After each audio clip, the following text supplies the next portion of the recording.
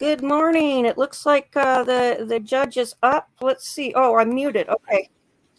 I want to indicate that I raised the concerns yesterday because I was very much interested in focusing any testimony in this hearing today. I need to run off to court. I'll be back in a few hours.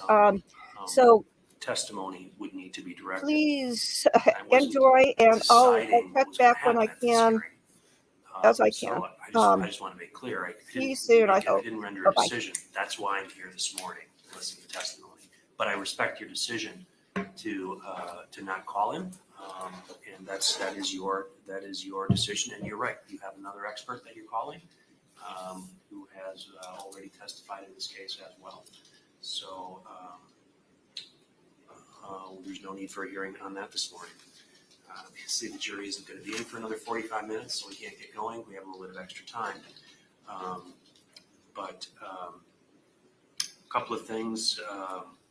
First of all, does the state have anything you want to share on that, Mr. Saunders? No. Okay. A couple of things. I was asked by security this morning, Mr. Freilich, about whether your client needed to be in street clothes or whether simply the jail scrubs was fine. Frankly, I think the answer probably is she could have come in jail scrubs because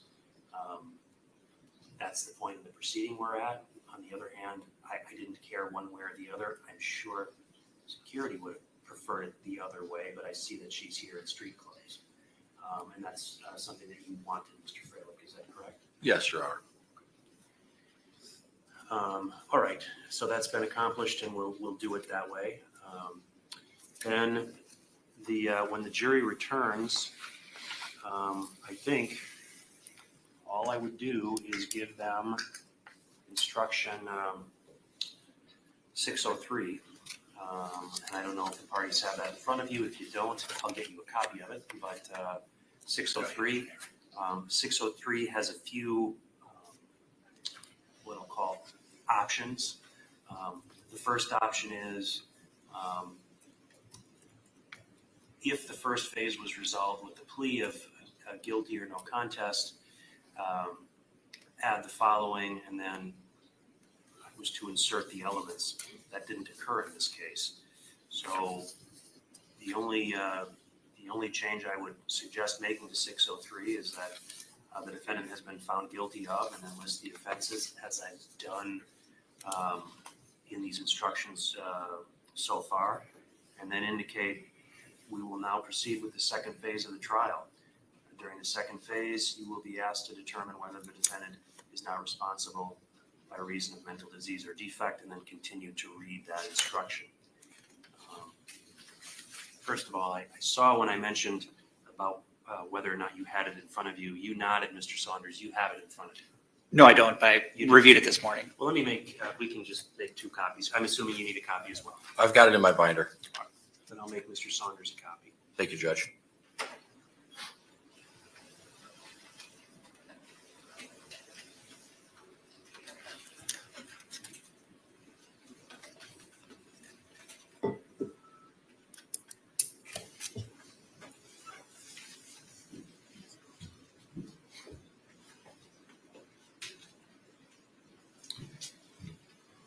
So I'll start with you, Mr. Freilich, because you have it. You probably looked at it as I've been talking. Any objection to my sending out 603 out in that fashion? Makes sense, Your Honor.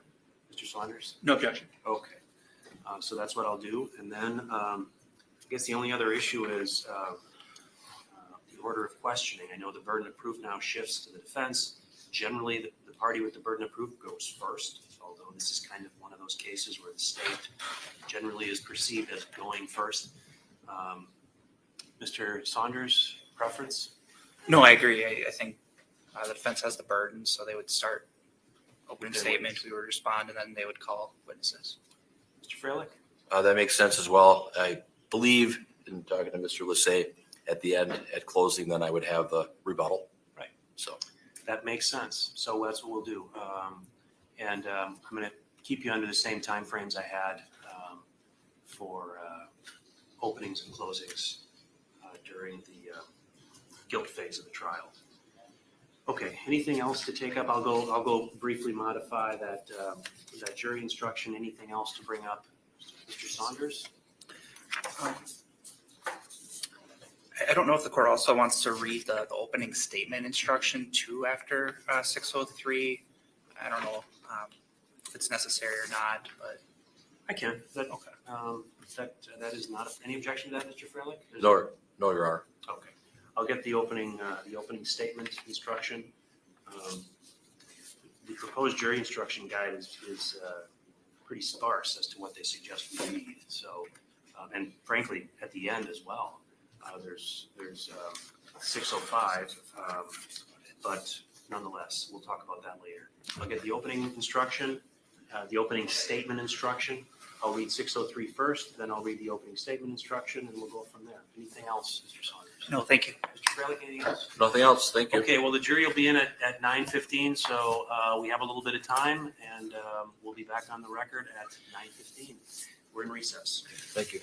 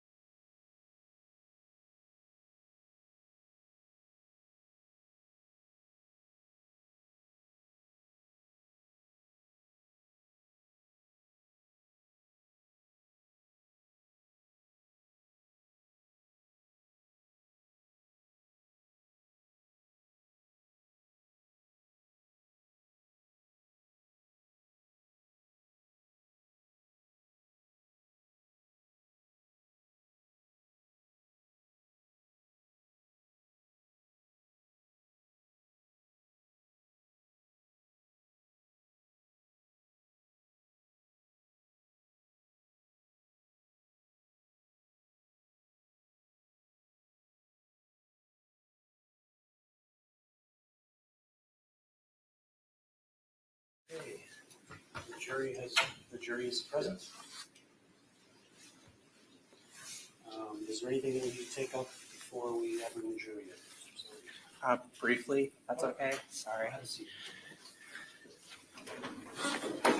So I told counsel it doesn't seem like there's a large issue, but I just wanted to make a record of incidental contact I had with the juror.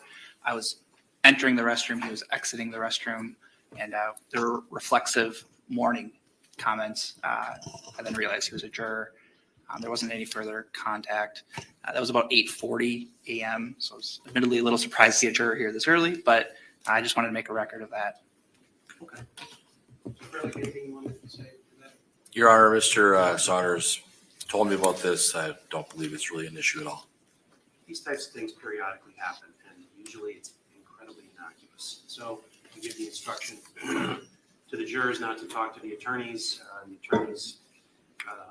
parties not to talk to the jurors. You see somebody, you feel like you're compelled to say hi. In this case, Mr. Saunders, it seems like wasn't even aware that it was a juror. He was not even expecting to see a juror. Sometimes the jury's sitting there and you don't study their faces so you know what you're dealing with and satisfied given what he's represented. There was no intent in what occurred, and the exchange was innocuous and no use to the fact of the case. But I appreciate you letting me know, Mr. Saunders. Anything else before bringing the jury? No, thank you. Mr. Fraley? No, Your Honor. Thank you so much. Very good. And we will bring the jury.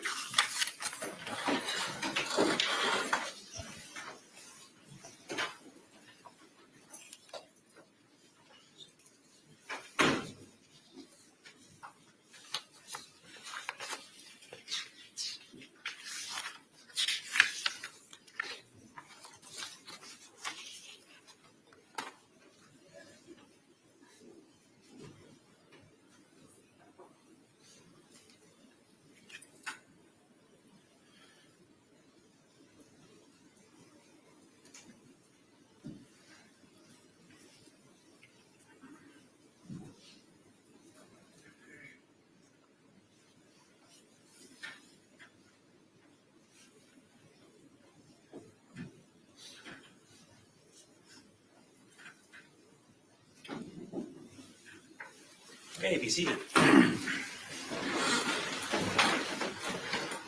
Ladies and gentlemen, welcome back. I hope you had a good evening. This is the second phase of the trial, and I'm going to give you these instructions. The defendant has been found guilty of first-degree intentional homicide, mutilating a corpse, and third-degree sexual assault. We will now proceed with the second phase of this trial. During the second phase, you will be asked to determine whether the defendant is not responsible by reason of mental disease or defect. Before you may find the defendant is not responsible for the criminal conduct, the defendant must satisfy you to a reasonable certainty by the greater weight of the credible evidence that at the time the crime was committed, the defendant had a mental disease or defect, and as a result lacked substantial capacity either to appreciate the wrongfulness of the conduct or to conform that conduct to the requirements of the law. This issue will be presented to you in the form of two questions. First, at the time the crime was committed, did the defendant have a mental disease or defect? Second, as a result of the mental disease or defect, did the defendant lack substantial capacity either to appreciate the wrongfulness of the conduct or to conform that conduct to the requirements of the law? You will be asked to answer the second question only if you answer the first question, yes. If you find the defendant is not responsible for the criminal conduct, the defendant will be committed to the custody of the Department of Health Services and will be placed in an appropriate institution unless the court determines that the defendant would not pose a danger to herself or to others if released under conditions ordered by the court.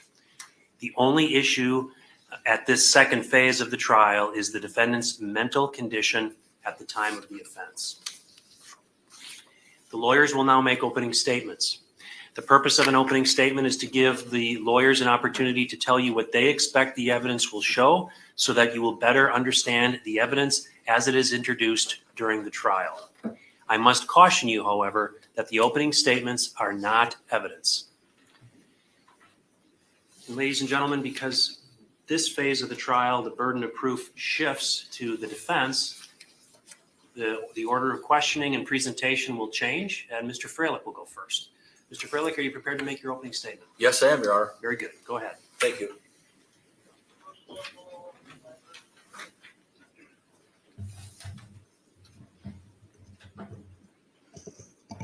Your Honor, may it please the court, ladies and gentlemen of the jury, good morning. Mr. Lissay, Mr. Saunders, prosecutors for the state of Wisconsin. You're going to hear some testimony in this case from the defense expert, Dr. Diane Litton. She's from the Menasha area. She's a PhD. She's a forensic psychologist. You're going to hear testimony from the state doctors as well, Dr. Matthew Seipel and Dr. Christina Engen. The burden does shift to the defense in this particular case. We're in phase 2 now, and the burden shifts to the defense, to me, to ask you to consider whether the defendant, Taylor Denise Shabusiness, is responsible or is not responsible by reason of mental disease or defect. And Wisconsin law, under Wisconsin statutes 971.15, does require the defense to satisfy you jurors to a reasonable certainty by the greater weight of credible evidence that at the time the crimes were committed, which was February 22nd of 2022, that Taylor Shabusiness had a mental disease or had a mental defect, and that as a result, she lacked the substantial capacity either to appreciate the wrongfulness of her conduct or to conform her conduct to the requirements of the law. So that's packed with a lot of information that you're going to have to consider. I did tell you yesterday that you're kind of like analysts. You're going to have to listen to the testimony, listen to the facts, assess the credibility of witnesses, assess the information that you're receiving, and then you'll have to make some decisions and considerations on these important legal issues. The defense did retain Dr. Diane Litton. She interviewed Taylor Shabusiness. We believe that the evidence will show that she did a thorough evaluation of Ms. Shabusiness's mental status, that you will hear about Dr. Litton's extensive experience in the field of psychology. When you have experts, you kind of heard from other experts, and they have a resume or a CV. In the field, we say CV, curriculum vitae. It's a list of their experience and training and education. And you're going to hear that Dr. Litton has been a psychologist since 1993, that she has extensive experience, that she has approximately 3,000 hours of postdoctoral training, that she conducted hundreds of forensic evaluations and GI competency evaluations, things of that sort. You will hear testimony that she worked at Mendota Mental Health Institution here in Wisconsin, that she looked at many different evaluations performed on Taylor Shabusiness, including from Dr. Tracy Lucetta, Dr. Matthew Seipel, Dr. Christina Engen, Dr. Deborah Collins. And you will hear that Dr. Litton, we believe she'll testify that she looked at a whole myriad of records, including jail records, mental health records, a court order, an order for civil commitment, mental health order, an order to take psychotropic medications, basically a medication order. She will, I believe, testify that she reviewed Nicolay Psychiatric Center mental health records from Brown County. She will talk and testify about her contacts with Ms. Shabusiness on the different occasions that she met with her. One being a situation where a chair was thrown by my client at her before I got involved in the case. She will testify that she did have another interview with her at the jail, and she asked me to sit in. So you're going to hear about all of her findings, her observations, and her opinions in this particular case. We believe that she has extensive experience. She's been in this field for a very long time, and that you need to pay close attention to what she says and give her opinions strong consideration. Give it due weight. And we believe that her testimony will be that she's of the opinion that Taylor Shabusiness does qualify for the NGI plea based on her diagnosis of a serious mental disorder. And that she has some other opinions, and she'll tell you about those when she testifies. You will hear, I believe, testimony from my client's father, Arturo Coronado. And I believe that he will come here. He's been summoned by the defense by subpoena to answer some questions about his daughter growing up, how she was, what kind of issues or problems did she have, what kind of mental health issues, and what he did to try and help her get treatment.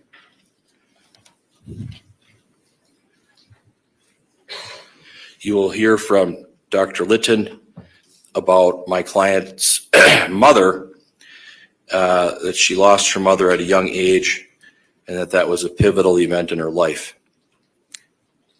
Dr. Litton will also provide some testimony about the fact that she believes there may have been a budding personality disorder, and that she saw a really disturbed teen when she assessed all of the school records. She looked at all the school records and did a table or a chart. She looked at the mental health history. She did a one-page chart on that. The burden of proof in this case does rest with the defense on the NGI issue. I think that the testimony from all of these different professionals, these different doctors, these psychologists who talk about behavior and things of that sort, you can hear their testimony about all of the different problems, all of the different mental health issues, all of the different behavioral issues that Taylor Shabusiness had growing up as a kid, as a youth. She had a lot of obstacles that she had to face growing up. We believe Dr. Litton will also provide some testimony about my client's prior treatment with antipsychotic medications. She will testify about my client going off these antipsychotic medications sometime after her inpatient treatment in 2021. And Dr. Litton will set up and provide the background history and information on Taylor Shabusiness's life and upbringing. So the defense does have the burden of proof on this issue of whether our client is responsible for these crimes. But we believe that the testimony and the evidence will show that at the time of the offense that she did have a mental disease or defect. We believe that the information and the testimony will show and hopefully lead to you to conclude that she lacked the substantial capacity to appreciate the wrongfulness of her conduct or to conform her conduct to the requirements of the law. And what I ask is that you just sit back, carefully listen to what these experts have to say, and then render a fair and just result. Thank you. Mr. Saunders, are you prepared to make an opening statement? I am. Go ahead. Good morning.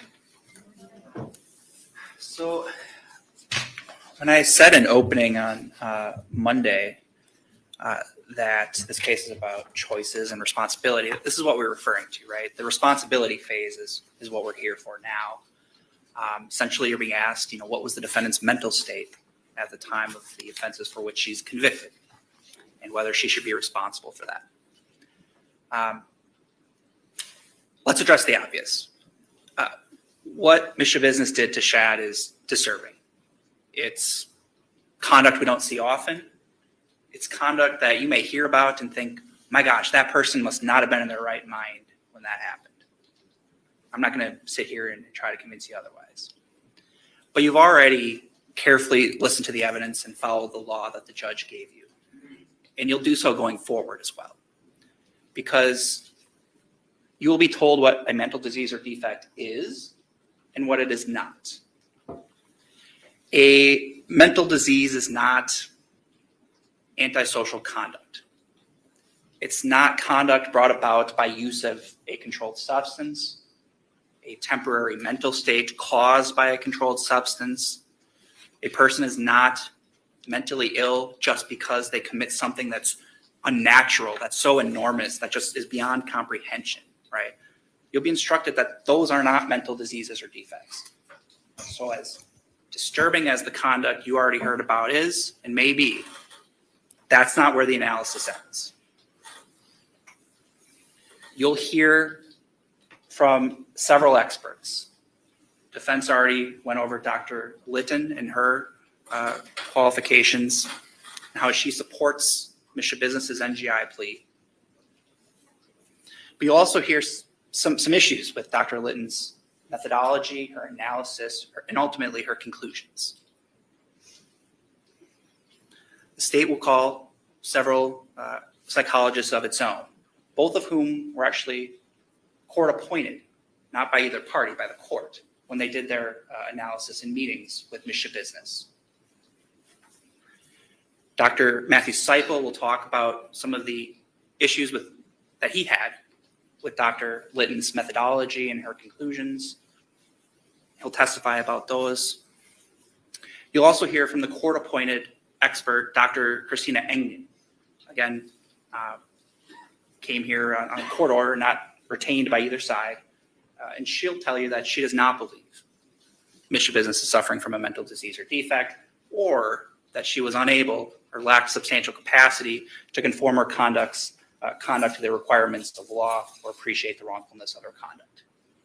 Okay? So you'll hear from a variety of witnesses, some of whom are experts, some of whom are lay witnesses or civilians. You'll hear about, and you've already heard about, confounding all of this is the defendant's drug use immediately before the offense. We've all heard about that. Defendants admitting that and acknowledging that.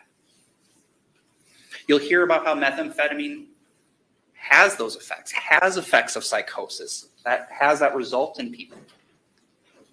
And again, it's not a mental disease or defect if you're using controlled substances and it causes that result. So you'll hear from these experts and witnesses, but ultimately, in our state, whether somebody is suffering from a mental disease or defect is a jury determination. It's up to you based on the facts and opinions that you hear. Certainly the opinions of the experts will be valuable for you, but you've already heard all the evidence. You know more about this case than any of these experts likely do. You heard testimony about Ms. Shabusiness's mental state both before and after, in close proximity to the offenses that she's convicted of. You've heard her friends, her roommate, officers who had contact with her, Mr. Hendricks, Ms. Pakinich, describe their interactions in close proximity to this offense and reported nothing out of the ordinary, some of whom are her friends who've known her for quite a while. Mr. Gannon, Mr. Tomes, you've already heard about their observations of the defendant. But more importantly, you saw the defendant's own words. Hours after all of these offenses occurred, really close proximity, you saw her be able to recall, be able to talk about it, and more importantly, you saw her mannerisms, how she was talking about it. Did not appear anyone was suffering under some manic episode. She's calmly talking about it with officers, providing information that is consistent with everything they're seeing. What does that indicate? She's aware of what's going on. She remembers everything. This isn't somebody who is not appreciating what happened. So that's why we call all these experts, but ultimately at the end of the day, it's a jury determination. It's a factual issue for you. And the state believes that when you hear all that evidence and consider the evidence you heard in the first phase, that you'll find the defendant has failed to meet her burden, that she should be held responsible for the conduct that she's convicted of and what she did to Shad. Thank you.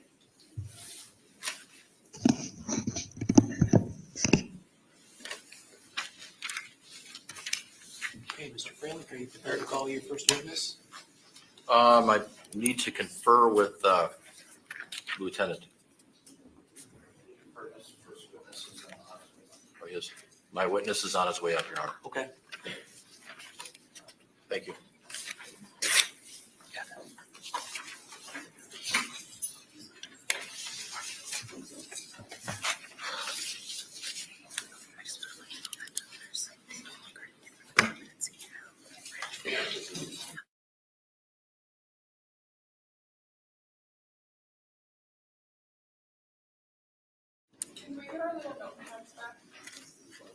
They'll give you those right there. They want their notepads back.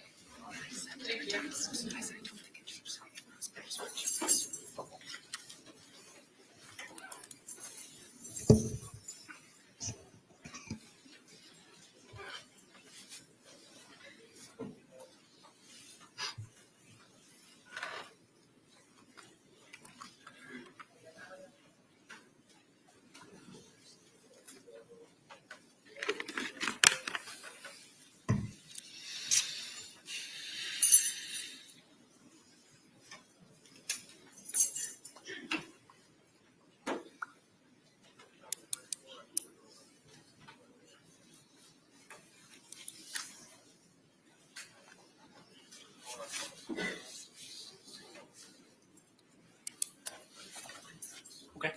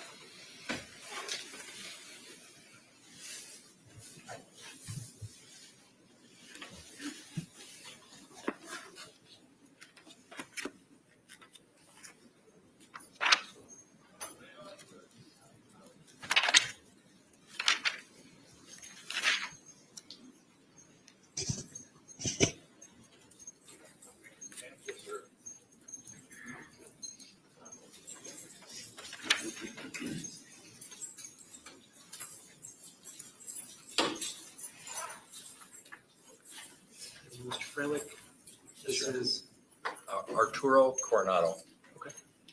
sir, if you could stay standing and turn and face her, and as best you can, raise your right hand. You solemnly swear to tell the truth, the whole truth, and nothing but the truth in the matter now before the court, so help you God. I do. Please have a seat and state your name for the record. Arturo Coronado.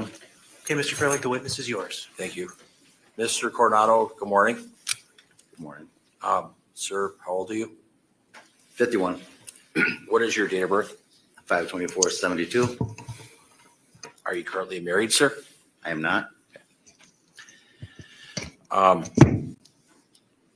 You are living in Green Bay, correct? Yeah, you know that, Chris. And your daughter is Taylor Denise Shabusiness, is that fair? She is. Who is her mother? Marla, And you were married to Marla for a while, sir? of course. How many years was it? We were together. We were married about 10, together about 15, 16. Did you live together in Wisconsin or some other state? Illinois. Illinois. Illinois and Wisconsin. And where was your daughter Taylor Shabusiness born? In Evanston, Illinois. Does Taylor have a sister or brother? She has a brother that passed away last year. What was his name? AJ, Arturo Drep. Okay. JREP. And why did he pass away? What happened? July 1st last year. Motorcycle accident.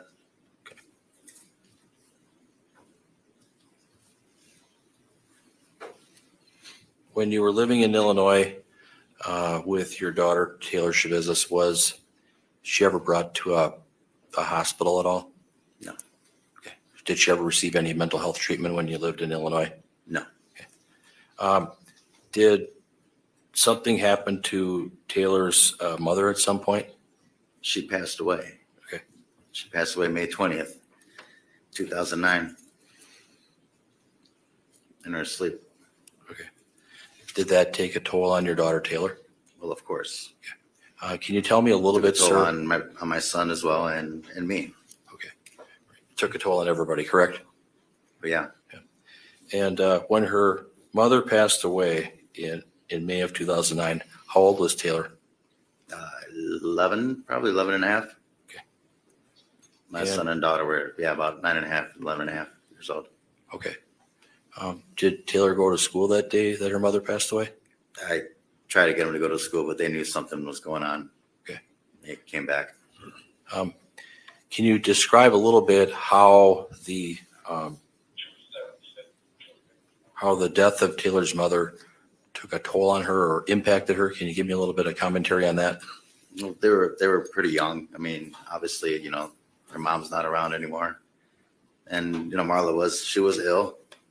So just, I guess they kind of knew what was going on, but it was unexpected. We watched the movie the night before and fell asleep, and I woke up and my wife was already cold, already passed. You found her? She's laying next to me. And what about the kids? What about Taylor? Did she see her mom in that state? They did not see. No, I did not allow that. Okay. But were the kids in the house? They were upstairs in their bedrooms. After that occurred, did you see any changes in Taylor's behavior, first of all? She's a little rambunctious. Nothing. I mean, she played volleyball. She had a good amount of friends she hung out with. She was a normal kid. Did things change at all for her? I wouldn't say too much. She got in trouble a little bit at school, but I don't know, something with a band instrument. What happened with that? She just took somebody's band instrument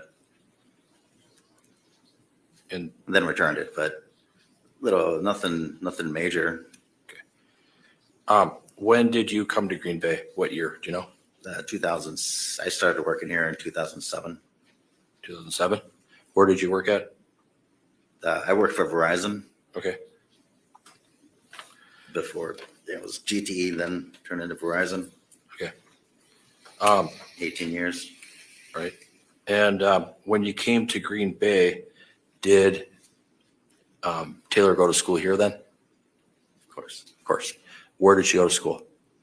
She went through the Howard Somical School District. Then did she go to Bayport High School as well? Yes, sir. Did you get information that she was having issues at school? Well, yeah. What can you tell me? From what I can recall, just normal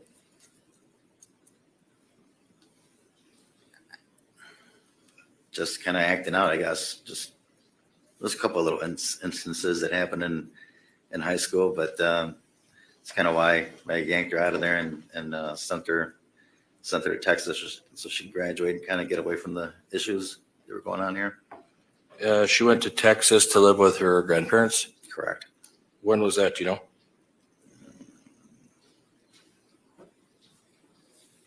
2017, I believe. I'm not sure. Okay. How old was she in 2017? Do you know? She was 16 and a half, probably 17. 16, 17. How long did she live with her grandparents then in Texas? About a year, a little over a year until she graduated. Maybe 2 years. About a year, maybe a year and a half. Was that Cotulla, Texas? That's correct. Was there a point where she got pregnant? Well, about a year and a half ago, maybe. Okay. And Yeah. and she had a baby, correct? Yes, she did. And the baby is currently living in Texas with the grandparents, correct? Yeah. How is that relevant to anything here? Why do we need to talk about him? Let me ask you this. So before the baby was born, was she placed at Nicolay Psychiatric Center? Before the baby was born? Yeah. Possibly. Did you see her at the Nicolay Psychiatric Center? Oh, when she was yeah, there? yeah. I'm sorry. It's just so much going on. It's through Brown County. Yeah, I went to take her there myself, actually. Okay. Why did you Yeah. take her there? She just wasn't in the right state of mind. Was she suicidal? Probably. Was she psychotic? I guess. Objection, I don't think this witness has the ability to answer that question. Rephrase the question. Okay. All right. Was she experiencing like hallucinations? She was not in the right state of mind at all. So I feared that she would hurt herself. So that's why I took her. We both agreed. We both went there together and tried to get help. And then ended up releasing her, and she came home, and that was about it. Okay. Was she prescribed some medications and things like that? She was at that evening, no, but yeah, she has been on some medications that she never liked taking those pills. I mean, they kind of messed her up even worse. Did they cause her to hallucinate or cause her to have? I think it Problems? all started with a Seroquel that was taken, back, I don't understand too much about those prescription drugs, but they never agreed with her at all. And do you know the other medications that she was asked to take? ADHD, Adderall, I believe. Anything about Haldol? I don't know. Okay. But I know she was prescribed some stuff, but I don't know the names. Did you talk to some of the doctors or psychiatrists at the Nicolay Psychiatric Facility? Judge, I'm going to object.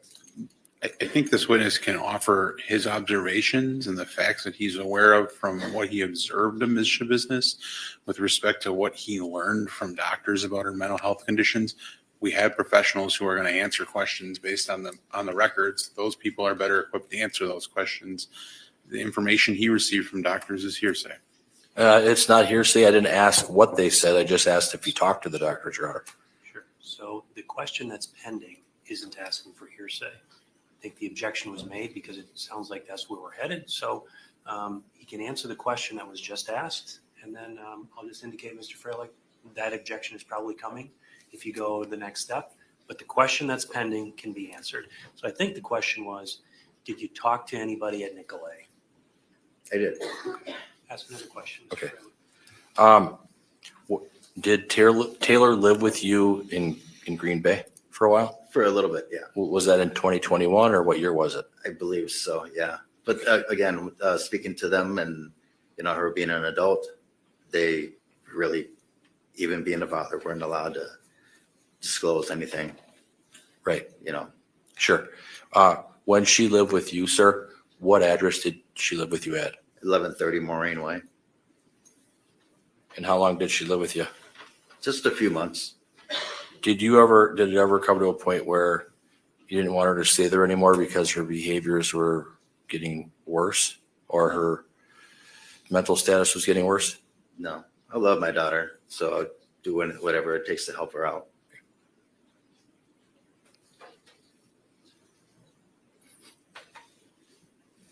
Did you ever review any of her records at all? Objection. I don't think he can testify to the content of, again, I think it's the same objection. He can answer whether he reviewed them. He can't answer anything about the content of the record. Your Honor, the state, what they're trying to do is they're trying to anticipate an objection. They know this one is not an objectionable one, in my opinion. And any good parent, when you go to the doctor, you're going to talk with the physician or the psychologist or whoever it is about the status of your child. So I'm just Yeah. asking that. It's not like I didn't try. I tried talking Hold to her. it, wait. So I'm going to overrule the objection at this point, and the question can be asked. Mr. Freilich, why don't you ask it again so that witness has it in his mind? Okay, Your Honor. I kind of forgot. So hopefully Did you review some of the records of your daughter? Did you review any of the records? Like at the facility. Yes. Again, she was an adult at the time, and I can't. Yeah, The she answer was. was no, She was. Mr. Freilich. Yeah. when she was living at your house, sir, on Moraine Way, was she ever experiencing any hallucinations or anything like that? Yeah. Can you tell me about that? Just know that she wasn't in the right frame of mind. Kind of see things. She'd like to walk around, and we take a walk, cemetery, just right down the street. But she just needed, just to kind of get out and walk around, and I guess ease her mind. Did you have concerns about her from a physical or mental standpoint? Always. Okay. Always. All right. Thank you. Nothing further. I appreciate that. Do you have any cross-examination? Just briefly, Mr. Coronado, were you aware of whether or not your daughter was employed during the time that she was residing with you on Moraine Way? She was not at the time at that. No. Do you know anything about her employment history as an adult? Sure. And had she held jobs in the past? Oh yeah. Do you know where she worked? She worked for Seipel. She worked a couple of years, Seipel, 3.5 years probably. And is that relatively recently? Prior to her arrest, of course. Yeah, right. Prior to, And she was doing really well there too until her boyfriend / husband got out of jail.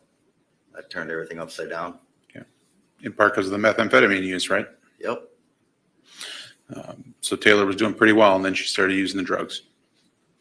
Yeah. No further Pretty questions. pretty bad drug too. Anything on that, Mr. Freilich? What was the drug? No, meth, heroin, whatever else. I don't know. Marijuana? Yeah, I don't know. The kid was already doing that shit before, and just a fucking loser, and he got my daughter involved in that shit. Okay. Thank you, sir. Nothing else. Anything on that? No, Your Honor. Okay, thank you. You can step down.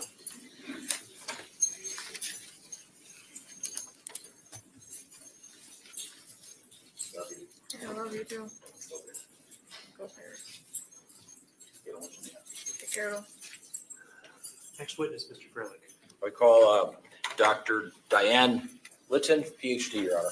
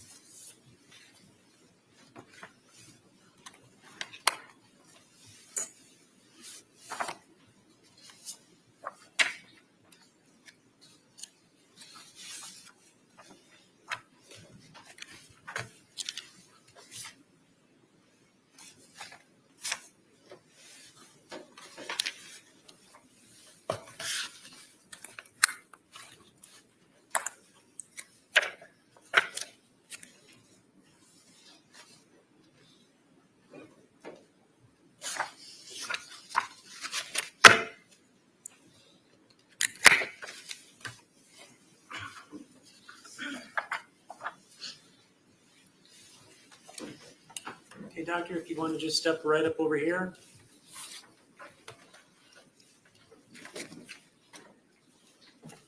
Right up over here.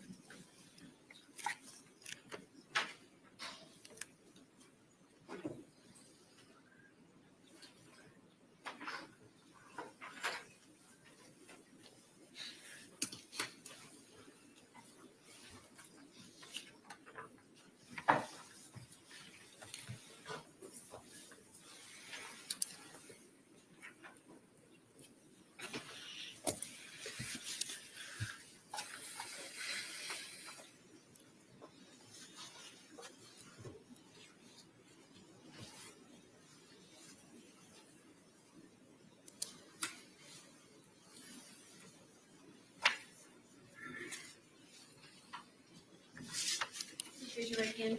Do solemnly swear to tell the truth, the whole truth, and nothing but the truth in the matter, now before the court, so help you God. Yes. Please have a seat and state your name for the record. Diane, Litton. Okay, Mr. Freilich, then the witness is yours. Thank you, Your Honor. Good morning. Morning. State your name for the record again.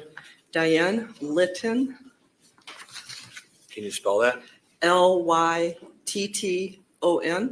And what is your occupation? I'm an independent forensic psychologist Where is your office? in Oshkosh, Wisconsin. And are you a PhD? I am. Does that make you a licensed psychologist? Well, I earned the PhD first and then became a licensed psychologist. Could you briefly provide me with your educational background? Sure. I have a bachelor's degree, a master's degree, and a PhD doctoral degree. All three are in the field of psychology. How long have you been a licensed psychologist? June 1993. And did you work for UW-Madison? I was during my PhD program at UW-Madison, during the graduate program, I was what's called a research assistant for the professors, for my professor. So that was my work while I was getting my PhD. Okay. Initially, when you got your PhD, where did you work? I worked for the University of Wisconsin, initially in an administrative internship through University of Wisconsin system. I did that for a year, and then I became a research scientist at UW-Madison. Did you work at Mendota Mental Health Institute? I did. Could you tell me a little bit about that? After taking off about 5 years for family matters, I then retrained to become a clinical licensed psychologist. And that took me 3,000 hours at Mendota Mental Health Institute in Madison. And then they hired me as a staff psychologist. And I was at Mendota for about 7 years, 1991 until 1997, when I became independent forensic psychologist. And I was a therapist too for some years too. Okay. As a psychologist, do you conduct NGI evaluations, competency evaluations, psychological evaluations? Yes. What kind of patients did you treat as a forensic psychologist? A variety. The ones inpatient at Mendota Mental Health Institute in Madison, we used to have what called the adult and teenage and child, not forensic units, but child units.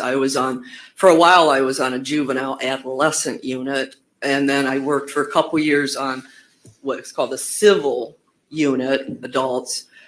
They're no longer at Mendota now, but then the last part of that 7 years, I was in the forensic units, people who were committed under the Sanity, NGI. And then also, so most of the patients I dealt with were had been found not guilty by reason of mental disease or defect, and the other patients were there for competency to proceed to trial evaluation. So I had both. Did you also deal with guardianships? Peripherally when I worked at Mendota, but since being privately employed, I do numerous guardianship evaluations for Outagamie County. Had you also been involved in doing sex offender evaluations as well? Yes, Now, you have a curriculum vitae, correct? yeah, very small one, yeah, resume, And you did provide that to me, is that fair? yes.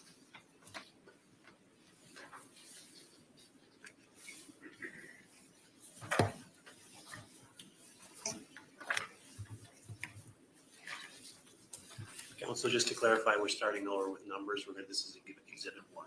Okay. Thank you, Judge.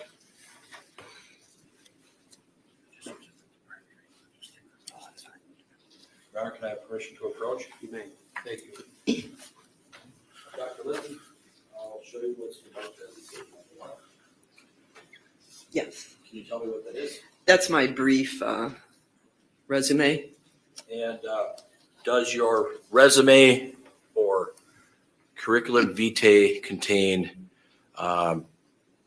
information about your educational background? Yes, Does it contain information about other patients or cases you've worked on?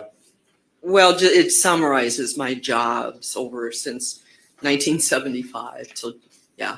Okay. And the type of cases that I do for the last 32 years? Okay. And your license is still in effect, correct? Yes.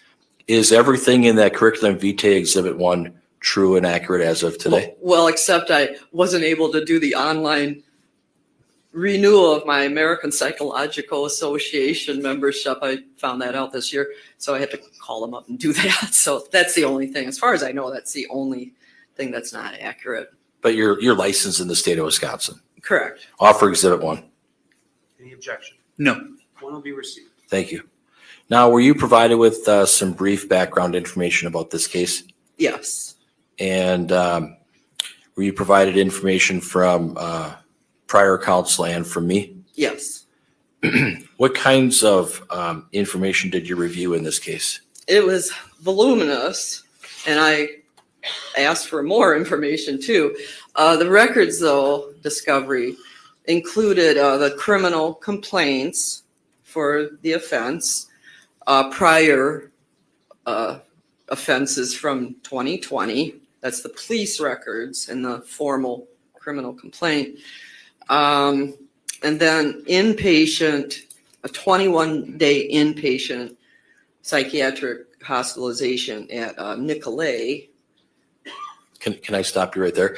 Did you receive those documents? Yes. Did you receive the order for civil commitment? Yes. Did you receive an order for psychotropic medications for Taylor Shabusiness? Yes. And you looked at those legal documents? Yes. What year was that? Do you know? Which year? When those orders were entered, the civil commitment order? 2021, I believe, for 6-month order for civil commitment and the order to treat.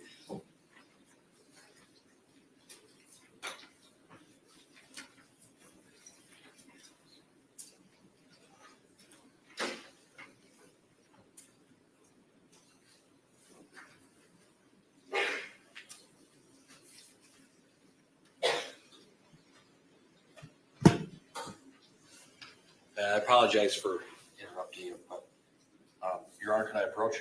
You may. I'm going to show you what's been marked as exhibits 2 and 3. First, could you identify what exhibit 2 is? 2 is a state of Wisconsin, Brown County order of commitment. Is that for Taylor Shabusiness? Yes. And exhibit 3? That is a state of Wisconsin, Brown County order for involuntary medication and treatment. Is that for Taylor Shabusiness? Yes. Is that from 2021? Yes. Do those documents indicate that she was mentally ill at that time Yes, and that she was court ordered to take some medications? exactly. Are those documents that you reviewed as part of your evaluation in this case? Yes. Offer exhibits 2 and 3. Any objection? No. 2 and 3 will be received. So, Dr. Litton, you can carry on. What other documents or things did you look at as part of your evaluation? I reviewed the other evaluators in this case, their reports. And then the 2 inpatient psychiatric hospitalizations from Bellin here in Green Bay. I reviewed voluminous school records, which I don't often get in these cases, but the school records for Miss Shabusiness covered kindergarten through 11th grade and all the behavior incidences. So I think that's about it. And then the Prevea, we've asked for those records, but they haven't been received yet. Did you review Nicolay Psychiatric Center records from through Brown County? Yes. Did you review the report from Dr. Christina Engen, Yes. Dr. Tracy Lucetta, Yes. Dr. Matthew T. Seipel, Yes. Dr. Deborah Collins? Yes. Those are all psychologists, correct? Yes, they are. Did you also review the criminal complaints and police reports and other case materials? Yes. Were you able to, well, before I get into that, did you prepare 2 tables, so I to did. speak? Okay. Yes. Can you tell me what the tables are? The simpler table, 1 page, is Miss Shabusiness's mental health history with just the names of the records, the date of the treatment, if it was known, her age at the time, and then the diagnosis, medications, and the conditions. So that was the 1 page. And then the other one was prepared by her school, and it reflects 6th grade through 11th grade, but this is just the table that the school had prepared. I had also, though, reviewed her kindergarten through 5th grade. So this table is 6th grade through 11th, but I also reviewed kindergarten through 5th grade too. Okay. And you brought these tables here and provided them to me, correct? Yes, And they've been provided to the state? I guess. I don't know. Were they provided to the state? Yes, they were. Okay, yes. Your Honor? Yeah, you told me that. Thank you. Can I approach, Your Honor? You may. Thank you. Dr. Litton, Exhibit 4 is being presented to you. Exhibit 5 is being presented to you. Could you comment on Exhibit 4 first, please? Exhibit 4 is a 1-page table, Taylor Shabusiness mental health history, with the record, the information came from, the date, if it's known, of inpatient or jail records, her approximate ages, and then the conditions during that either psychiatric treatment or in jail, the conditions, if they did make any diagnosis of her, and then medications, if there were medications prescribed. So that's what Exhibit 4 is. Could you take me through that in a little bit more detail as to the treatments she received and the medications? Yes. And from the age of about 7 through 14, she was treated, and again, I can't remember how the Prevea, here in Green Bay or this area. probably outpatient, so ages about 7 to 14, and we know the 14 is definite. She was seen for, and she was under psychiatric care and I believe therapy, counseling, for attention deficit hyperactivity disorder, depression, and she was begun on Zoloft, an antidepressant, 2 to 3 weeks when she was 14 before the admission to Bellin. So that's on the next line. Bellin Health Psychiatric Center Adolescent Unit. She was there for 3 days, 2012, age 14. From the medical records, the conditions that they saw, the psychiatrists, the mental health people at Bellin, a thought disturbance, hallucinations, delusions, suicidal, depression. She was initially diagnosed with bipolar 1, depression, severe, with psychosis. She was put on an antipsychotic medication, Seroquel, and they discontinued the Zoloft that she had been taking 2 to 3 weeks before the admission. And the reason they discontinued the antidepressant medication is sometimes it can trigger worse symptoms in a person with bipolar. When she was discharged after the 3 days, no longer suicidal, she was then diagnosed with a mood disorder, not otherwise specified, without psychosis, but still the psychiatrist noted there was still some paranoia. You want me to just continue? Sure. Okay. The next admission, psychiatric, was to the same facility, Bellin Health Psychiatric Center Adolescent Unit, inpatient. That was for 3 days, 2 years later, in 2014. She was diagnosed with a mood disorder with prior history of psychosis.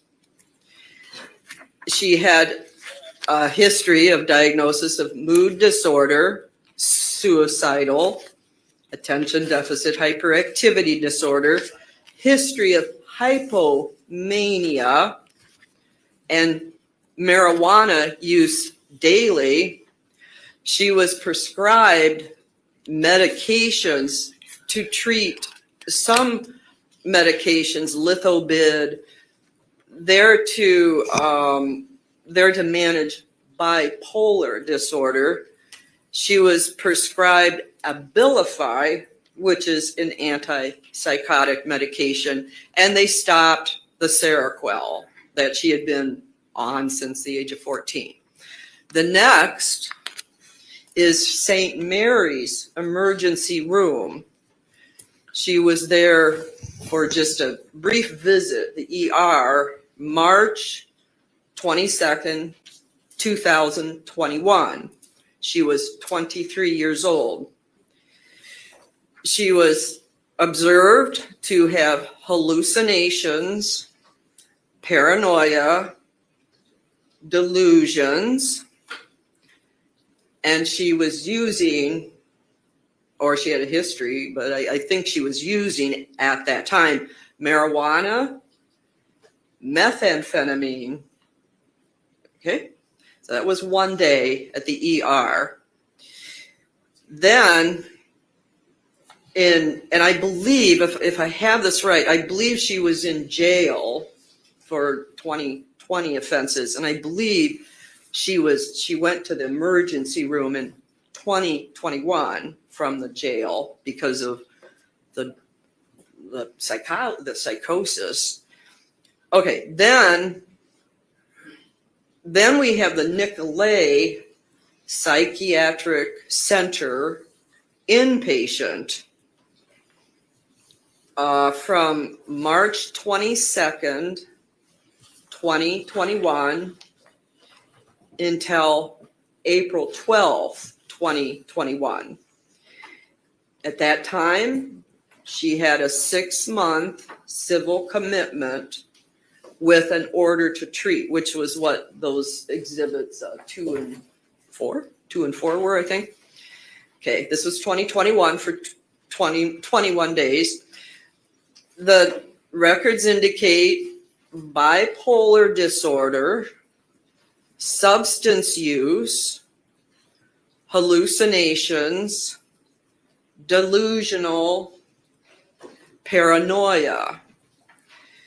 She was initially on Abilify that she had been prescribed since age 16. And again, she was 23 during the 21 day at 23 years old during the 21 days at Nicolay. So they kept her on, I believe they kept her on Abilify, an antipsychotic medication, but then put her on an injected to make it easier. So you get the injections of an antipsychotic, Aristada, I think Aristada, I can't pronounce it, Aristada. They put her on that, so she hoping that she'd be more compliant, easier. You go to the psychiatrist, get a shot. I don't remember if it's once a week. How some of them last a month, so I'm not sure about that one. And I think I said she was diagnosed with bipolar disorder, substance use, had hallucinations, delusional, paranoia. The last records were the jail, Brown County Jail mental health records. That was from a stay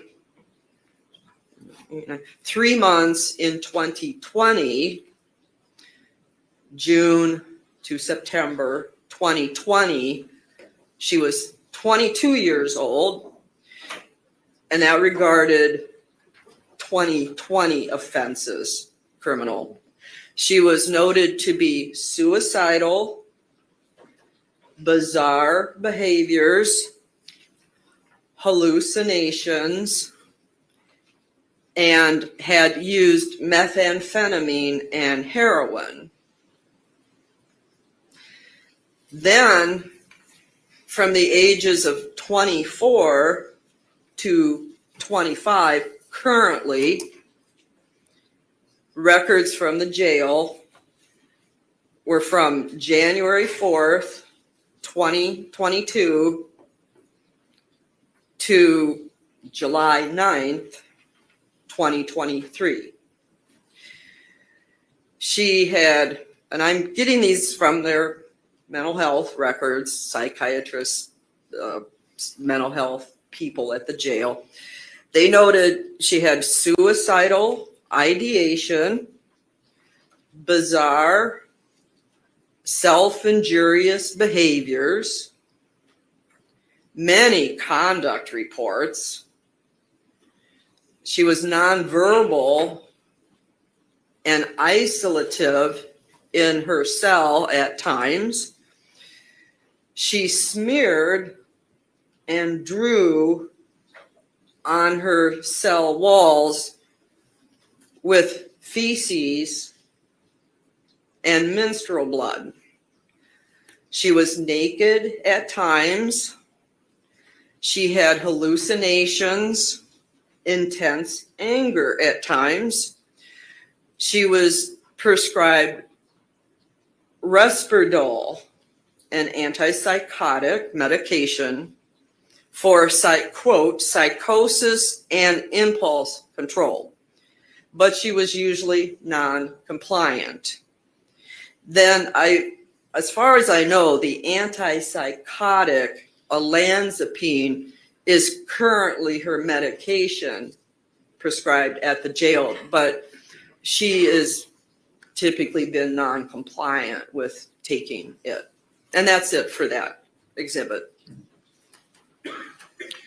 Did you generate a report in this particular case? Yes.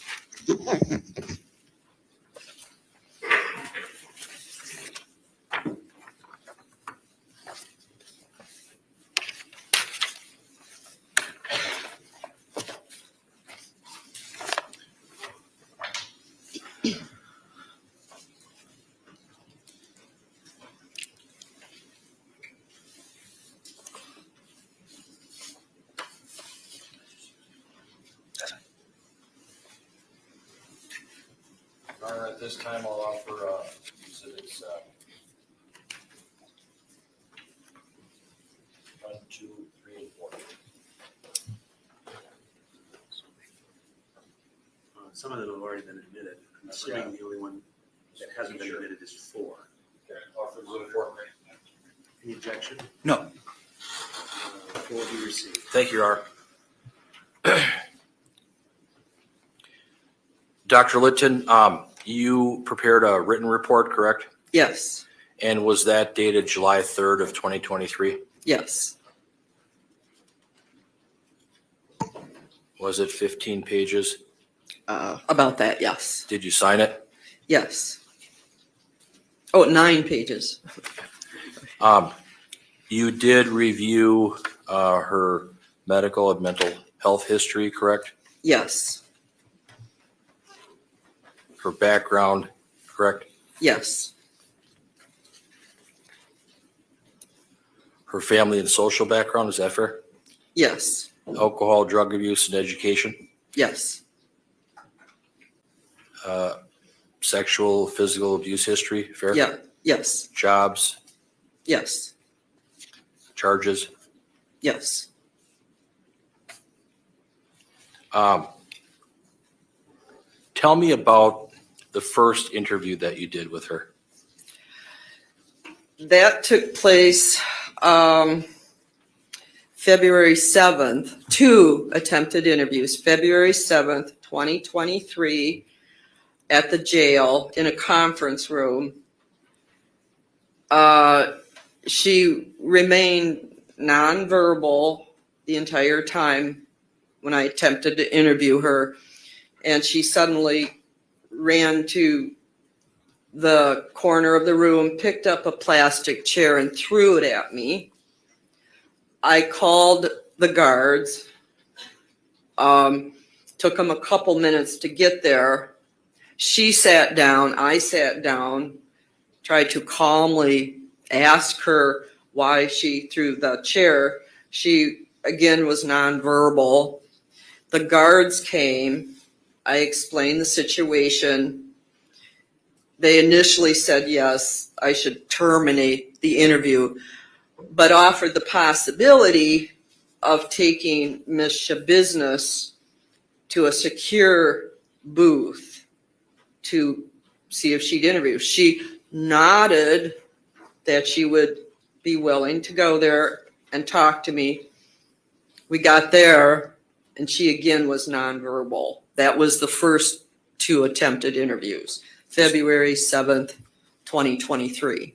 So you had 2 interviews with her on that day. 2 on that day. The one interview, was that in a room with just you and her and a table? Yeah, yes. And in that interview room, they have a stack of chairs there?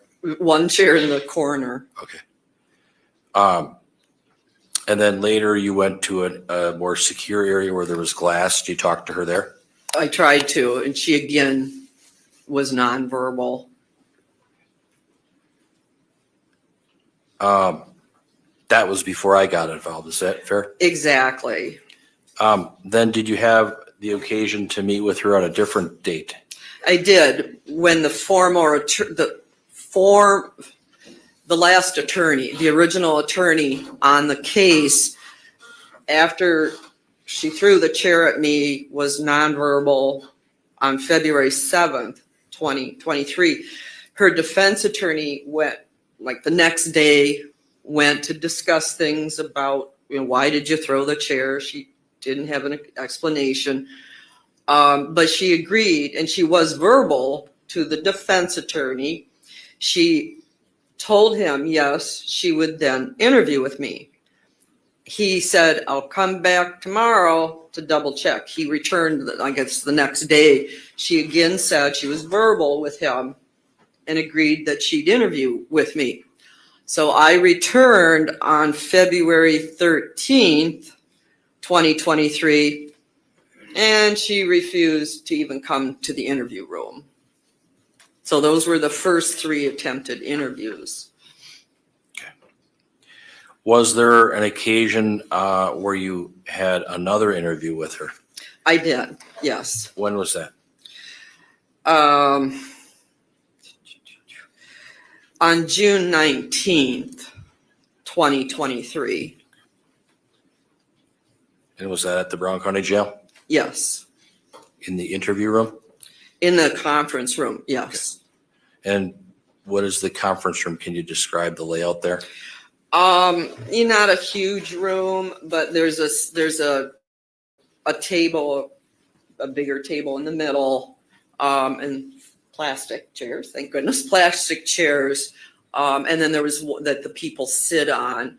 And then, one plastic chair in the corner, not a huge conference room. From the incident on February 7th where the chair was thrown at you, did you have some safety concerns, precautions? With her or me? Or, Yes. She had, she was handcuffed to a waist belt. But I mean, did you have concerns from the incident on February 7th where the chair was thrown at you? Oh, yeah, definitely. Okay. First time in 32 years, a chair's, anybody I've interviewed ever did that. Okay. So on June 19th of 2023, you had another interview with her? Yes. Did you make any requests at all?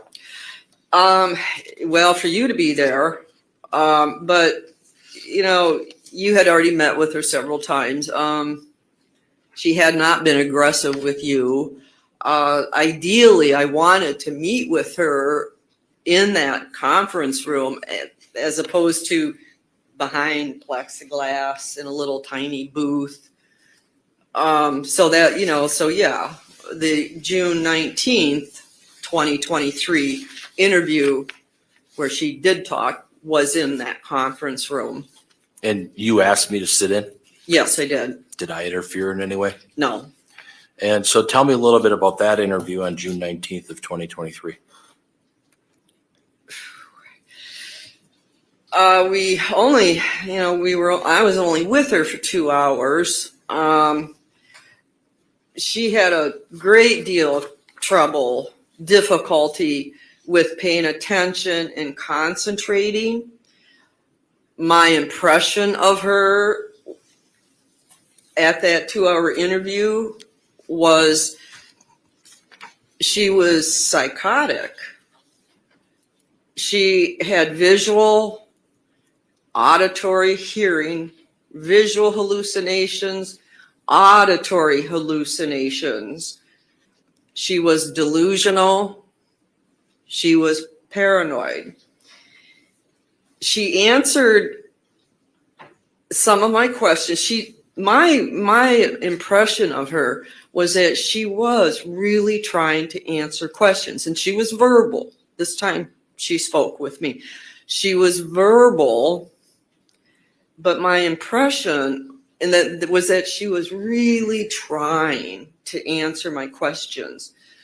But her thinking was very, what we call disorganized, very delusional. She was actively hallucinating, hearing things, a train, a loud train whistle that she screaming, which she told me she hears in the courtroom too. As the 2 hours went on, she became so distracted and very, afraid. You could see it on her face, fear, because of the delusions she was experiencing right then.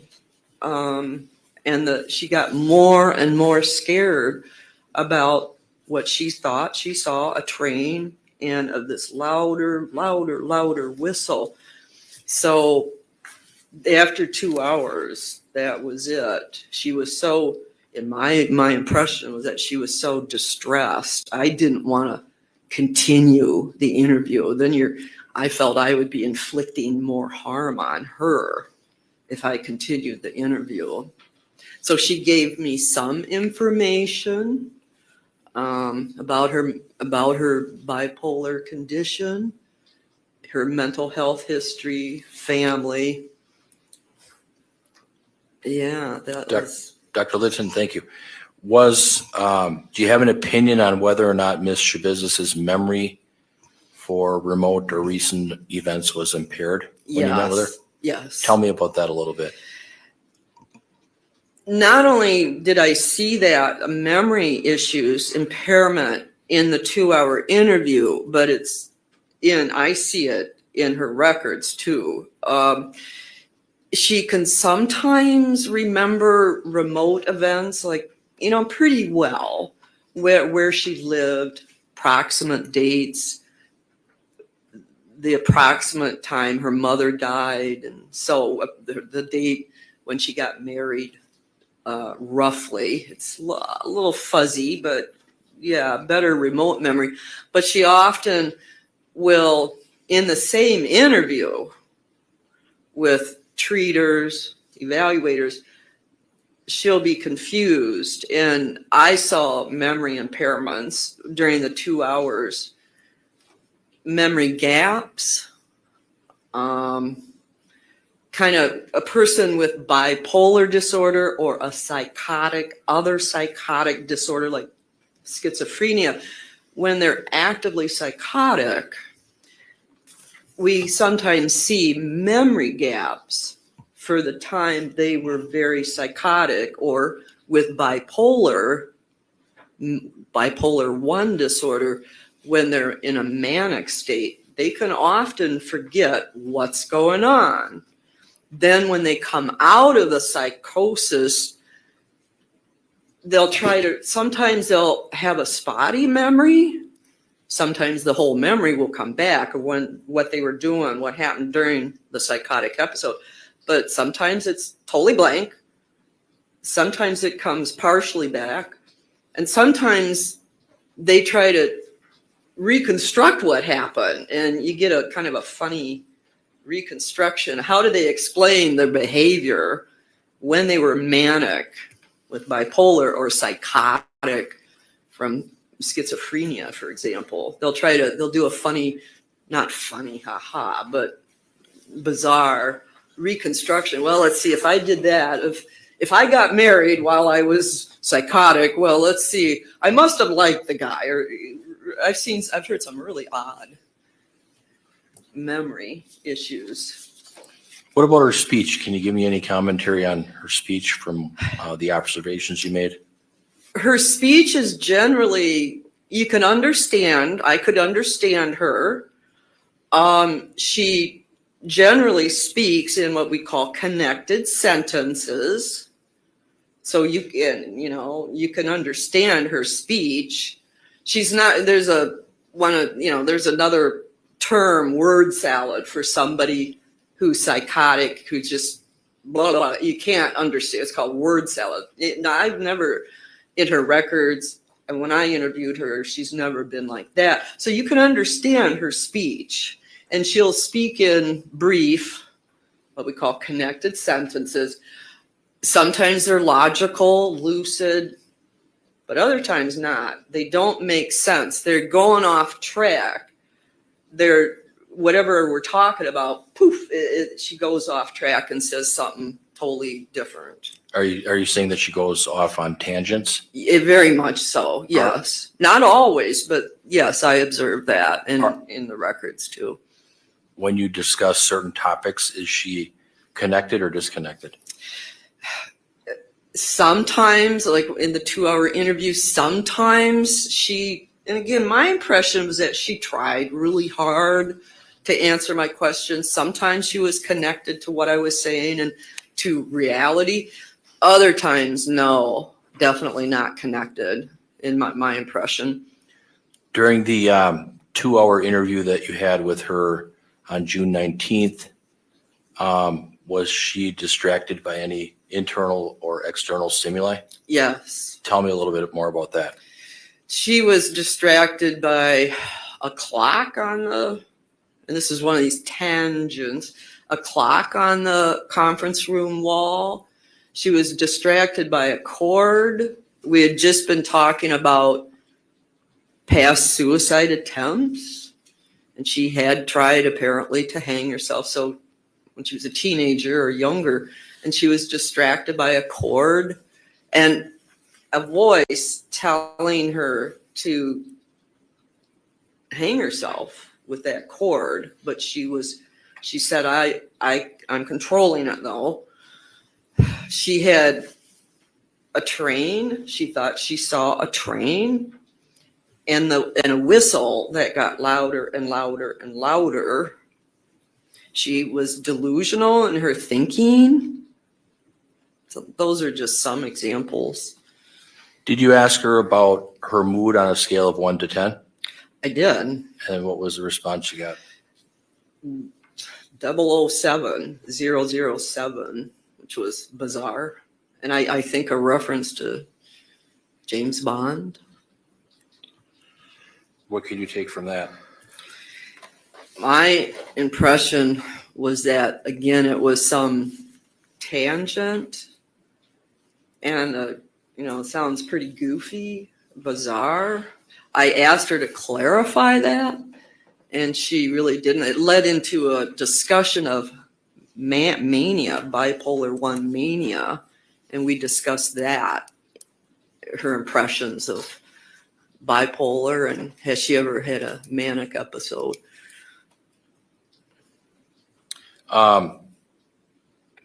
Is obsessive compulsive disorder a mental disorder or issue? Is it for her or just in general? Just in general. Yes, it's a mental disorder. Did you talk to her about any compulsive behaviors or any issues like that? Yes. Tell me about that. I brought up the issue of hypersexuality, also just obsessive compulsive symptoms, traits. And she said sometimes she's will touch her hair a lot. She'll wash her hands 30 to 40 times with germs. But then I asked her about hypersexuality, which is sometimes seen in a person with bipolar 1 disorder when they're in a manic state, manic psychotic state, this hyper, too much interest, arousal with regarding something sexual. And she was very surprised. She had never heard of that. But she clicked on it. It was interesting. She clicked on it like, oh. And then she described some past obsessiveness in, I think she said in 2020, for about a year, when she and her husband viewed a lot, and she called it, obsessive, adult pornography.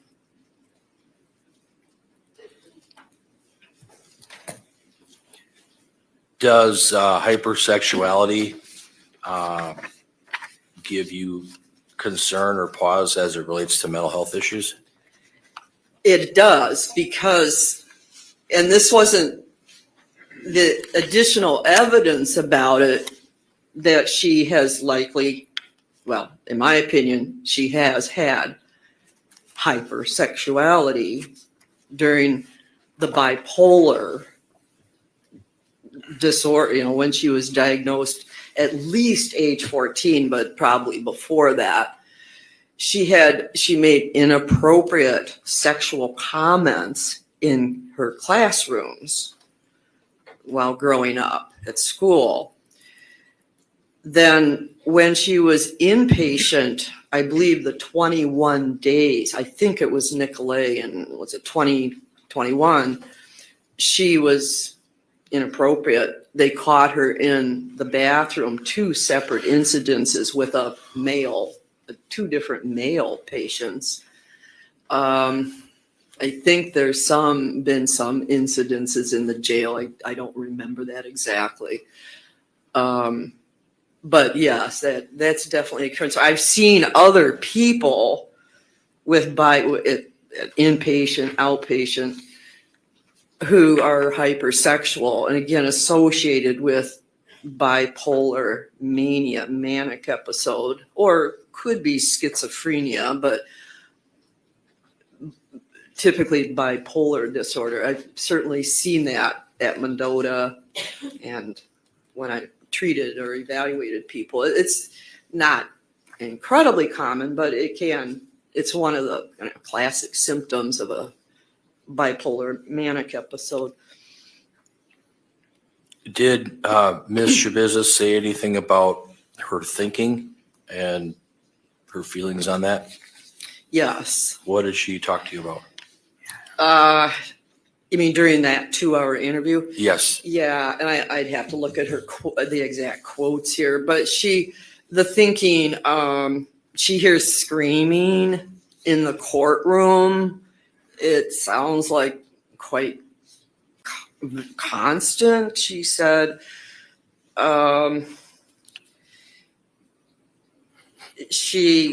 I'm looking here. Yeah, she said she reported she hears screaming all day long, and not from the other jail inmates, telling her to wake up. Screaming happens, quote, a lot when she goes to court. It, quote, very much so, end of quote, affects her ability to concentrate on a daily basis and when in the courtroom. And then the voices, the screaming, are scary and tell her to do stuff. So her thinking I always ask people, I evaluate, how is your thinking and memory? And to me, it's just the thinking it's difficult for her to think because of the bipolar symptoms of psychosis thinking. It affects her attention, her concentration, and messes up her thinking. Difficult.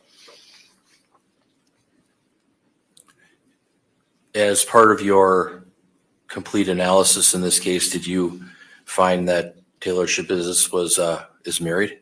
Yes. And did she provide you with any information about the marital relationship? Yes. What did she say about that? She said that, I hate to say this about someone not here, but she said that her spouse, who I believe they married in 2020, got her involved in methamphetamine use. He was a dealer. He was, again, her reports about this vary, but she has reported that he was very physically abusive. She told me that he hit her on the head numerous times. That was when I was evaluating her, any head injuries ever in your past, and she mentioned that he had hit her on the head numerous times. So very controlling person, and she had gone to a neighbor's house at one time in 2020 to ask them to call 911, and another neighbor, when the police came, another neighbor said that she knew them both, and she said, yeah, he was abusive, controlling, drug pusher, addict, But she is still married. I believe but she was going to, in 2020, she was going to try to get the marriage annulled, but I don't think that's happened at this point.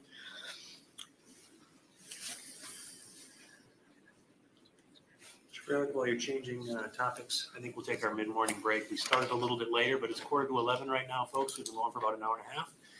We'll take about a 10-minute break. So all rise, please.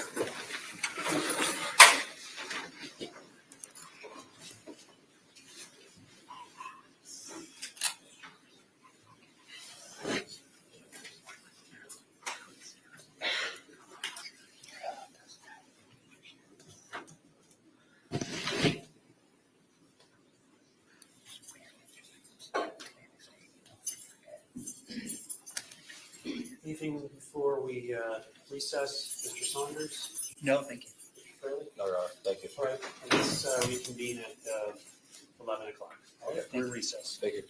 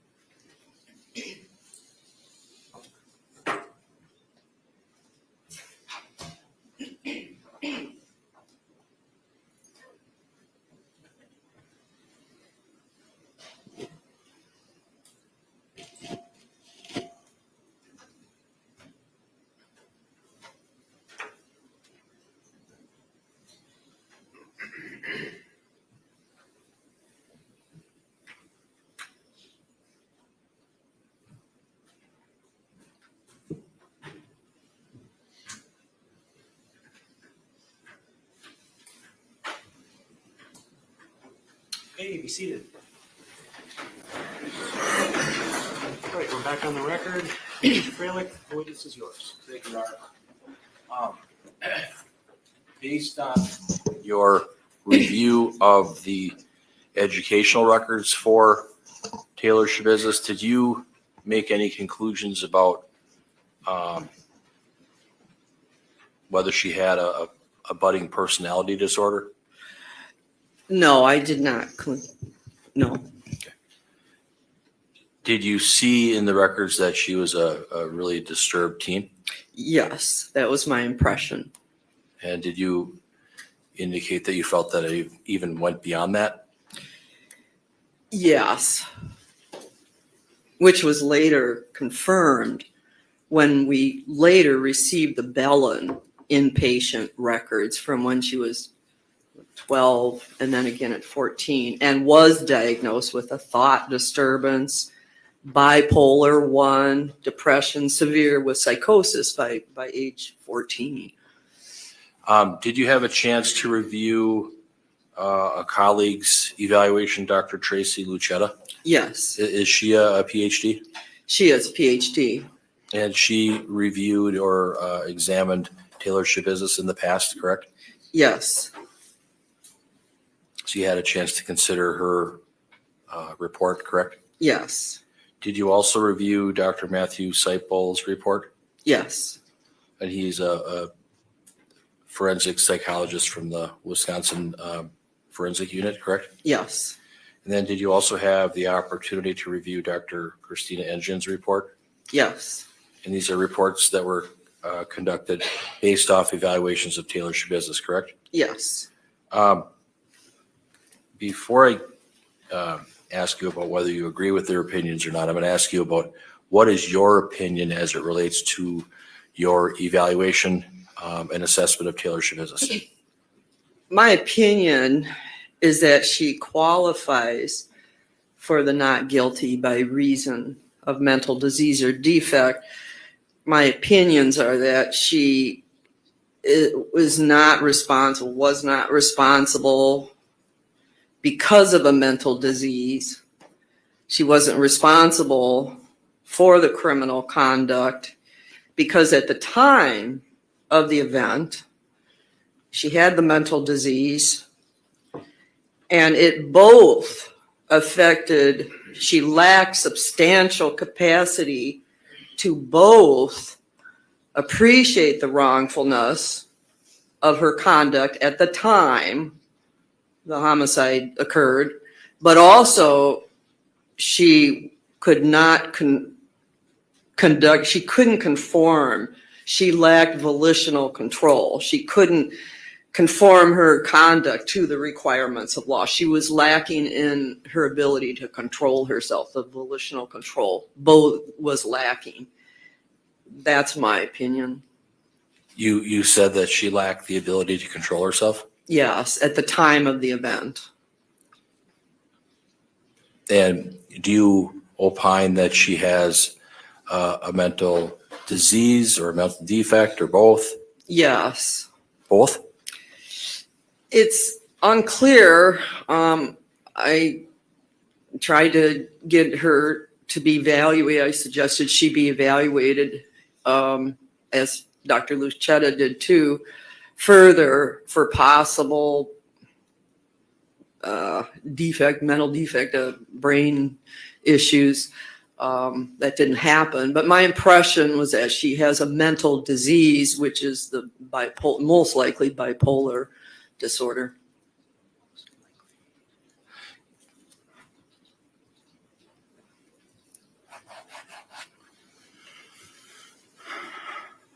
Based on your training and experience, can chemicals exacerbate?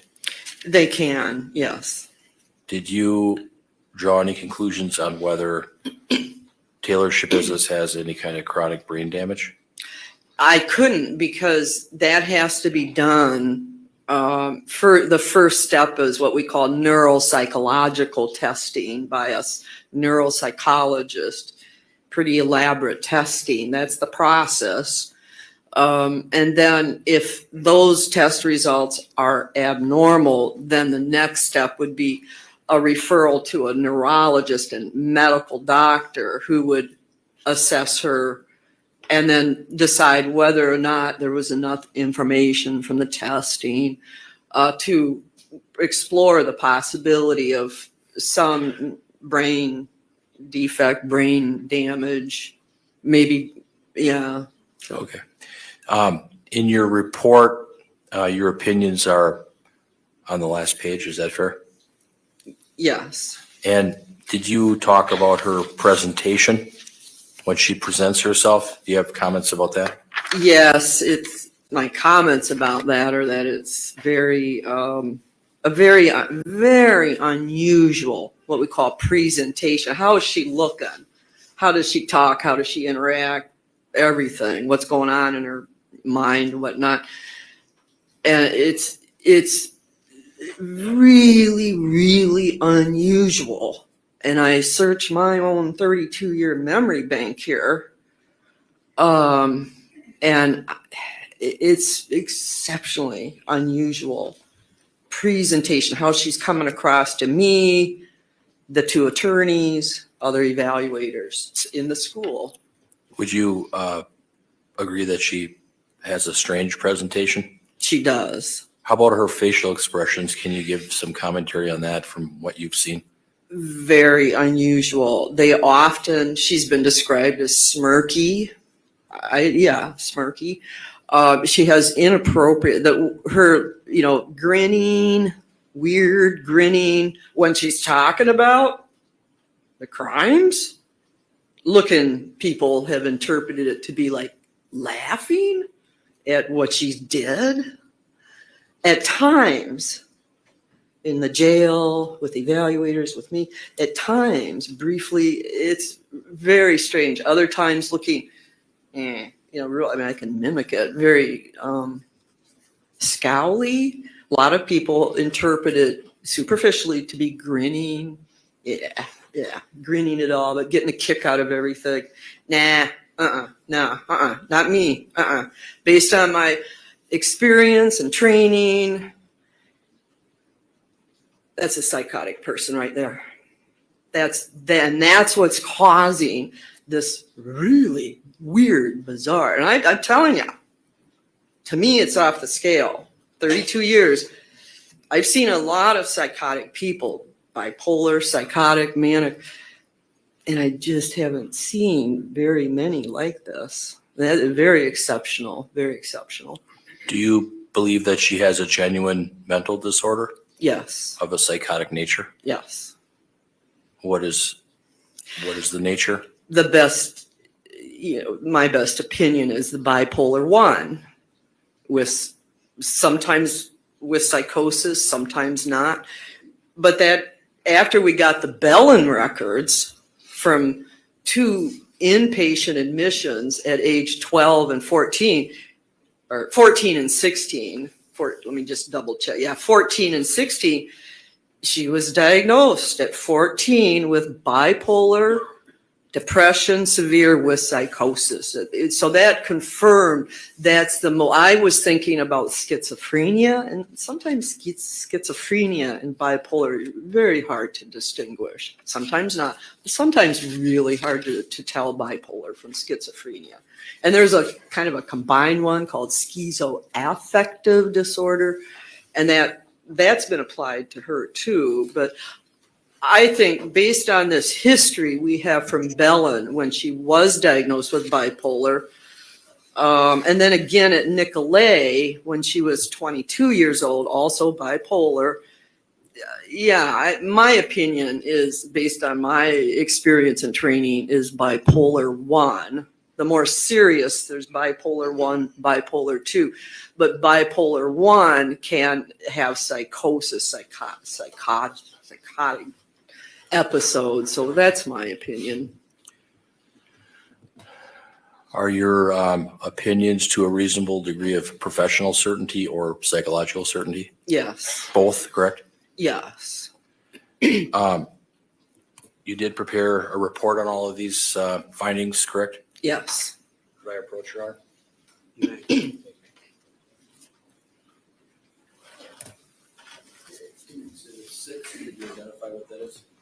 That is my report, July 3rd, 2023. Does that report contain all of your findings and evaluations based on Taylor Shabusiness? It's a brief summary, yes.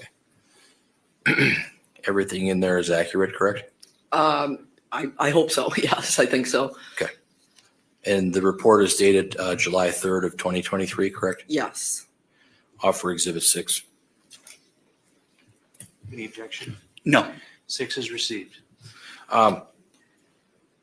Doctor, you did review Dr. Matthew Seipel's report, correct? I did two reports, Okay. You read through both of them? yes, You're aware of the opinions and findings that he rendered, correct? yes. Do you agree or disagree? Disagree. Tell me why.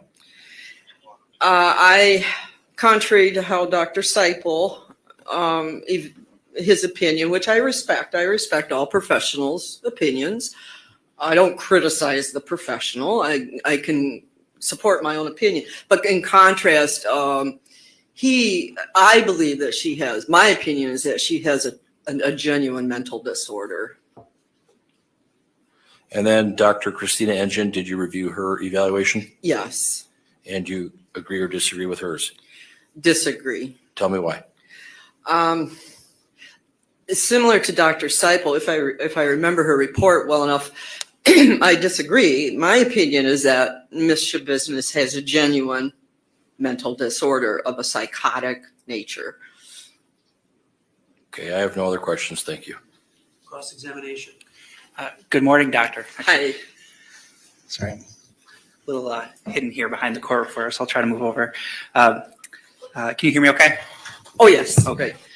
So you testified you're an independent forensic psychologist, is that right? That's right. And does that mean that you're just sort of a solo practitioner, you're not employed with a larger facility? Right. I don't work for anybody. I work for myself.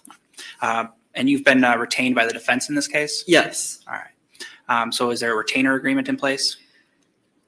No, say the very vast majority of my cases were for the public defender. So they have an appointment letter, how much they think they're going to pay, like that. Okay. No money up front until the case is done and they bill. I understand. Or he bills. Sure. But you are being obviously compensated for your testimony.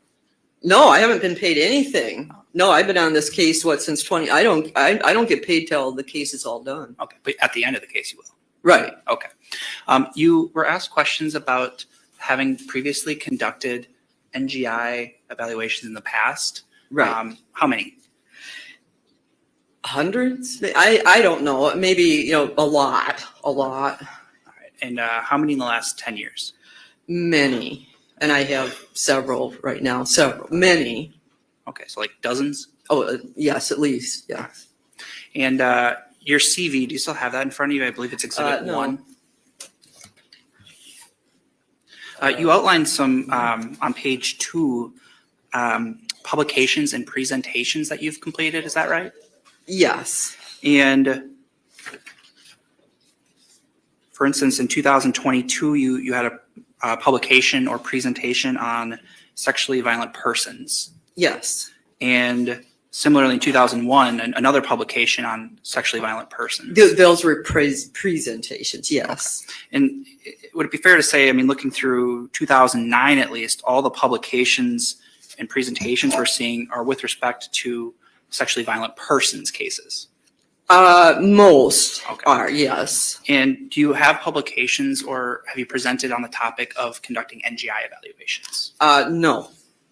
Other than 2018, a young colleague and I did a fill-in at the Wisconsin Psychological Association just on starting a forensic practice. And, you know, we talked about the different kinds of it. Like, it was to a group of psychologists who were thinking of getting to be a forensic psychologist. So we probably mentioned NGIs. Okay.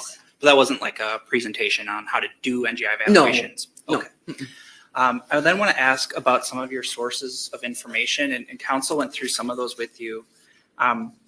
With respect to what occurred on February 22nd, 2022, what sort of information did you review? The criminal complaint. You said what information did I review regarding that Yes. event? Yes. Okay. Yeah, because nobody was there. Parents were upstairs. So we don't have any direct witnesses, but I reviewed the police reports, all their interviews. That's basically it. What she told other evaluators and what she told me very briefly. So that was it. So it was when you say police reports, you're referring to like the paper report that a detective or officer wrote? Right. There's the criminal complaint or information, which is a couple pages long, but then attached usually with it, are the basis for the criminal charges. And, with the police, I guess in this case, the police who went there, arrested her, their interviews with her. So did you just review the criminal complaint or also all of the police reports? All the police reports. So then it sounds like you didn't review the recorded interview itself of Ms. Shabusiness. Transcript, the recorded interview herself, and at least an hour and a half, 2 hours of the video interview. I'm sorry. Did you review the recorded interview of Ms. Shabusiness from February 23rd of 2022? What I was given by the attorney was a transcript of their interviews. And so a transcript, written type, Okay. the transcript. Was it like the police report summarizing it? If I remember right, it was a transcript of I don't know if they had a court reporter in there. I don't know how they do that. But not the actual visual image itself. You didn't review I only saw about an hour and a half, 2 hours of the visual, whatever you call it, video in those conference rooms where the police detectives were interviewing Ms. Shabusiness. Okay. So you reviewed an hour and a half of that. Was that the February 23rd interview? Yes, I believe so. And so you didn't review the rest of the approximate 5.5 hours of that interview? No, it didn't transmit to me by computer for some reason. So it was only roughly an hour and a half, 2 hours of what I did see. I guess the defense didn't provide the whole interview for you? They tried, but for whatever reason, technology between the DAs or what, that's happened before, not uncommon. Sure. Well, to be clear, we aren't providing you any information to review, right? What? Pardon? The state isn't providing you any information to review, right? You're getting that information from other people. Well, I think it goes from you all to him. Sure. Yeah, right. And then to Okay. me. Yeah. So then it also sounds like, Doctor, you haven't reviewed the February 28th interview of Ms. Shabusiness? I read the police descriptions of it, and I thought I had a transcript. I think it was a summary, pretty decent summary of the February 28th. Similar, the summary, pretty decent, detailed of the February 23, the 2 interviews they did on that day. But not, again, the actual visual image, the recorded interview itself. Not from that one again. If it was sent to me, I couldn't see it. And you mentioned then, obviously, one of your sources of information is from your meeting or meetings with Shabusiness. Yes. All right. And the the February 7th, 2023 interview, that was the instance where Shabusiness threw a chair at you, right? Yes. And after she did that, you said she just sat down. Yeah. All right. And was calm after that point? Very. And I looked at her, as I subject to doing, I used that time before the guards came in. Maybe it took a while, 3 minutes or so. And it was weird, bizarre, whatever you want to call it, because she immediately, very calmly, came back, sat down across from me, and I looked at her physiological responses, just totally blank. And again, I've seen violent patients. I got attacked once, beat up at Mendota, got slapped. But I saw very many aggressions on the unit I was on at Mendota for the 14 most aggressive patients, males in the whole state. And we'd have between 3 to 7 aggressions. And usually after a person does something like that, they have a red face, angry, yelling, swearing, breathing heavily, nothing. So, those prior instances you talked about, those were with people who were at Mendota, you said? Yeah. So those were people who were actually found to have a mental illness. No, not all of them. We were the overflow unit. We mostly had our patients were from around the state, jails, prisons, Winnebago mental health.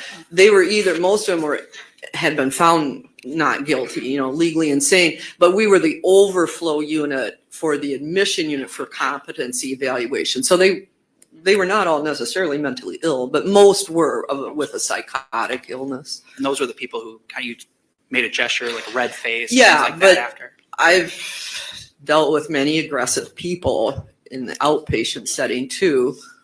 And yeah, it was unusual. I just don't, searching my memory banks, had a hard time coming up with somebody, I've seen it before, but it's unusual for a person to not be aroused, when they're feeling so angry. It was unusual. And then I want to ask about the June 19th, 2023 interview with Miss Shabusiness.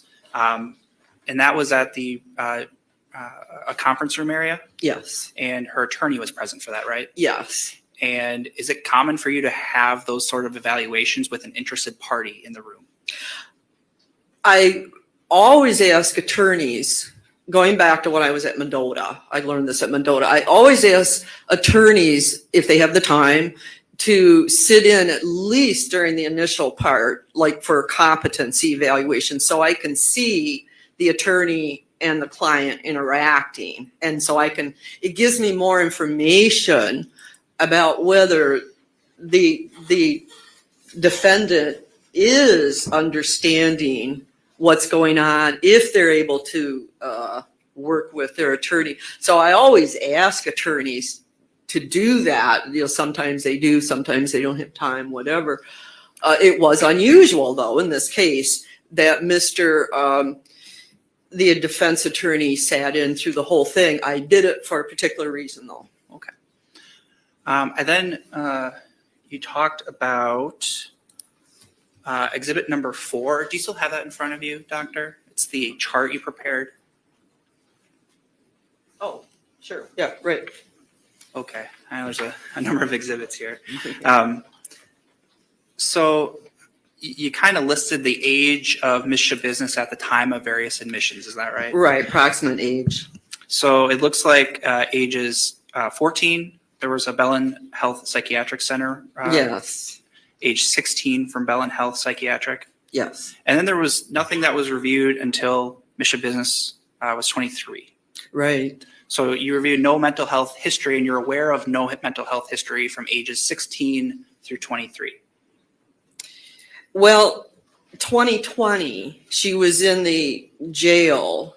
Or no, I guess that was 2020 when she was 22. So yeah, no, there's a gap. Yeah, So there wasn't anything, I guess, from 16 to 22 then? not that I know of. And when you were kind of summarizing the chart in Exhibit 4, I noticed a few times that when you were describing hallucinations, there was also sometimes then concurrently reports of methamphetamine use. Is that fair? Yes. And in your experience, methamphetamine can produce psychosis as a side effect. Yes, it can in some cases. And that was actually reported in quite a few of these records, wasn't it? It was. All right. So then I want to ask about the Bellin stay in 2012. You reviewed those records, right? Yes. Okay. And in particular, did you review the discharge summary? Yes. And I guess the discharge summary, that's kind of like the exit interview, so to speak. Right? Exactly. All right. So you would recognize that if you were to see it? Maybe. But I have it on the chart. I believe at the discharge, she was diagnosed with mood disorder, not otherwise specified, without psychosis by the 3 days. Okay. And that's exactly right, doctor. So I'm going to show you Exhibit 7. Does that appear to be the discharge summary we're talking about? Yes. And in discharge diagnoses, you mentioned a mood disorder without psychosis. Yes. Nowhere in the discharge diagnosis is there a bipolar diagnosis, is there? Yes, that's true. And in fact, if you could flip to the last page of that, it says page 118 on the bottom, but it's the last page of that stapled packet, doctor. You see the portion that says condition on discharge? Yes. Okay, and it says, quote, on exam, Taylor denied hallucinations or thoughts of harm toward herself or others, a wish to be dead, or that she would be better off dead. Did I state that accurately? Yes. And that was the Bellin health records from 2012. Yes. I then want to ask about the Bellin health records from 2014. You reviewed those as well? Yes. And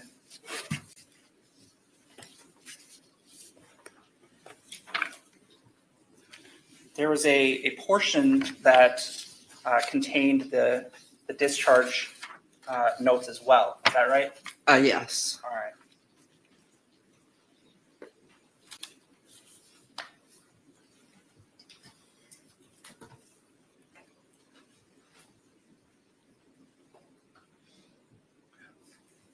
Okay, I'm going to show you Exhibit 8, Doctor.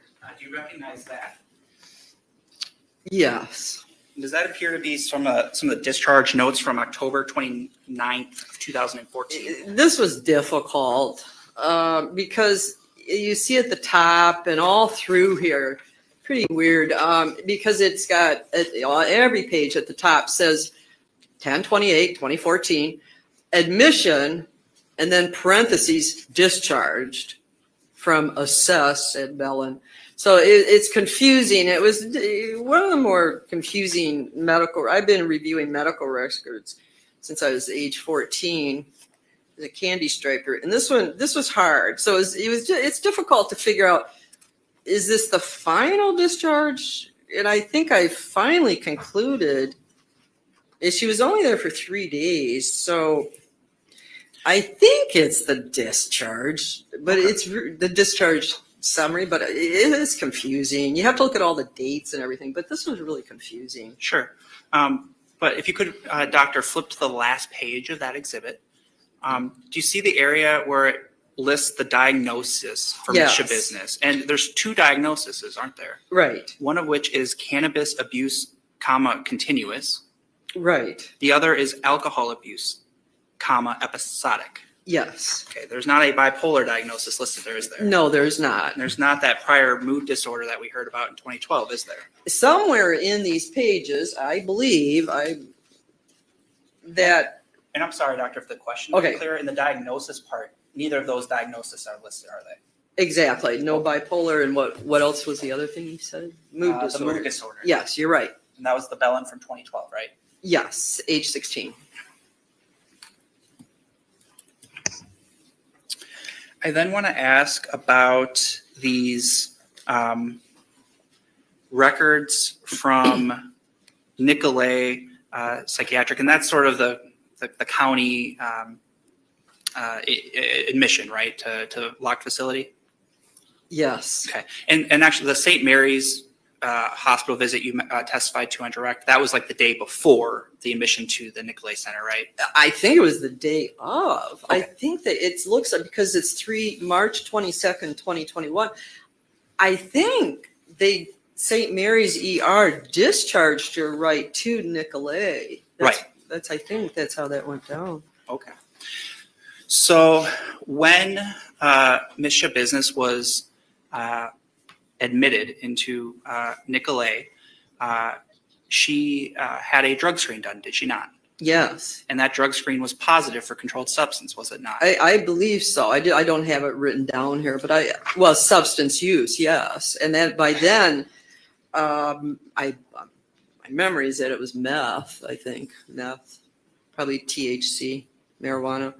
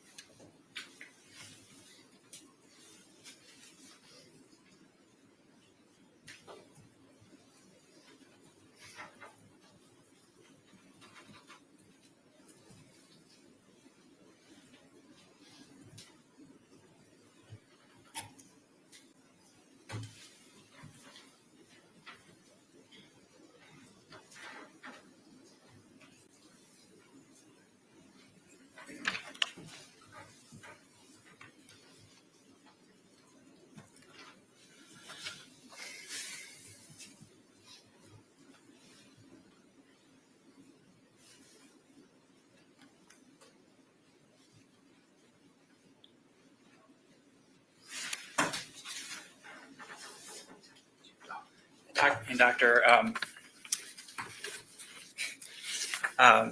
you had reviewed those records from Nicolay Psychiatric, right? Yes. And those helped you reach your conclusion? Yes. All right. So I'm going to show you Exhibit 9. Now I didn't mean to test your memory. I know you reviewed a lot of records. So does that appear to be the notes from Ms. Shabusiness's admission into Nicolay Psychiatric? Yes. And that's dated March 22nd of 2021. Did you say 27? It's 23rd. March 20, you're correct. The admission date is March 22nd. Yes. Okay, and the date of service that's listed here is March 23rd. Right. And then in the history of present illness, it states in the second line, she has been using methamphetamine. She would not tell me how often and how much she has been using it, but drug screen was positive for methamphetamine, amphetamine, and THC. Did I state that accurately? Yes. All right. And then Nicolay Psychiatric, that's a sort of locked facility, right? That's my understanding is it is. I don't think I've ever been there, but my understanding is it's probably locked, I would guess. Is it a facility that's sort of closely monitored? And Yes. I think they do. I think I did read that they lock their units, I believe. I guess the purpose of all that staff presumably is to watch after patients. Well, right, because she was there on a mental health commitment, so she either had to have been dangerous to herself or to somebody else, and those are usually locked units. So presumably, people who are in that facility aren't, using controlled substances anymore. Usually. So then I'm going to show you exhibit number 10. Does that appear to be the discharge notes from Nicolay Psychiatric? Yes, this one we know because it says final summary on the top. And that date is April 12th of 2021. Yes. And there still is for the discharge diagnosis, as you mentioned, a bipolar diagnosis, right? Yes. Can you flip to the second page? On condition on discharge, it states the patient has a bright affect. Is that right? Yes, That she is forward-looking. yes, That she showed some motivation regarding remaining clean and sober. yes, That she denies any delusional beliefs. yes, That I guess it notes there's still some degree of paranoia is present, but denies any thoughts of self-harm. yes. And that was after being in that facility for that time. And she was on oral antipsychotic, but she just was started on the injected medicine, the longer acting injected antipsychotic, it's called atypical antipsychotic medication, which then she didn't stay on after the 6-month order to treat. But also on April 12th, she presumably would have been free from methamphetamine, amphetamine, and THC. So 21 days, usually in general, it would have been out of her system, but it could be still possibly affecting her thought processes. You just don't know because the testing wasn't done. Sure. But no, but totally, yeah. She still had some paranoia. It says some degree of paranoia was still there. However, she wasn't no delusional beliefs. So she wasn't super psychotic. Wasn't psychotic. And actually, I glossed over two discharge diagnoses. One was the bipolar, right? Yes. Well, there was a second one, wasn't there? Yes. Substance use disorder, i.e., in other words, THC, marijuana, and methamphetamine.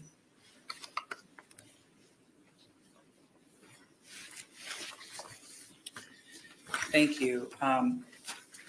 You talked then about some of these hallucinations that are scattered throughout the records you reviewed, right? Yes. And some of those are things that the defendant is endorsing. Isn't that fair? Yes. And what does endorsing mean? She's saying self-report. She's reporting them herself. She's describing some of them herself.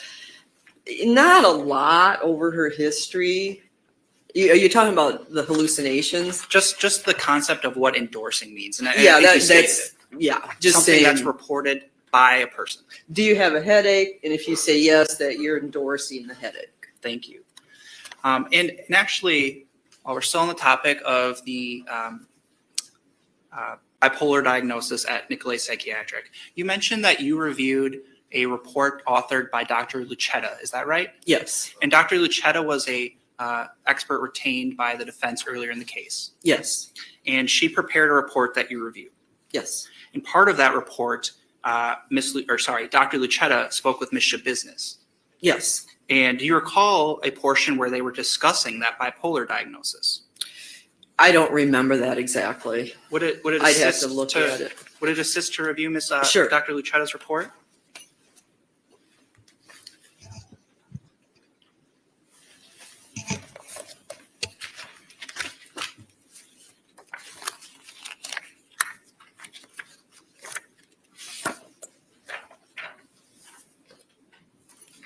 I'm going to show you what's been marked as exhibit number 11. Does that appear to be consistent with Dr. Lucetta's report? I believe so. And you reviewed that report? Yes. Doctor, if you could turn to page 3 of that report. In the second paragraph, I guess it's the first full paragraph. Sort of the last sentence of that. And it says, quote, she, and that refers to Ms. Shabusiness, questioned the bipolar diagnosis, hypothesizing that her symptoms were attributable to methamphetamine abuse, explaining that prior to admission, she had been administering the drug intravenously up to 9 times per day for 5 to 8 months prior to her admission. Did I read that right? Yes. And that's referencing the Nicolay records that we just talked about, right? Yes. And that's where the bipolar diagnosis came from. Just a second here.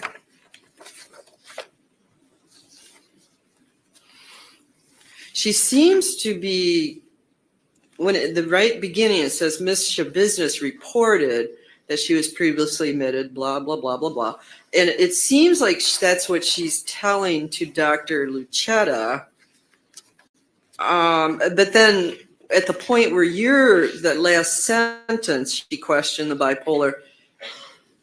That's, and I had difficulty. I remember reading this and I couldn't quite figure it out. I think you're right that when she's questioning, she questioned the bipolar diagnosis, attributing it maybe to methamphetamine abuse.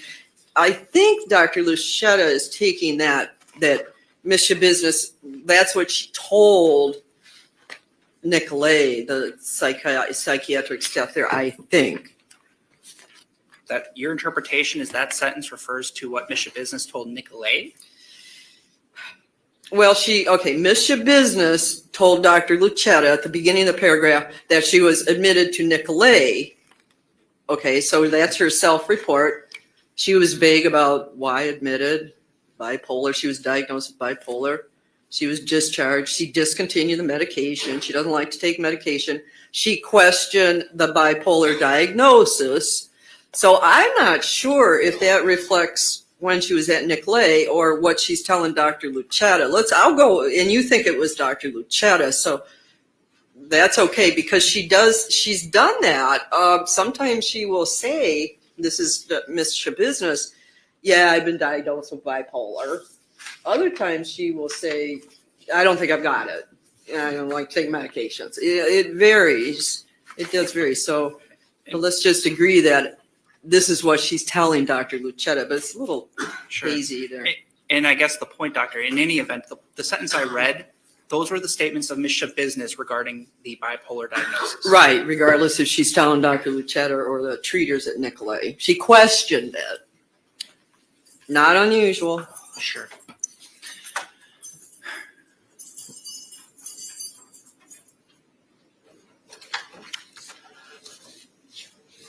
I then, Doctor, would like to talk a little bit more about bipolar 1. What is the diagnostic criteria for bipolar 1? Ugh.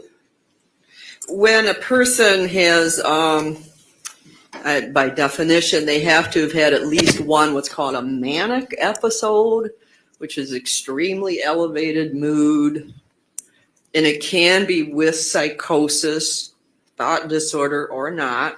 But they have to have at least one prior or current manic episode. By two things. It's either you go from depression, really bad depression with bipolar 1, super duper suicidal type, real depression. And then they have to have it in their history at least one of these real super duper elevated moods. And it's bizarre when you see it. It's pretty bizarre.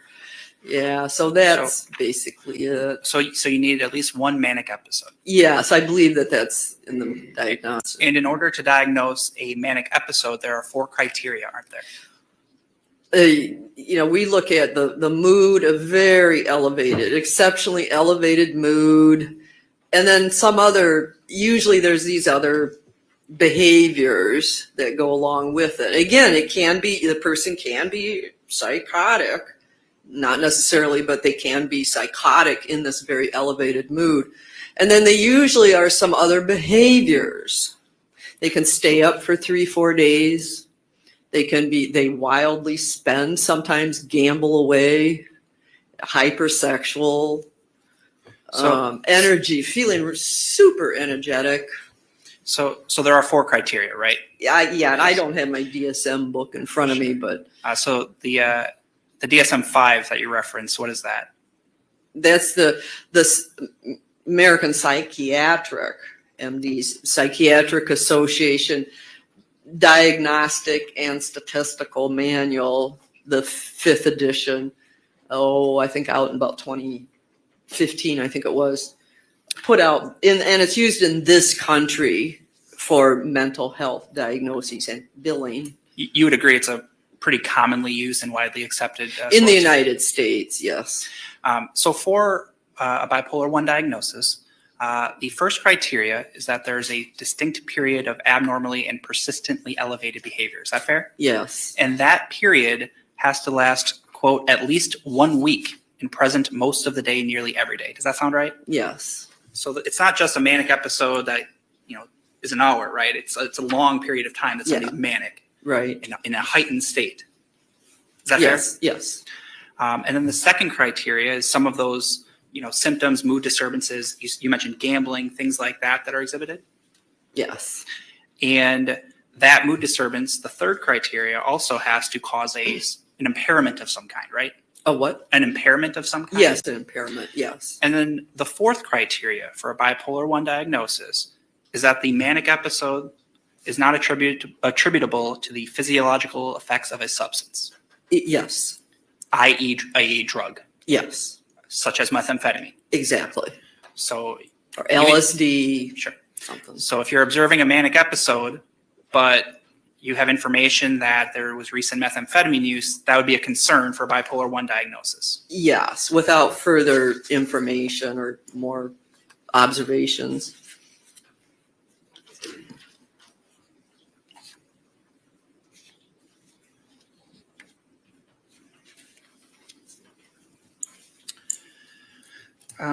Doctor, I then want to ask some questions about your report. I believe it's exhibit 6. Is that still in front of you? Yes. Okay. Is that exhibit 6? Yes, that's the most recent Okay. exhibit. So your report and your opinions that you're testifying to today regarding NGI rely in part based on your observations of Ms. Shabusiness on June 19th, right? Correct. Yes. And actually, as a result of that interview, based on your observations, you had a concern about her present competency in that moment, didn't you? Yes. And in fact, your report that you're referencing in Exhibit 6 is sort of a combination NGI report and competency. Yes, that's what I was asked to do. And those legally are different concepts, right? They are. Competency is sort of in the moment. Yes. And NGI obviously refers to the date of the offense. Exactly. The time of the offense. Okay, so during your interview with Ms. Shabusiness, you had a concern about her competency. Yes. Objection, relevance. Move to strike. Yet you're using her statements to form your NGI opinion. Her statements, my observations, but not just that 2-hour interview. It was the entire information I had about the case. But yes, you're right. During the interview, it helped me to form my opinions because I submitted a mini report months before that where I couldn't make an opinion because I hadn't been able to interview her. That was, well, both competency and NGI. Thank you. So then I want to ask about malingering. What does that mean to you? Malingering is intentional faking of symptoms. Could be about anything, any symptoms, but in the psychiatric profession, malingering is intentional faking of mental health system. Is that sort of a synonym for feigning or something like that? Yeah, that's a malingering, feigning, faking. I simplify it, faking. Sure. Intentional faking. And you would agree that's been a concern for evaluators who have met with Ms. Shabusiness. Yes. Dr. Seipel had that concern, did he not? I think he concluded, if my memory's right, I think he concluded that's it. Yes. I think you're right. Dr. Seipel concluded she was faking, right? Yeah, I believe so. And it was a concern raised by Dr. Lucetta, was it not? Yes, definitely. And again, she was an expert retained by the defendant. Yes. And that she suggested these potential for feigning should be explored further. Exactly. And in fact, Inpatient. And in fact, in your field, there are tools that can be used to help determine if somebody is accurately providing you information, right? Yes. One of those is the MMPI. Yes. And those, have you used those before? Oh, yeah. And they're helpful for you to know if a patient is providing you accurate information. But. I'm sorry. Yes, but you have to take that it's one part of the clinical evaluation, but you got to evaluate it with other information to decide if it's an accurate test result. Sure. But you need that information to then know if it's accurate, right? You need what information? You need to perform the test. You don't have to perform. I don't have to perform fancy 500, 300. I don't have to do that. That's not a requirement. Psychiatrists don't do psychological testing. So sometimes I might do it, but I've done many evaluations without that when I have enough other information that you're not required. There's nothing that says you're a psychologist, you got to do MMPI. No, you don't have to do that. But I've done it many times. And Doctor, I wasn't suggesting that. What I was suggesting is you mentioned that you need to take that test into account and see if it's accurate, essentially, right? If you've done the test, Yes. sure. Or if somebody else, like in this case, it had been done by all these other people. So I consider that information, and that they found that, yes, she had, the other thing, she had over-presented. We call it the test can detect when you're over-presenting a symptom, like, oh my God, I really got a bad headache, really super, like that, you over-present it. It basically, again, it could be faking, but it's just an exaggeration. That's another term we use. Sure. So, but in your report, again, Exhibit 6, I think you quote, psychological testing by other evaluators found signs of possible malingering or intentional faking of mental disorder symptoms. Is that a fair summary of what you wrote in your report? Yes. All right. And at the end of your report, it says, quote, testing can reveal attempts to fake a mental disorder, end quote. Did I quote that accurately? It's on page 9 of your report, Doctor. Last sentence. Right. Yes. And so what attempts did you make to use some of those tests to determine if Ms. Shabusiness was faking? Yeah, good question. I looked at the other psychologists' test results, plus another evaluator done concerning her baby, Child Protective Services. I think he did testing too. So I look at those results. Yes, they showed exactly what you're saying, but then I take that in the context of the rest of the evaluation and my experience and training. So, Doctor, you did not conduct any of those tests with Ms. Shabusiness on June 19th. Yes. Or is that no? Which way do I answer that Sure. one? I did not conduct any of those tests, right, on whenever I... Even though those tests can be helpful to determine if a patient is providing you accurate information. Yes. And you didn't utilize any of those tests in this case. No. Asked and answered objection.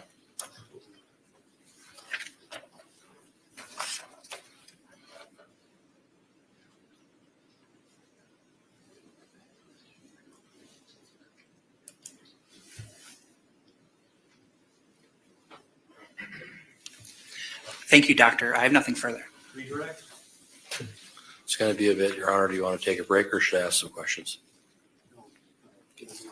Okay. With regards to your report and evaluation of my client, did you get a sense that she was feigning or faking?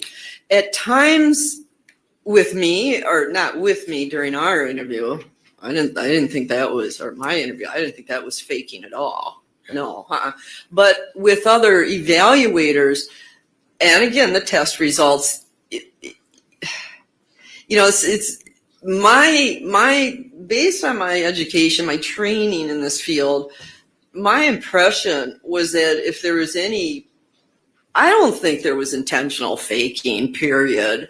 I think we're dealing with my opinion is we're dealing with a genuine mentally ill person who occasionally is treated, takes medications. I don't think she's intentionally faking symptoms, even in the test results. The test results show that she was exaggerating symptoms of a mental illness. However, Dr. Tracy Lucetta in her report, I believe it's in her writer report, she points out that the majority of people with those feigning, malingering test results, they're later found out not to have been intentionally faking.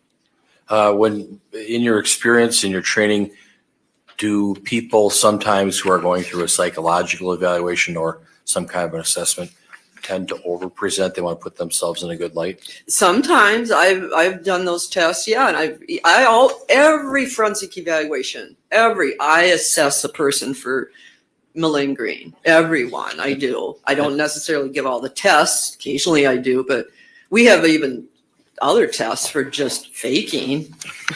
And I sometimes use that, but yeah, sometimes people do that for various reasons. With regards to Dr. Lucetta, you read the whole report, correct? Yes. And she had recommended transfer to one of the state psychiatric facilities like Mendota Mental Health or Winnebago, correct? Right, for testing, neuropsychological testing and medications, yeah.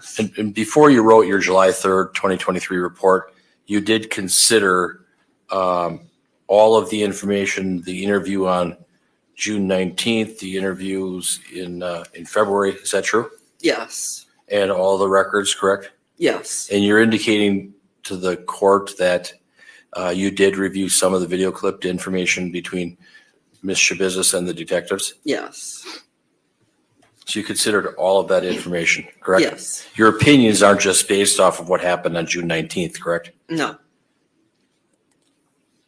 And as it relates to the DSM-5 manual, the diagnostic statistical manual that psychologists use, you're familiar with the elements for bipolar 1? yes, And did Taylor Shabusiness exhibit some of those elements based on what you saw? yes. And she confirmed she had had those experiences in the past too. And oftentimes when psychologists do testing, they would do the MMPI, the Minnesota Multiphasic Personality Inventory, correct? Yes. It's a series of questions, correct? The short version is 300. And then you gotta answer these questions, and then you gather information from that. Fair? Yeah, it's put into it. Nowadays it's put into a computer and It's a computer test, right? well, I don't know. I don't have the computer version. I don't know if it's all, I don't know how that works. Let me ask you this: with the other test, the other gold standard test for psychologists is the MCMI, correct? The Yeah, Milan Clinical Multi-Axial Inventory Test. yes, Is that another written test? it is. Was it your understanding that Dr. Matthew Seipel did not use the MMPI or the MCMI? No, he didn't use them. Other psychologists had already done that, correct? You're right. And you reviewed those reports, correct? Yes. So you went right to it and got the materials and analyzed things from a psychological standpoint, correct? Right. I didn't think there was any utility, any use to giving her the whole test again when she had it, I don't know, 3-4 times. Wasn't necessary, is that fair? I didn't think so. No. In some of these records from Bellin, did you see that she was huffing nail polish in 2013? Yeah. Jack, this is outside the scope of cross. It's in the exhibit. It's in Exhibit 8. I can grab the exhibit, Your Honor. I guess I'll need to see exhibit 8 to on the objection.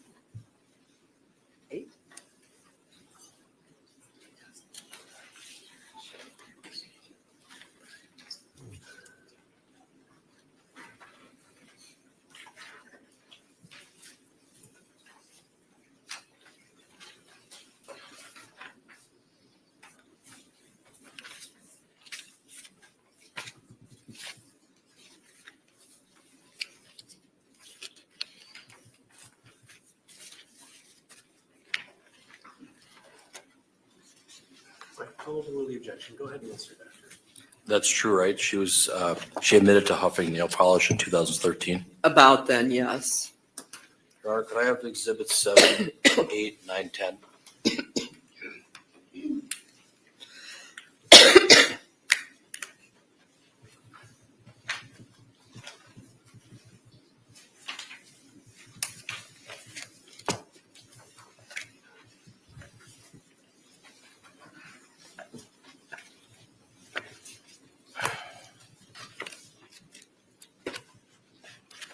with regards to Bellin Psychiatric Center, her discharge summary, it does indicate,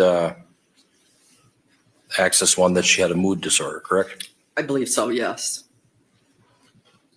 Was that from the 2012? Yes. Yes.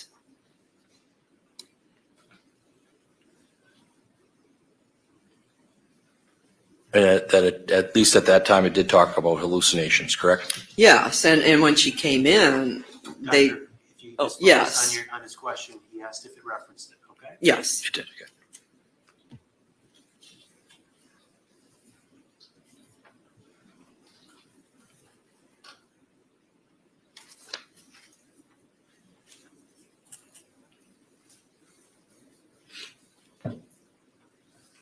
And Exhibit 9 here, the Nicolay Psychiatric Center Inpatient Mental Health Unit. The initial evaluation did indicate on the bottom, diagnosis was bipolar disorder, correct? Yes.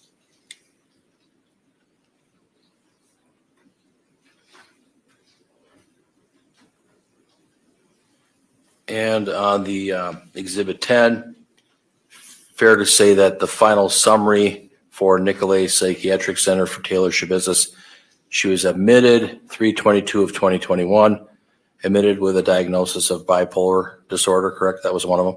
Yes. And then she was discharged April 12th of 2021, again with bipolar disorder as one of the discharge diagnoses, correct? Yes.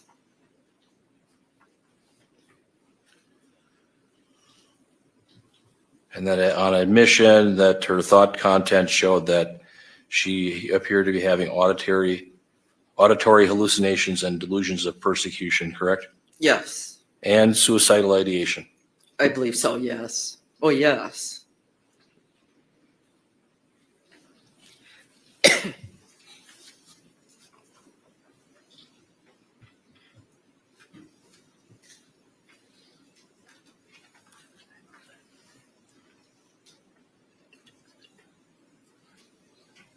And is it fair to say that based on what you understood, that Ms. Shabusiness did not take her medications after she was released from Nicolay Psychiatric Center in April of 2021? Yes, that's my understanding.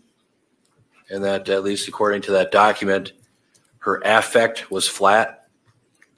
Yes. What does that mean, her affect was flat? Oh, I'm going to get a little cough drop here. That means that, facial expression is just emotionless, flat emotions.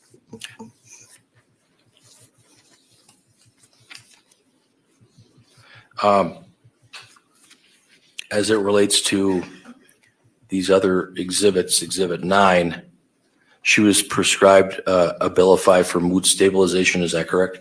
Yes, and what was that one from? Is it? The date of service, it indicates 3/23 of 21. So that was Nicolay? Yes. Yeah, she was prescribed, yes. Prescribed. The first she was on Abilify, I think when she came in, and then they switched her to the longer acting injected medicine just to make it easier. But then she didn't like it because it hurt. The injection hurt. And at least at Nicolay, she was brought in on an EM1 petition because she was hearing voices, correct? Yes. And she was seeing people who were not there, is that correct? Yes.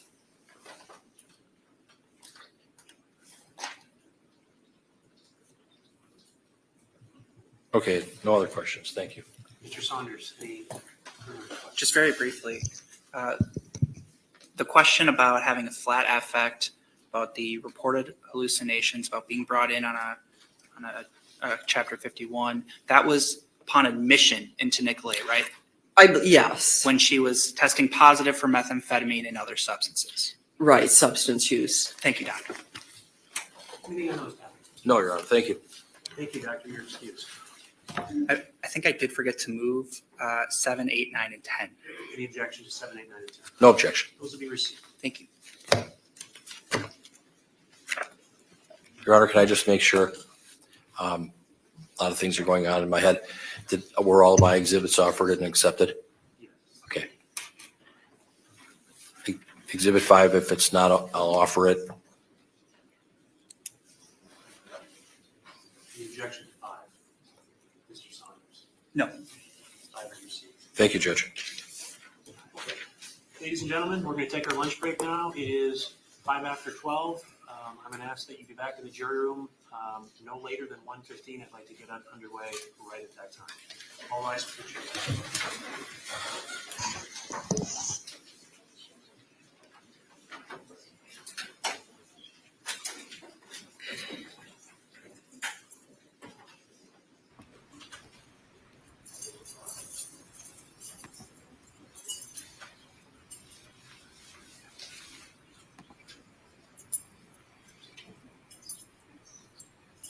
Be seated.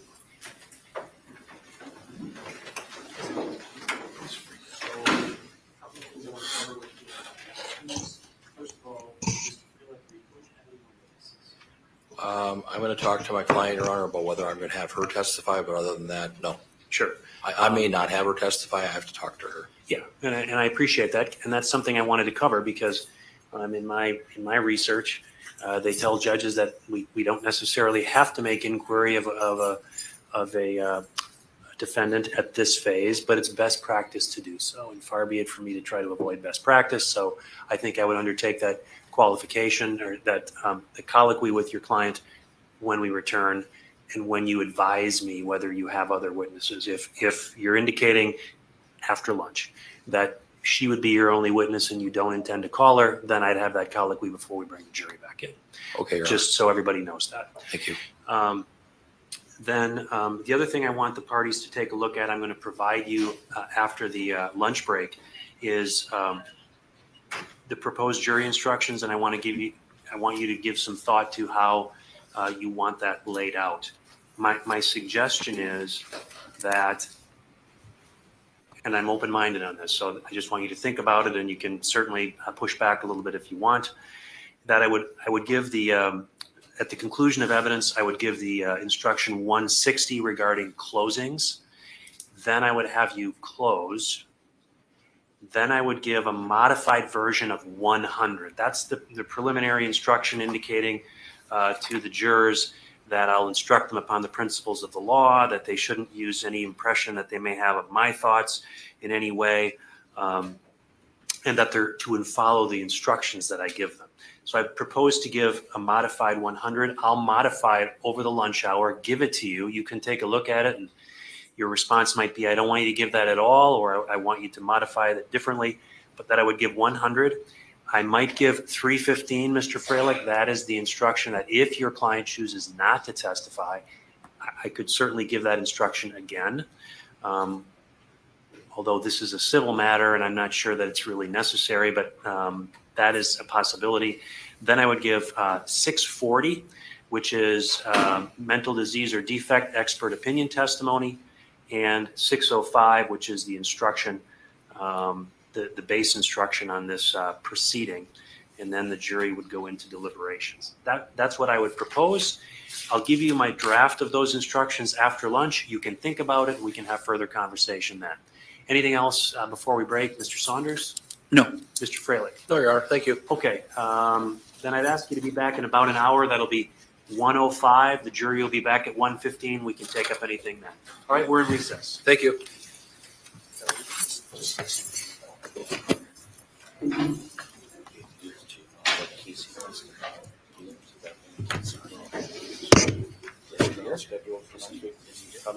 Counsel, Dr. Litton's asking whether or not you Okay, can anybody tell me if they discussed the McNaughton rule? Because that's the legal standard used, I think, pretty much in the Western world about insanity. And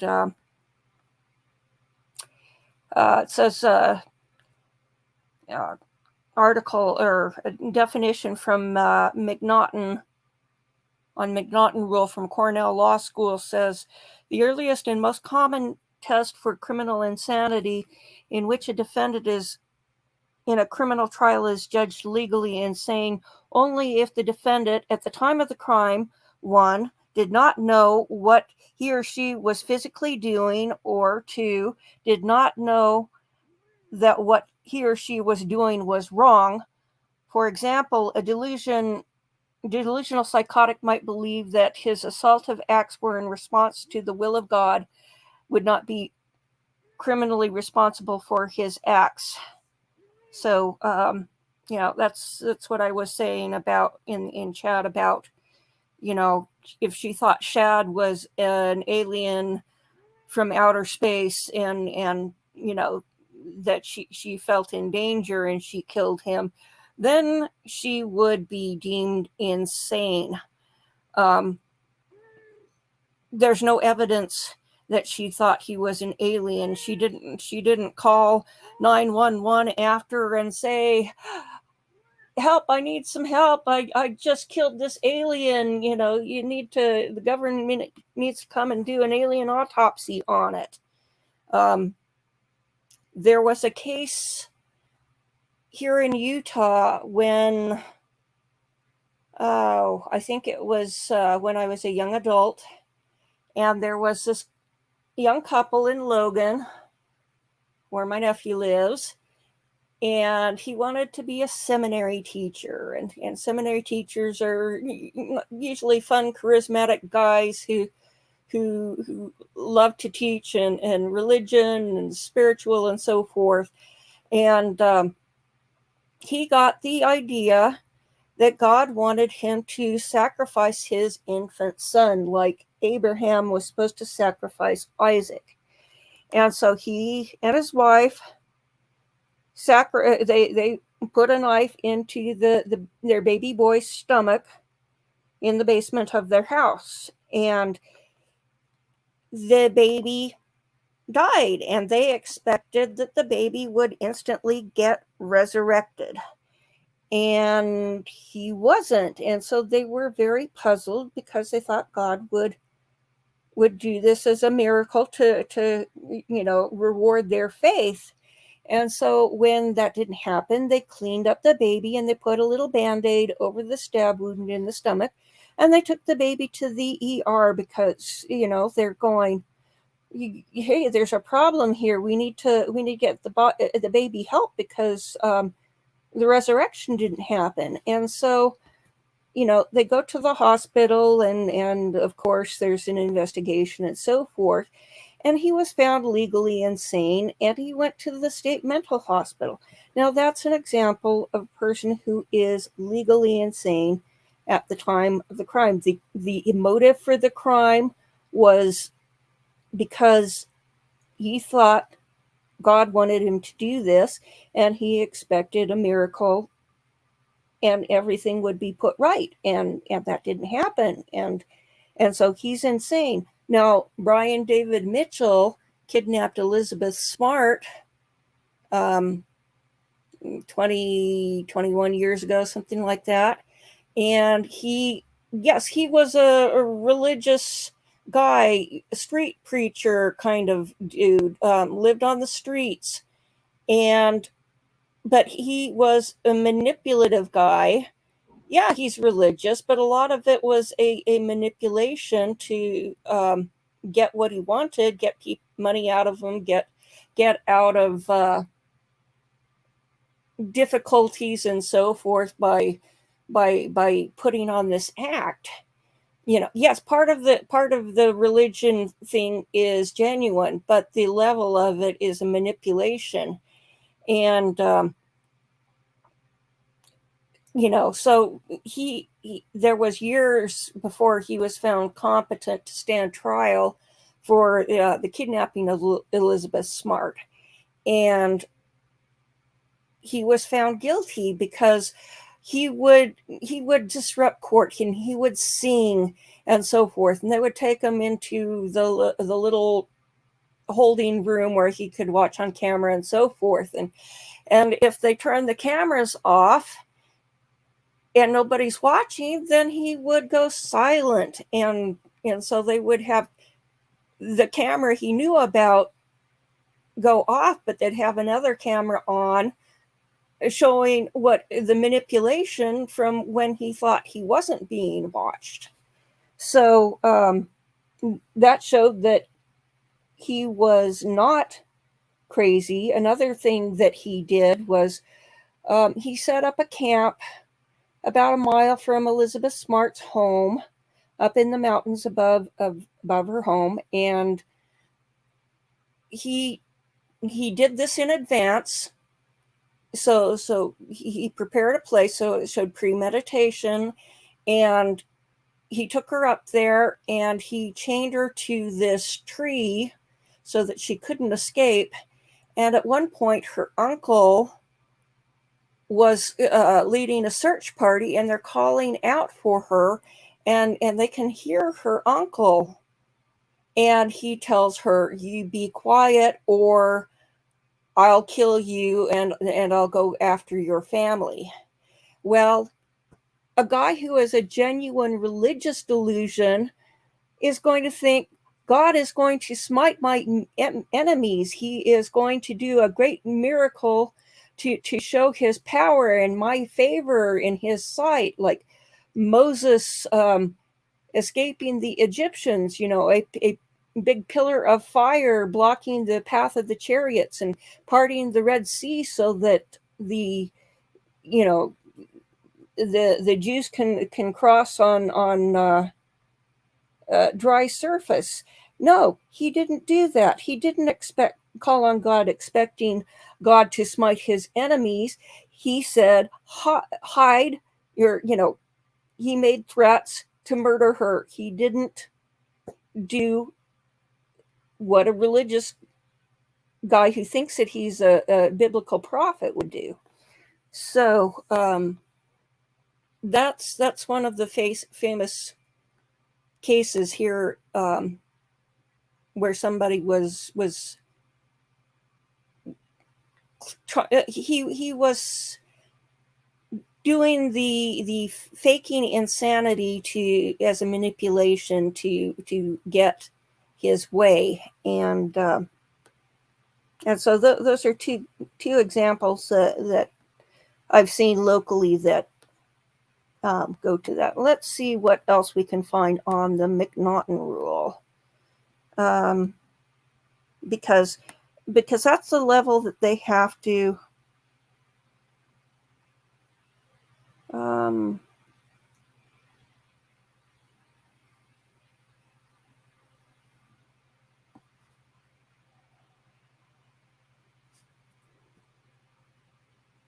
Let's see. It says it's the standard of insanity for half of the states. Let's see what the standard is. Legal standard insanity.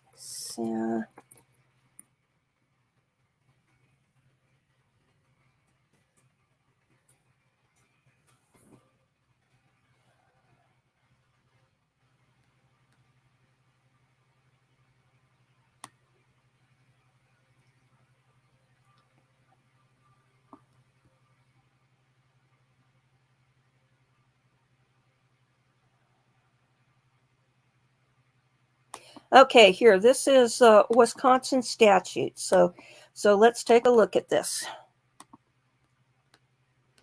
Okay, mental responsibility of a defendant. A person is not responsible for criminal conduct if at the time of such conduct, as a result of mental disease or defect, the person lacked substantial capacity to either appreciate the wrongfulness of his or her conduct or conform his or her conduct to the requirements of the law. Okay, so that's a matter of debate. As used in this chapter, mental disease or defect does not include abnormality manifested by repeated criminal or other antisocial conduct. So that's definitely a factor.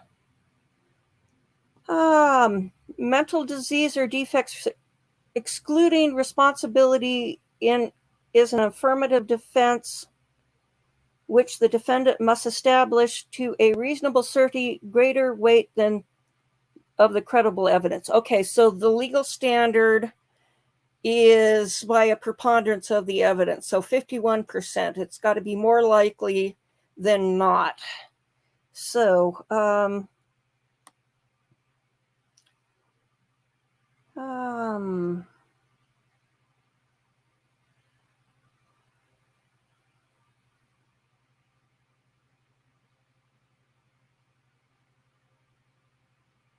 the state does not have to provide evidence contradicting an insanity defense. The burden is on the defendant, and that's Gibson v. State. A voluntarily drugged condition is not a form of insanity that can constitute a mental defect or disease. Medical testimony cannot be used both on the issue of guilt to prove lack of intent and also to prove insanity. So that's one of the factors, because she was on meth and trazodone and probably marijuana. The jury is not obligated to accept the testimony of two medical witnesses, although the state did not present medical testimony, because it was the jury's responsibility to determine the weight and credibility of the medical testimony. So, once again, it's the jury decides whether the hired gun for the defense is credible, or if it's, if that's, you pay me enough and I'll say whatever you want me to say. It's kind of a jurisprudence prostitute, you could say.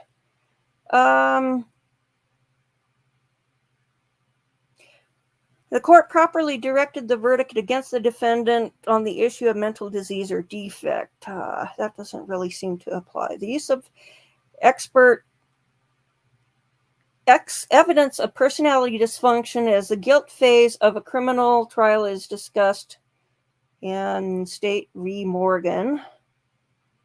When a defendant requests an 11th hour change to not guilty by reason of mental disease or defect, the defendant has a burden of showing why the change is appropriate. Okay, that doesn't really seem to apply. The court is not required to conduct an on-record colloquy with respect to the defendant's desire to abandon a not guilty by reason. Okay, that doesn't apply.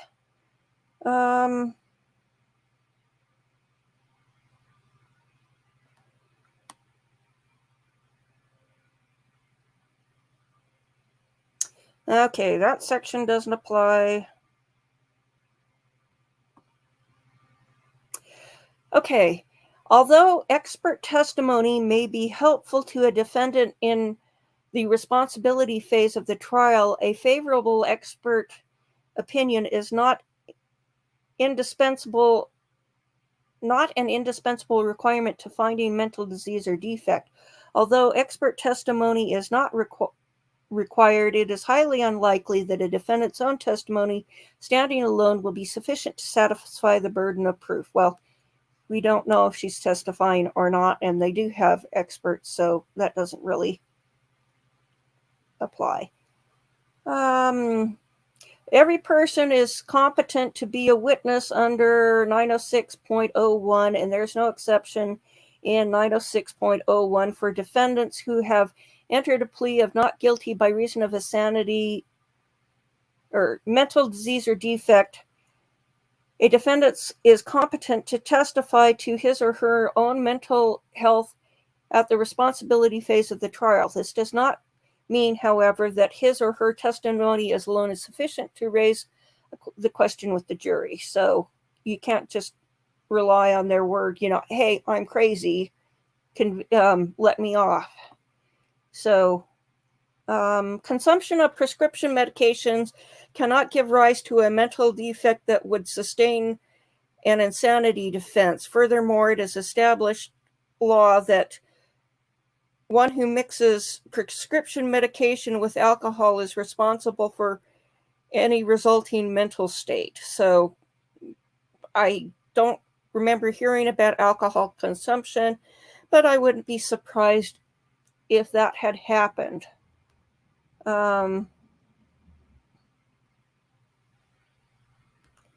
Let's see.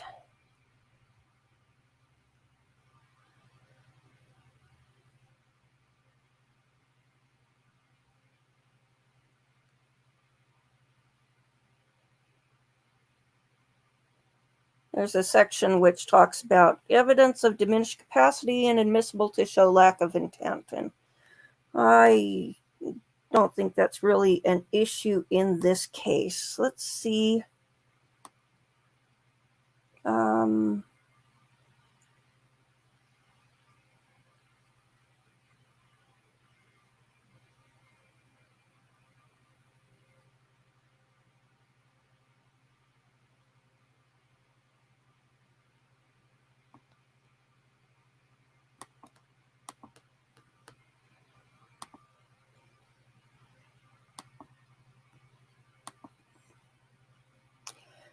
So let's see, we've got 45 more minutes.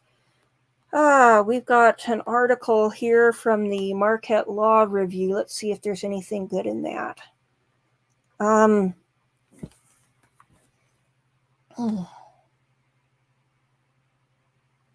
was this published?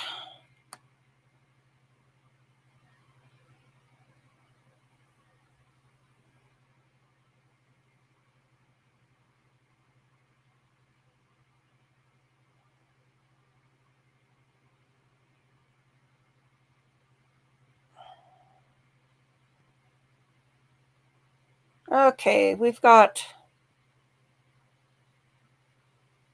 a kind of a history of the insanity in criminal cases in Wisconsin. So,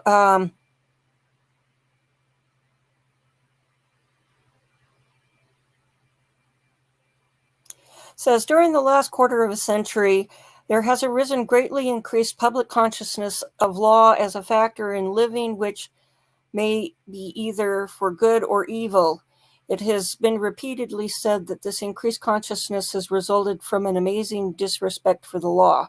And the editorial comment here, I think that that's what we're looking for, is that she's, I'm going to do my own thing. It doesn't matter what the law says. It doesn't matter what societal norms are. That's what antisocial personality disorder or borderline personality type people are. Okay. The generalization, however, may be qualified by saying there is an amazing disrespect for bad law. And, you need to respect the bad law in that you need to get the law changed. So, you still have to obey it until you get it changed. The reasons to have, let's see, this is kind of hard to. The reasons which have caused this public awakening are many and varied. The controlling reasons, however, is through the remarkable complexity of our legal or economic and social existence, which is never, this is going to be too hard to read because it's so dense that I can't wrap around. Probably a great legal article, but a little intense probably for this live stream. So,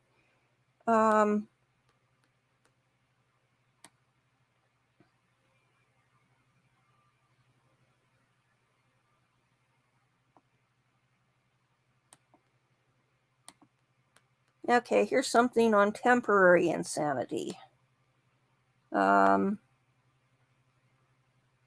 Says you probably heard or even seen examples of the insanity defense. Generally, when someone wants to use the insanity defense, they're saying that they can't be held responsible for committing a crime because they weren't thinking clearly at the time they committed it. The insanity defense is real, but not necessarily the same as what you see on your favorite crime shows. In Wisconsin, a defendant can claim temporary insanity as a defense, The terms of temporary insanity defense are outlined in Wisconsin statute 971.15 subparagraph 1. A person is not responsible for criminal conduct if at the time of such conduct, as a result of mental disease or defect, the person lacks substantial capacity to either appreciate the wrongfulness of his or her conduct and conform his or her conduct to the requirements of the law. Okay. The requirements are that the person must have had mental disease or defect, which we colloquially refer to as insanity, at the time of such conduct, meaning the conduct for which the person has been charged criminally. So it doesn't matter what happened to her 10 years ago or 5 years ago or 1 year ago. It matters what was happening in her head at the time of the crime. So,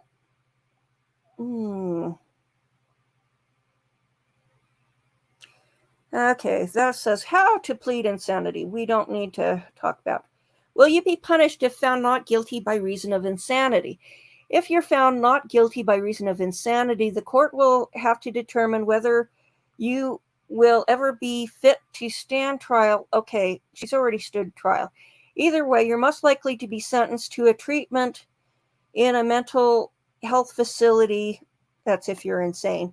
Remember, not guilty by reason of insanity doesn't mean you're not guilty of the crime. It means you're not guilty of the crime, but that you can't be held criminally liable. Should you or a loved one find yourself charged with a crime, it's very important to contact an experienced attorney. Okay, this is kind of an ad for somebody who wants to plead the insanity defense. So a little bit of helpful stuff, but not detailed enough.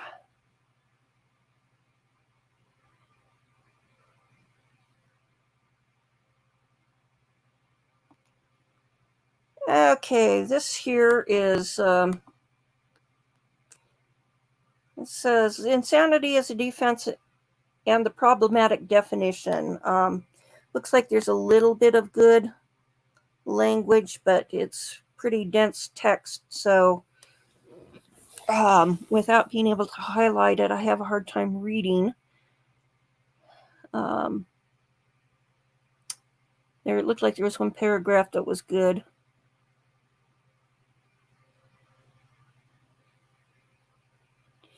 Okay, criminal law, insanity is a defense and the problem definition. The case of State v. Esser involved the indictment for first-degree murder. The defendant had pleaded not guilty and not guilty by reason of insanity, which is what Taylor did. Insanity instructions submitted to the jury by the trial judge were based on a draft, blah, blah, blah, blah, blah.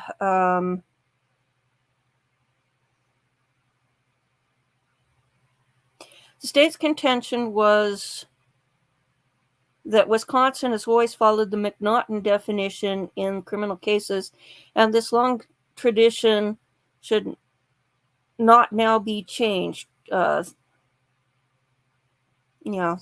pretty much the gold standard in the Western world, or at least in laws that are based on English common law. So, Great Britain, Canada, America, Australia, New Zealand, other places. India probably has an element because of the long period of British influence there. But I could be mistaken.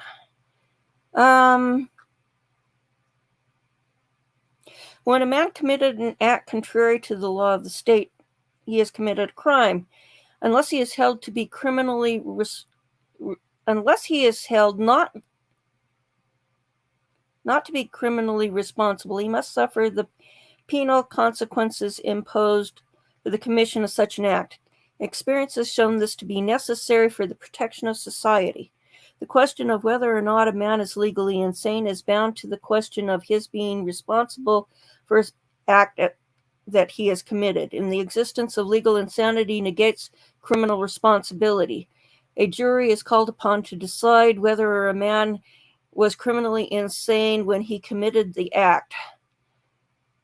Therefore, the problem of defining legal insanity is essentially one of formulating a standard which the jury can decide what mental condition makes a man no longer responsibility for his acts in the legal sense. The ultimate definition of insanity is that a particular court arrives at is influenced by several factors. Among the most basic are that which man's basic nature is thought to be, what school of psychological thought is followed, and what constitutes a sufficient standard upon which the jury may base a finding of insanity. From the viewpoint of the general categorization, the different views on the factors that have led to three basically different tests of insanity in various jurisdictions. The test used in the majority of the United States jurisdiction is the McNaughton test, commonly referred to as the right-wrong test. Essentially, this test means that one is not criminally responsible for his act if he does not appreciate the nature and quality of his act or is incapable of knowing right from wrong. This test of insanity has been followed strictly by Wisconsin law ever since the case of Osborne v. State decided in 1910. The terms of insanity as used in the specific plea in the criminal case means that such abnormal mental condition from any cause as to render the accused at the time of committing the alleged criminal act incapable of distinguish between right and wrong, so unconscious at the time of the nature of the act which he was committing, and that the commission of it will subject him to punishment. So let's pause for a minute and say you've got somebody who is let's say you've got somebody who is severely got a very low IQ and so forth, and they have the mental capacity of a child.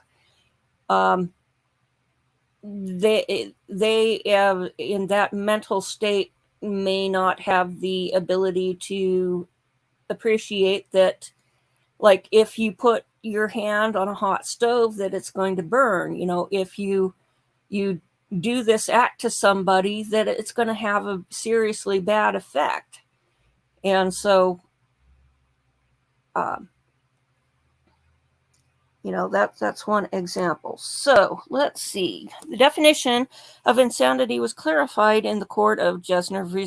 State, where, referring to Osborne v. State, said the definition makes the only test that of whether the accused at the time of the commission of the acts was conscious of that act was one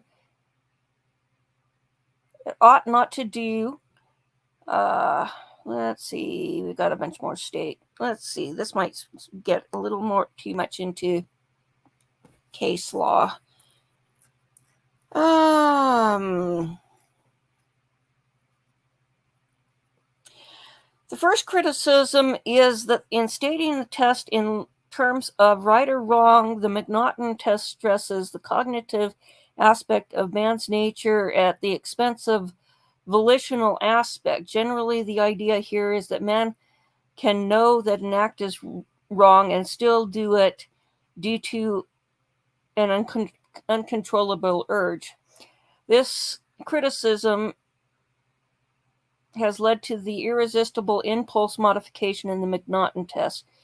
The proposed American law Institute test used by Judge Wilkie in the Esser case probably fits into this category, although this test does have some merit in terms of clarity.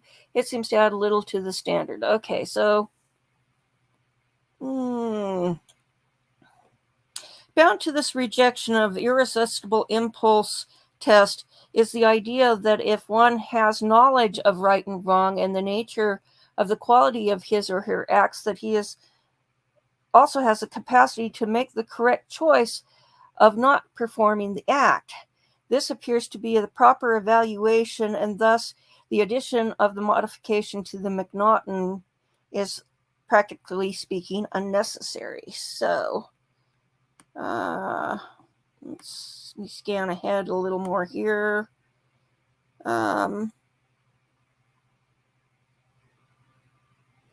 Second basic criticism of the McNaught test is one coming from psychiatrists, the expert witnesses in the insanity trials. Their criticism is directed against the limitation they feel that McNaught test puts upon the testimony they may present.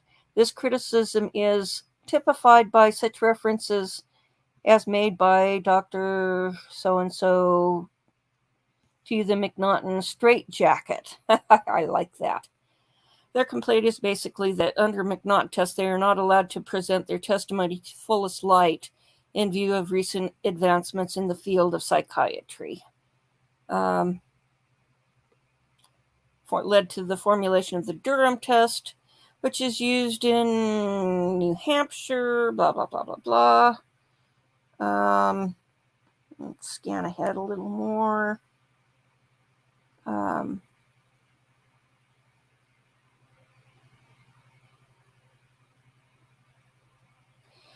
In regards to the danger of experts' opinion being substituted for the actual jury determination of questions of sanity, the court has stated in the same case, we emphasize that since the question of whether the defendant has a disease or defect is ultimately for the triers of the fact, i.e. the jury, obviously its resolution cannot be controlled by an expert opinion.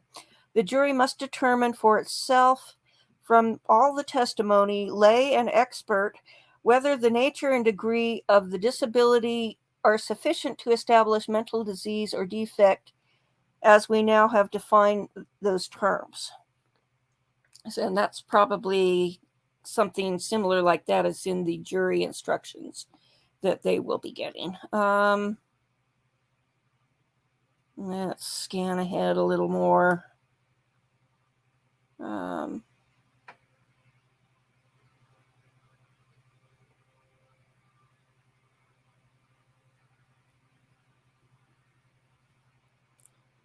Okay, the above criticisms of the three basic tests have made an attempt to reach a definition of what legal insanity is one of the most perplexing problems faced by jurists today.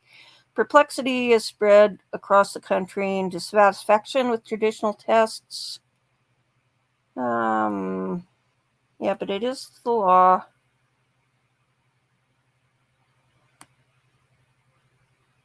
Let's see. A man suffering from mental disease and still have sufficient control through knowing decision to be criminally responsible. However, as noted, that a degree of control may be reduced so that the accused is no longer accountable for his or his action.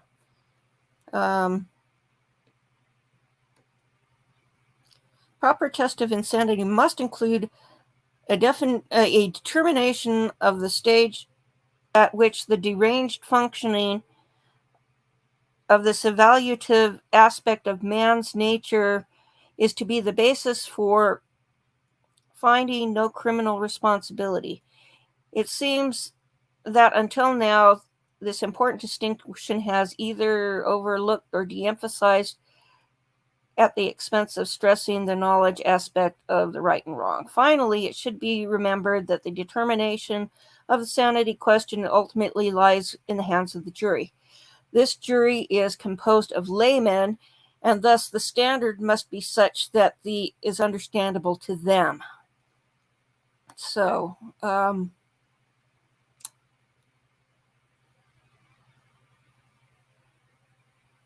and basically what it boils down into is who the jury likes and trusts more, the prosecution or the defense. And since I didn't have a chance to see most of the testimony presented so far, I can't really render an opinion on that.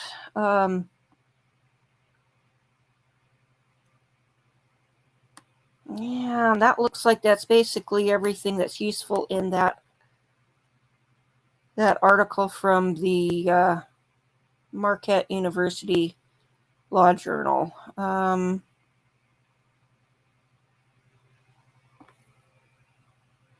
So, okay, let's... okay. I was off on another tab, so I couldn't read comments. Okay, does anybody have any questions who is paying attention at the moment?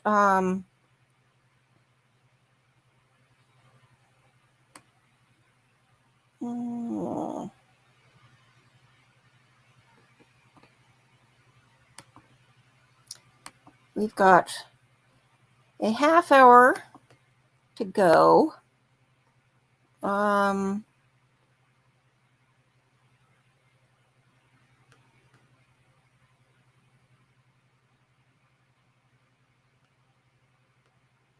We've got a new video from Lady C.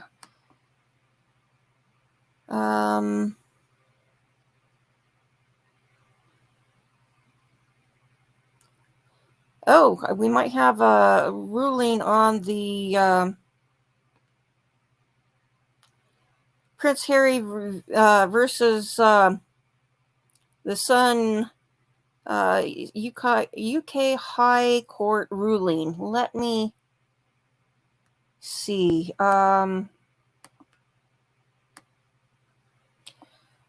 It has a little cartoon of Prince Harry says, "My truth, my whole truth, and nothing but my truth." Let me look and see if there's anything in the news.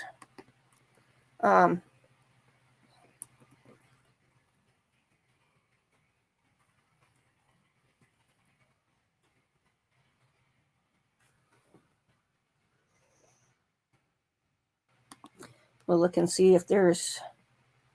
Oh, it says Prince Harry wins legal battle. Oh, he can take his case forward. So, that doesn't... That early victory against... Okay, so that's not an absolute victory. Oh, that's an old article.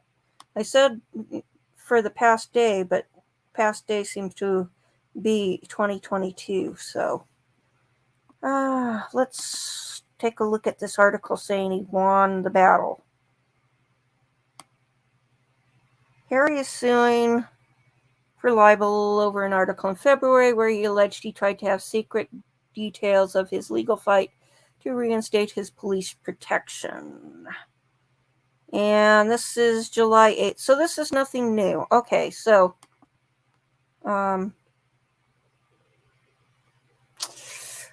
I don't want to stream the Royal Grift's content. I mean, it's only been up for 34 minutes. Let's see if there's anything on Twitter. I can't get used to the new Twitter logo. Oh, yesterday was Dominic Hernandez's second birthday, and there was really... Oh, here we go.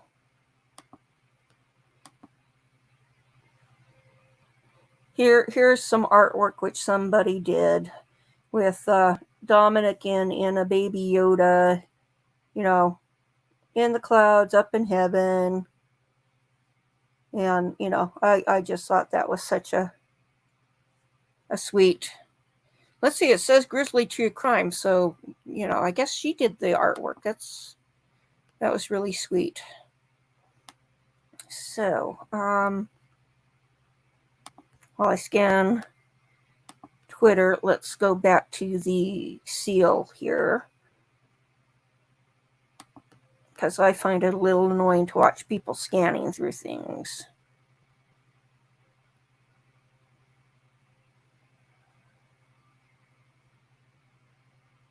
Oh, this is all about Burgos. So let's see what there is. Okay.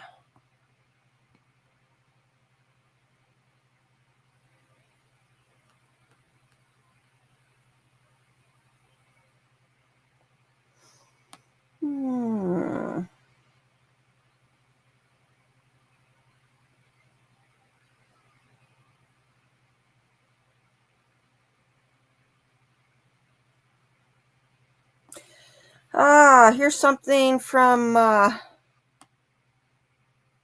Yankee Wally. There's an article.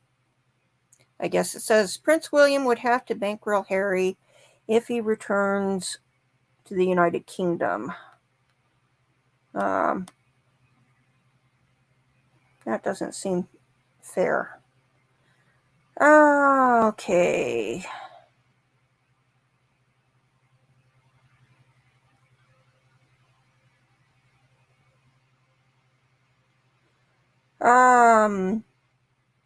Mitch McConnell had a stroke yesterday during his speech, and there's a debate of whether he should resign. I saw Mitch McConnell when I was having a tour of the Senate office building. The building was closed, but because of connections that have to the politicians for being a state delegate, we were able to secure a tour, and we ran into Senator Mike Lee in his office. So,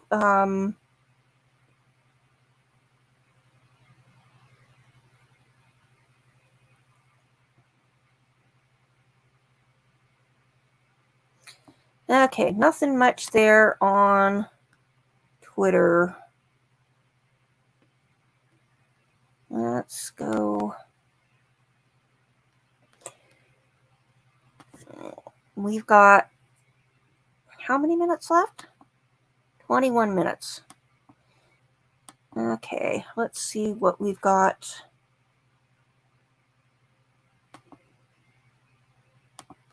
If there's anything that length in my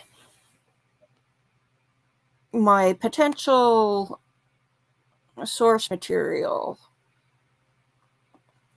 playlist.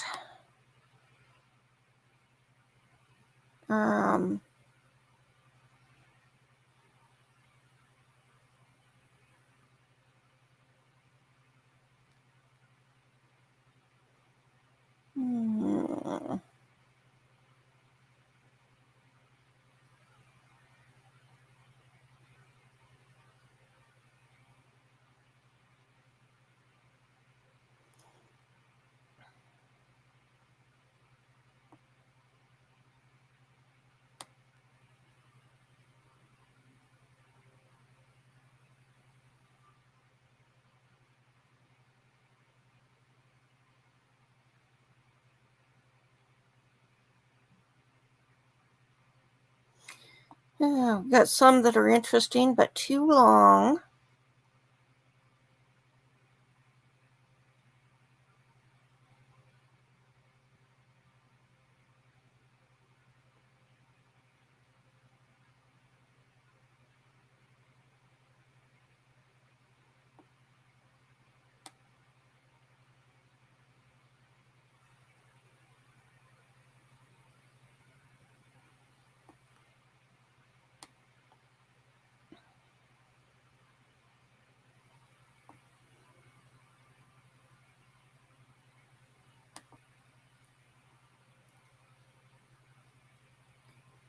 not seeing anything. Now,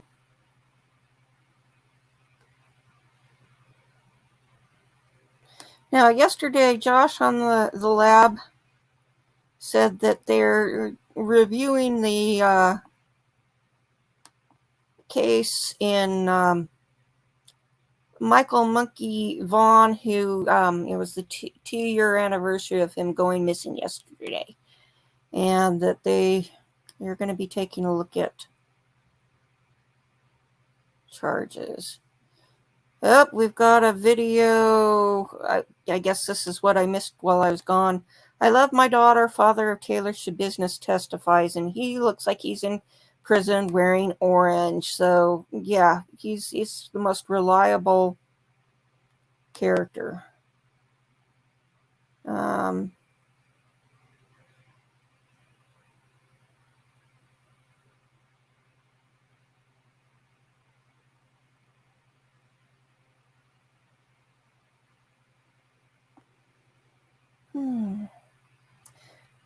They're having a hearing on the Oxford school shooting, Michigan versus Ethan Crumbly. Says Miller hearing. I think we'll skip that.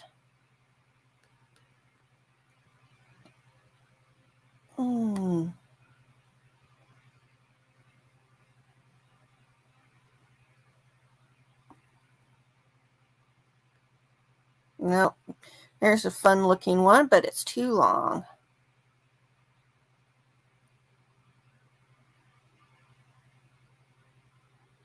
Too long.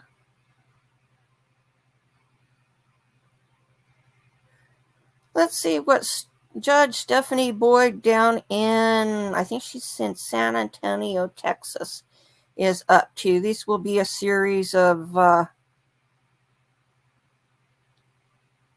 defendants here, so that's something that's always good to kill time.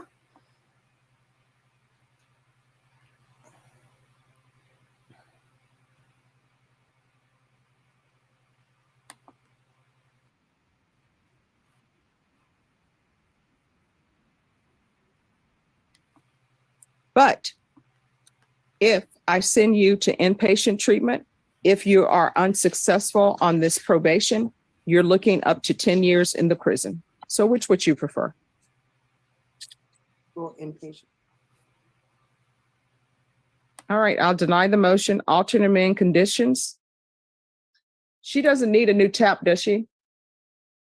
Judge, her case expired November 9th of 2022. She will need a new tap. All right, so your case has expired. So what I'm gonna do, violation number 2 is true. Gonna find you guilty. Alternate amend conditions.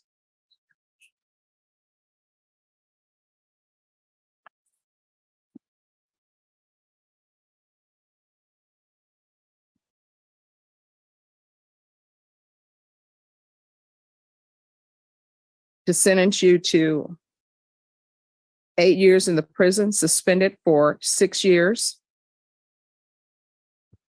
There's to be a TAP evaluation while in custody. Follow all TAP recommendations. If TAP recommends outpatient treatment, then we'll start with ISF, cognitive and substantive. And you said you're helping your children. How are you helping your children? I'm everything to my children. No, what does that mean? Well, I'm the mom. Their dad's never been in their life, and I do everything for my children. I send them to school. I pay for everything that they do. I pay all the bills.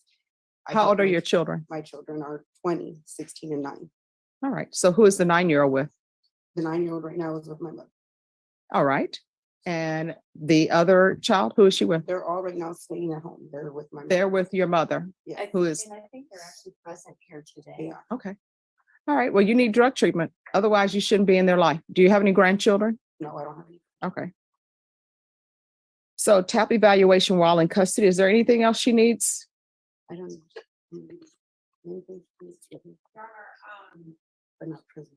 After the ISF since she was being adjudicated, we tried looking at the other conditions. All previous conditions are to remain.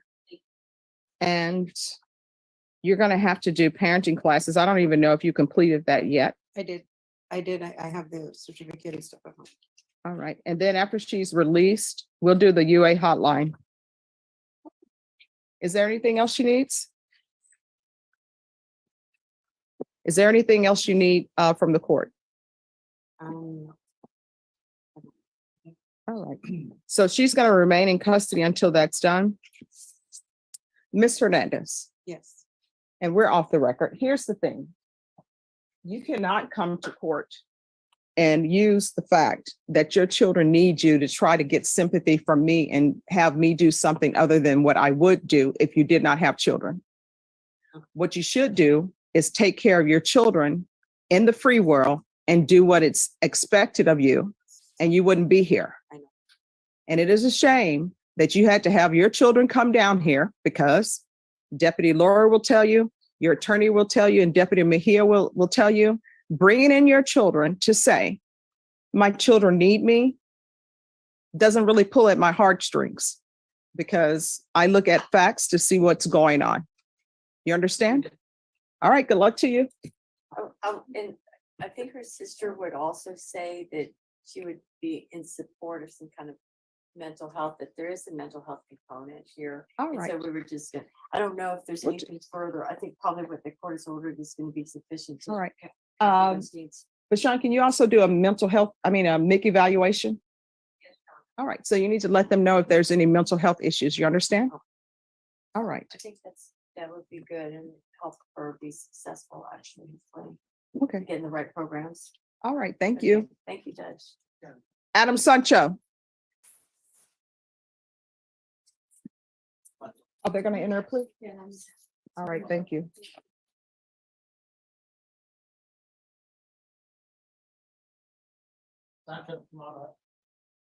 No, he can stay seated. They're gonna do a plea.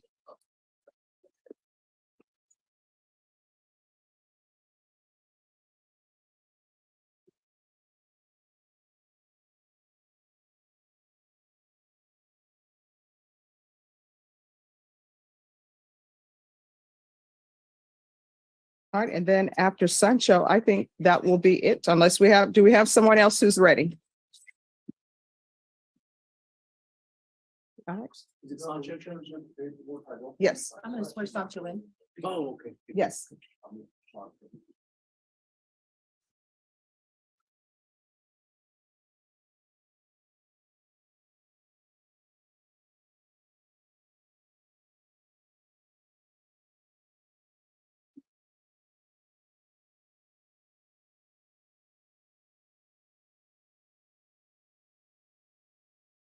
Wow.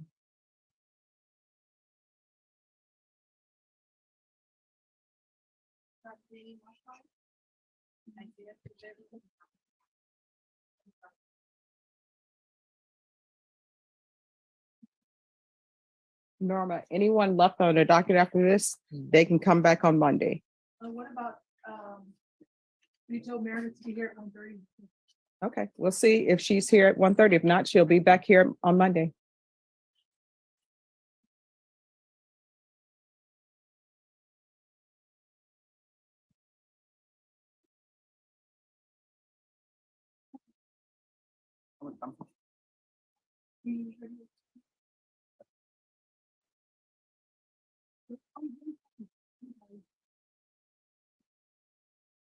Yeah.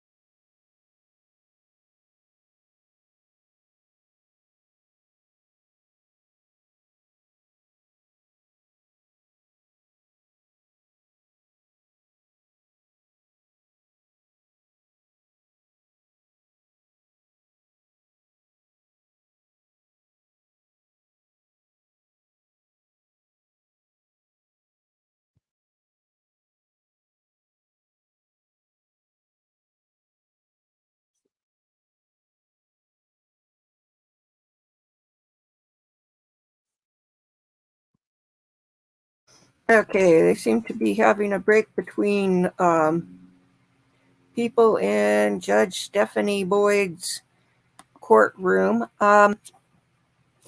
Yeah, there's so much that you have to wade through, and it can be quite confusing to the layperson, and that's one thing that the defense really tries to. They try to throw all of this technical stuff, and it sounds very impressive, big terms and so forth, and it's kind of smoke and mirrors a lot of the time. And it sounds convincing, and because these are highly educated people, you go, oh my, yeah, that's really impressive. They sound really intelligent. But it doesn't necessarily apply to the situation. What happened when she's 10 years old, well, maybe there's some aspect which might have some, I think that would have more to do with, like, if it was death penalty and mitigation, as opposed to the actual sanity or insanity. Because what matters is, was she sane at the time of the act? And to determine that, we have to look at the evidence left at the crime scene. Is this something that,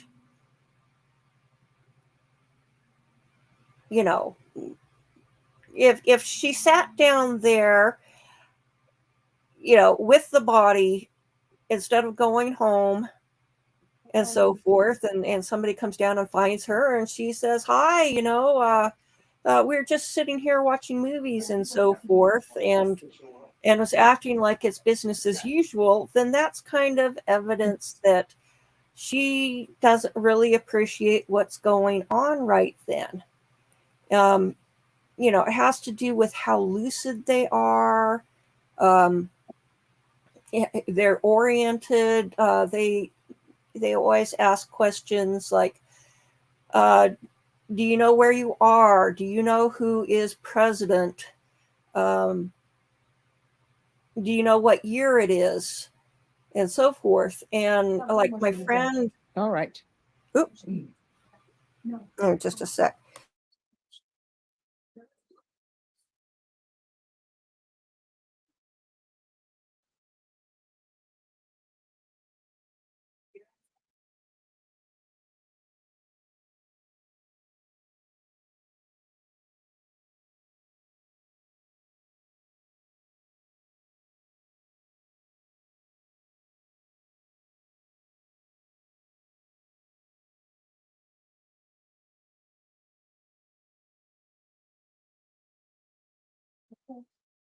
All right, thank you.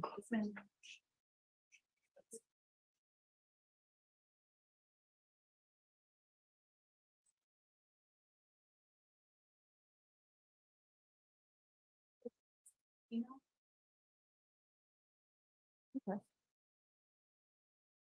All right, the party is on Sancho.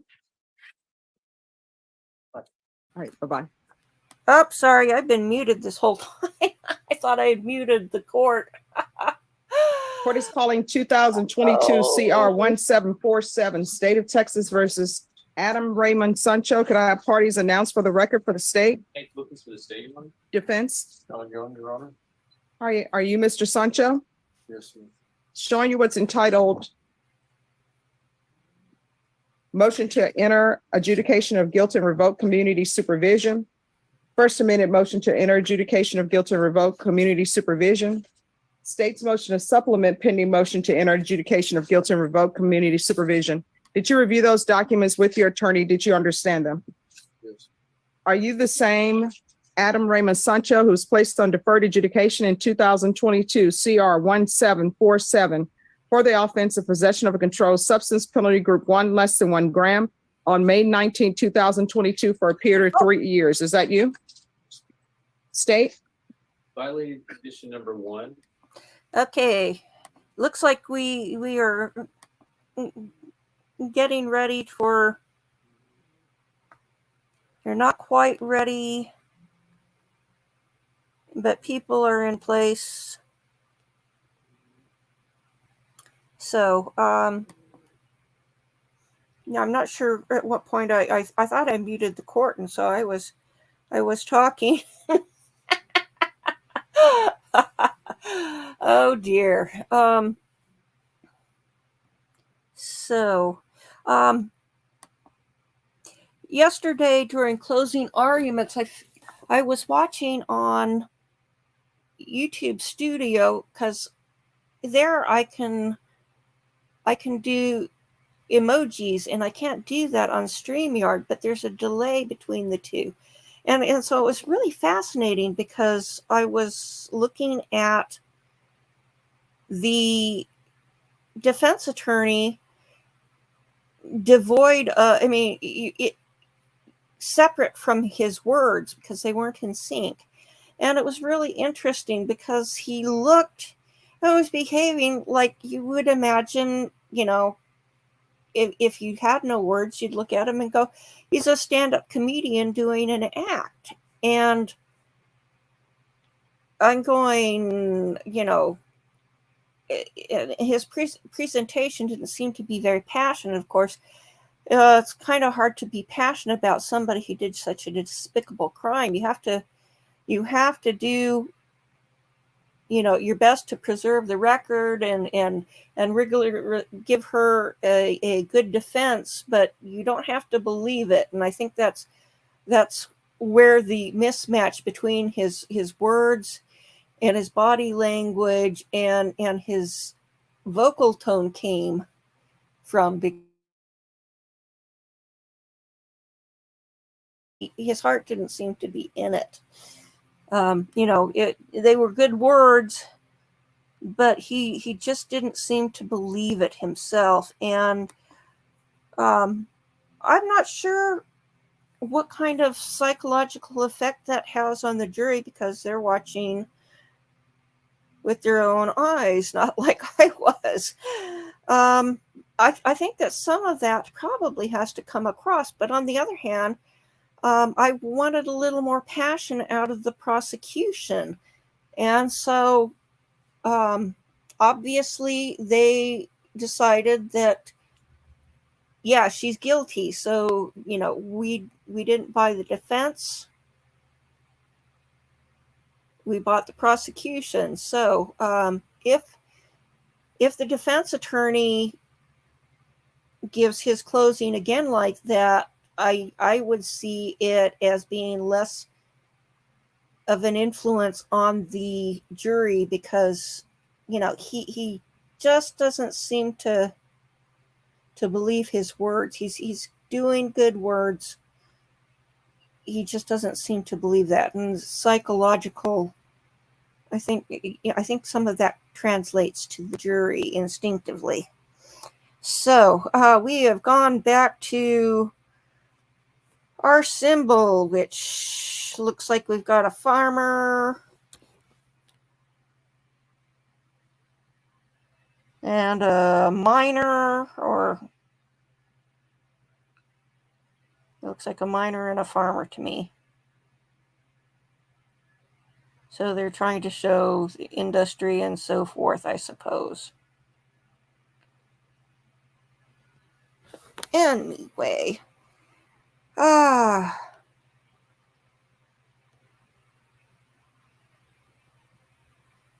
not sure what time. They said they didn't give us countdown clock, or the countdown clock ran out. Let's see. Okay.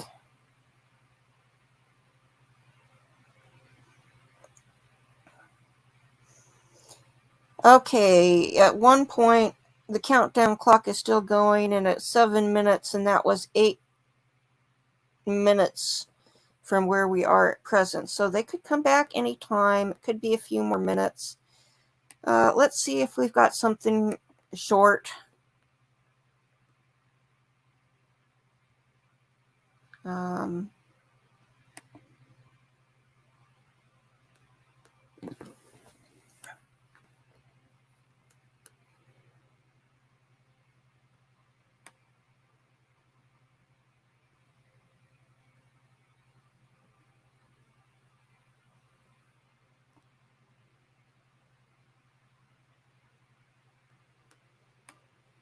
Hmm.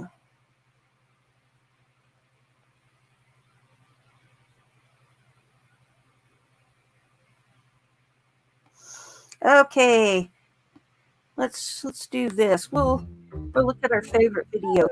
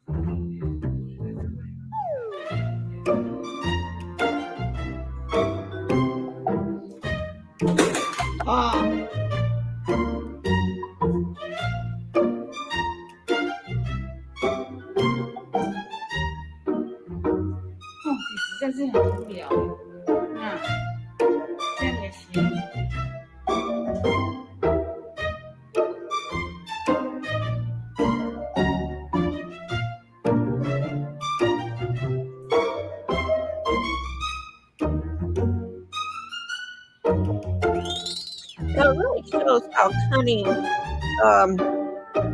the animal is. You know, it shows trying to manipulate human and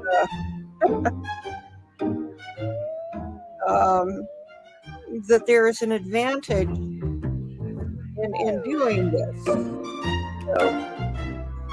that's intelligent. Okay, let's go back to the courtroom. See if we see anything else for it.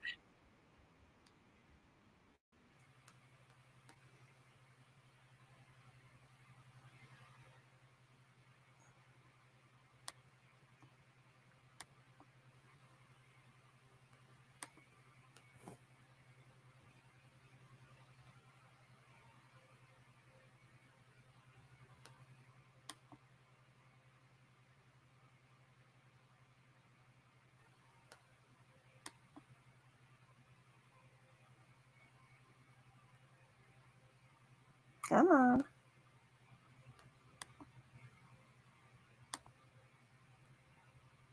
Be seated. Oh, here we go. Okay, we're back on the record. I'm going to turn to you, Mr. Freilich. First of all, other than potentially your clients, do you have any other witnesses? I do not, Your Honor. Okay, and then have you had an opportunity to speak with your client about her testimony at this phase of the trial? Yes, Your Honor, I spent extra time with my client, Ms. Shabusiness. We talked about her right to testify at phase 2 of this proceeding, the NGI phase of the proceeding. She understands what that means. She understands that she could take the witness stand and answer questions and testify about various topics. I've also explained to her that she has a right not to testify, that she doesn't have to get up on the witness stand, that she can stay at counsel table and remain silent. That's her right. That's her choice. I gave her time to think about it, to reflect on it. She had questions. I answered those questions. We had a good dialogue and conversation on this particular topic. She's advised me that she wishes to waive her right to testify. She's not going to take the witness stand. Mr. Business, your attorney tells me that you choose not to testify at this phase. Is that correct? That is correct. Okay. You understand that you have a right to testify, and you also have a right not to testify. And if you don't testify, your choosing not to testify can't be used against you. Do you understand that? Yes, I do. Okay. You understand those rights belong not to Mr. Freilich. They don't belong to me. They don't belong to the state. Those rights are yours and yours alone. Do you understand that? I do. Do you feel you need any more time to talk to Mr. Freilich about this decision? No, I don't. And it's your decision not to testify here today. Is that correct? Correct. Okay. Any further inquiry the state would like me to make regarding that? No, thank you. Mr. Freilich, any further inquiry you'd like me to make regarding that issue? Only if the court would inquire as to whether she felt any pressure or coercion in order to make this decision. Shabusiness, do you feel you've had any pressure by anybody or coercion to make this choice? No. Okay. Thank you, Judge. I'm satisfied that Ms. Shabusiness understands her rights. She's had a full opportunity to speak with her attorney about it. And she's made a choice here today, freely and voluntarily, not to testify at this phase of the trial. And I'm going to accept that, and we are going to move forward. So I think how the matter would unfold then is when the jury comes back in, I'll ask Mr. Freilich if he has any further witnesses to call. Based upon what I've heard, the answer will be no, the defense rests, and then we would move to the state. And as I'm presuming the state is ready to call its first witness. Yeah. Okay. And then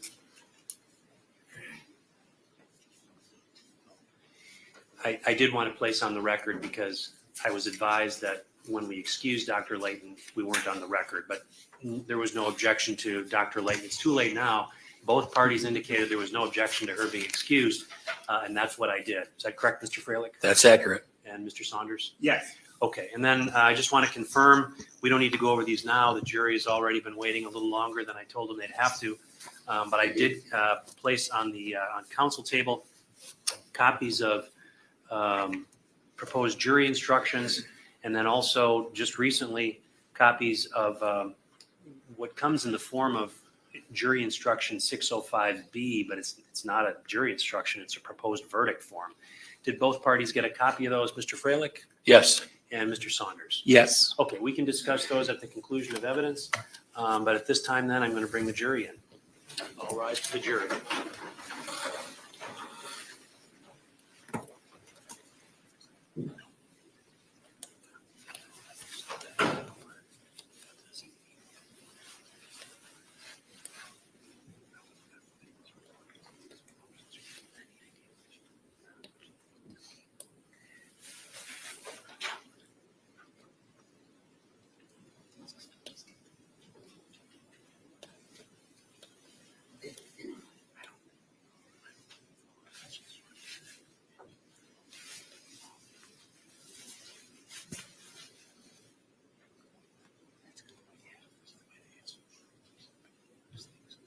I wonder who this older lady is here on the left who's just going out of frame. She's been there quite a bit. She's on Hey, be seated.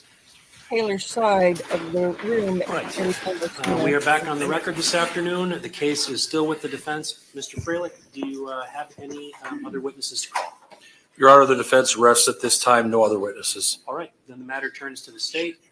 I don't know, Mr. Lizet or Mr. Saunders, who's going to be questioning the first witness. So, Mr. Lizet, your first witness. Your Honor, the state calls Dr. Matthew Seipel. Okay. Dr. Seipel, if you want to step forward here. And Please raise your right hand. Do you solemnly swear to tell the truth, the whole truth, and nothing but the truth in the matter now before the court, so help you God? I do. Please have a seat and state your name for the record. Matthew Seipel. My last name is spelled Seipel. okay, then the witness is yours, Mr. Lizet. Good afternoon, Dr. Seipel. Good afternoon. How are you currently employed? I am employed as a licensed psychologist with Behavioral Consultants Incorporated and the Wisconsin Forensic Unit, where I perform forensic mental health assessments on a full-time basis. How long have you been with the Wisconsin Forensic Unit? I began with the Behavioral Consultants and the Forensic Unit in September of 2020 as a postdoctoral forensic psychology fellow, and I've continued with those organizations since February 2022 when I obtained psychology licensure in the state of Wisconsin. And you indicated that your full-time duties is to perform forensic evaluations. Is that right? Yes. What types of evaluations do you typically perform? I complete competency to proceed examinations, mental responsibility or NGI evaluations, evaluations of people who are petitioning for conditional release from the state mental health institutes, as well as legal guardianship, and several types of juvenile evaluations. You indicated that is your full-time employment. Do you know about how many of each of those evaluations you might perform in a calendar year? And so I would say in total, I've completed over the past 3 years, roughly 1,000 across those types of evaluations. So in a calendar year, it would break down to typically at least 300 evaluations. About 3/4 of those would be competency evaluations. And then roughly, I would say another 10 to 20% would be NGI evaluations. You indicated that you are a licensed psychologist in the state of Wisconsin. Yes. What does that process entail? And so to become a licensed psychologist, one needs to complete a doctorate in psychology from an institution that is either accredited by the American Psychological Association or determined to meet equivalency of those accreditation standards. And then at the time that I obtained licensure, 1 year of full-time postdoctoral supervised practice was required. I believe that standard has changed, but that was the standard for licensure at the time that I gained my license. And you indicated that you must have that doctoral degree. Where did you obtain that degree? That was from Iowa State University. And do you have, can you just go through briefly your education prior to that degree? I completed a bachelor's degree in psychology from Cardinal Stritch University, as well as a Master of Science in Clinical Mental Health Counseling from Marquette University before completing my doctorate at Iowa State. And doctor, through your professional work at the Wisconsin Forensic Unit, did you have an opportunity to work on the present case, State of Wisconsin versus Taylor Shabusiness? Yes, I did. How did you become involved in that case? And so I was requested to complete 2 court-ordered competency evaluations in this matter. When you say court-ordered, does that mean that the court is the party that retained you rather than either the state or the defense? Correct. Yeah, and when was that first evaluation? When was the first report filed? That was in November of 2022. And when was the second report filed? That was earlier this month in July of 2023. Can you, you mentioned that you were retained by the court to do a competency evaluation, and earlier you also mentioned that you do NGI evaluations. Can you explain for the jury the difference between those two types of evaluations? Yeah, so those are 2 entirely different types of evaluations that are guided by 2 different state statutes. And so competency pertains to a defendant's current mental status. It is independent of the mental state at the time of the alleged offenses, and it pertains to whether or not the defendant presently has substantial mental capacity to understand the pending proceedings or to meaningfully assist in their defense. Whereas the state statute for NGI dictates it is about the defendant's mental state at the time of the alleged offenses, and specifically, was there a qualifying mental disease or defect that contributed to a substantial lack of capacity to appreciate wrongfulness of conduct or to conform conduct to the standards of the law? And you indicate that you have substantial present experience in both of those types of evaluations. Is that correct? Yes. Now, they are different evaluations with different standards. However, are the materials used to evaluate those often similar? I would say that collateral records are critical in both evaluations, although in competency, those records would focus most heavily on the present time and present functioning, whereas for NGI, it would be focused upon functioning at the time of the alleged offenses. And can you talk about the records that you reviewed regarding Ms. Shabusiness for each of the 2 competency evaluations that you performed? Yes, and so I reviewed the criminal complaint for the underlying matter. I reviewed all previous psychological evaluations that were completed in reference to this case, including competency and NGI reports from multiple examiners. At both times, I reviewed her contemporary treatment records from the Brown County Jail. And during the most recent evaluation, I also had the opportunity to review a discharge summary from a treatment episode at the Nicolay Psychiatric Center in 2021. Did you, subsequent to the evaluation, were you also provided with copies of materials from an inpatient stay at Bellin Psychiatric or 2 different inpatient stays at Bellin Psychiatric? Yes, after submitting my most recent report, defense counsel provided me discharge summaries pertaining to those 2 episodes of inpatient care. And were all of those records taken into consideration when you either rendered your opinion or provided testimony at competency hearings in this case? I would say that all of the sources that I mentioned initially were considered in reaching my opinion in my report. And then those Bellin records I did consider in preparing for testimony, but they did not alter any of the opinions offered in my report. And in addition to reviewing collateral records, did you conduct personal interviews with Ms. Shabusiness? Yes, I did. And what were the dates of those interviews? And so the most recent interview, I'm just referencing my report here, was on July 12th of 2023. And for the initial interview, I would reference to refresh my memory, that report from November of 2022, the date of the interview was November 17th, 2022. And were both of those in-person interviews? Yes. And can you estimate approximately how long you met with Ms. Shabusiness in those interviews? On both occasions, it was roughly 90 minutes, perhaps give or take a few minutes.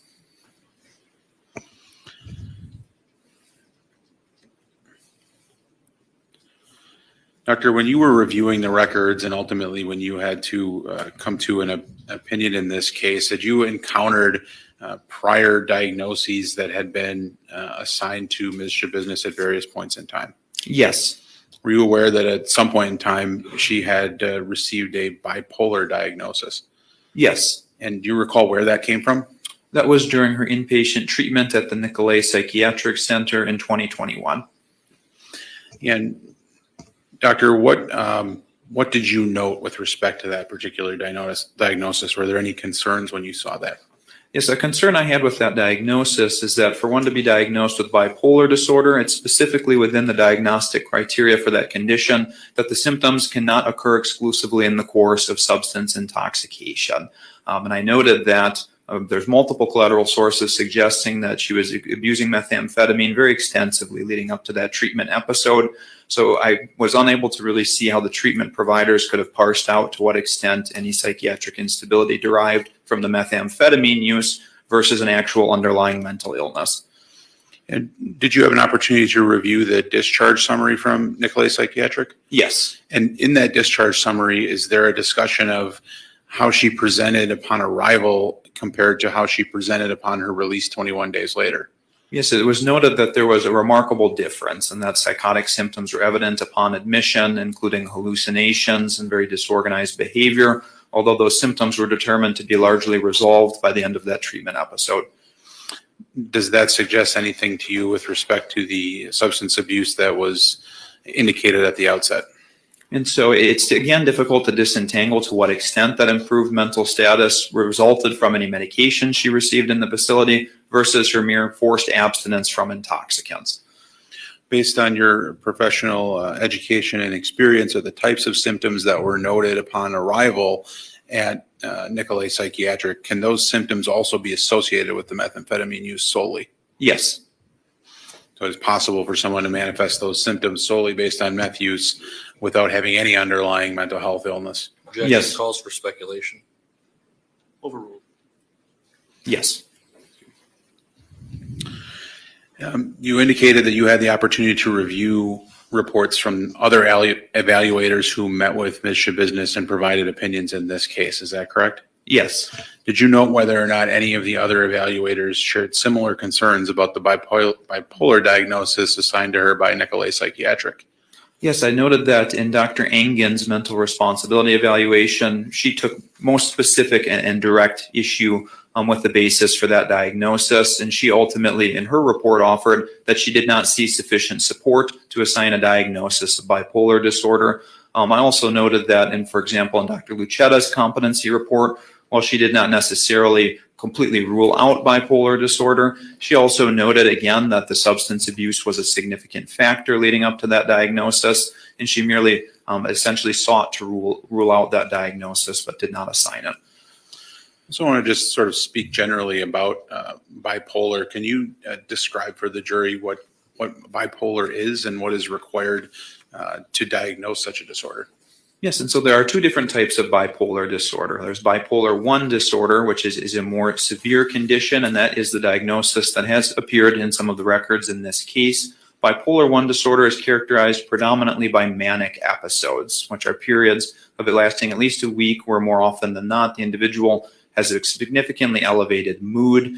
They may behave impulsively, erratically, have a decreased need for sleep. And in some instances with bipolar 1, that is alternated by depressive episodes, which typically last at least 2 weeks and are largely the opposite of mania. That means there's a persistently low mood, low energy, feelings of worthlessness, guilt, or hopelessness, things of that like. Whereas bipolar 2 disorder has hypomanic episodes, which are not as prolonged or severe as a manic episode. And by diagnostic criteria, someone must also experience depression in order to qualify for bipolar 2 disorder. So is it fair to say that to diagnose someone with bipolar 1, we would have that expectation of seeing those prolonged manic episodes, at least one instance of a prolonged manic episode? Yes, and it would need to occur outside voluntary substance intoxication.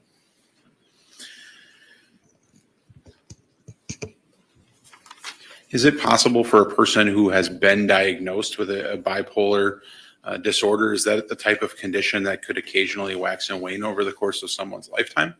To the extent that someone does indeed meet diagnostic criteria for bipolar disorder, yes, there certainly can be a waxing or waning or a cyclical pattern of symptoms.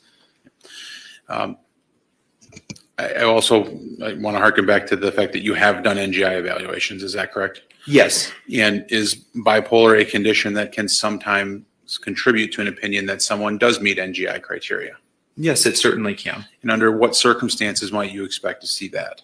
Yes, and so in order to reach an opinion of supporting an NGI plea in the context of bipolar disorder, one, there would need to be a firmly established diagnosis of bipolar disorder, again, in the absence of substance intoxication, and there would need to be a very direct linkage between the symptoms of that mental illness at the time of the alleged offenses and the substantial lack of capacity to either appreciate wrongfulness or to conform conduct to the requirements of the law. It's not enough for the defendant to simply be symptomatic, but that linkage needs to be established with the lack of capacity.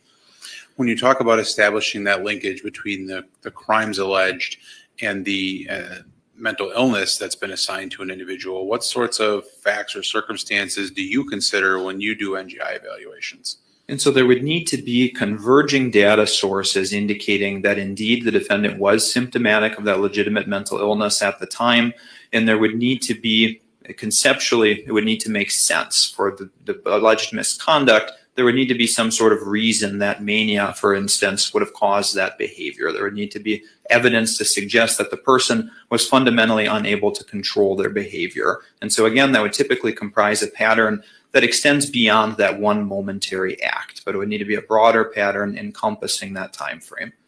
So if you are evaluating whether someone's bipolar disorder might be causal of the criminal offenses, would it be significant to you to evaluate the defendant's symptoms or how someone presents immediately before and immediately after the alleged offenses? Yes, those would be critical time frames in which to gather as much data as possible.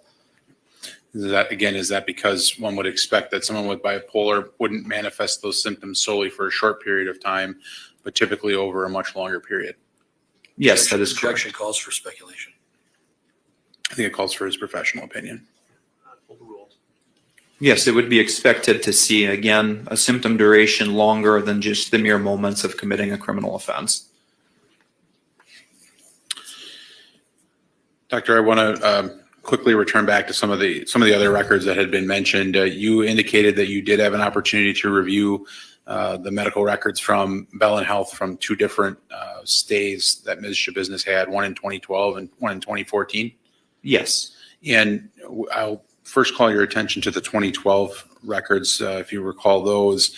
Do you remember if Ms. Shabusiness was assigned a diagnosis by the treatment providers at Bell and Health at the outset of her stay in 2012? She was assigned a diagnosis of mood disorder not otherwise specified. So she was not assigned a bipolar diagnosis at that time. Is that correct? Correct. And then in 2014, did she likewise have some sort of diagnosis following her 3-day stay in Bellin?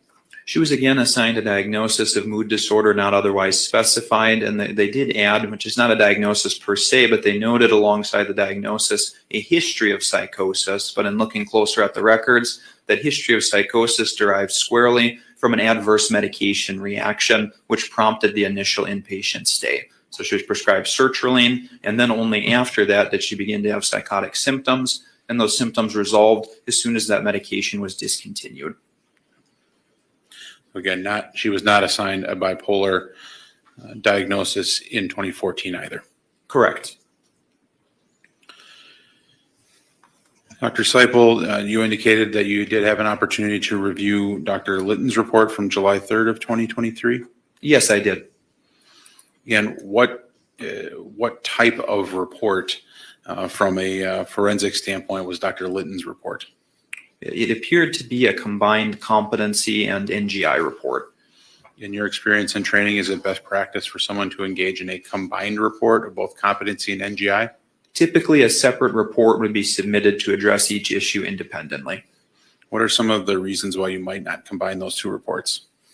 For one, there can be information introduced in the issue of criminal responsibility that might be inappropriate to be contained within a competency report. A competency report is not supposed to contain incriminating information with regard to the alleged offenses, but also, and from a psychological standpoint, it makes it difficult to parse out which data and which arguments are directed at each respective issue if they're addressed alongside each other in the same report.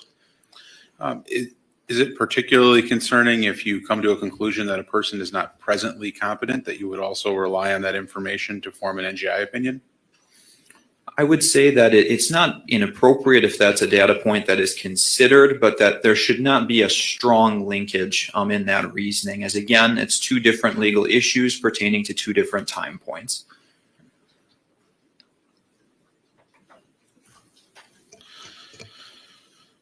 Doctor, when you looked at that report as it relates to NGI and Dr. Litton's report, I'm just going to ask you generally, did you have any concerns with the methodology that was shown in that particular report?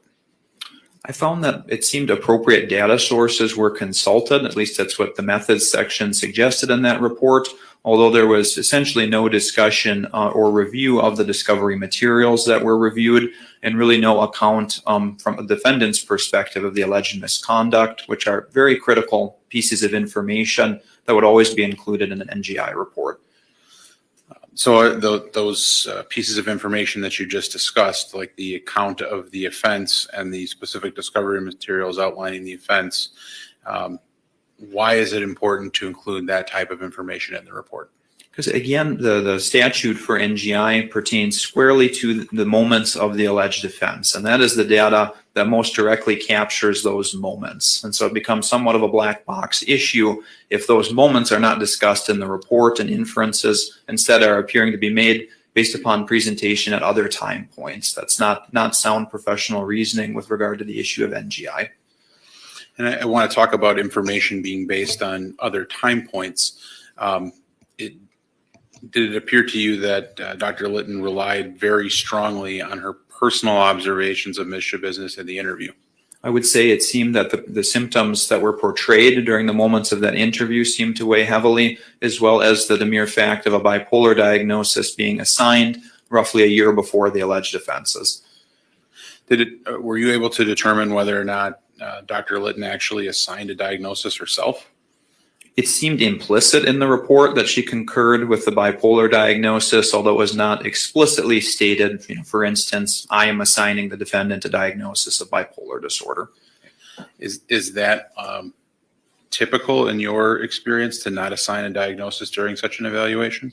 In an NGI evaluation, as the identification of a qualifying mental disease or defect is critical and necessary to support an NGI plea, it would be essential for the diagnosis to be very explicitly indicated. And that was not done here? I would say, again, it was not explicit, rather it was more so inferred, being embedded in text. And Doctor, the report from Dr. Litton, does that include a relatively lengthy or specific discussion of the observations of Dr. Litton from the interview that occurred in June of 2023? Yes, the greatest detail seemed to pertain to that which would have been her second contact with the defendant. And you personally had contact with the defendant within about a month of that particular interview. Is that fair? It would have been roughly like 3 or 4 weeks per my estimation. The observations that Dr. Litton is making of the defendant, her actions, her behaviors, her psychotic state. Did you witness those same things when you met with Ms. Shabusiness? I did not notice the evident distraction that was evidently apparent during the interview with Dr. Litton. The defendant easily maintained focus and was able to supply coherent, relevant responses to questioning. She remained behaviorally appropriate and was able to engage in detailed discussion of her legal situation. There was a brief moment in which she referenced claiming to see a supposed green train within the room, which is something that was evidently very distracting during the interview with Dr. Litton. I essentially ignored when that symptom was mentioned, and there was no further mention of it thereafter, and there was no evidence that she was in any way distracted by that or any similar psychotic symptom. Did you form a conclusion with respect to the psychotic manifestations that Ms. Shabusiness was outwardly claiming to have? I found that there was not sufficient support for assigning a diagnosis such as bipolar disorder or schizophrenia that could presumably underlie those symptoms. Did you have any concerns about the validity of the claimed symptoms? Yes, I did. And what were those concerns? And so my concerns were manifold. There has been a remarkable inconsistency in presentation over the pendency of this case in terms of the symptoms the defendant has claimed to forensic examiners versus to clinical providers within the jail. And even during very similar time frames, she's offered contradictory remarks. And apparently, only during the interview with Dr. Litton has anyone observed her during the pendency of this case to seem to be preoccupied with internal stimuli. That's not something that I have observed, and jail providers have noted that even in the isolated instances where the defendant has endorsed hallucinations, they have viewed no outward indication. I would object only because that calls for hearsay. I apologize, but overruled. I forgot where you were in your answer, but if you're... Ask another question. Sure. Had other doctors who evaluated the defendant shared concerns that you reported about the possibility of feigning or embellishing symptoms? Yes. And who was that? I noted that first in Dr. Lucetta's competency report as part of a competency instrument that she administered to the defendant. Embedded within that were validity indices. That means they were testing items which sought to determine the credibility of the defendant's endorsement of psychiatric symptoms. And her responses to those items suggested an elevated probability of a non-credible response style with regard to endorsing psychiatric symptoms. And similarly, when Dr. Engen completed her NGI evaluation, she administered the Minnesota Multiphasic Personality Inventory, or MMPI as it's widely known. And the extent of her invalid responses on that instrument made it where her clinical profile could not be interpreted because the validity skills for that instrument suggested she was grossly exaggerating psychiatric symptoms in a manner that would be extreme and inconsistent, even for a patient with legitimate schizophrenia. And did you note whether or not Dr. Litton performed any such psychological testing to determine the validity of the symptoms that she was observing from Ms. Shabusiness? I found no mention of any type of instrument for symptom validity within her report. Was that surprising to you? I would say yes, in general, but especially specifically given that those psychotic symptoms really seem to be the crux of her opinion regarding the issues of both competency and criminal responsibility, and especially in light of prior testing data that cast significant doubt over the legitimacy of those symptoms. So under those circumstances, it would be extremely unusual for an examiner to not administer testing. Now, did you administer testing of Ms. Shabusiness when you met with her? I was prepared to administer testing upon entering the evaluation, although her clinical presentation suggested such testing would not be necessary to reach an opinion regarding her adjudicative competency.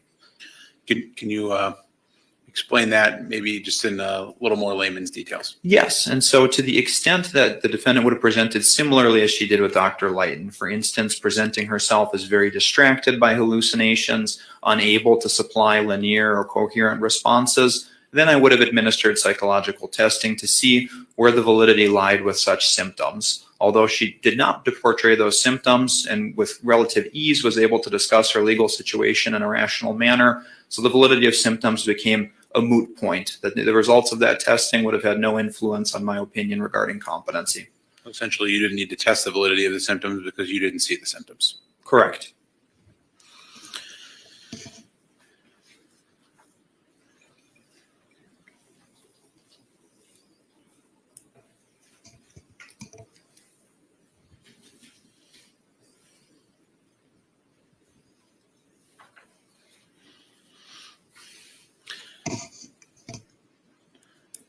Now, Doctor, you also had an opportunity to review the report of Dr. Engen, which I believe you previously mentioned. Is that right? Yes. Now, Dr. Engen's report is a report on NGI and not competency. Is that right? Yes, it is specifically and solely to the issue of NGI.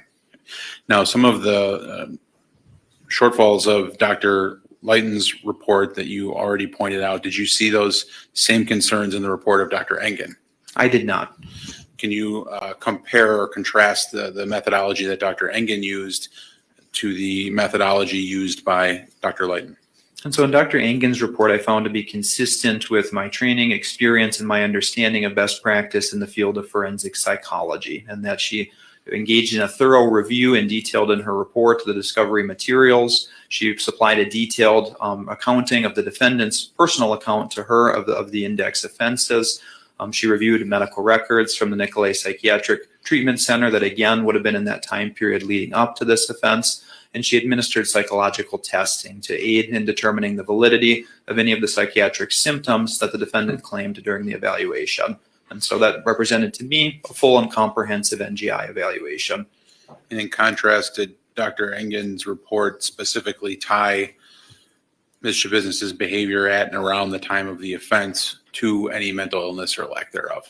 Dr. Engen supplied a detailed articulation of why she ultimately did not assign a qualifying mental disease or defect diagnosis to the defendant. And then she in turn articulated why she did not believe there was any support for the conclusion that outside of voluntary substance intoxication, the defendant would have substantially lacked capacity to appreciate wrongfulness or conform her conduct to the requirements of the law. I think we touched on this earlier as it related to general diagnoses of a mental health condition, but can you talk briefly about the impact that acute substance intoxication has on attempting to determine whether or not someone would be NGI? And so according to the Wisconsin jury instructions, mental disturbance brought on by voluntary substance intoxication is not considered to be a qualifying mental disease or defect. So to the extent that an examiner cannot rule out the sequelae of that voluntary intoxication as being the primary contributing factor to behavior, then the reason would dictate that an NGI plea cannot be supported. Thank you, Doctor. No further questions at this time. Cross-examination, Mr. Freilich? Thank you, Your Honor. Dr. Seipel, good afternoon. Good afternoon. You prepared two reports concerning Taylor Shabusiness, correct? Yes. One in November of 2022 and then one in July of 2023, correct? Yes. And you received police reports, correct? I did not review the police reports. Okay. Did you review the criminal complaint? Yes. Did you have a chance to review any video footage from the incident on February 22nd or February 23rd of 2022? I did not. In this particular case, did you administer the two gold standard tests, the MMPI and the MCMI? I did not administer either of those instruments. Okay. Yet you criticized Dr. Litton for not doing it, correct? Yes. Now, you've been a licensed psychologist since February of 2022, correct? Yes. That's when you obtained your license to practice and do evaluations and reports and all of that, correct? My license enabled me to practice independently, although I performed all of these evaluations under supervision from September 2020 up until that time. Okay. In September of 2020, that's when you were a fellow? That's when I began my postdoctoral fellowship in forensic psychology. Okay. When you've had a chance to review Dr. Litton's curriculum vitae, correct? Yes. You've had a chance to review her evaluation from July 3rd of 2023, correct? Yes.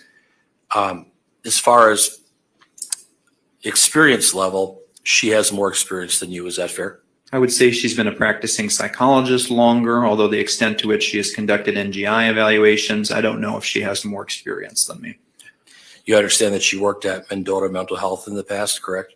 Yes, and typically NGI evaluations are not performed for patients already within the State Mental Health Institute. Okay. And with regards to Dr. Christina Engen, she works in the Wisconsin Forensic Unit as well. Yes, she is employed by behavioral consultants in the Wisconsin Forensic Unit. Would she be a colleague or a coworker of yours? I would say we are similarly employed, although we practice typically in different areas of the state and have pretty minimal contact with each other. And the two of you are aligned as far as opinions in this particular case, is that fair? Well, we opined on different issues, so I would not agree with that statement. But the ultimate recommendation is the same, correct? I guess I'm not sure what you're asking, sir. That you and her both find insufficient evidence to support the special plea, the NGI plea.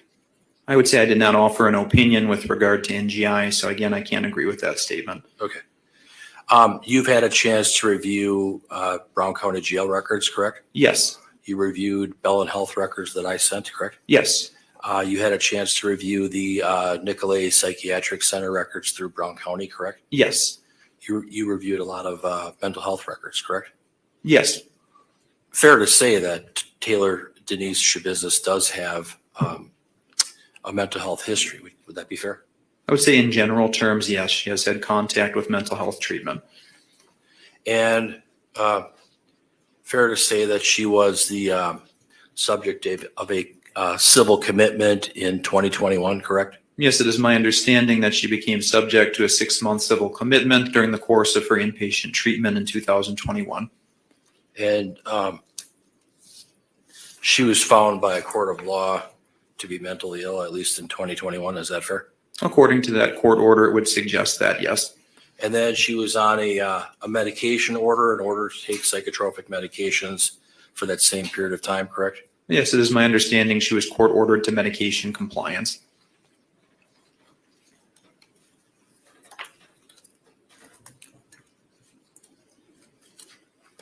A lot of different doctors evaluated and took a look at Ms. Shabusiness, correct? With respect to the pendency of this case or more generally? Just with respect to the pendency of this case. Yes, I would say there have been a handful of us that have completed evaluations. Dr. Deborah Collins? Yes? Yes. Dr. Tracy Lucetta? Yes. Dr. Diane Litton? Yes. Yourself? Yes. Dr. Christina Engen? Yes.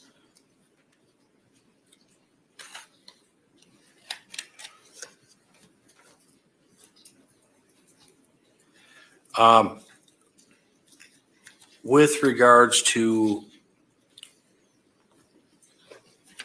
Ms. Shabusiness's treatment at Nicolay Psychiatric Center, was she diagnosed over there in May of 2021 with bipolar disorder, current episode manic severe with psychotic features? Yes, that was the diagnosis those providers assigned. She was prescribed medications, correct? Yes, I believe it was an antipsychotic medication that was prescribed. Do you know if that was Aristata? I would have to consult the records to refresh my memory. Was it your understanding that she was prescribed a medication that would be by injection? To the extent that it is Abilify Aristana, yes, that is a long-acting injectable medication. It's an antipsychotic medication, correct? Yes, with mood stabilizing properties as well.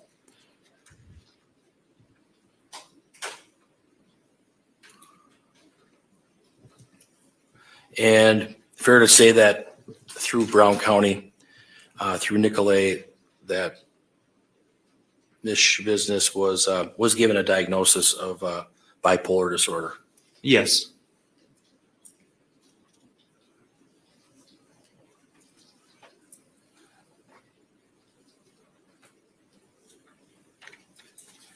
She was at Nicolay for about a month, correct? I believe it was roughly 3 weeks. A couple weeks. And then she was discharged?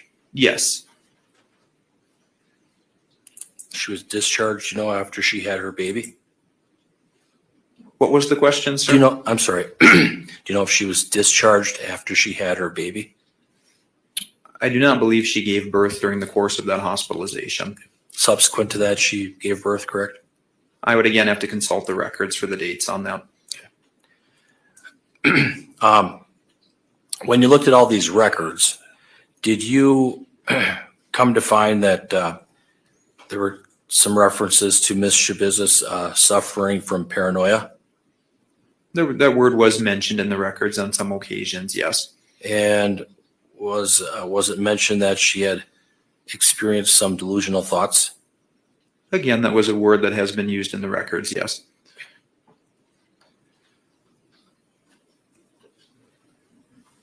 And was it mentioned in some of these records that we're talking about that she did suffer from distractions, inability to focus or concentrate? Yes, there were some notations of those concerns as well. Was it such that, in gleaning through the records, analyzing them, that she had auditory or visual hallucinations on occasion?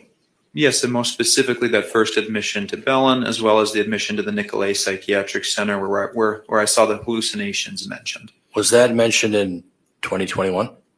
Yes, upon her admission to Nicolay when she had heavily been abusing methamphetamine recently.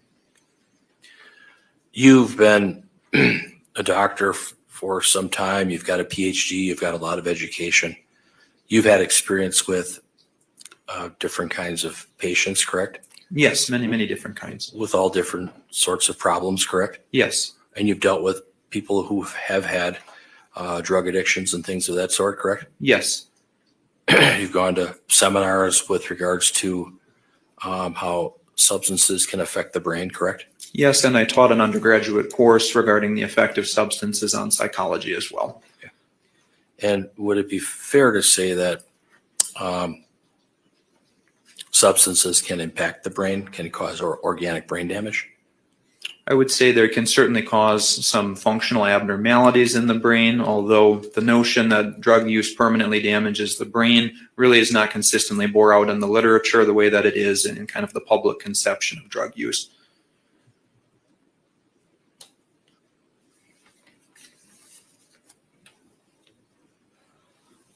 Drug use can also exacerbate mental health problems, correct? It can exacerbate them or cause them of their own accord, yes.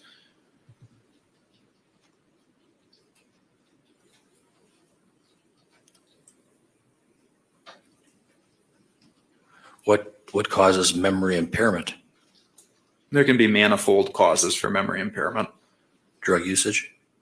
Certainly if there has been recent and especially significant drug use, yes, that can affect various neurocognitive capacities, including memory functioning. How about traumatic events like loss of a mother? I would say that can cause some difficulties with concentration, though typically would not cause amnesia in and of itself. Is PTSD, post-traumatic stress disorder, is that a mental health condition? Yes, it is. I saw some records in Brown County. I believe it relates to the Nicolay Psychiatric Center records, that there was a problem addressed, risk for self-injury related to delusional thought process, vague. Do you know what that references to? I believe I recall seeing that verbiage in the records, but I wouldn't be able to supply context without reviewing those records. Do you know if Ms. Shabusiness had problems or issues with a delusional thought process? At that time, it was noted that that was a symptom she was displaying upon admission to the facility, yes. Did you have occasion to, when you met with her, to observe that she had a tangential thought disorder? During my meetings with the defendant? Yes. I did not note signs of a clinically significant thought disorder, no. How about, was that bore out with Dr. Engen or Dr. Collins? I would say there was, again, no indications of clinically significant impairment in maintaining linear thought during those evaluations.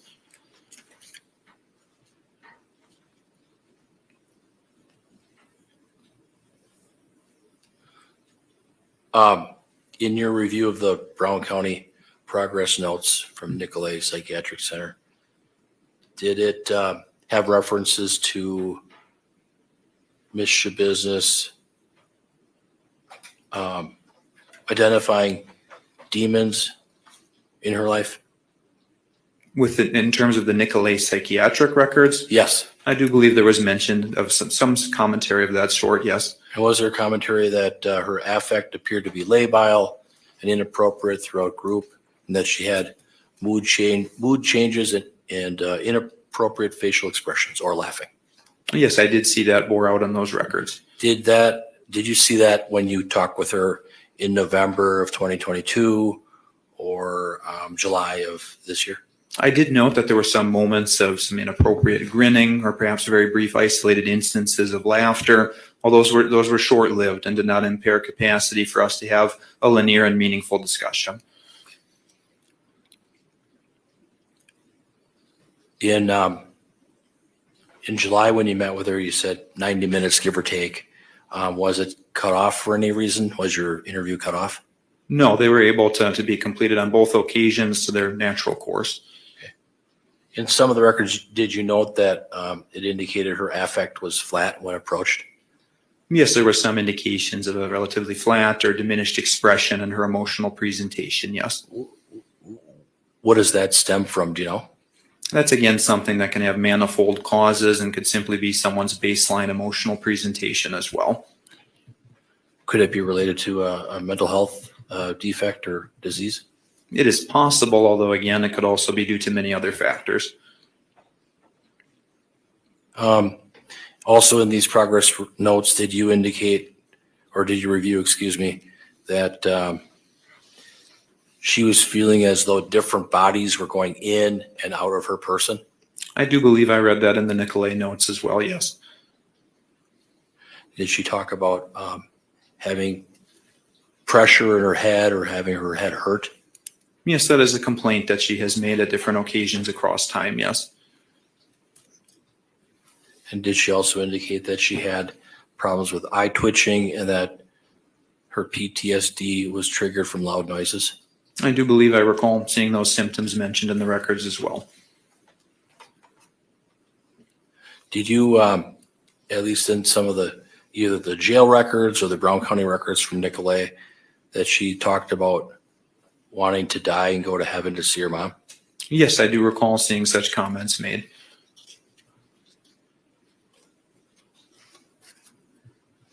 And in reviewing these records, because there were a lot of them, did she indicate, at least in the records when she was at Brown County at Nicolay, that she was hearing voices that would get heavier at night?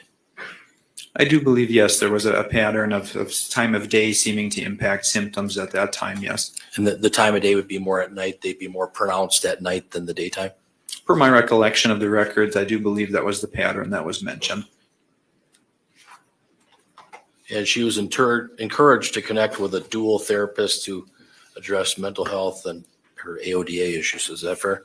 Yeah, consistently over time, she has been referred for substance abuse treatment, yes. And in those records from Nicolay, it also talked about that she would have racing thoughts that would get overwhelmed and that she'd hear voices in her head. Yes, those are symptoms I do recall seeing in the records.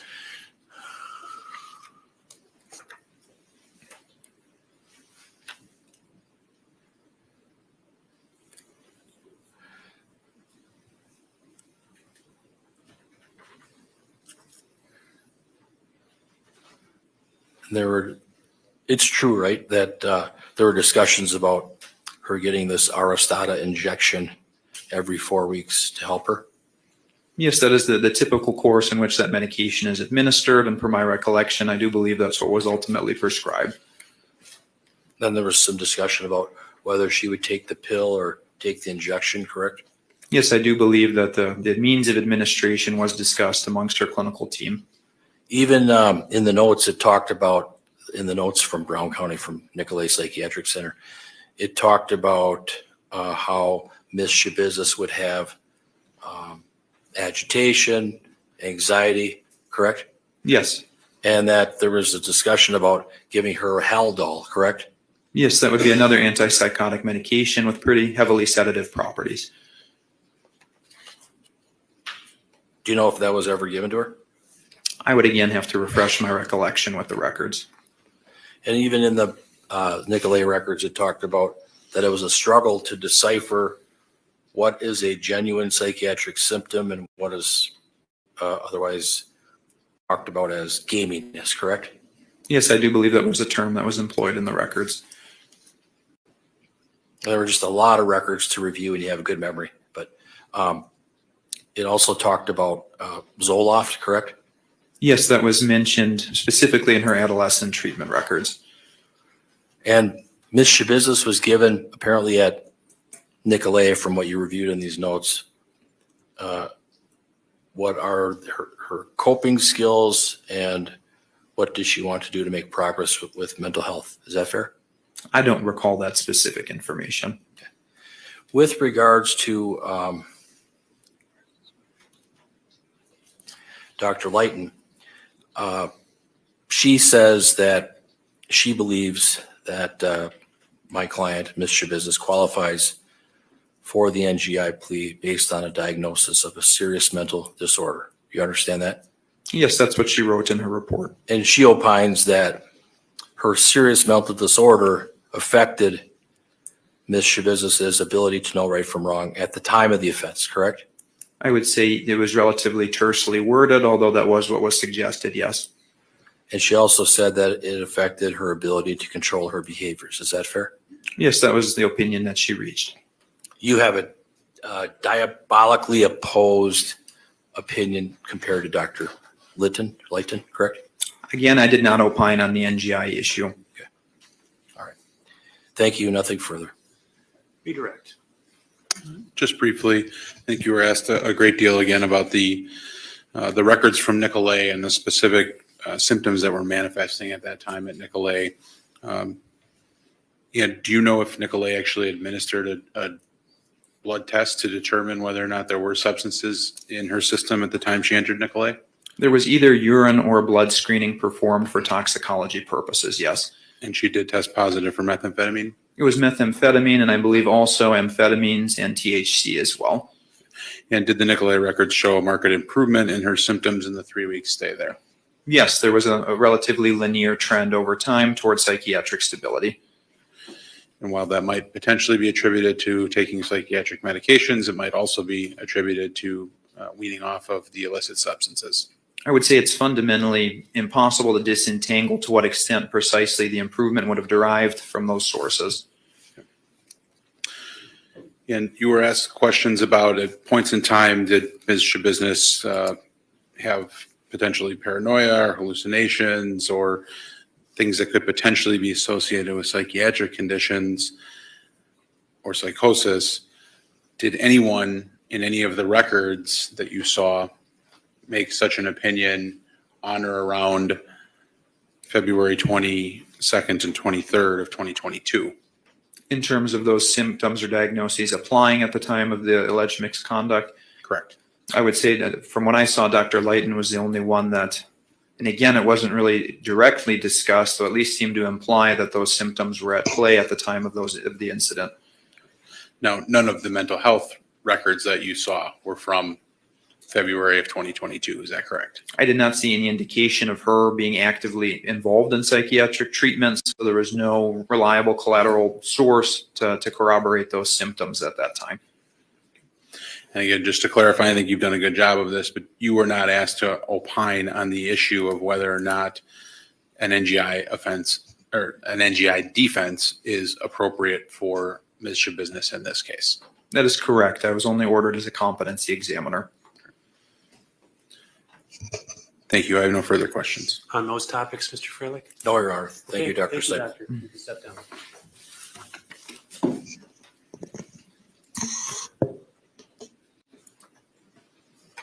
State's next witness. State calls Christina Engen.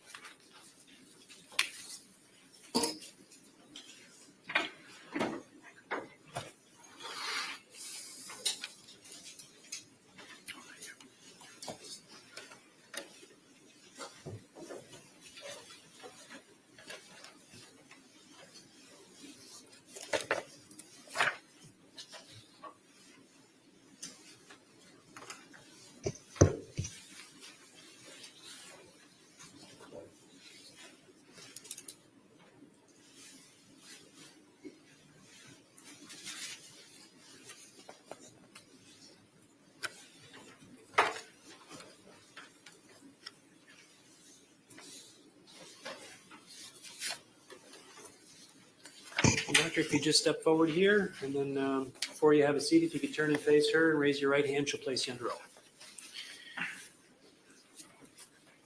You solemnly swear to tell the truth, the whole truth, and nothing but the truth in the matter, now before the court, so help you God. Yes. Please have a seat and state your name for the record.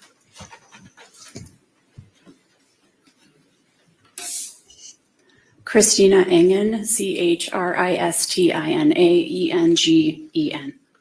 Mr. Saunders, the witness is yours. All right, Doctor, how are you employed? As a psychologist with behavioral consultants, And how long have you been employed with behavioral consultants? 12 years. And do you have any degrees? I do. I have a PhD in counseling psychology from UW-Madison, which I earned in 2010. And I guess, what do you do as a psychologist with behavioral consultants? I conduct almost exclusively criminal forensic evaluations. And we've heard that term a few times. What is, forensic evaluations? What does that mean? The court principals will approach a psychologist with a psycholegal question. So a psychological question that applies to the legal situation, and our job is to help answer that and to provide information to the trier of fact, the judge or the jury, to help them answer that question. Are some of those evaluations that you're asked to conduct what are referred to as NGI evaluations? Yes. And I guess, what does NGI refer to?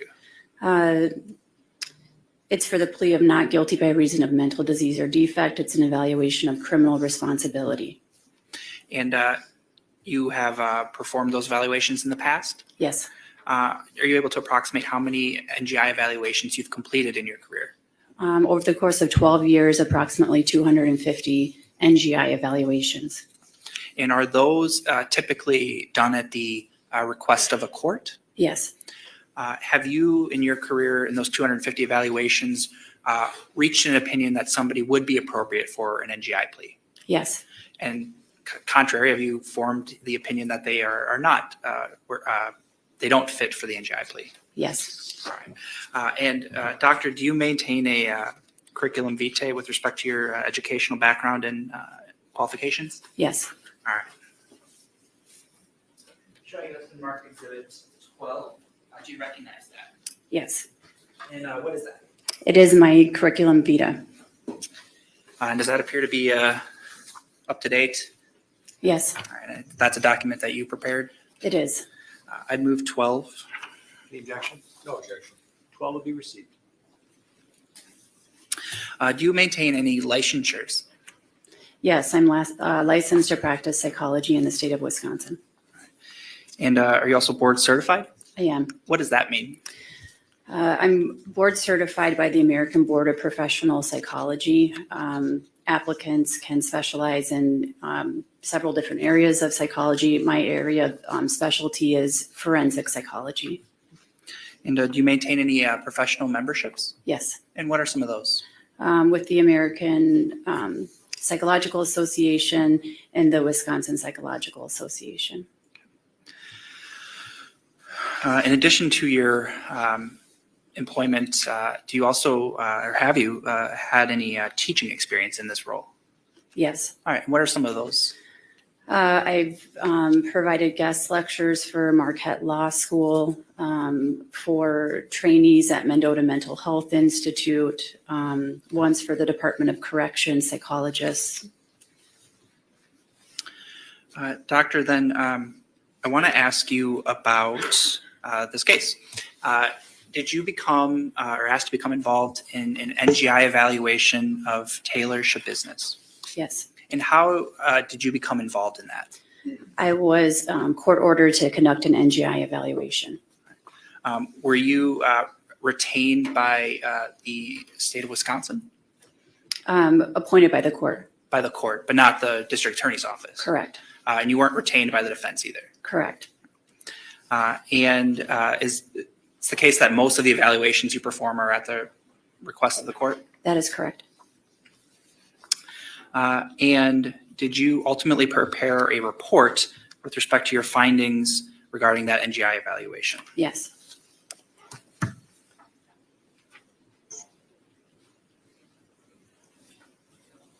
Doctor, I'm showing you Exhibit 13. Do you recognize that exhibit? Yes, And what is that? it's a copy of my report. Does that contain your, I guess, factual findings and ultimately your opinions with respect to the NGI evaluation? Yes. I'd move 13. The objection? Subject to cross, Your Honor, no objection. 13 will be received. So I guess generally, can you describe the process that you undergo to conduct an NGI evaluation? Yes, the evaluation consists of a clinical interview, so a meeting with Ms. Shabusiness. I also conducted a full discovery review, so review of all of the police reports, videos, documents of that.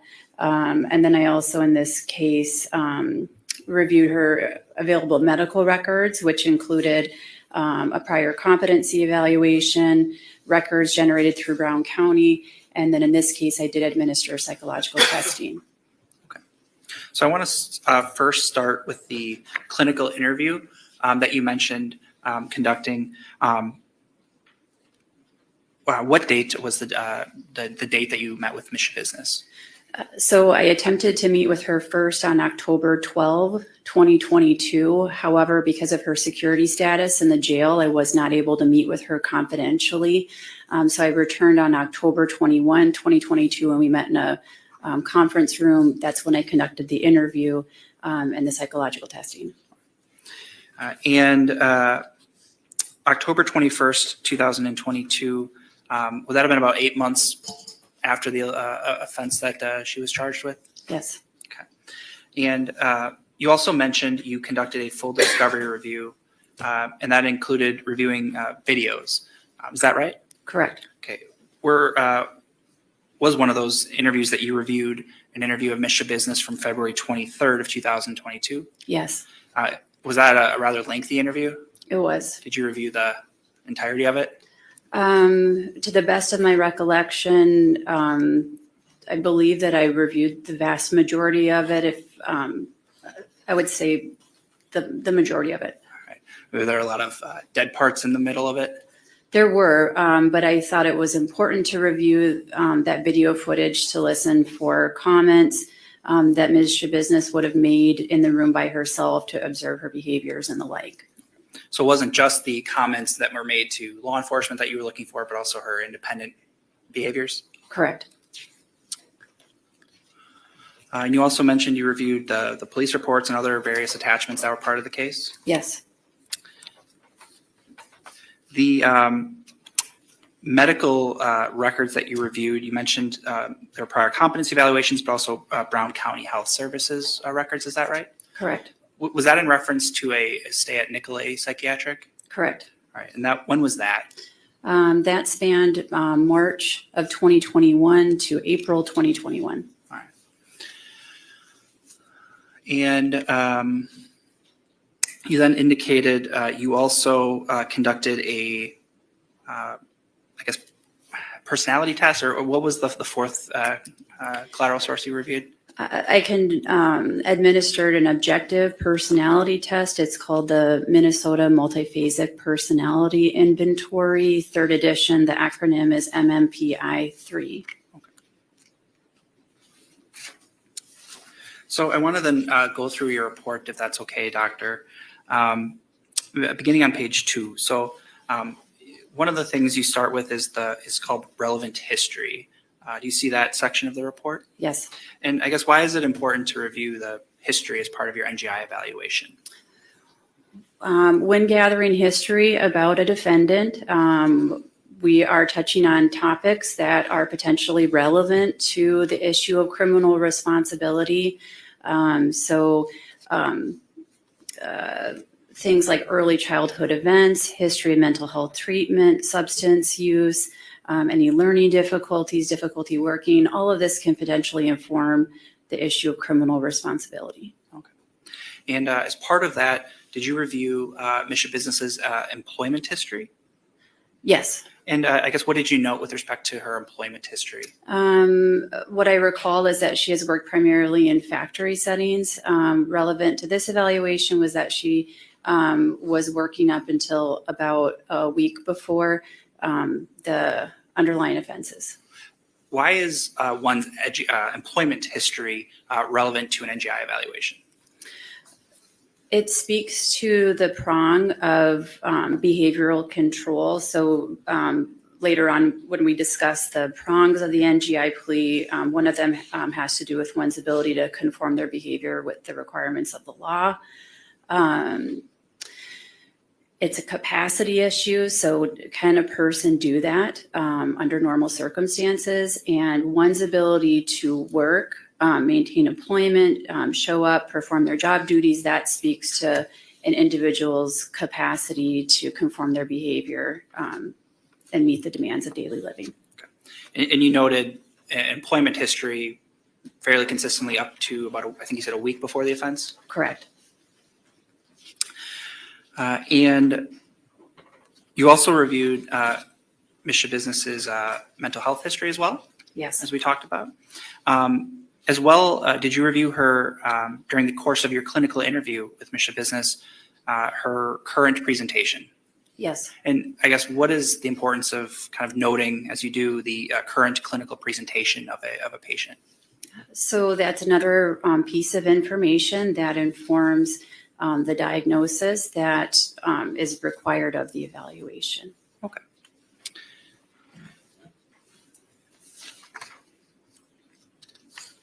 As part of the clinical interview with Ms. Shabusiness, do you get a narrative from her about the alleged offense?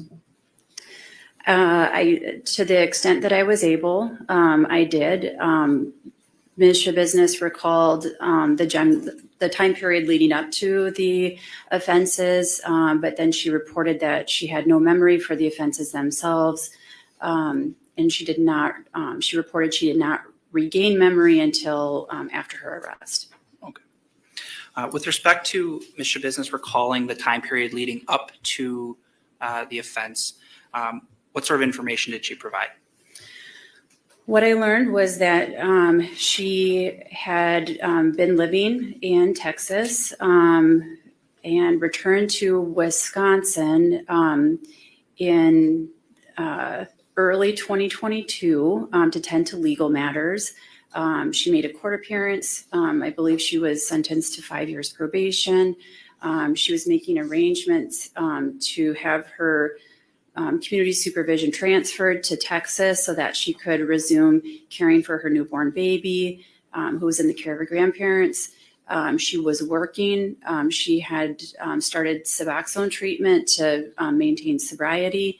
And I understand that she struggled during this time period, was feeling what sounded like to me some alienation in the workplace.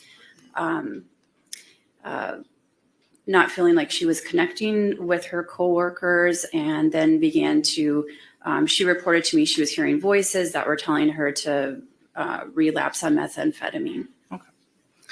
And some of those, you mentioned, employment, you mentioned some arrangements with respect to childcare. Why are some of those acts kind of relevant from an NGI evaluation standpoint? Again, it speaks to the issue of one's capacity to conform their behavior. So all of those are very goal-directed tasks. And those are all kind of leading up to the date of the offense. Correct. With respect to February 21st, 2022 specifically, did she have a narrative about sort of the timeline of events leading up to the offense? Yes, on February 21st, 2022, she recalled that she was socializing with friends. They had come to the residence she was staying in. I believe they were smoking marijuana. She expressed an interest in finding methamphetamine, and so she said that she went on a, quote, meth hunt, end quote. Did she indicate whether she had ingested methamphetamine leading up to the homicide? Yes, she told me that she took 52 hits of methamphetamine. Did she also refer to that amount as, quote, a lot? Yes. All right. And did she indicate at some point that night meeting up with the crime victim, Mr. Thyrion? Yes. And then you indicated around the time of the alleged offense, she reported having no memory of that time. Correct. Did she, and then you indicated she regained her memory sort of in speaking with law enforcement. Yes. Was that professed amnesia of a concern to you? It was notable. As I indicated in my report, I found her self-reported amnesia to be inconsistent with my review of the discovery material. So specifically, I observed her describe in great detail to the detective the details of that evening. So that stands in contrast to her self-reported amnesia in the present or at the time of the October interview. You also indicated during the interview with Ms. Shabusiness, you performed some psychological testing. Is that right? Yes. What testing did you administer? It was the MMPI-3. What is the MMPI-3? It's a very well-established psychological instrument dating back to the 1940s, very well researched and respected. So this test can provide indication of different types of psychopathology or different types of mental illness. It also contains a number of validity indices to help psychologists understand the response style of the test taker. So the validity indices, I think I said that right, that you mentioned, I guess, what does that mean?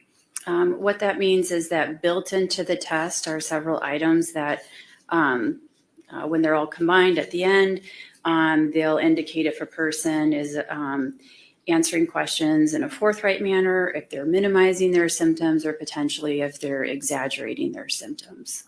So is this test like a true-false questions, or how does this test administer? Correct. It's a true-false instrument. And I guess what were some of your findings with respect to Ms. Shabusiness's performance on the MMPI test? Well, first, let me be clear that the test does not say anything about Ms. Shabusiness's functioning.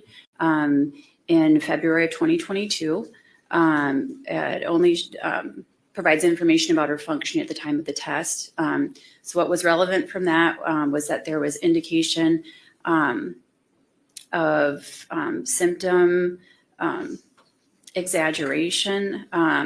She responded to items, she endorsed a number of symptoms that genuine individuals with genuine mental illness would not endorse. The frequency, number of unusual symptoms that she acknowledged was greater than those with genuine mental illness. And then there was also indication of non-credible memory impairment built into those, the results of those validity indices. So I just want to go back a little bit.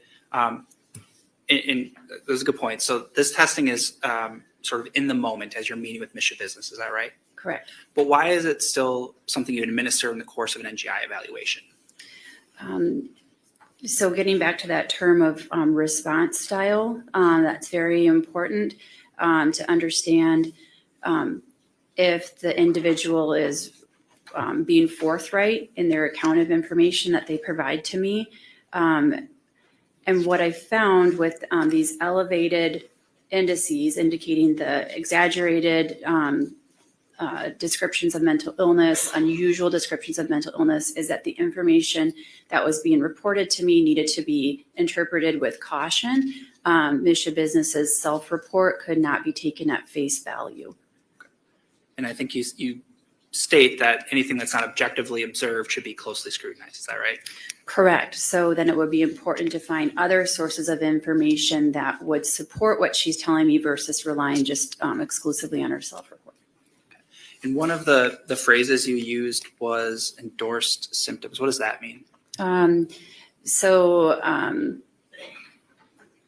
For example, I'm just making this test example up, but I feel depressed. A true response would be an endorsement of that symptom. So an endorsement is something somebody's telling you. Yes. All right. So based on the interview you had with Ms. Shabusiness, your review of some of those collateral sources of information, were you able to offer an opinion with respect to whether Ms. Shabusiness was suffering from a mental disease or defect? Yes. And what was, I guess, that opinion? I reached the opinion that while she did have a mental health conditions, these did not appear to qualify as mental diseases and defects. In your report, you outlined, I guess, 3 mental health conditions. Is that right? Correct. What are those? The diagnoses that I offered were methamphetamine-related use disorder, and that was applied in acknowledgement of Ms. Shabusiness's general use of methamphetamine in that time period. The diagnosis of methamphetamine intoxication was applied because she was using methamphetamine at the time of the crime. And then the final diagnosis I gave was methamphetamine-induced psychotic disorder. And I offered that one because Ms. Shabusiness was describing, and the records contained indication of paranoia. I think she made a comment about muscle rebuilding during the homicide, and this indicated to me the presence of psychotic symptoms, which I attributed to the recent methamphetamine use. So, and that's a question I have. So mental health conditions, in your opinion, are different from mental diseases or defect? Correct. And the 3 diagnoses you offered, you stated those are not mental diseases or defects. That is my understanding. And why is that? Because, excuse me. So if one ingests an intoxicant voluntarily, so they took it of their own volition, and if they were not naive to its effects, that would mean it's my understanding, based on the case law, that the defendant would be subsequently responsible for all alterations of thinking, judgment, behavior related to that intoxication. I guess, were you aware of any information in the materials you reviewed that Shabusiness's methamphetamine use was anything but voluntary? No. And that obviously she reported a history of using methamphetamine to you? Yes. So I guess, were you of the opinion that she was not naive to its effect? Correct. Yes. And I'm also aware that she had psychotic symptoms in the context of methamphetamine use the year prior. So certainly she was aware of its effects, broadly speaking, to include psychosis. So I want to pause just here. Methamphetamine use in general, I guess, in your experience and in your education training, are you aware of some of the symptoms that may manifest as a result of that? Yes. And what are some of those? Excessive energy, decreased need for sleep, and then oftentimes we see in the field of forensic psychology that it can induce psychotic symptoms. So misperceptions of reality and paranoia. You also mentioned a year prior there was a diagnosis of at the Nicolay Psychiatric Center. Is that right?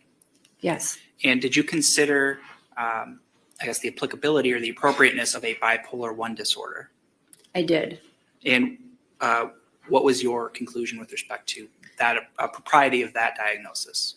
After considering the diagnosis of bipolar 1 disorder, I did rule it out because I am aware that being intoxicated or having a methamphetamine-induced psychosis can look virtually similar or indistinguishable from a manic episode with psychosis. So the two look similar.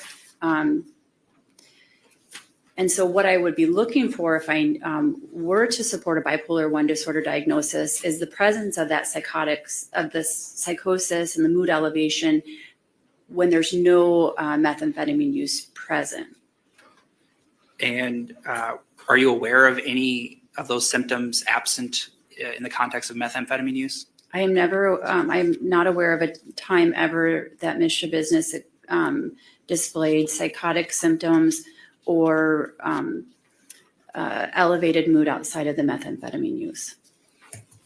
And I guess you are aware, though, that bipolar 1 diagnosis was applied to Ms. Shabusiness in April of 2021.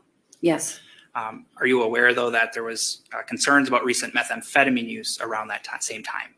Yes, I believe that she tested positive for several drugs, including methamphetamine at that time. So that's why that's not a diagnosis you are willing to give to Ms. Shabusiness. Objection leading. Just clarifying the testimony. I'm just clarifying the testimony. Overruled. Thank you. So I guess in sum then, is there any mental disease or defect that you would diagnose Ms. Shabusiness with? Yes, also offered at Nicolay or Nicolette, I'm not sure the pronunciation. There was a diagnosis of, I believe it was polysubstance abuse or something to that effect, meaning multiple substances were being abused at that time. I believe that's an appropriate diagnosis for her. I do believe that, I believe firmly in the diagnoses that I offered in my report. Okay. But those are not diagnoses that I guess are mental diseases or defect. Correct. Okay. Did you also then reach an opinion with respect to the, I guess, second question or the second part of the NGI evaluation, whether she was responsible for the conduct? Yes. Okay. And what was that opinion? I found insufficient support for the conclusion that as a result of a mental disease or defect that she either A, was unable to conform her behavior to the requirements of the law, or B, was unable to appreciate the wrongfulness of her conduct. What are some of the reasons you reached that conclusion? Well, first, and most importantly, I was not able to find support for a diagnosis that would qualify as a mental disease or defect. So really at that point, then the analysis could end. That's a requirement of the plea. But I found in my report, I outlined various different factors, but focusing on the two issues, one's ability to conform their behavior to the requirements of the law and one's ability to appreciate wrongfulness. First of all, I did pull from her behavior outside of the moments of her known intoxication to observe that she was able to engage in very goal-directed behavior. So I assumed that any alterations in her behavioral control were directly related to the methamphetamine use. So that was the first issue. And the second issue having to do with wrongfulness, it was my opinion that she did demonstrate appreciation of wrongfulness. There were several comments that were made to law enforcement expressing apologies to the victim's sister, indication that she was trying to conceal the body was dismembered because she wanted to conceal it. These all speak to awareness of consequences, appreciation of wrongfulness, that she grasped wrongdoing had occurred. And did you also consider, I guess, the validity of the professed amnesia for the time surrounding the offense? Yes, I did not find the self-reported amnesia to be credible. First of all, there was that disconnect between what she was reporting to me in the interview as compared to the recollection she had during an interview with the detective immediately thereafter. And then I also found indication in the results of the MMPI-3 that she was not, that she was reporting non-credible memory impairment.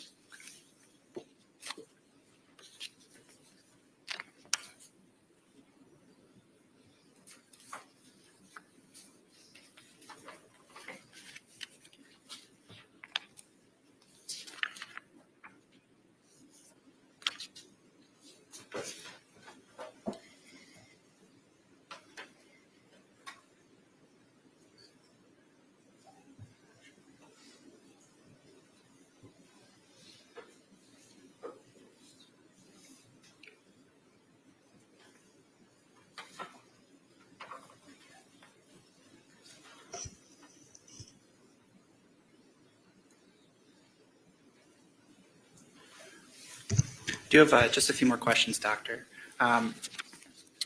Your report was done in November of 2022, is that right? Yes. And subsequent to that time, have you had the chance to review any other NGI evaluations conducted in this case? Yes. And who authored those reports? Diane Litton. Okay. And in your review of Dr. Litton's report, did any of her findings or conclusions alter your opinion from November of 2022? No. I guess the same opinions you're testifying here to today? It did not alter my opinion. And then all of the opinions that you're offering here today, are they to a reasonable degree of professional certainty? Yes. Thank you, Doctor. Nothing further, Your Honor. Cross-examination, Mr. Freilich. Would we be able to take a break right now or not? Okay, ladies and gentlemen, we'll take a 10-minute break and we'll resume. All rise for the jury.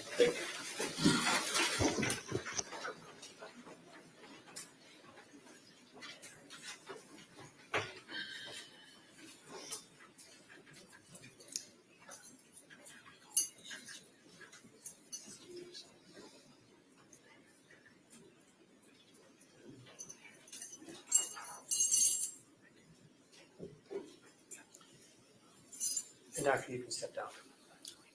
All right. We'll be in recess then for 10 minutes. I'd like the attorneys to return. Obviously, at 10 minutes is a little bit before 3. I'd like to hear a little bit before 3 so I can speak to you a little bit about these instructions. Okay? So we're in recess. Yeah. Yes, Samantha, I think that it's something that kind of helps to hide issues. And so people do it to try to pass on a house and sell it before somebody discovers. Yeah, my mom hated stucco for the same reason, because it was very popular in Los Angeles County where she grew up. So let's see, we have some 10 minutes, so let's see what we've got on my playlist. Probably the verdict in Prince Harry's lawsuit, because that's a legal thing and combines our interest in the Markles, the Harkles, I should say. Let's see.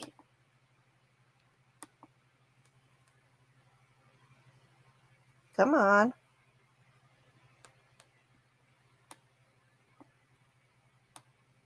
Okay.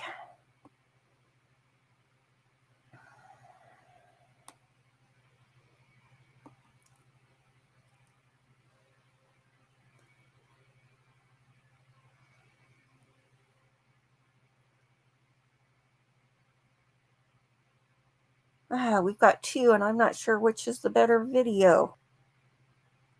They're both from Talk TV. Okay, let's go for this one. Let's just get it set up here.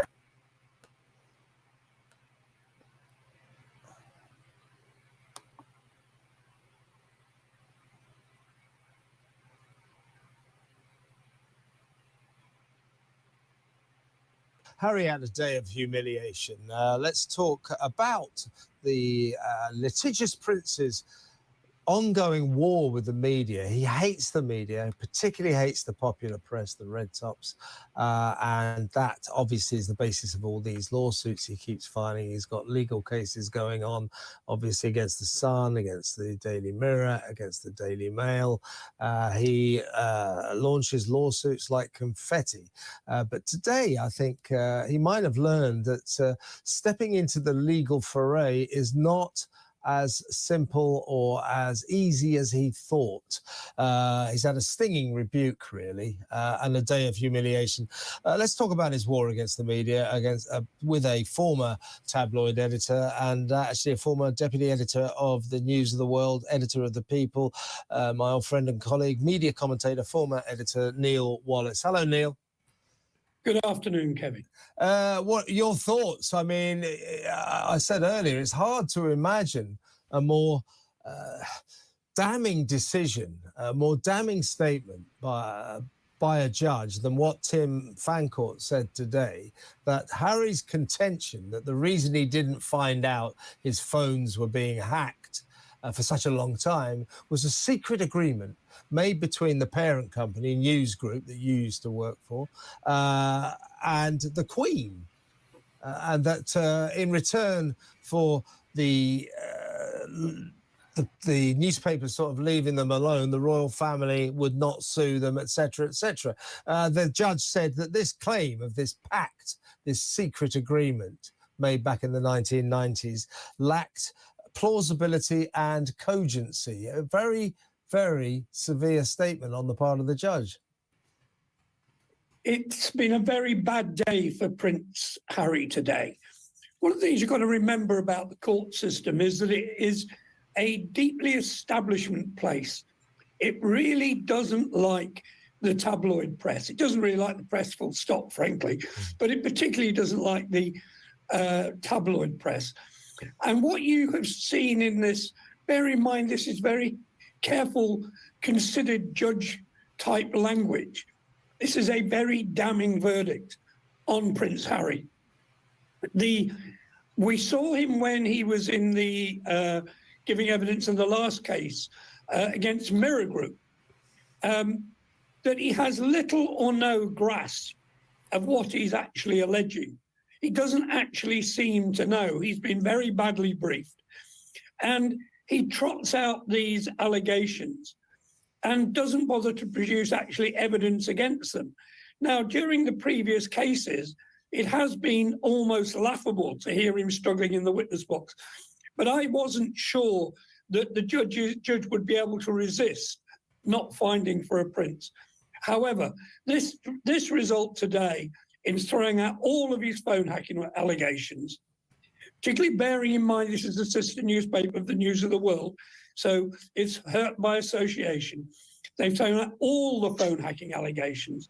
And not only that, this spurious agreement that he claims his own recently died grandmother was party to, he alleged, is just untrue. There is no evidence. The judge actually used the words that it was inherently unlikely that this agreement existed. Yeah. Well, that's as close as damn it to say it's untrue, that it's a lie and that it's made up. And this calls into question, I think, the whole sort of basis on which Harry is pursuing this. Does he really have a grasp of what he's into here?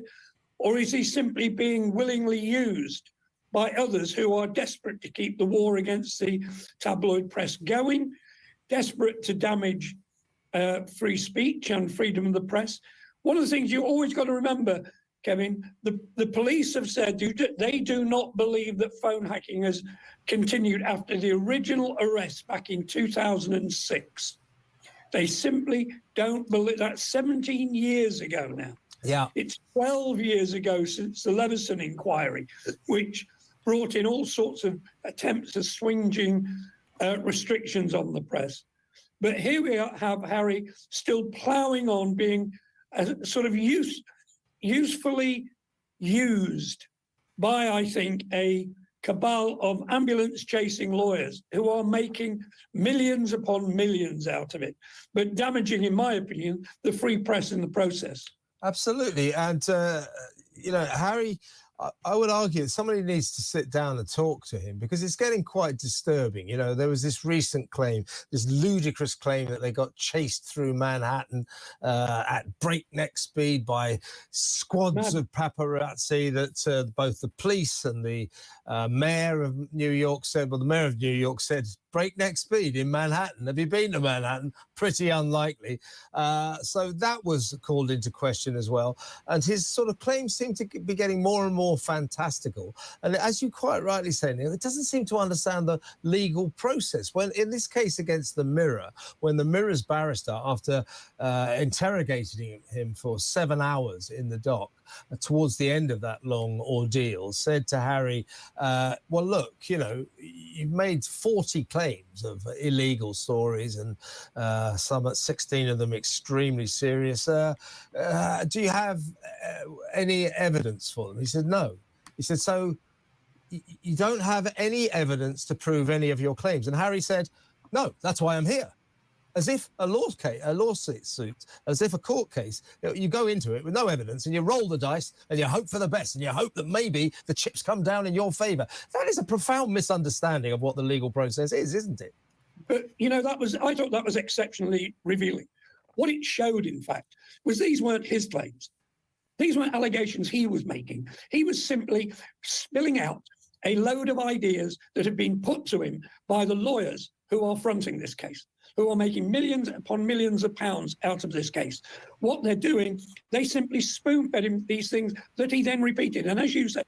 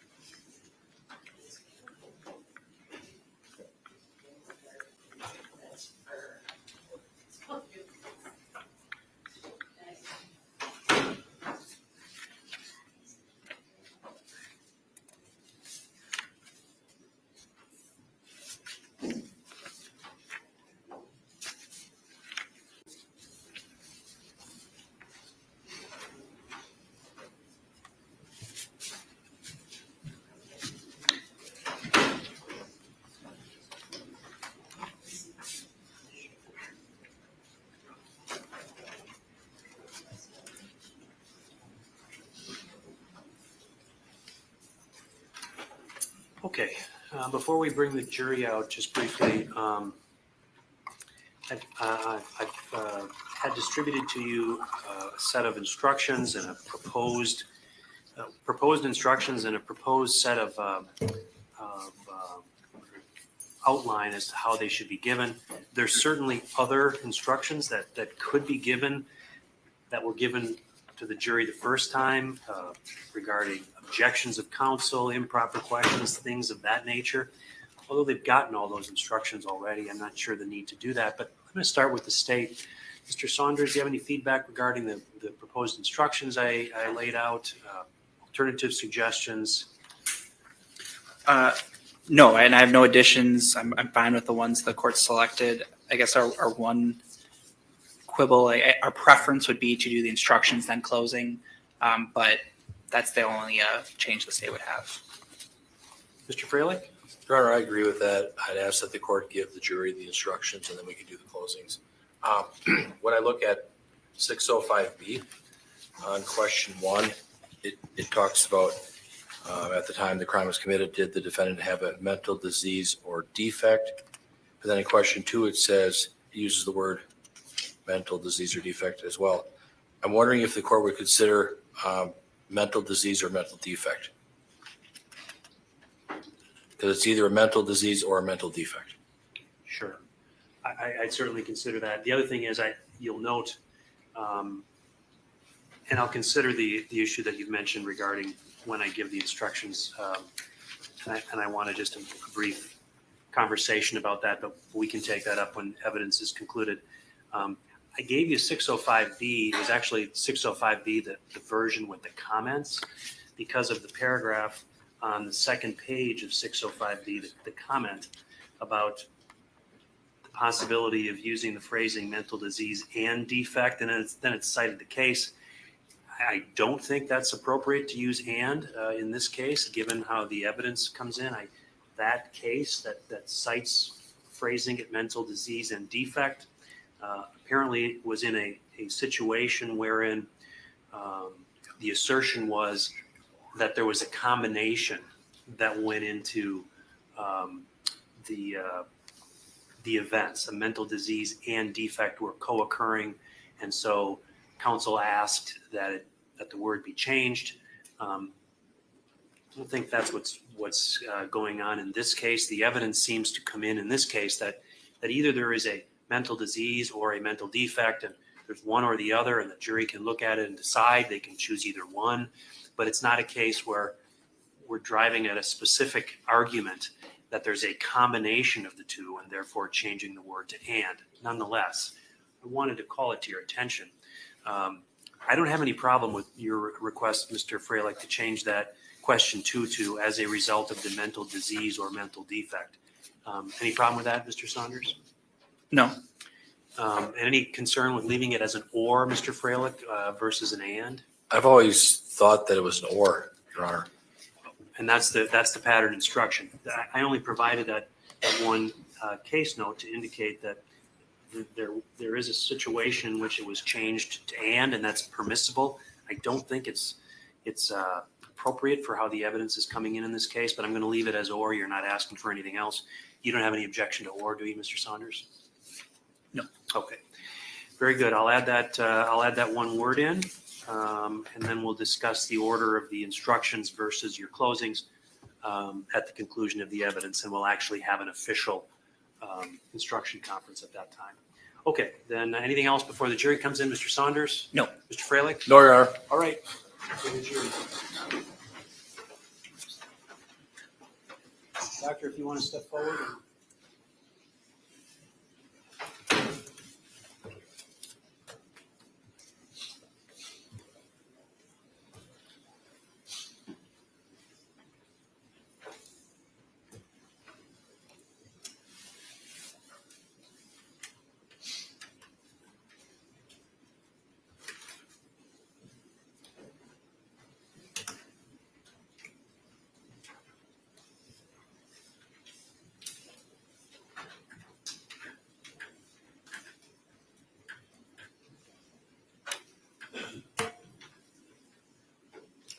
Okay, be seated.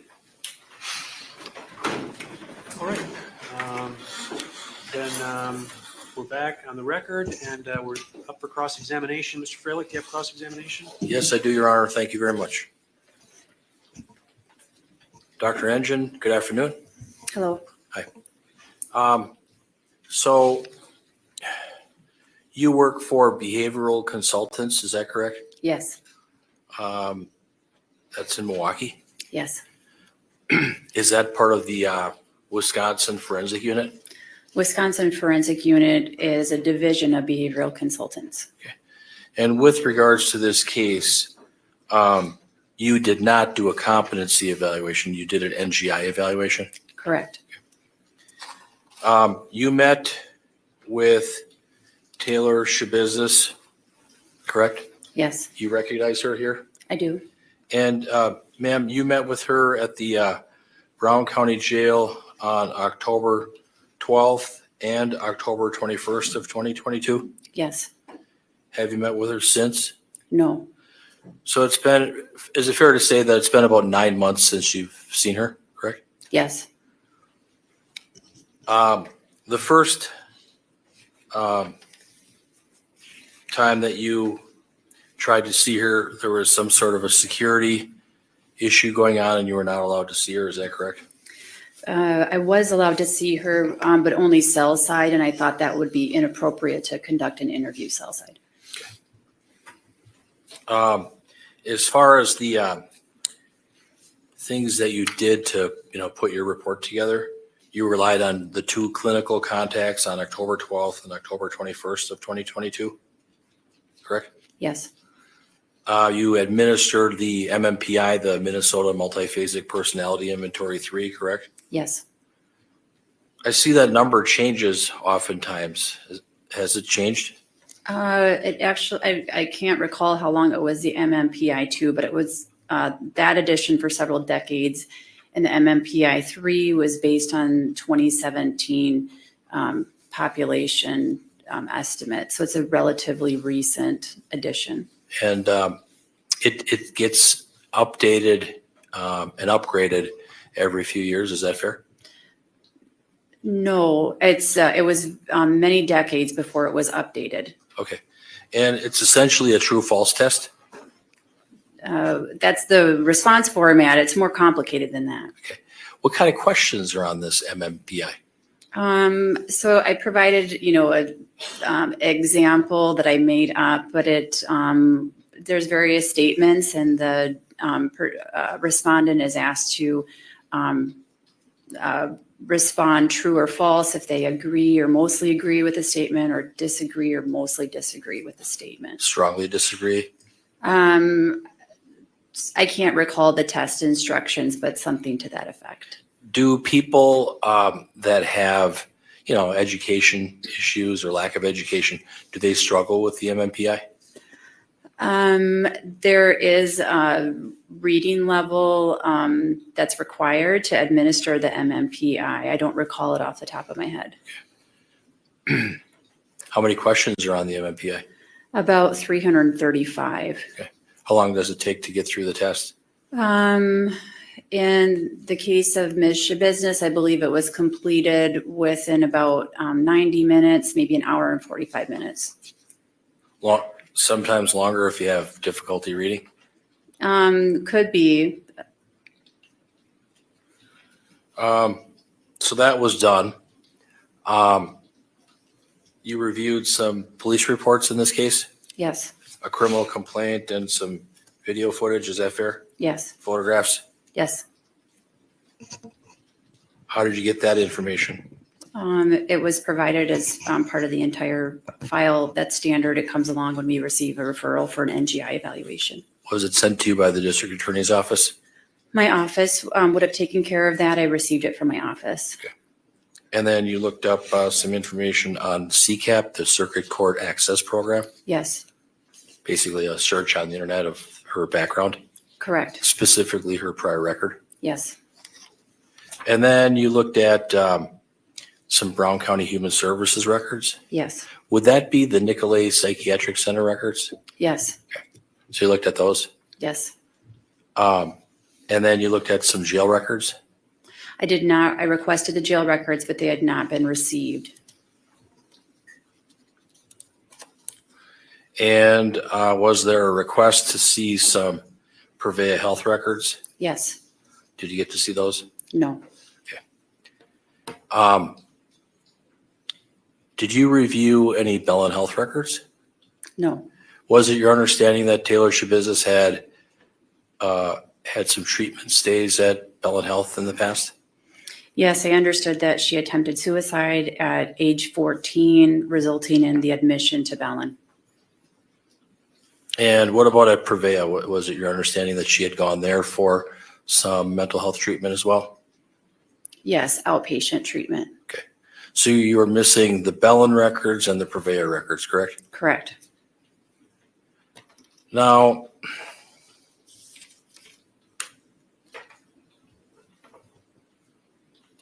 you got some relevant history, some background information about my client, correct? Yes.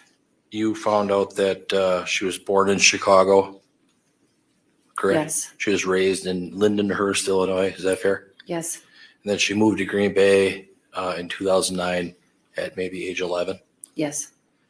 And that same year, her mother passed away. Yes. Was it your understanding that her mother died in the house when she was there? I don't know those details. Was it your understanding then that she was raised by her father, Arturo Coronado? Yes.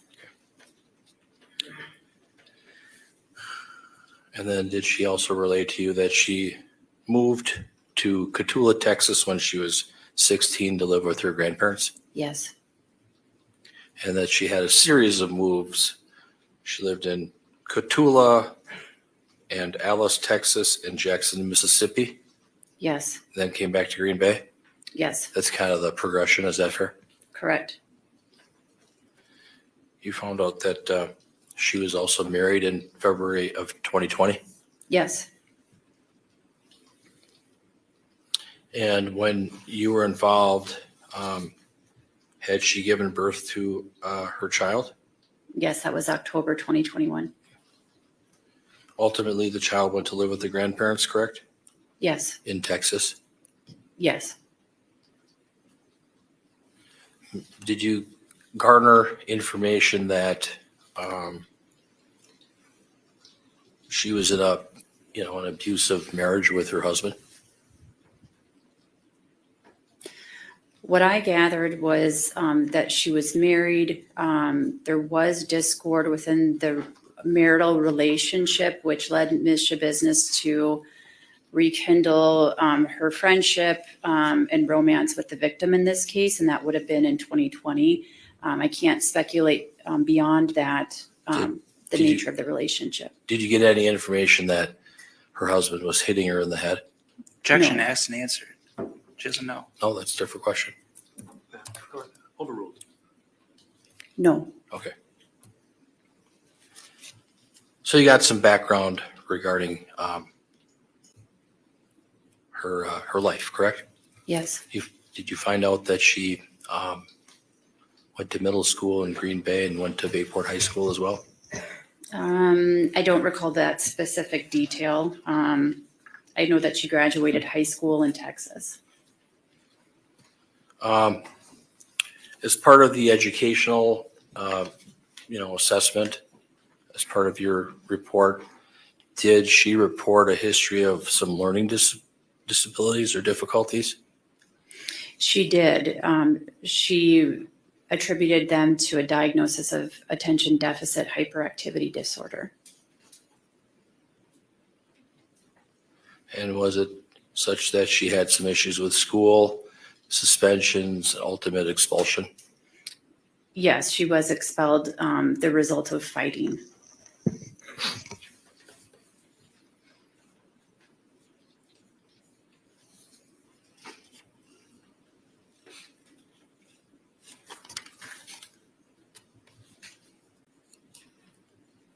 The information that you have as far as your November 14th, 2022 report, it's somewhat stale. Is that fair? I would disagree with that. It is from last year though, correct? Correct. Nobody gave you any reports from Bell and Health to review, correct?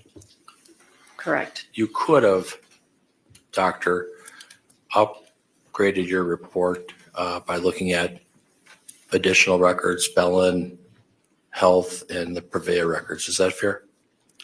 Where I left my report, as indicated on the last page, is that I would be happy to receive any additional records that I was unable to obtain. And I would update my report once received if it changed my opinion. I received no additional records after submission of this report. Your colleague in the field is Dr. Matthew Seipel, correct? Yes. And did you confer with him with regards to, your opinions, your assessment, your evaluation? No. Did you share any information with him? I did provide him a copy of my records that I obtained from Brown County at his request, and that's a common practice among evaluators. Sure. But fair to say that he didn't reciprocate by sending you the Bell and Health records that he had? No, he did not. Okay. That is something that could have been done, correct?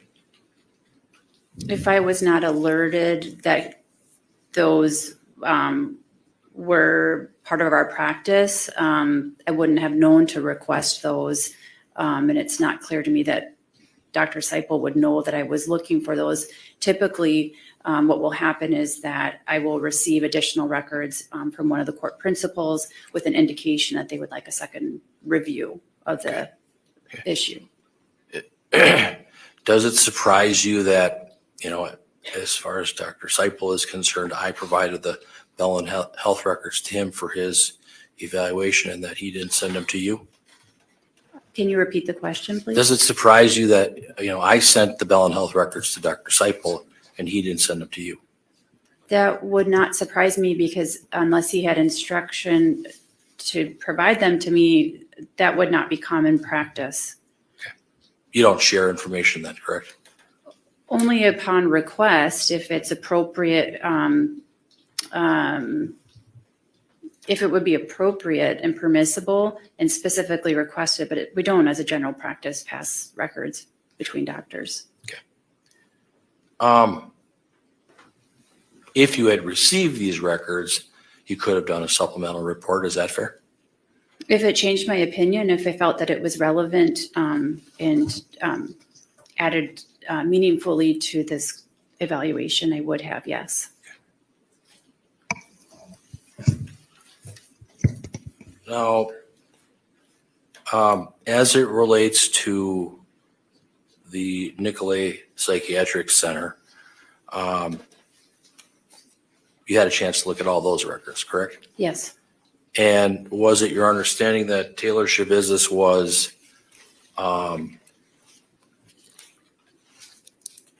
committed and she was sent to that facility for, mental health treatment, correct? Yes. And you were aware, tell me if you were you aware of an order for civil commitment for her? I was not. Had you ever been made aware that she was under an order to take psychotropic medications? No. If I told you that she was civilly committed in April of 2021, where a court of law determined that she was mentally ill, would that cause you to have any concerns? It would certainly be relevant, but it does fit with the information I already had, that Ms. Shabusiness was discharged from that facility to outpatient treatment with the goal of receiving substance use treatment. And did you know when she was at the Nicolay Psychiatric Center that she was under an order to take medication? No. Did you know that she was required to take antipsychotic medication? Yes, I was aware that she was prescribed Abilify, an antipsychotic. Injectable antipsychotic? Initially oral, later injectable.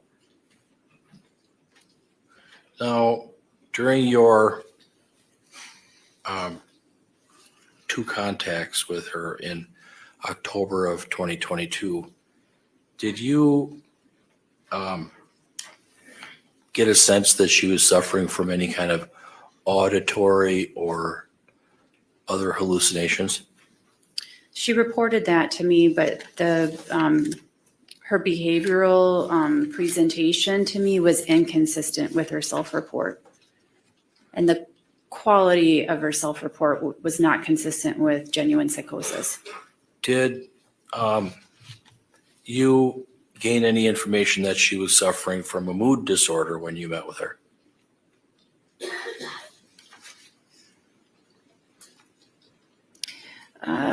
Her emotional expression was odd when I met with her, but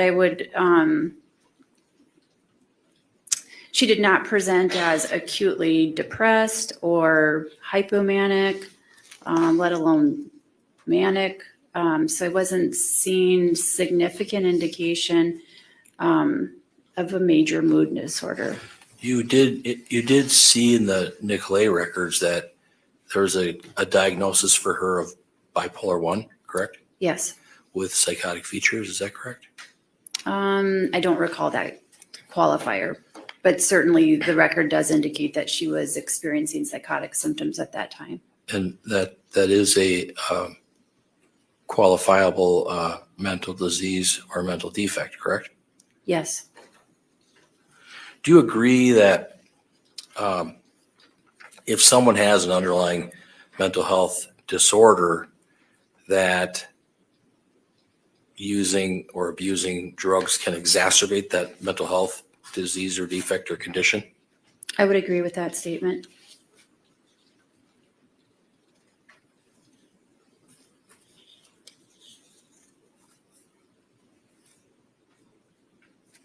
Did you notice that Ms. Shabusiness was a poor historian when you asked her questions and asked her to expound on whatever topics of discussion? Where I found that she provided a sufficiently detailed history, where she was lacking was when I asked her to describe her recollection of the underlying offenses. Did you note her to have memory loss or memory impairment? I did not, aside from that self-reported amnesia, I did not detect memory loss. How much time did you spend with her on October 12th of 2022? Do you know? I would estimate about 15 minutes. 15? Yes. Okay. And then, doctor, on October 21st, 2022, how much time did you spend with her then? I can't recall. My best estimate would be about 3 hours, but again, that's 9 months old. Long time ago, right? 9 months, yes. Okay. Do you agree that methamphetamine use does cause brain damage? It does have that potential. And how about adolescent long-term marijuana use? Same thing? I'm less certain about that.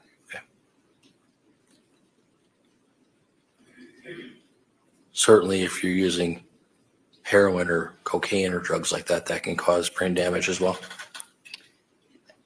Yes.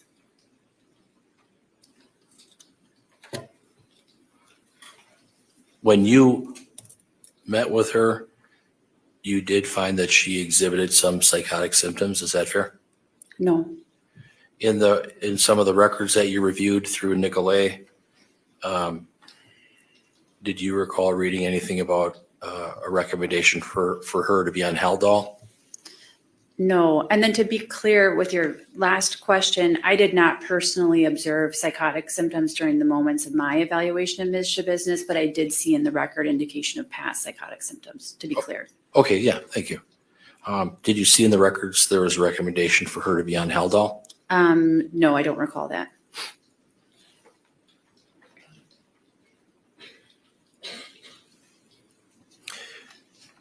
You were asked to opine on the NGI issue, correct? Yes.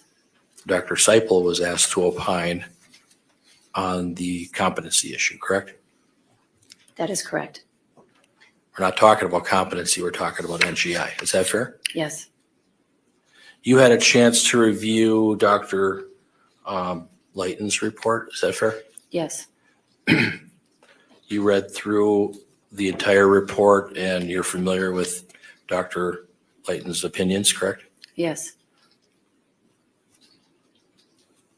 And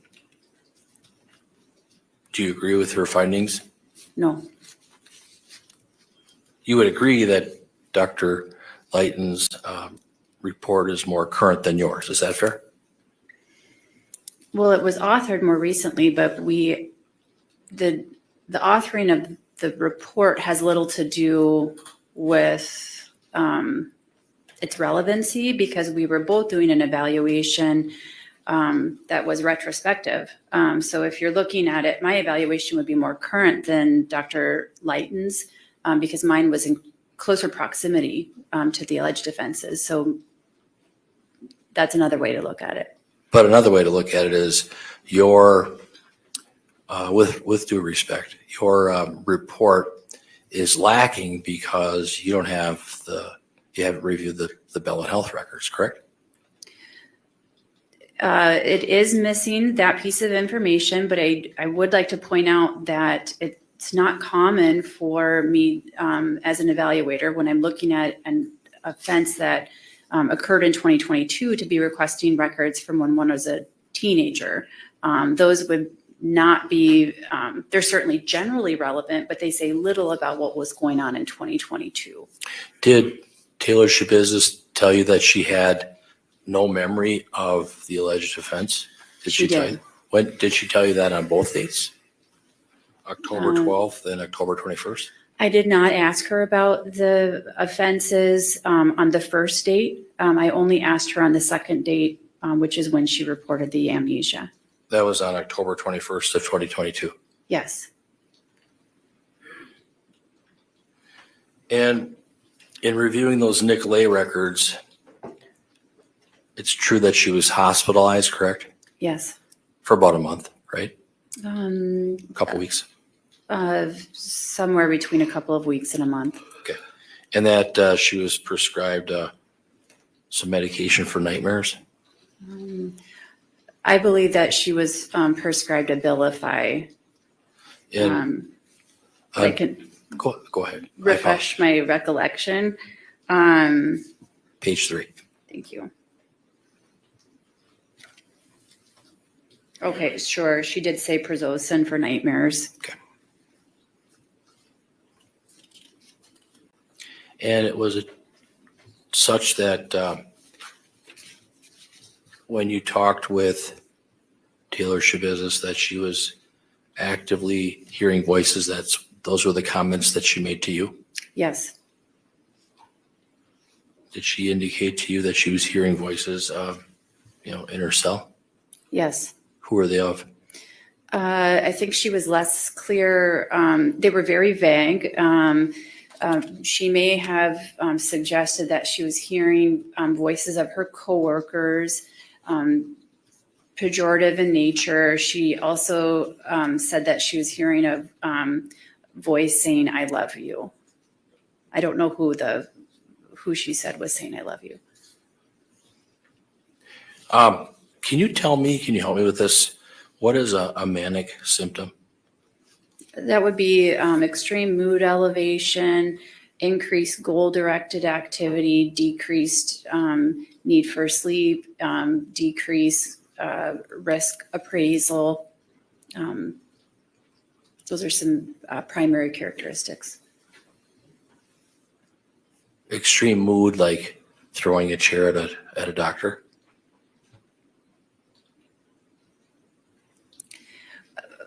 What I gather that you're referring to is the evaluation of Dr. Litton of Yes. Ms. Shabusiness. I'm hesitant to characterize that as a product of a manic episode. As far as you understand, it happened out of the blue, correct? Yes.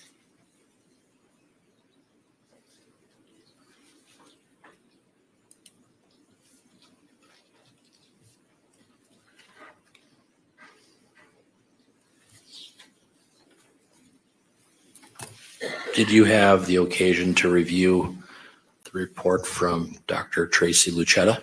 No.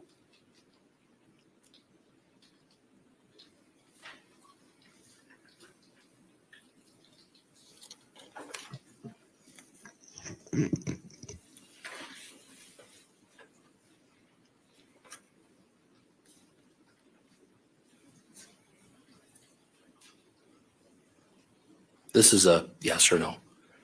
You could have gone back to see Ms. Shabusiness after October 21st of 2022. Is that correct?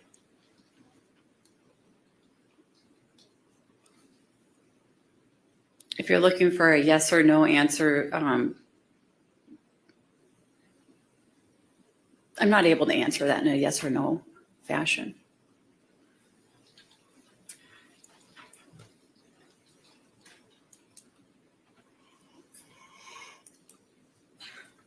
The fact is you didn't, correct? That is correct.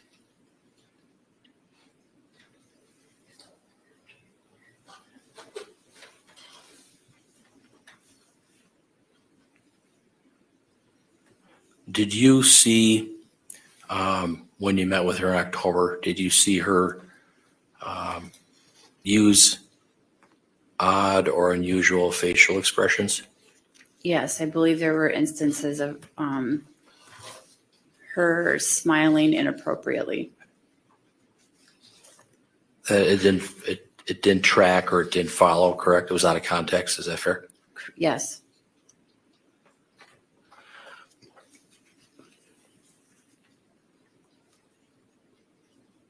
Okay, I have nothing further. Thank you. Redirect, Mr. Saunders. Doctor, I want to pick up on questions towards the end there. You were asked to describe what a manic episode or manic symptoms are. Is that right? Yes.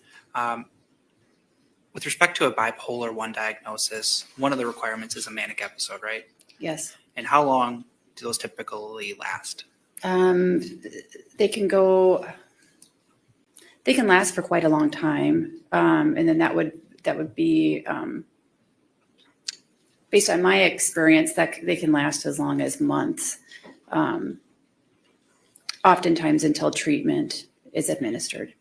The diagnostic criteria sort of requires there to be a week of manic episode. Is that fair? I would need to look at the DSM, but that would make sense. All right. So you said that you were hesitant to say the instance of chair throwing was a manic episode. Is that what you said? Yes. And can you explain why? There are many reasons for a person to throw a chair. One of them could be due to a manic episode. But before I would make that conclusion, I would want to have compelling evidence that such a diagnosis is appropriate. And that would need to include objective evidence, meaning observation over time when a person is not being, thinking that they're being viewed, things of that nature. So I guess then would some of that objective evidence be to consider time periods both before and subsequent to the manic episode that you're observing? Yes. Why would that be helpful to know? It would speak to consistency of behavior. There's a lot of information that can be gathered by looking at behavior over time. When is the onset?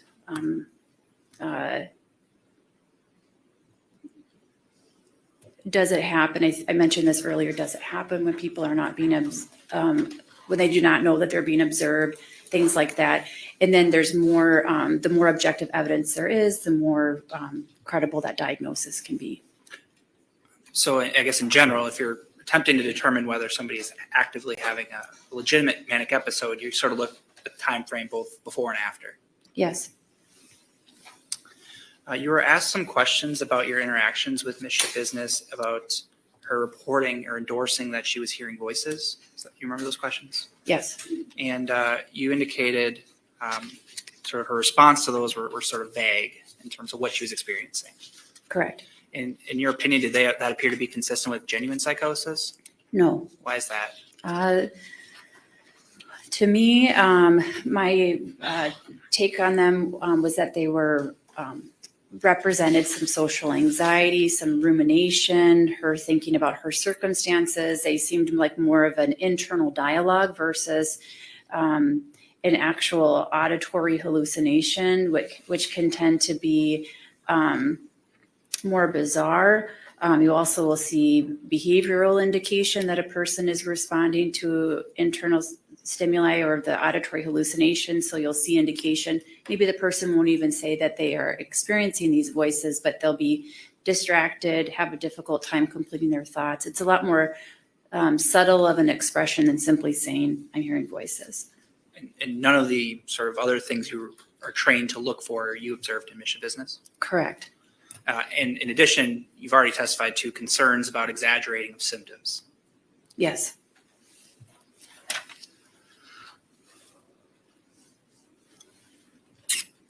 You were asked questions about review of certain records, particularly the Bellin Health records. You were aware that there was a prior attempt of self-harm previous in Ms. Shabusiness's history? Yes, at age 14. Okay.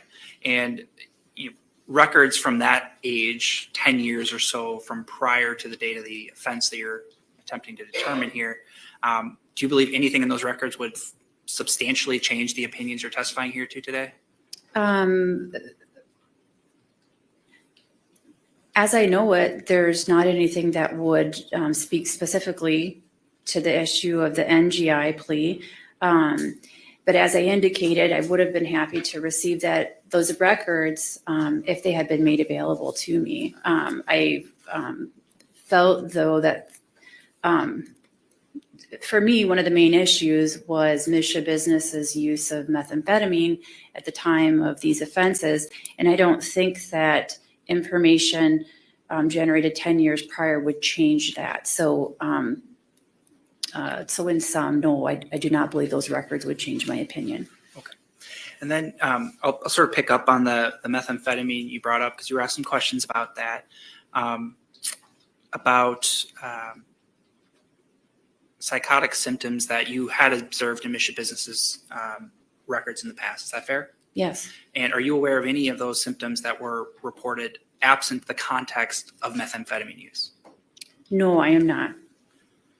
And so like concepts like, psychosis or meth-induced psychosis, I think you mentioned, those are as a result of methamphetamine use. Yes, my review of the record indicates that all of the psychosis observed objectively occurred in the context of methamphetamine use. And then finally, you were asked some questions about the MMPI. I think there was a question about like lack of education and if that can impact that. Is that, you remember that question? Yes. All right. Is there any information you're aware of any cognitive deficit for the defendant? No, my understanding was that she attributed her learning difficulties to ADHD. She did not have an individual education program or IEP that would signify learning deficits, and she has a high school diploma, which indicates she had sufficient reading level to take the MMPI 3. Thank you, Doctor. Nothing further. Anything on those topics, Mr. Freilich? Did she say that she had concentration issues? I don't recall that. When you talked to her, she was very quiet, correct? She was soft-spoken. Didn't give a lot of information, correct? I disagree with that. I obtained a reasonable history from her. It wasn't like she gave one-word answers, No, but the responses were short. Is that fair? no. Nothing further. Anything on that? No. Thank you, Dr. Yuka. Thank you.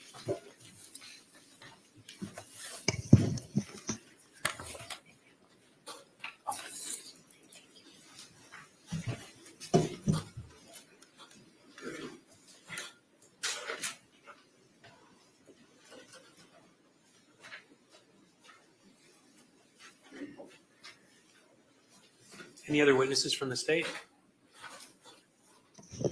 No, Your Honor, the state rests. Any rebuttal testimony, Mr. Freilich? No. Okay. Ladies and gentlemen of the jury, the evidentiary portion of this case is now closed. So to give you a sense of what's next, it's similar to the process that you've already experienced, and that is I'm going to instruct you as to the rules of the law that you need to apply. The attorneys will make their closing arguments, and then you'll deliberate. I need a few minutes to work with the attorneys. The instructions are much shorter this time, so I won't need as much time to work with them on it. But I do need a few minutes to finish those up, so I'm going to excuse you at this time. All rise for the jury.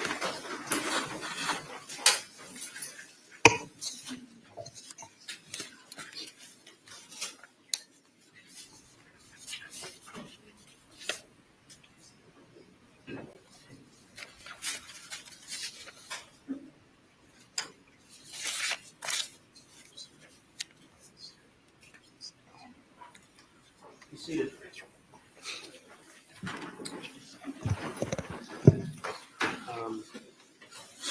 So, counsel, I want to address some of the issues that you raised before when we were talking about the instruction.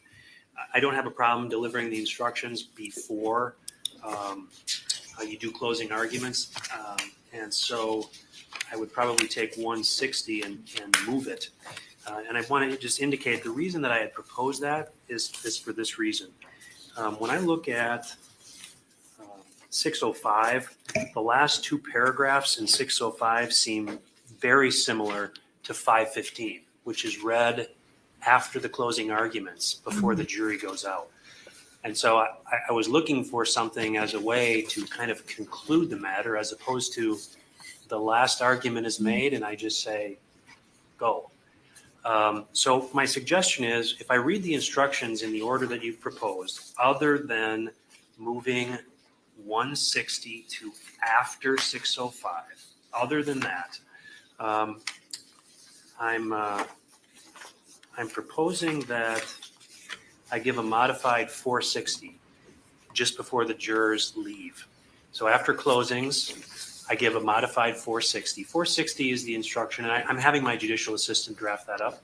That's the one that says something as follows, and I know you gentlemen have heard it before. Now, members of the jury, the duties of counsel in the court have been performed. The case has been argued by counsel. It's that instruction. And the only thing I would eliminate is the second paragraph of that instruction, which says, you are to decide only whether the defendant is guilty or not guilty of the offenses charged. Any consequences of your verdict are matters for the court alone to decide and must not affect your deliberations. I delete that paragraph because, first of all, this isn't a question of guilt or innocence at this phase. And secondly, because they're actually informed about the consequences of their action when I read 605. So I think that paragraph should come out. But in exchange for giving the instructions before you close, my suggestion is give that modified 460 after your closings. I then swear the bailiffs and send the jury out. Any objection to that, Mr. Saunders? No. Mr. Freilich? No, Your Honor. Okay. I gave you the proposed verdict forms, and what I noticed as I was looking at them, there's spots for the dissenting jurors to sign, but there was no spot for the foreperson. My judicial assistant is making that change. So what I'm going to do is I'm going to go make these revisions and then bring them back to you. But there are a couple of other things I need to call to your attention. First of all, a change that I made in 100, the opening instruction, is in the third paragraph. You should have that. I put it in bold.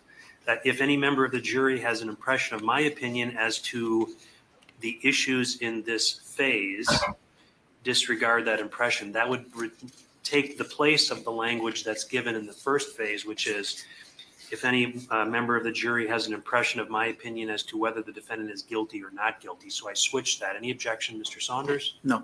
Mr. Freilich? No. Okay. Then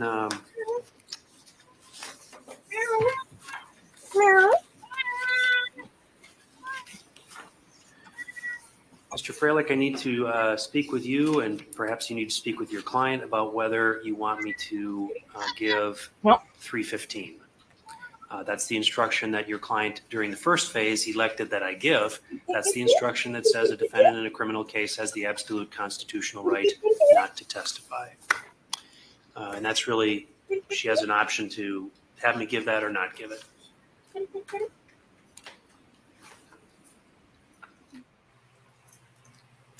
Talk to my client. We both agree that you could read 315. You're asking that I give that? Yes, I am. Mr. Business, you've had an opportunity to speak with your attorney about that decision? Yeah. Okay, and I know you spoke with them about it at the beginning of the first phase. You'd like me to give that instruction in this phase? I'll give 315.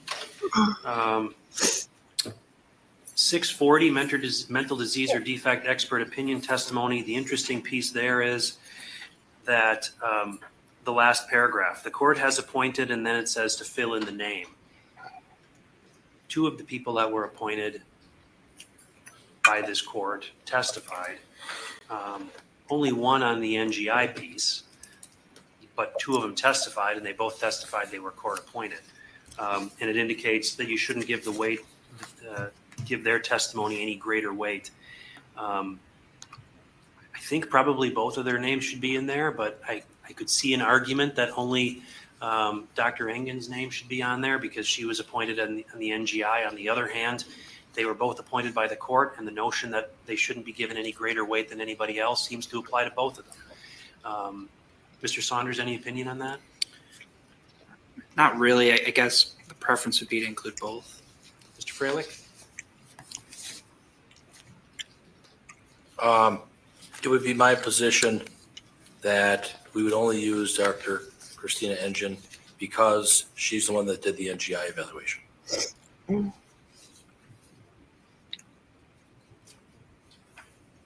Okay. I'll just give Dr. Engen's, would keep pronouncing her name differently. I've heard it pronounced both ways. Is it Engen, like an engine, or is it Engen? I thought I heard her say Engen. It's the latter. Engen, I think. That's how I'm going to pronounce it. Moving on then to 605, there are some options that we need to address. And that is under the subheading meaning of mental disease or defect. I have some thoughts about which ones seem appropriate given the evidence, but let's just run through them. The first option is, because it indicates that in that particular portion, add the following if supported by the evidence. First, temporary passion or frenzy prompted by revenge, hatred, jealousy, envy. That just doesn't seem to apply. I don't think it should be inserted. Agree with that, Mr. Saunders? Yes. Mr. Freilich? Yes, I do. That'll be out. The next one, an abnormality manifested only by repeated criminal or otherwise antisocial conduct does not constitute a mental disease or defect. Mr. Saunders? I think that should be included. Particularly well, there was testimony about the criminal conduct, but antisocial, I think that kind of fits into a lot of the jail conduct reports, other behavioral things that the defense has raised. Mr. Freilich? I disagree. I didn't hear any doctor or professional say anything about antisocial conduct. So I would object to that. I'm going to give that instruction for this reason. There was a lot of testimony about conduct that the average person could characterize as antisocial. And I think that's an important piece of information for them to have. So I'm going to keep that in. I note Mr. Freilich's objection, but that's going to be the order of the court. The next one, voluntarily induced state of intoxication by drugs or alcohol or both does not constitute a mental disease or defect. I note that the parties stipulated at the last phase that that should come in. I'm assuming that's where we're at now, but Mr. Saunders, you're asking for that? Yes. Mr. Freilich? I'll agree. Okay. The next one is a temporary mental state which is brought into existence by the voluntary taking of drugs or alcohol does not constitute a mental disease or defect. Mr. Saunders, you're asking for that? Yes. Any objection, Mr. Freilich? Yes, I would argue that it's duplicitous. It's doubling up. The paragraph before I think, says enough. It's mentioning it twice, basically. So, well, I think the difference is voluntarily induced state of intoxication by drugs or alcohol or both does not constitute a mental disease or defect. The other one is a temporary mental state. The other one referenced temporary mental state versus voluntary intoxication. Temporary mental state, which is brought into existence by the voluntary taking. And I think that's consistent with some of the testimony that has been offered here. So I understand the argument, Mr. Freilich. I'm going to include that option. I think it's appropriate in light of the evidence that's come into this case. Your Honor? Yes. One more argument, and I respect the court's ruling, but just to make sure I'm doing my part, is that just saying it a different way? I would make that argument too.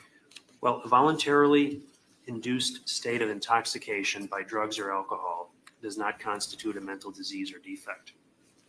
I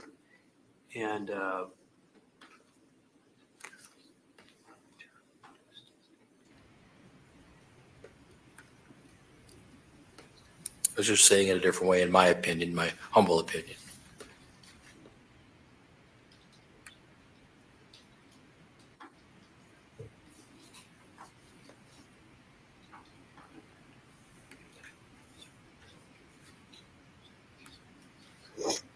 Mr. Saunders, any response to that? Yes, I think they're pretty clearly different. A voluntary induced state of intoxication refers to using methamphetamine, using alcohol, using some other illicit substance. A temporary mental state brought into existence, I think, refers to the circumstances that Dr. Engen testified to about meth-induced psychosis or symptoms that are brought about by use of substances, because that speaks to the mental state. Induced is basically the same thing as which is brought into existence. So I think they're different. Okay, I think the difference, Mr. Freilich, in response to your objection is for someone to be in a voluntary induced state of intoxication, the jury couldn't find that that's a mental disease or defect.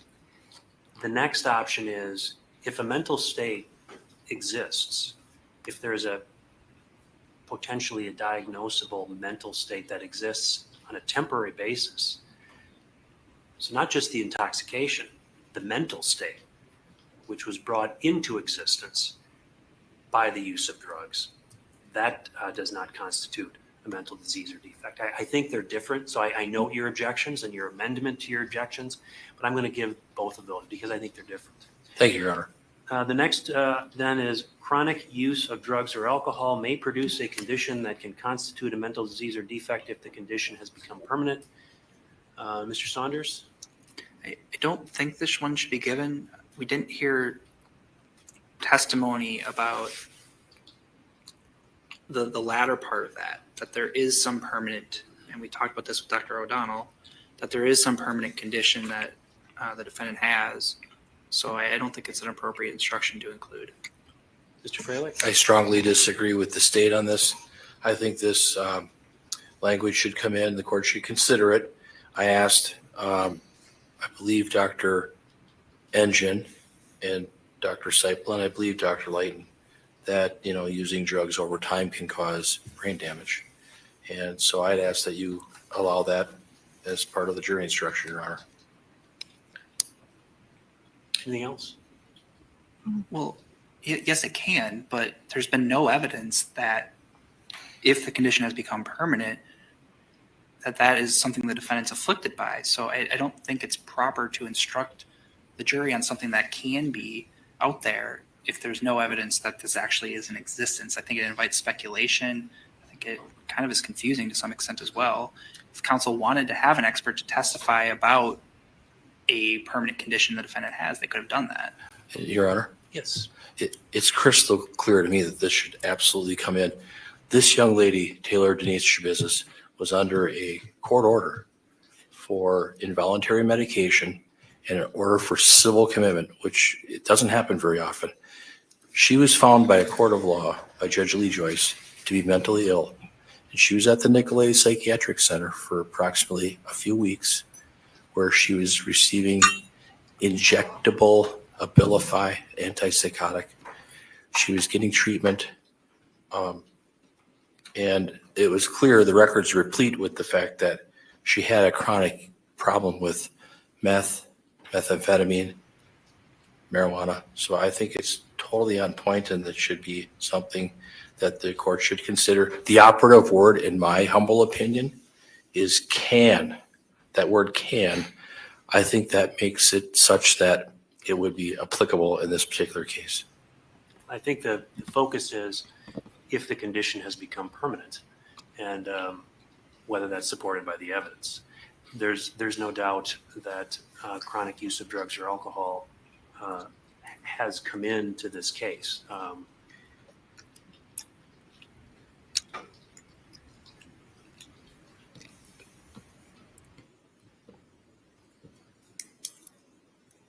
satisfied in light of the state of the record that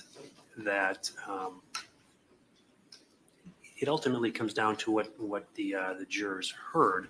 There has been a great deal of testimony regarding the use of drugs or alcohol. There were some questions placed to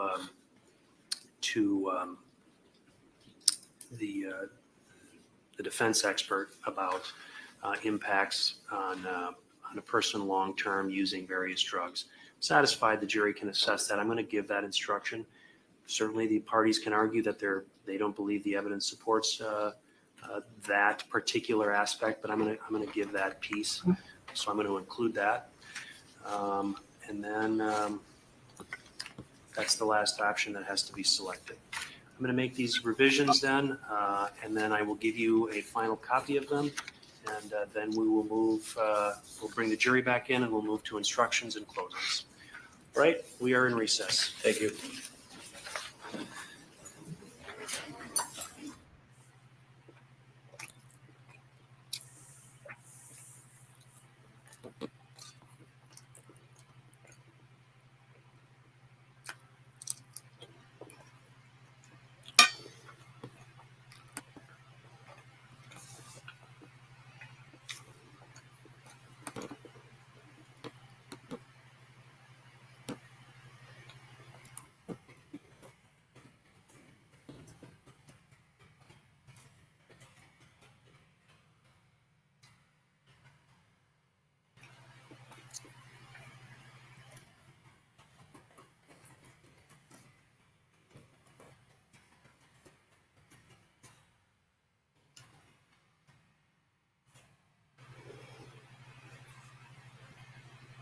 I missed how long they said they would be before they come back, so let's listen to what he said again.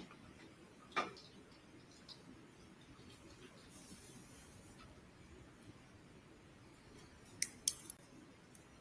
satisfied in light of the state of the record that it ultimately comes down to what the jurors heard. There has been a great deal of testimony regarding the use of drugs or alcohol. There were some questions placed to the defense expert about impacts on a person long-term using various drugs. Satisfied the jury can assess that. I'm going to give that instruction. Certainly the parties can argue that they don't believe the evidence supports that particular aspect, but I'm going to give that piece. So I'm going to include that. And then that's the last option that has to be selected. I'm going to make these revisions then, and then I will give you a final copy of them. And then we will move, we'll bring the jury back in and we'll move to instructions and closings. All right, we are in recess. Thank you.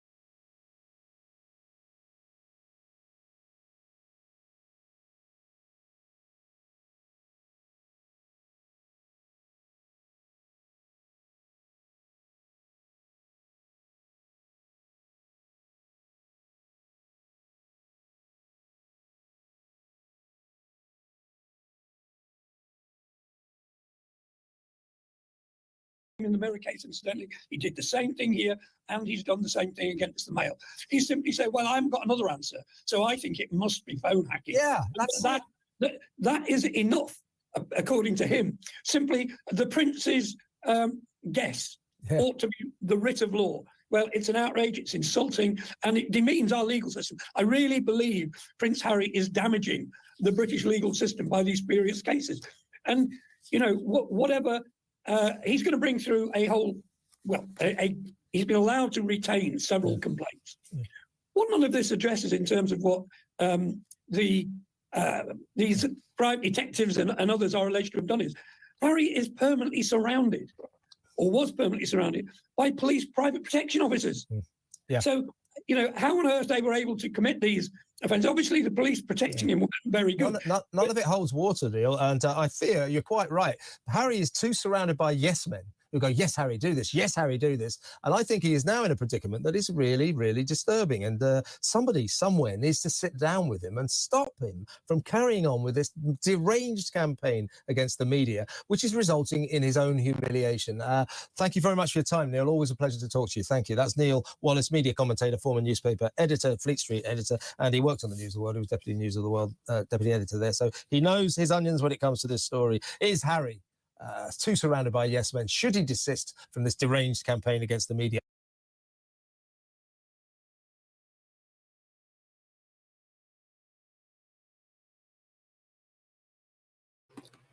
Okay, we have time for something else that's very short. Let's see what we've got.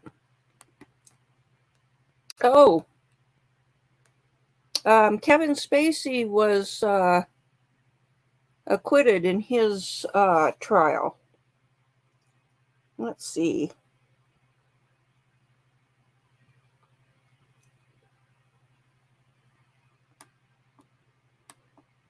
Oh, we've got some notifications.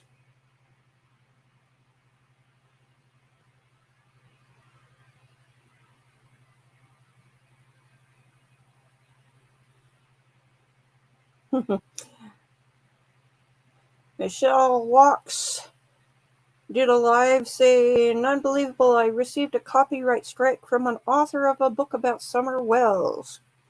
Well, if they're going for from the same sources, then they might be saying similar things, and so that shouldn't hold up. Unless Michelle used exclusive content.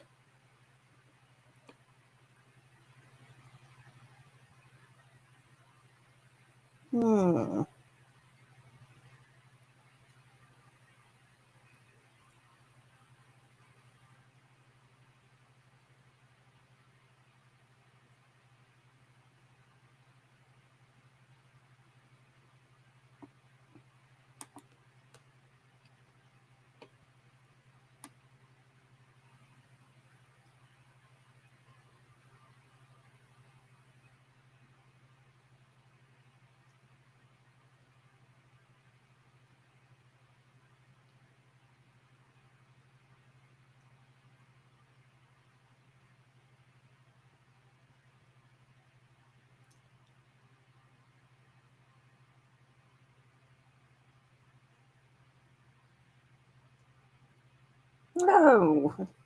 There was an interesting headline, but it's a 47-minute thing, so I think I'll read the headline, but not watch the video. It says, "Bad guy.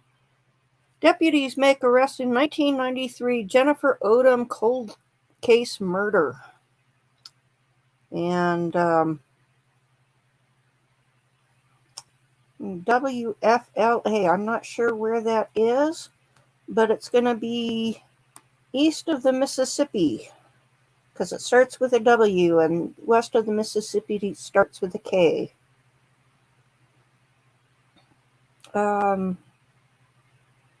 That's where the benefits for our people from abroad.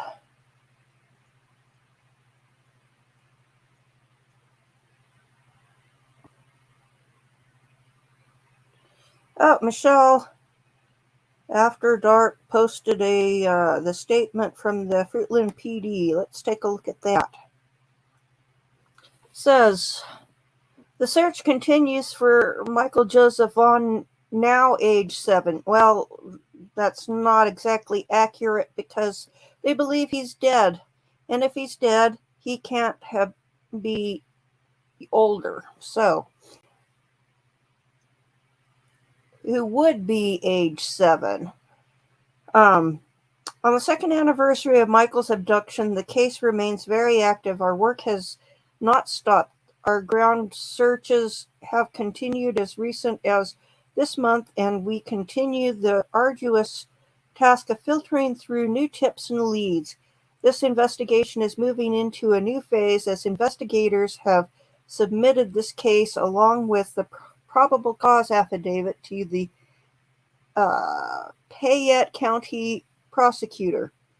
As a result, any inquiries regarding this case will be referred to the Payette County prosecutor's office and the phone number.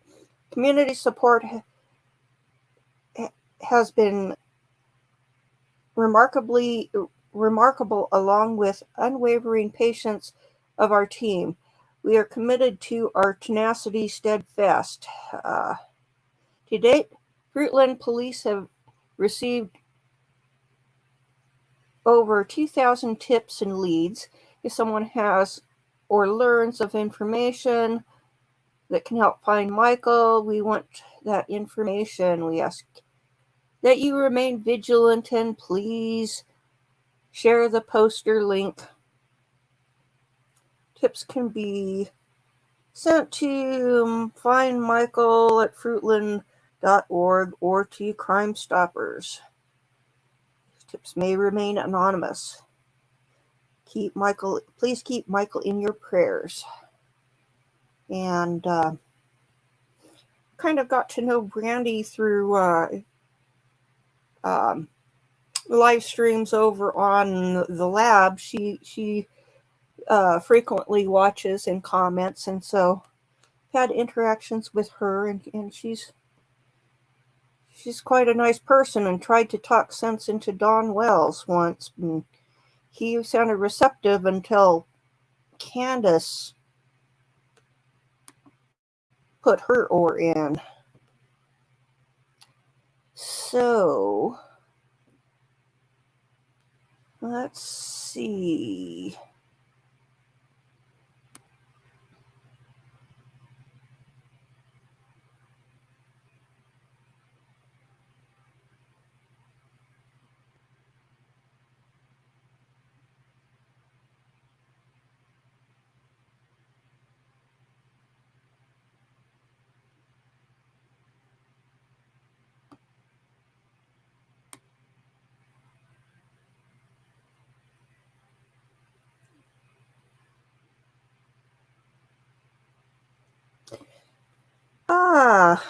Let's see. There's an interesting video title from Grizzly True Crime saying, could there be more than one Long Island serial killer? I think that the story that I saw the other day, I didn't have time to watch it, but it was indicating that he may have had help. So it sounds like it.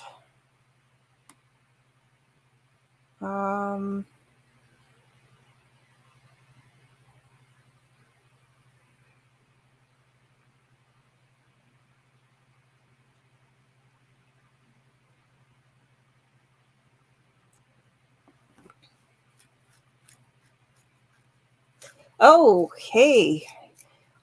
We have the channel Dr. G Explains. Psychologist analyzes behavior and body language of Taylor Shabusiness. We will definitely take a look at that.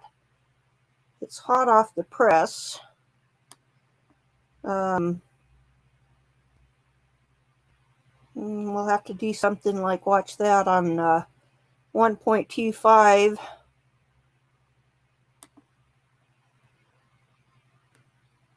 to try to avoid the algorithm from getting in trouble and stop and make comments and so forth. So do that during the verdict watch.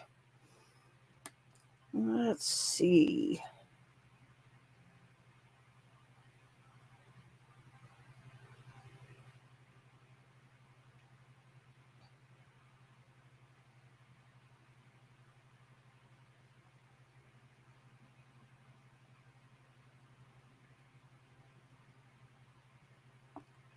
Okay, this isn't true crime, but it's something that is interesting. So it's under 5 minutes, so let's watch that.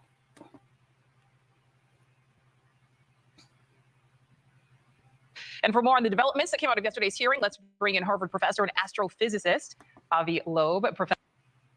Oops. Professor Loeb, always great to speak with you. Thank you so much for your time. So we just heard from Joe Khalil there. What was your biggest takeaway from what happened yesterday there in Congress? Well, it was the fact that David Grosh is willing to provide details, contact details of those who had first-hand experience. That's very important because he himself only heard 40 witnesses and can talk about documents that he saw, but he didn't really see any material evidence. And that is key for us to get more knowledge of what really is in possession of government. So the next step, of course, is for the representatives to approach those and ask for more details, because we need firsthand testimonies. We also would appreciate having more information about what kind of materials, where are the materials, why were they not disclosed. This should not be a matter of national security, because if we are talking about non-human technologies, they should be of interest to all humans. It's a subject that scientists should get engaged and help government to figure out what they have at their possession. The government is primarily focused on national security matters. That's interactions between nations here on Earth. When something comes from the sky, it's not the government's business, it's the business of scientists. All right, so Professor, I mean, what do you think happens in the skiff that Joe was just talking about and will what happens in the skiff eventually become public? Well, my guess is that there were details about the specific individuals that David Grush knows about, that have first-hand evidence about those programs that he was talking about.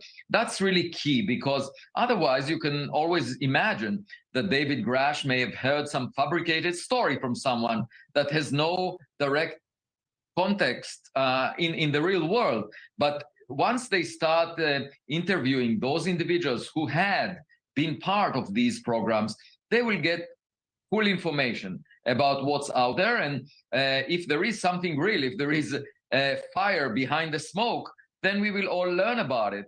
Because, as I said before, this should not be a matter of national security if it has to do with interstellar space. And we did get a little information on what's behind these. Let's listen. If the fastest plane on Earth was trying to do these maneuvers that you saw, would it be capable of doing that? No, not even close. And just to confirm, this object had no wings, correct? No wings. Now, was the aircraft that you were flying, was it armed? No, never felt threatened at all. If the aircraft was armed, do you believe that your aircraft or any aircraft in possession of the United States could have shot the Tic Tac down? I'd say no. Just on the performance, it would just left in a split second. It looks like that we have a problem here that needs further investigation. All right, so Professor, I know you were listening to the entire hearing. You certainly heard that takeaway. What did you take from that? Well, if it's technologies, then these are not representative of what we possess, okay? Because otherwise, these pilots would be aware of that. And the question is whether, you know, there is another nation that possesses technologies we are not aware. All right, you should have now a copy of the instructions that I propose to give to the jury. And again, I will give this before closing arguments. I'll start with the modified 100.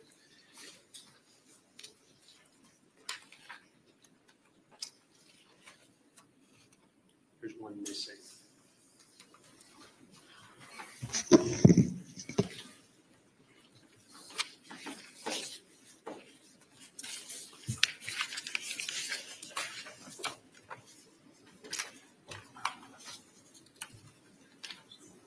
Well, in any event, there's the add-on at the end of 100, but I'll get to that in a minute. I'm going to give 315. I'll give 640, the mental disease or defect expert opinion testimony.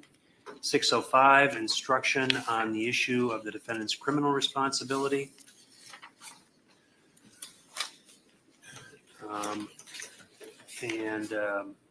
Then I'll give 160, closing arguments of counsel. Then you can do closing arguments. And then the closing instruction 460 after you've completed your closing arguments. I've added the verdict form, and the verdict form actually needs to have the heading on it. And I'll make sure that gets corrected before it goes into the jury. But I did fix the request you had, Mr. Freilich.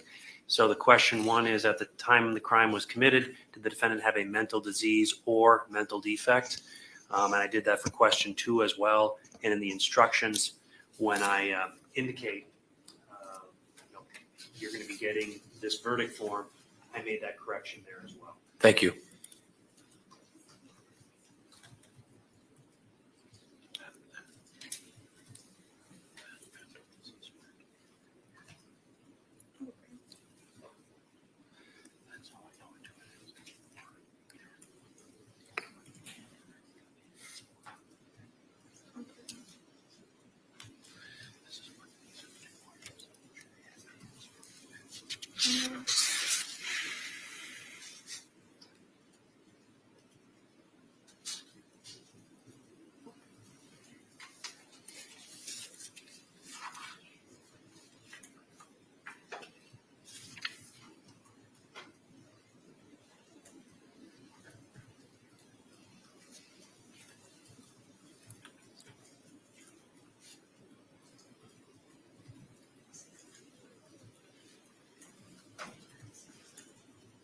You know what, I think what I was thinking was missing, I don't think it is missing. I was thinking 602 needed to be inserted in 100.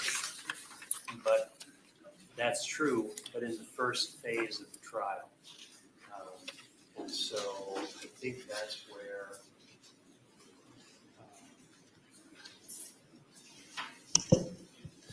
I think I was thinking of 602, and 602 doesn't need to be inserted in 100 at this phase.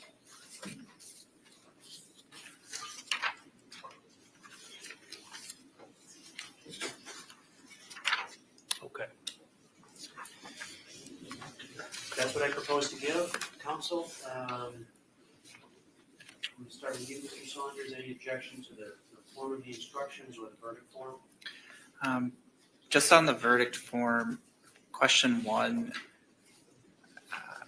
I think it should read at the time the crimes were committed, plural, instead of the singular. Right.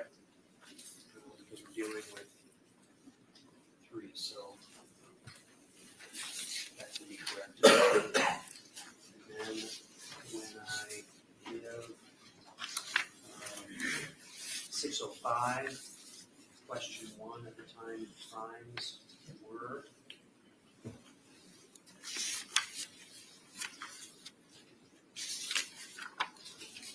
Any objection to that, Mr. Fairley? No, that makes sense. Crimes were, that's what we're talking about. Anything else, Mr. Saunders? Oh, there's one more instance. In the top of 605, the defendant's mental condition at the time of the offenses. Sure. Makes sense as well. Mr. Fairley, any disagreement with that? Your Honor, are we talking 605, the number 1? 605, the very first sentence says, you have just heard testimony about the defendant's mental condition at the time of the offense, and they're suggesting it should say offenses. I agree. Anything else, Mr. Saunders? I guess it's also on the next page, the first question heading. Well, it's on that same page, number 1. At the time the crimes were committed.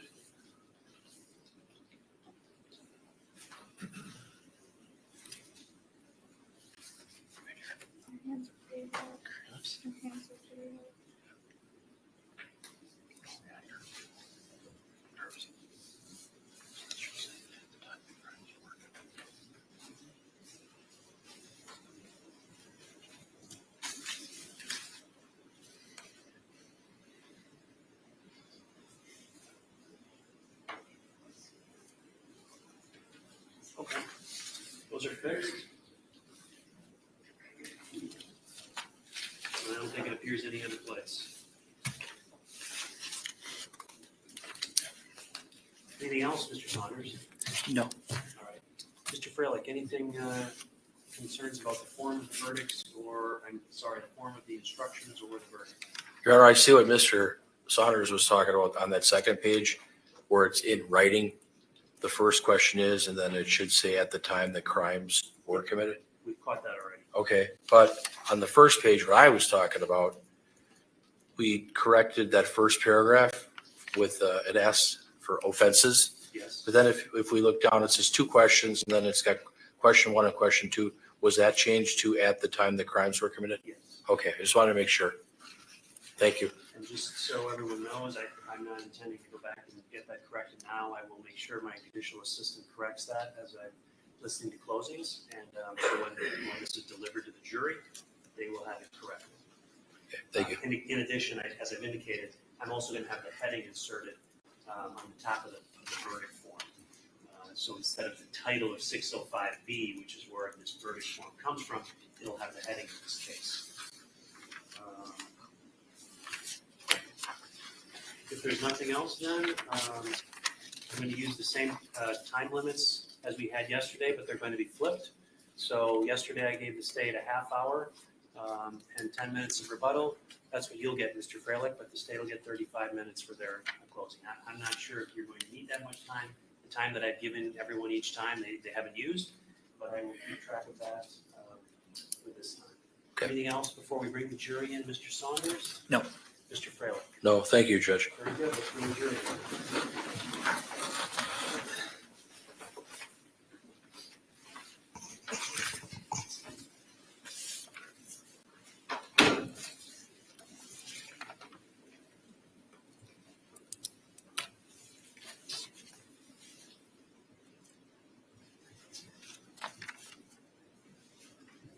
Which microphone are we using on the podium? That one? Sure.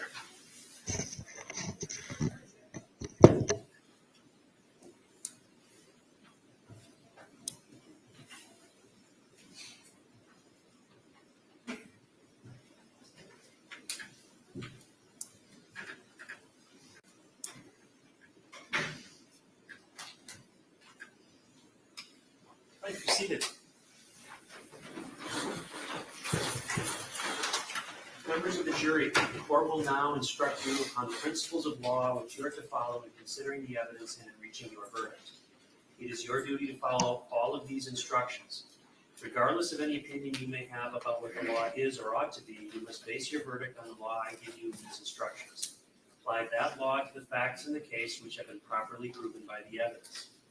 Consider only the evidence received during this trial and the law given to you by these instructions, and from these alone, guided by your soundest reason and best judgment, reach your verdict. If any member of the jury has any impression of my opinion as to the issues in this phase of the trial, disregard that impression entirely and decide the issues of fact solely as you view the evidence. You, the jury, are the sole judges of the facts, and the court is the judge of the law only. A defendant in a criminal case has the absolute constitutional right not to testify. The defendant's decision not to testify but must not be considered by you in any way and must not influence your verdict in any manner. Ordinarily, a witness may testify only about facts. However, a witness with specialized knowledge in a particular field may give an opinion in that field. In determining the weight to give this opinion, you should consider the qualifications and credibility of the witness, the facts upon which the opinion is based, and the reasons given for the opinion. Opinion evidence was received to help you reach a conclusion. However, you are not bound by any witness's opinion. In resolving conflicts in opinion testimony, weigh the different opinions against each other. Also consider the qualifications and credibility of the witnesses and the facts supporting their opinions. The court has appointed Dr. Christina Engen to examine the defendant and to testify at trial. You should weigh the testimony of Dr. Christina Engen as you would weigh any other opinion testimony. You have just heard testimony about the defendant's mental condition at the time of the offenses.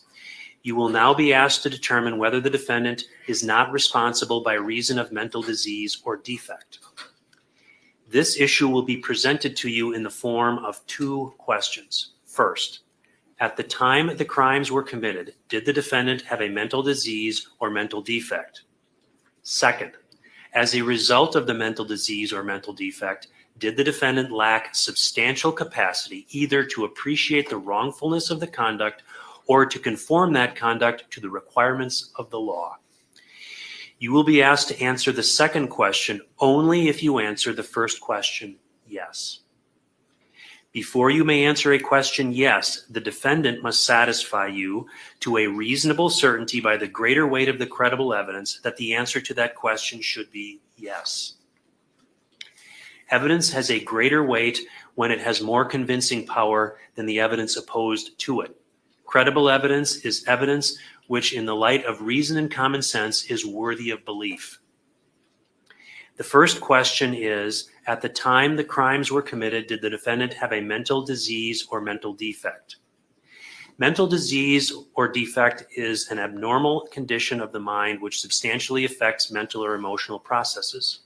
The term mental disease or defect identifies a legal standard that may not exactly match the medical terms used by mental health professionals. You are not bound by medical labels, definitions, or conclusions as to what is or is not a mental disease or defect to which the witnesses may have referred. You should not find that a person is suffering from a mental disease or defect merely because the person committed a criminal act, or because the unnaturalness or enormity of the act, or because a motive for the act may be lacking. An abnormality manifested only by repeated criminal or otherwise antisocial conduct does not constitute a mental disease or defect. A voluntarily induced state of intoxication by drugs or alcohol or both does not constitute a mental disease or defect. A temporary mental state which is brought into existence by the voluntary taking of drugs or alcohol does not constitute a mental disease or defect. Chronic use of drugs or alcohol may produce a condition that can constitute a mental disease or defect if the condition has become permanent. If you answer the first question yes, you must go on to answer the second question. If you answer the first question no, you should not consider the second question. The second question is, as a result of the mental disease or mental defect, did the defendant lack substantial capacity either to appreciate the wrongfulness of the conduct or to conform that conduct to the requirements of the law? If you answer both of these questions yes, the defendant will be found to be not responsible for the offense and will be committed to the Department of Health Services and will be placed in an appropriate institution unless the court determines that the defendant would not pose a danger to herself or to others if released under conditions ordered by the court. In deciding whether the defendant is responsible for the criminal conduct, you are to consider only the issue of the defendant's mental condition at the time the offenses were committed. Agreement by 10 or more jurors is sufficient to become the verdict of the jury.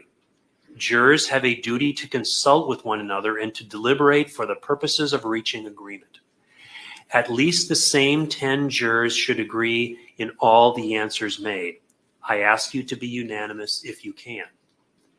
At the bottom of the verdict, you will find a place provided where dissenting jurors, if any, will sign their names and state the answer or answers with which they do not agree. Either the blank lines or the space below them may be used for that purpose. Consider carefully the closing arguments of the attorneys, but their arguments and conclusions and opinions are not evidence. Draw your own conclusions from the evidence and decide upon your verdict according to the evidence under the instructions given you by the court.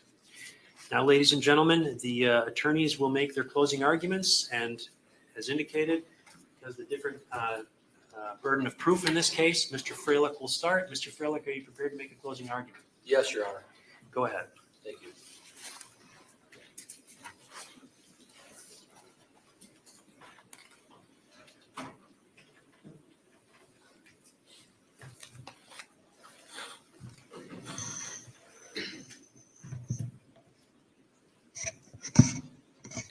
Your Honor, may it please the court, ladies and gentlemen of the jury, Mr. Saunders, Mr. Lissay. I want to thank you again for your attention. I know that you've been thinking and analyzing and listening very attentively to the testimony from these experts in phase 2 of this trial. Now, the question is whether or not Taylor D. Shabusiness is legally responsible for the crimes that she's been convicted of. And in this case, Taylor Shabusiness has elected not to testify. That's her right. You are not to use that against her in any way, shape, or form. This case is a battle of the experts. We have Dr. Seipel, we have Dr. Engen, and we have Dr. Litton. The case started off by my client's father, Arturo Coronado, who came in and he testified that his daughter had some problems, some mental health problems growing up as an adolescent, that he got her some treatment, some counseling, some professional help, that he helped her at Nicolay Psychiatric Center, and that my client lived with him for a period of time. So he provided the framework and the background for some of the issues that this young lady has. And we heard about the fact that her mother died in the home and she was there. And that was I would submit that was a pivotal event in her life because she loved her mother. Then we moved on to Dr. Diane Litton, PhD, a doctor, forensic psychologist. And she provided testimony as to her extensive background, her training and experience. And she provided testimony that she worked at UW-Madison as a scientist, that she completed over 3,000 hours of postdoctoral training at Mendota Mental Health Institution, a well-known institution that treats people with mental health problems, and that she became a licensed psychologist in 1993. She worked there doing competency evaluations, NGI evaluations, many other evaluations. And then in 1997, she went and became an independent forensic psychologist where she conducted hundreds of forensic evaluations, including competency, NGI, not guilty by reason of insanity or not guilty by reason of mental disease or defect. We call it NGI. Evidence-based sentencings and guardianship. And so she testified about her background and her resume. Lawyers call it a curriculum vitae, her CV, bores out all of the experience that she has working in this field, technical field. And she went on to testify about the fact that she met with Taylor Shabusiness in February of 2023 at the Brown County Jail. And Mrs. Shabusiness was nonverbal, non-responsive, apparently threw a chair. She tried another approach where Dr. Litton met with her behind glass and didn't really get any response. Then we heard about the fact that she did meet with Ms. Shabusiness in June of this year, and she was able to conduct her interview and glean and garner information with regards to her mental status and this report that she was tasked with. And I submit that Dr. Litton testified that she didn't have to do an MMPI, a Minnesota Multiphasic Personality Inventory. She was able to gather enough information from reviewing all of the other materials and information that she had. Interviews, consults with the prior attorney, with me, reviewing all of the other doctors' reports, Dr. Lucetta, Dr. Seipel, Dr. Collins, and other doctors that have been involved in this case. She reviewed police reports, looked at interviews, looked at the criminal complaint, looked at Brown County Jail records, looked at Nicolay Psychiatric Center records when my client was inpatient there, looked at her school records,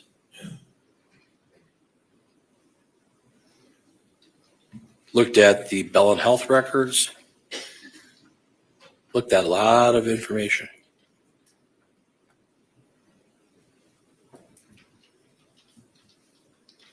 Basically, what we have here is Dr. Litton, who's very experienced. She did the NGI evaluation. You heard from Dr. Seipel, Matthew Seipel, that he did a competency evaluation. He did not do the NGI evaluation. Dr. Christina Engen, she's the one that did the NGI evaluation. Now, as it relates to Dr. Litton, she is of the opinion, to a reasonable degree of psychological certainty, she testified that Ms. Shabusiness, Taylor Shabusiness, qualifies for the NGI plea based on her diagnosis of a serious mental disorder. She opines, she concludes, that the serious mental disorder affected Taylor Shabusiness's ability to know right from wrong at the time of the alleged offense, dating back to February of 2022, and affected her ability to control her behaviors.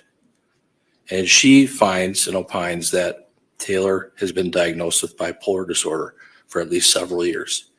And that was confirmed in the records from Bellin Health. She also says and opines that Ms. Shabusiness continues to have prominent psychotic symptoms and has not used substances for at least 1 year. There was some talk about the feigning, the faking, the malingering. Feigning means faking.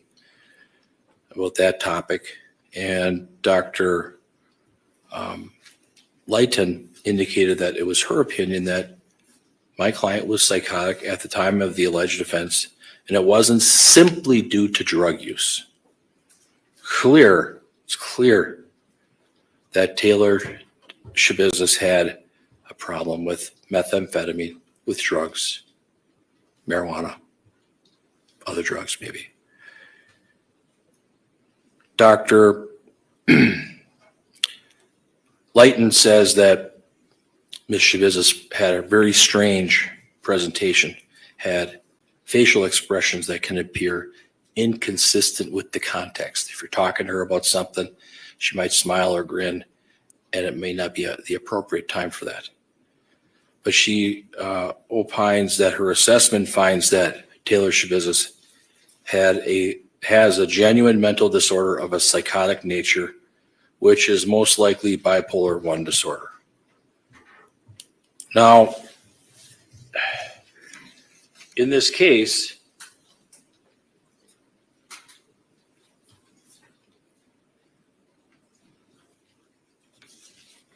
you heard that Dr. Engen, with respect to her, she didn't know that my client was under a civil commitment order for Brown County by Judge Lee Joyce. Taylor Shabusiness was found by the court to be the subject of a civil commitment, and that's why she went to Nicolay Psychiatric Center. My client was also the subject of an order for involuntary medication. She had to take medications ordered by the court. No ifs, ands, or buts. Why? Because she was deemed to be having a mental illness.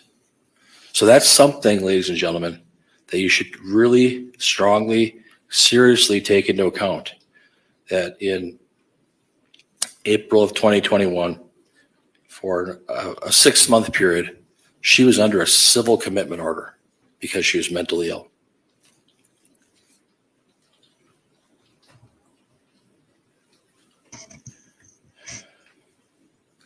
When you look at the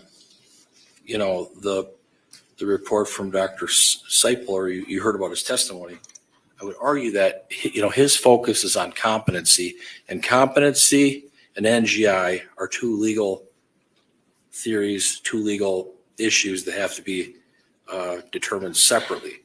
But his focus is on competency, and that I would argue that his testimony is not relevant, not germane to the issues that you are tasked with, and that is to determine if my client is NGI, if she meets that criteria. Dr. Seipel, although he's a PhD, his training and experience is much less than Dr. Litton's. But his focus was competency, and that's not why we're here. Dr. Engen, she testified, and she met with my client on October 12th, 2022, and then again on October 21st, 2022. It appeared that On October 12th of 2022, there was some security issues, so she wasn't necessarily able to meet with my client. But she did meet with my client on October 21st of 2022 and had a 3-hour interview with my client. That's 9 months ago. It's a long time ago. I would argue and submit to you that her report is stale. She didn't receive the Bellin records. She didn't look at those records. Someone else could have given her the records. Maybe Dr. Seipel, he's on the same letterhead. And Dr. Seipel knew that he was doing his evaluation. There was a disconnect. There was no communication between the two doctors, which is something you should consider. There was no connectivity there. Also, with due respect, Dr. Engen, didn't trek from Milwaukee to the Brown County Jail to meet with Ms. Shabusiness to do further assessments or supplements. Didn't do anything to supplement the report. So that's something you should take into account as well.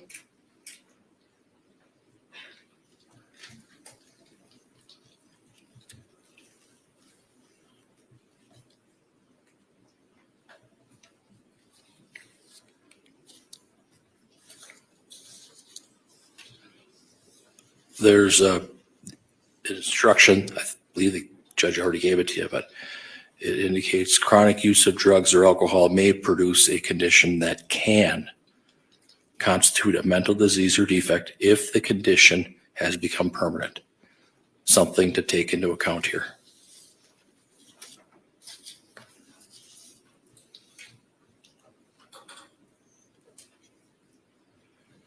We believe that Dr. Litton was very clear that Taylor Shabusiness has bipolar 1 disorder, that she has psychiatric symptoms, she has mental health problems. And she made that clear. She talked about the fact that Taylor Shabusiness heard the train, heard the whistle,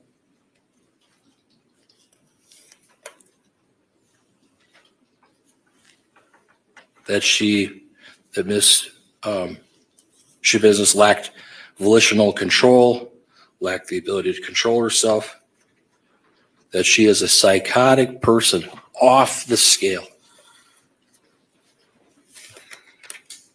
that she has a very unusual presentation. And she testified that Taylor Shabusiness, when she interacted with Dr. Litton, that Taylor tried really hard to answer her questions.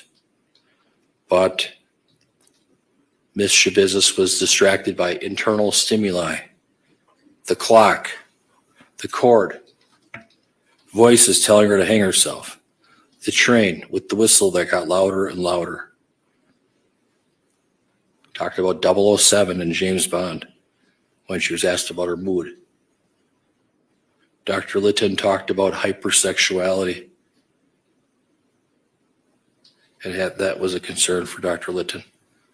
And about OCD, obsessive compulsive disorder, where Ms. Shabusiness was washing her hands 30 to 40 times or touching her hair, things that were a cause for concern.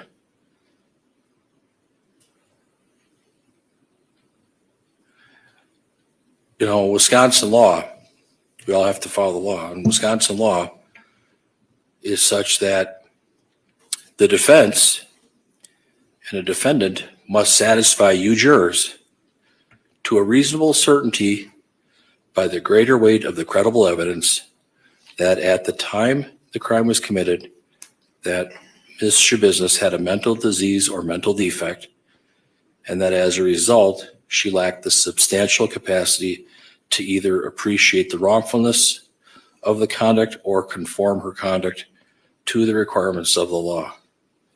And you're going to be given some jury verdicts, basically questions. Not many, just 2, I believe. One is, at the time the crime was committed, did the defendant have a mental disease or mental defect? I would submit that the answer would be yes. That's my argument. That's my request, that you consider that, and that it was bipolar 1 disorder based on the testimony from Dr. Litton. Then number 2, you'll have to consider, as a result of the mental disease or mental defect, did Taylor Shabusiness lack the substantial capacity either to appreciate the wrongfulness of her conduct or conform her conduct to the requirements of the law? And you'll have to consider that as well.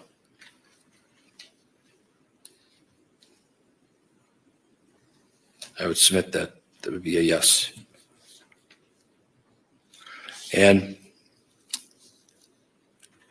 I know you know this, but I want to make sure the only issue at this hearing, at this phase 2, the second phase of the trial, is Taylor Shabusiness's mental condition at the time of the offense. So take that into account. It's a difficult case. It's a very complex case. Deals with law, deals with psychology, deals with mental health. A lot of things going on. But I would ask that you take all of this into account when rendering your decision. Thank you very much.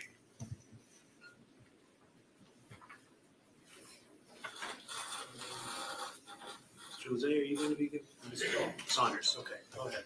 Thank you. Good afternoon.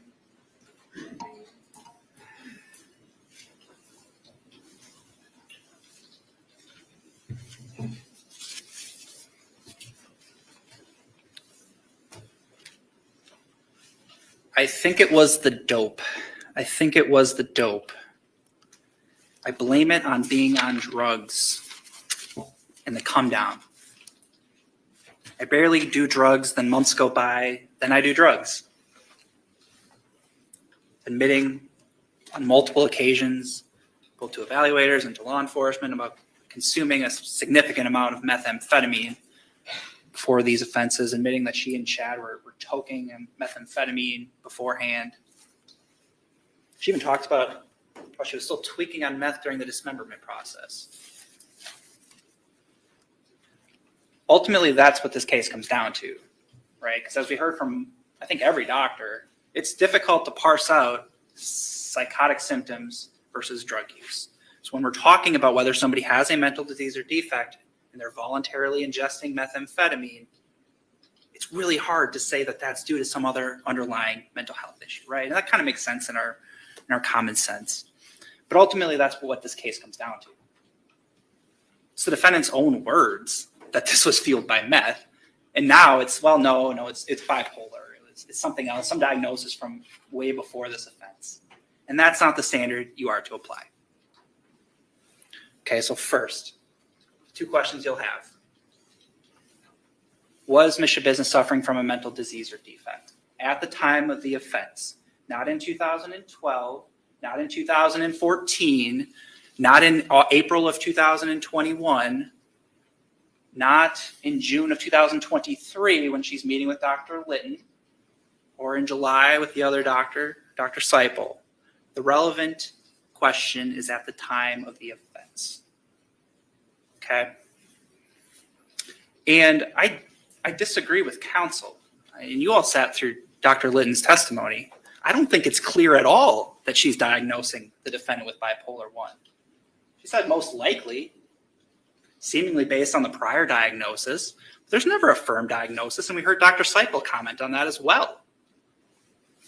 You also heard about what bipolar entails, right? What's required? What are some diagnostic criteria, right?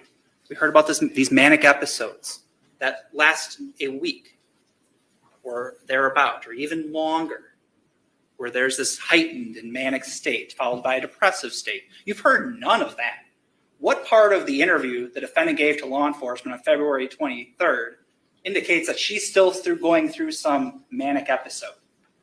What part of all of the witnesses and evidence you've heard about the time in the night of February 21st indicates that she's going through some manic episode? You've heard none of that. So this idea that this manic episode arose and dissipated in a flash, just happening to be around the 5 minutes where she's actually strangling him and then the day that she dismembers Shad, it's utter farce. There's no basis for that. Instead, we're relying on a bipolar 1 diagnosis from April of 2021. It's a year before the offense. And you heard from Dr. Seipel and Dr. Engen, both of whom are court appointed. State didn't hire them to come. They're the court's appointed experts. Both of them have issues with that initial diagnosis. You heard why, about the concurrent methamphetamine use around the time of the Nicolay admission. And that's the same story we're seeing now, right? It's the same thing. Methamphetamine use exhibiting psychosis, and that's unfortunately what led to Shad's death in this case. It's the same thing. So this concept of a civil commitment and the judge ordered voluntary medication, it's not relevant. It's not consistent with the other evidence you saw in this case. What did you see that led you to think the defendant was going through a manic episode, to have bipolar 1 at the time of the offense? That's what's relevant. You're told what a mental disease or defect is. It's something that substantially affects the mental process. That's something else you heard nothing about, right? People can have bipolar 1 and not have their mental state substantially affected. You heard nothing from Dr. Litton to tie that diagnosis, even if we'll give the benefit of the doubt and say she did diagnose bipolar 1, despite the testimony. You heard nothing to tie that into it being a mental disease or a defect. You're instructed that, as we talked about in opening, it's not just because somebody does something really abhorrent and really awful, unnatural. That's not a mental disease or defect. That would be a perverse incentive to sort of reward people to do more deranged things, right? That's not enough. It's not a voluntarily induced intoxicated state. That's what we have here. Mental disease or defect is not a mental state brought about by the ingestion of a controlled substance. So when we heard about meth-induced psychosis, right? Again, that's something that's being brought about by a controlled substance. Those aren't mental diseases or defects. You're responsible in this state for anything you do because you choose to ingest methamphetamine. That's the law. You heard nothing in this case about there being some permanent condition. None of the doctors diagnosed the defendant from suffering from any brain disease because of methamphetamine use or some other substance. Not even her doctors will say that.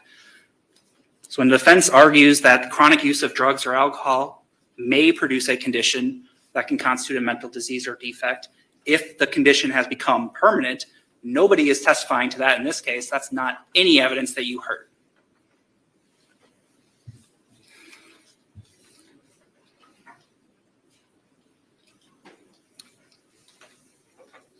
You heard and saw the defendant in the time almost immediately before and immediately after this offense, right?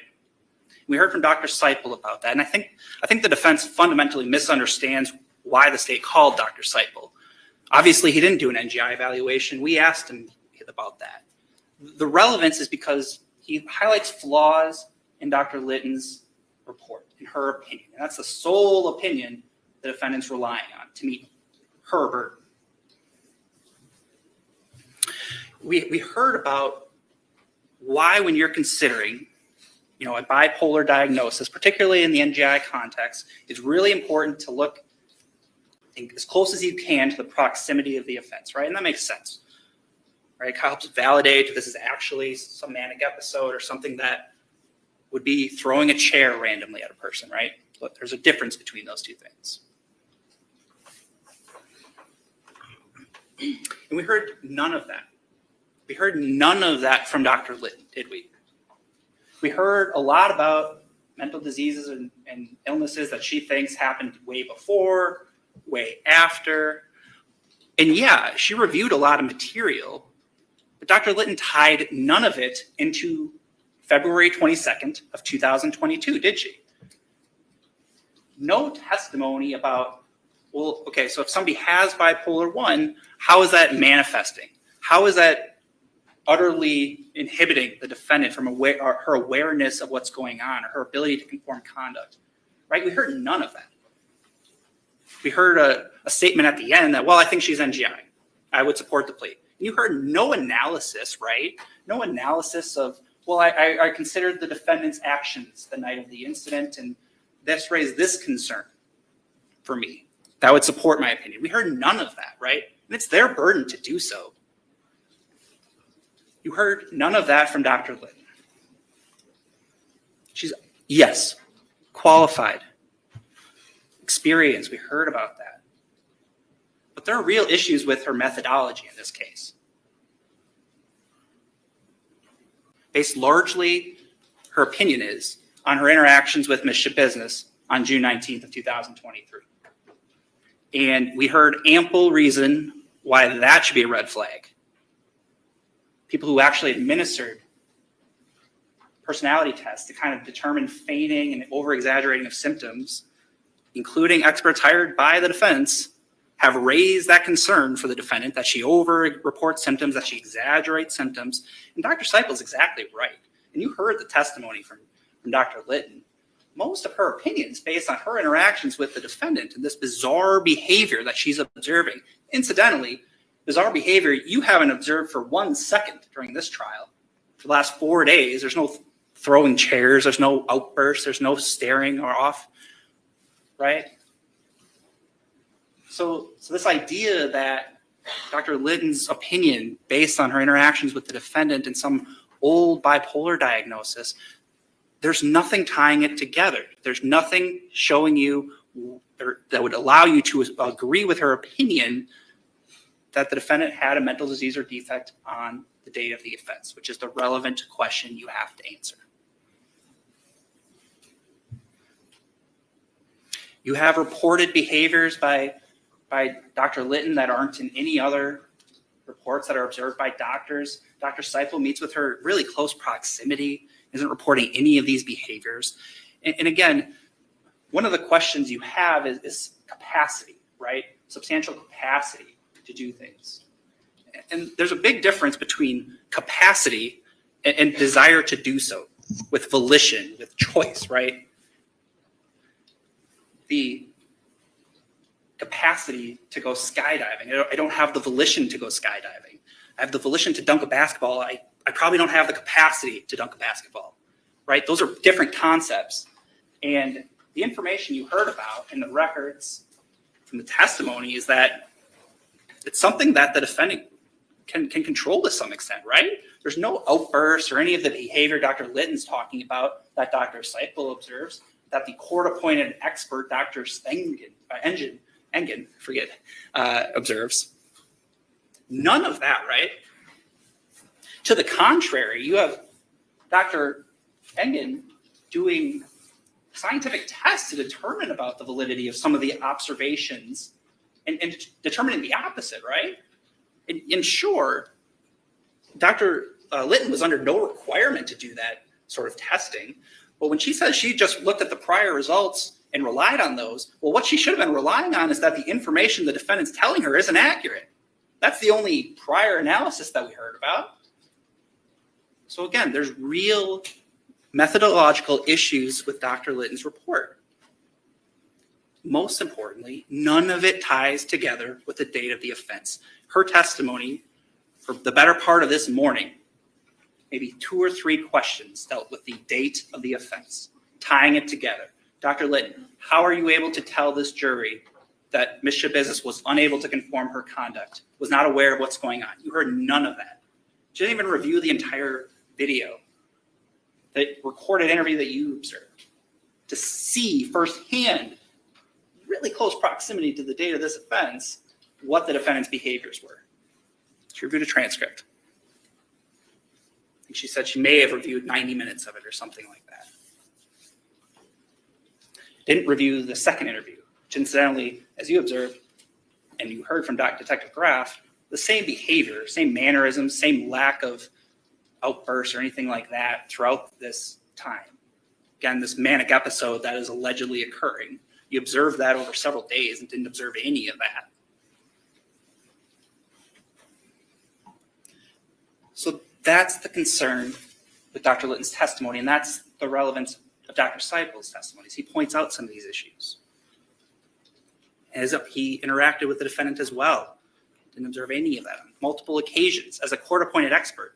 Again, not hired by the state to come in and say that, report that.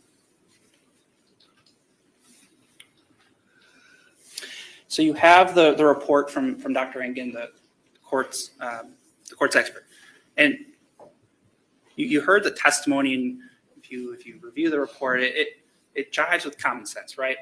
There's no mental disease or defect that she talks about. The mental illnesses, which there seem to be, are all substance abuse related. And again, the law of this state says that's not enough. That's not a mental disease or defect. So sure, there's, I think, amphetamine disorders and methamphetamine intoxication. She says, yeah, I would support these illnesses. Those aren't mental diseases or defect. She considered a bipolar 1 disorder and rejected it for the reasons we talked about. Given the concurrent use of methamphetamine, it seems like the doctors that the court appointed agree that you're using meth. You're not psychotic. Any psychotic symptoms you're exhibiting are because you took meth, not because you have some diagnosis or of a mental disease or defect. So when you're asked the first question, when you see the verdict form, that question should be answered no. You've heard insufficient evidence that the defendant suffered from a mental disease or defect on February 22nd, 2022. Okay. If you answer that question yes, and only if you answer that question yes, do you get to the second question. Second question asks sort of a compound question.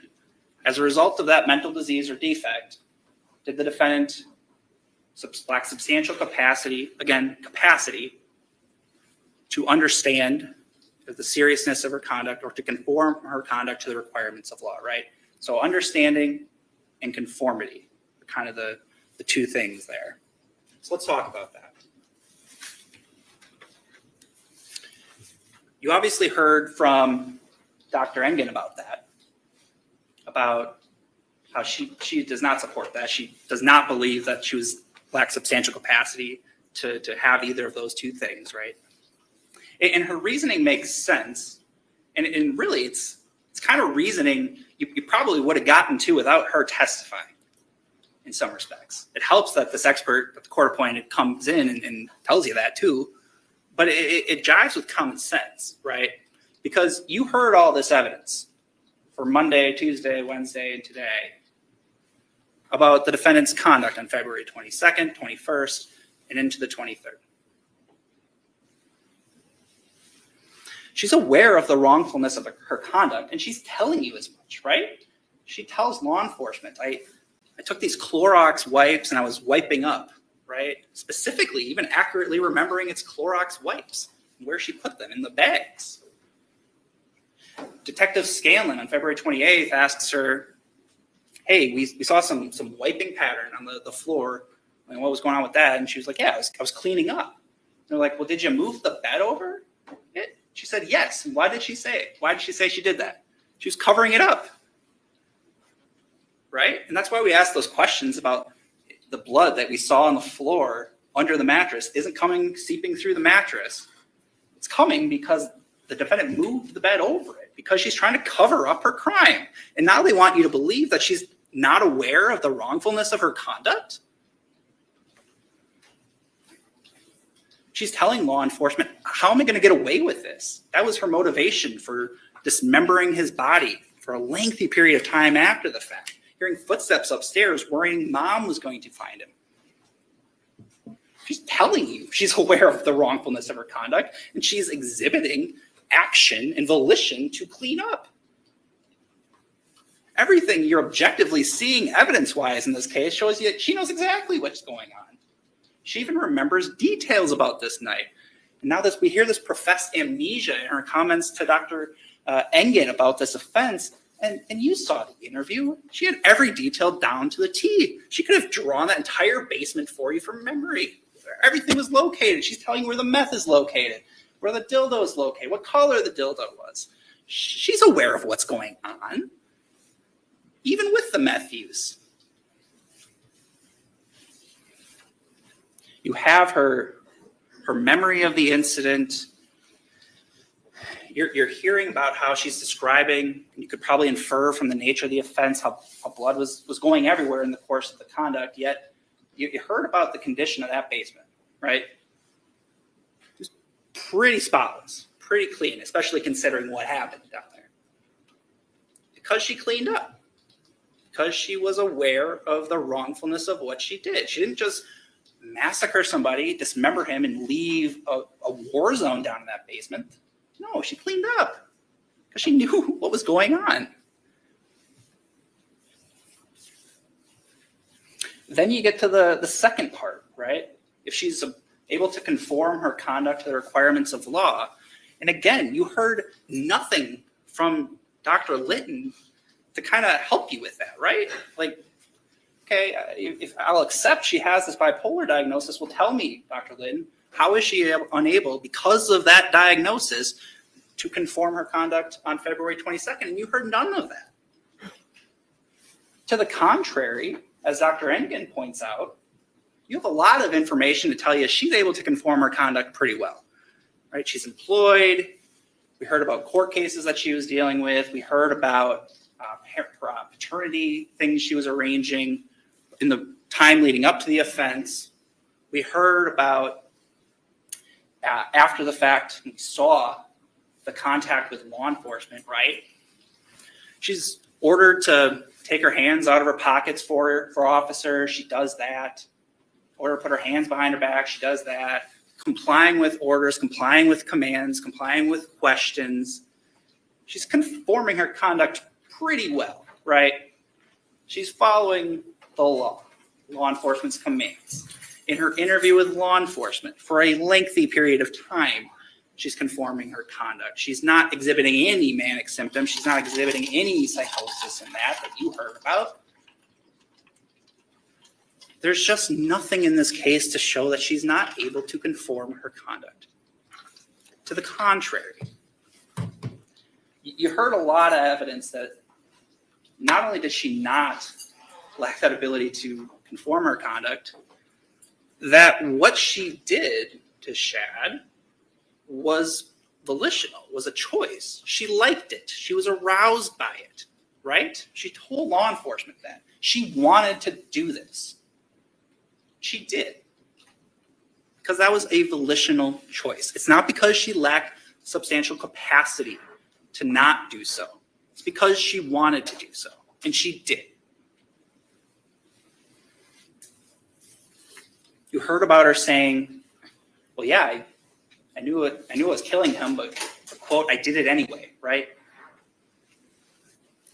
Because that's what she wanted to do.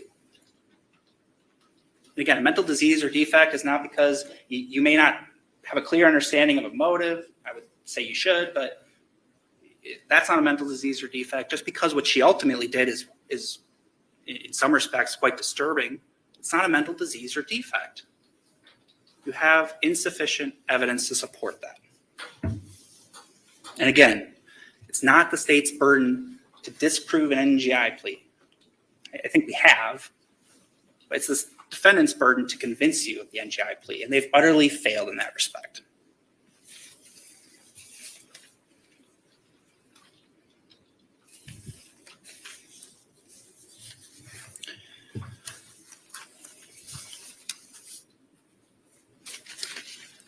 We heard about the burden of proof, that it's a reasonable certainty by the greater weight of the credible evidence.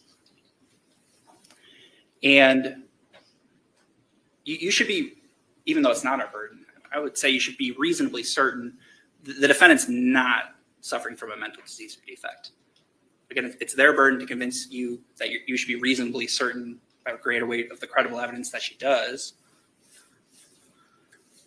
It's their burden. If they wanted the court's expert to review documents from 10 years prior, they could have done so. They could have provided those materials. If they wanted, hey, please interview my client again, they could have done so. It's their burden. And they chose not to. There was additional jail records. They could have produced those.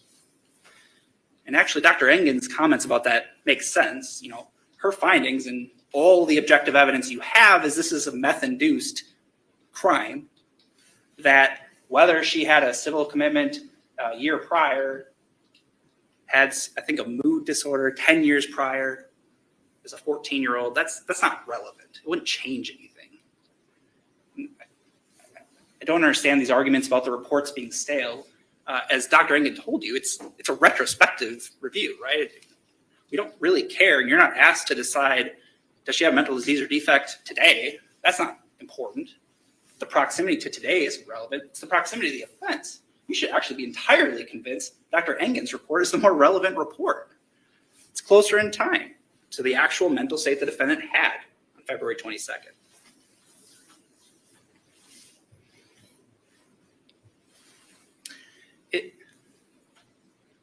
It's obviously a complex case in some respects, right? It's a serious offense that the defendant was convicted of. It's obviously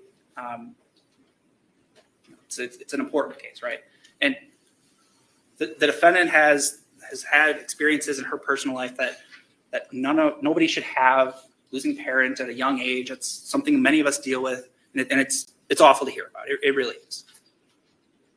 But that doesn't change the law. That doesn't change the standard in this state, because there's simply no evidence to support she had a mental disease or defect on February 22nd, 2022.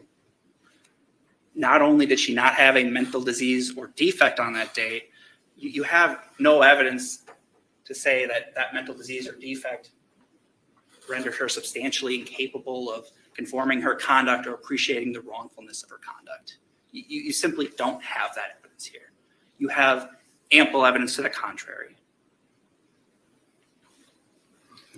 The defendant is telling you that meth made her do this. She's repeatedly told that to law enforcement. Every objective piece of evidence you have in this case supports that finding.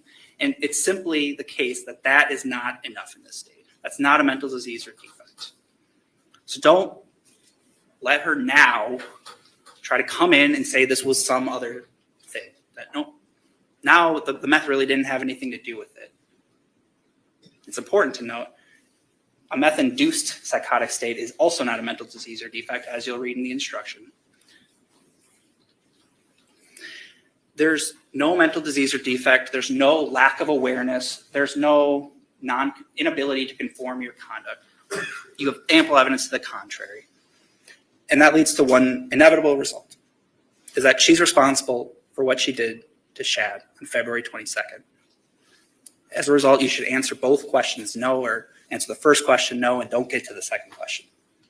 Thank you. Mr. Fraley, do you have a rebuttal? Yes, I do, Your Honor. Thank you.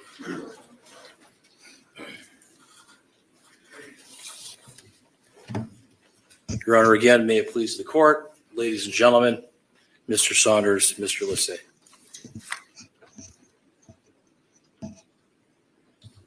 You know, this case illustrates that this young lady, Taylor Shabusiness, has a lifetime of mental health issues. She has bipolar 1 disorder. That is a mental disease or mental defect. You know, who is the state fooling? We have a young lady that was under a civil commitment order and a medication order by the Brown County Circuit Court in 2021.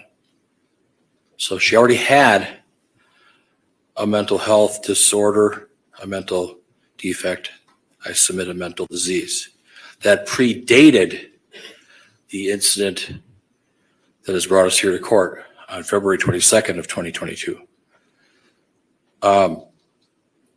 It's clear in this record that Ms. Shabusiness was at the Nicolay Psychiatric Center for 3 weeks or so, maybe a month in 2021. You got to see in phase 1 of this trial, Green Bay police officer Garth Russell, who parked his squad down quite a ways, and he walked in the dark of night across the snowy parking lot up to the Eastman Avenue apartment at 2353 Eastman Avenue. And Ms. Shabusiness Officer Russell met her at the door, out on the porch. And you could see on the video her face. You could see her eyes. You could see her demeanor. She didn't look right. I submit to you, she didn't look right. Something was going on.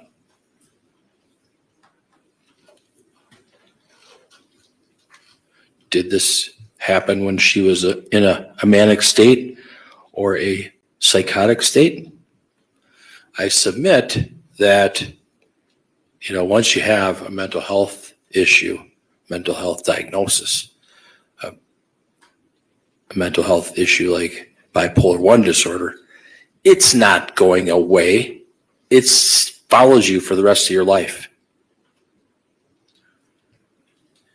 What we have here is someone who has a very serious mental health issue, mental health disorder. And you pile drugs on top of that. It can constitute a mental disease or defect if the condition has become permanent. I would submit that Taylor has had mental health issues dating back to her early years. She went to Purveya, she went to Bellin, she went to Nicolay, she was under a court order where she had to have injectable antipsychotic medications.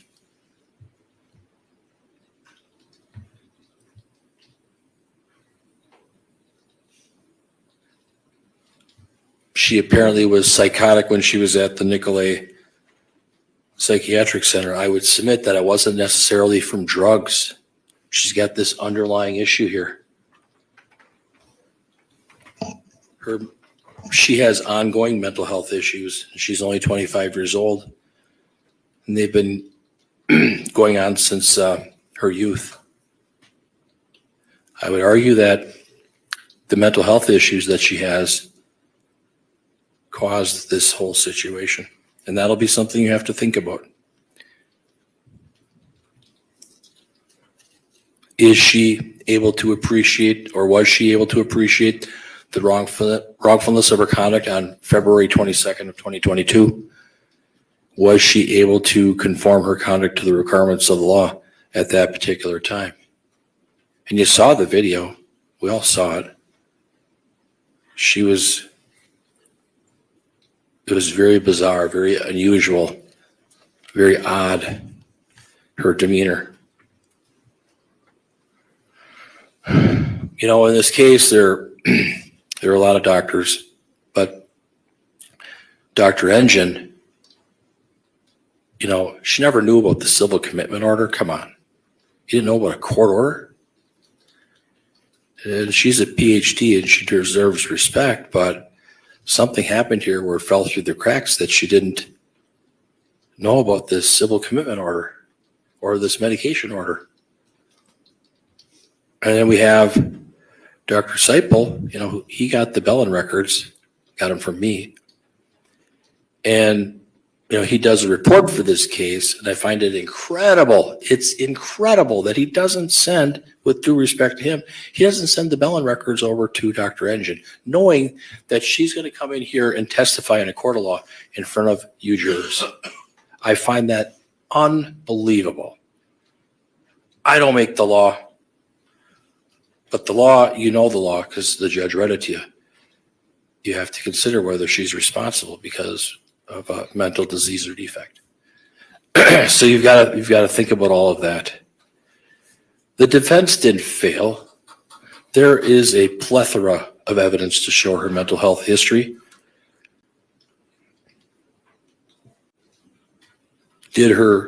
Was her bipolar 1 condition permanent? I submit to you that it was.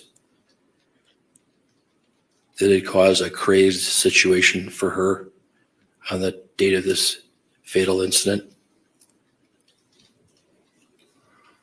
You heard Detective Groff, who's a very seasoned detective with the Green Bay Police Department. You heard him go through very methodically questions. He was patient. He asked Taylor Shabusiness lots of questions about what was going on. And he testified that the police detectives and the officers, it was an ongoing investigation and they didn't have all the facts. They didn't know all the things that were going on. It was evolving.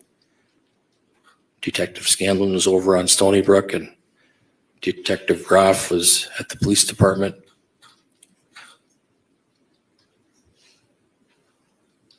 She told Detective Groff, I didn't intend to do this. Me and Shad were buddies. Words to that effect. So I submit that she did not want to do this.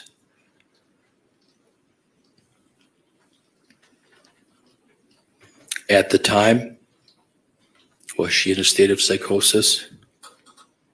Who knows? That's for you jurors to decide.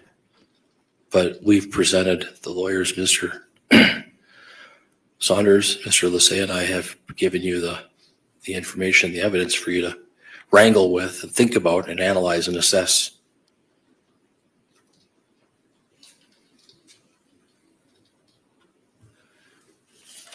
I would ask that you consider the fact that Ms. Shabusiness was taking the antipsychotic meds, the injectable meds, when she was at Nicolay Psychiatric. And then once she was released, didn't take it anymore. We all know if you don't take your medications, you're going to have problems, especially if it's a mental health condition. If you don't take your high blood pressure medication, what's going to happen? Your blood pressure is going to go up to the sky and you could have a heart attack or stroke. Same thing rings true for other medications. And in this particular case, Ms. Shabusiness did not take these medications. So I would submit, her mental health problems, her bipolar 1,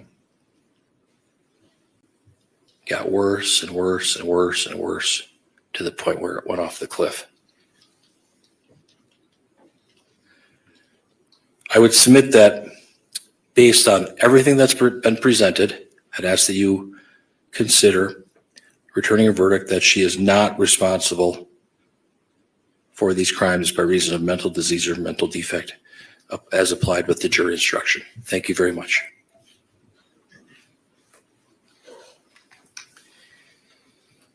Now, members of the jury, the duties of counsel in the court have been performed. The case has been argued by counsel. The court has instructed you regarding the rules of law, which should govern you in your deliberations.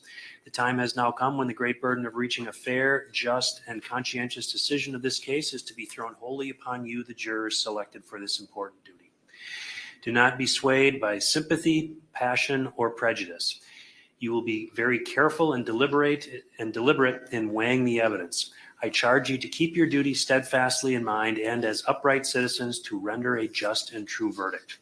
As with the case in the prior phase, you will be getting a copy of these instructions with you during your deliberations. With that, I'd ask the bailiffs to step forward to be sworn.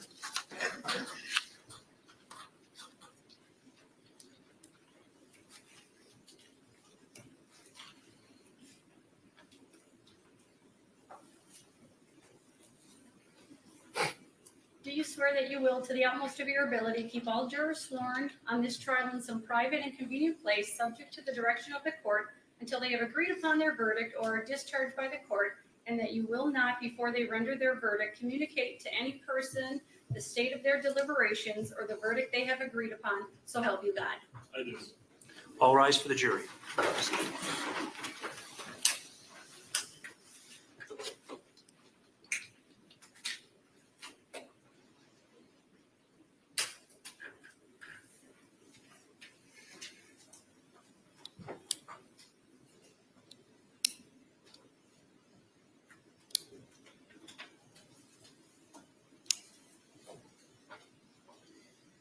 anything to bring up before we recess? Mr. Saunders?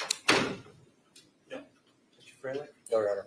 Right. And I'd ask, as with the situation the other day, I'd ask if everyone remain around for 30 minutes until 6 o'clock or so. After that point, if you want to leave, if you could just leave a cell phone number where we could reach you. And with that, we are in recess. Thank you.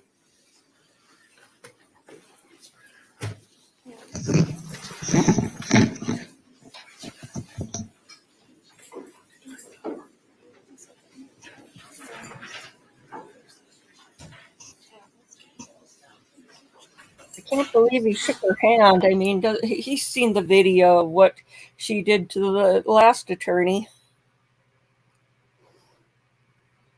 And back to the holding cell she goes. Whoa.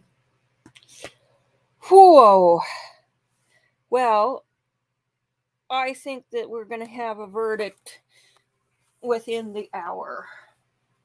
They did the first verdict in 43 minutes, and I wouldn't expect it to go longer on the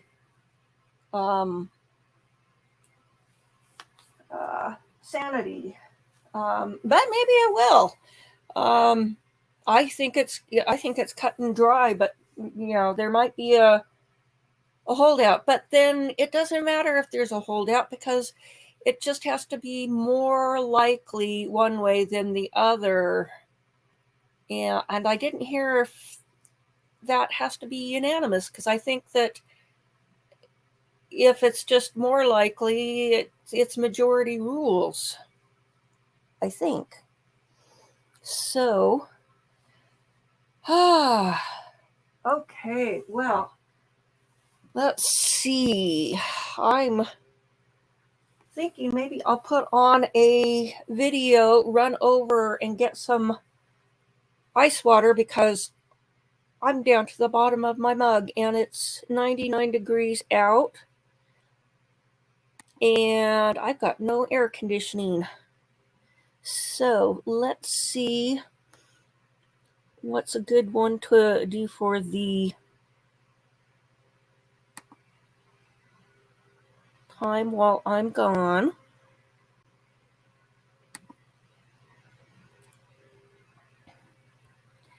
Come on. Okay, here we go.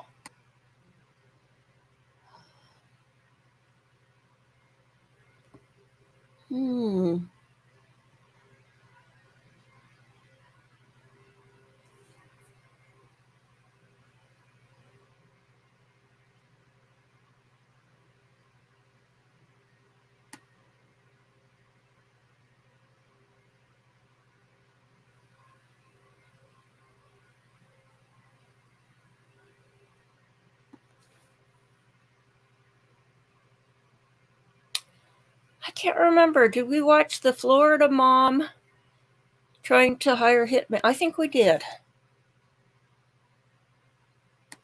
Yes, we did. Okay.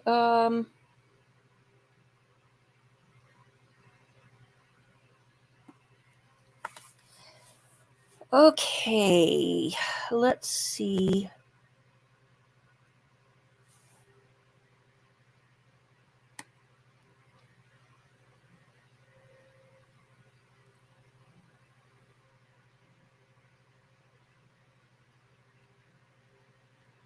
It's like, well, I want to watch that one. I want to watch that one. Okay, let's look and see what we've got.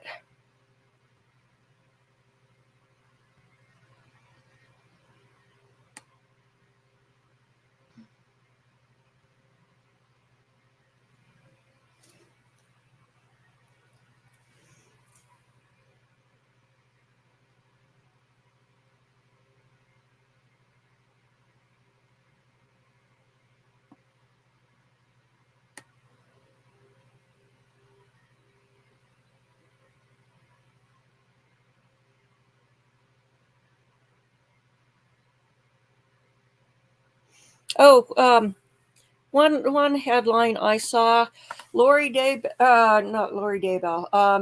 Daybell's and is going to be allowed to speak at the sentencing next week for Lori. So good news on there.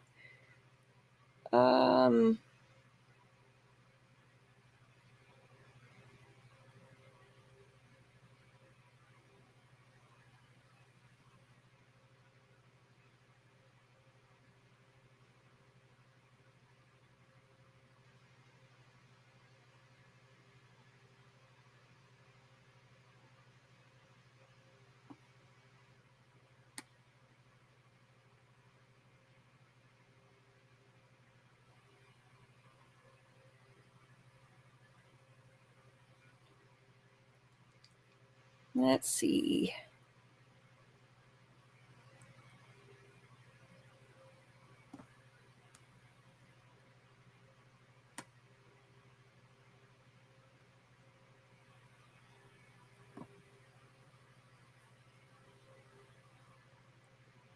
Oh, maybe maybe I'll put this one on. This is U.S. politics.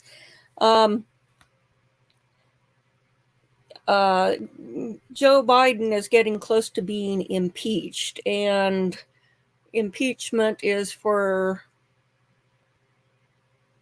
high crimes and misdemeanors. So that's kind of like if he's supposed to be supposedly the leader of the free world, but he's just a puppet. Impeachment, that seems like a something for true crime, don't you think? Yes, we will get a verdict tonight. I think it'll be within the hour. So, okay, I'll put this on an impeachment, and you tell me what you think when I get back with my ice water. And let's see, here we go, getting it set up.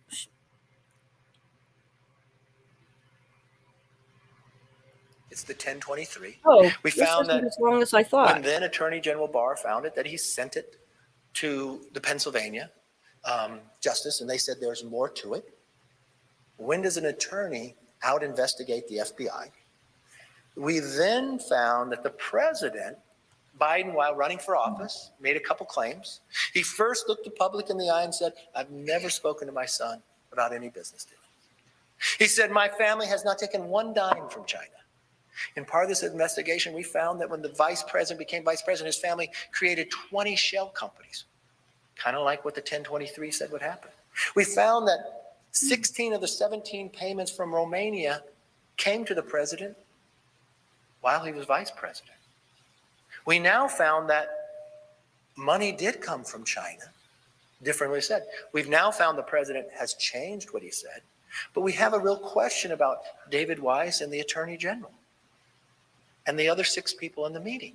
It's contradictory based upon what the IRS agents said and asked questions and took notes from the meetings and emailed everybody about those notes. Now, if you're any member of Congress, this is not saying impeachment. This is not anything but we need to investigate. And what happens, like you watched the situation yesterday, where the federal government says there's still an investigation of the Bidens. Well, the only way you'll be able to get information that way is to have the strength to be able to get the documents you need. I was concerned when asked a question that I haven't seen an administration act this way at the same time as Nixon did by withholding information. If they do not provide the information we need, then we would go to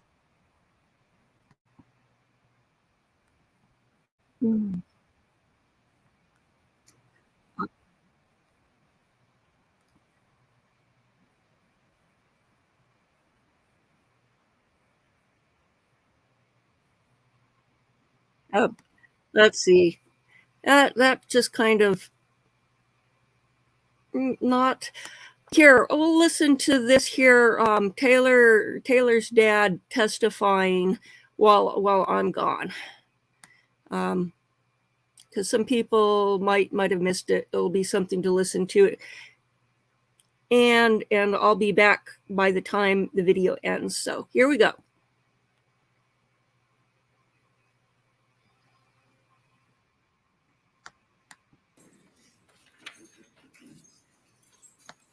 Oh.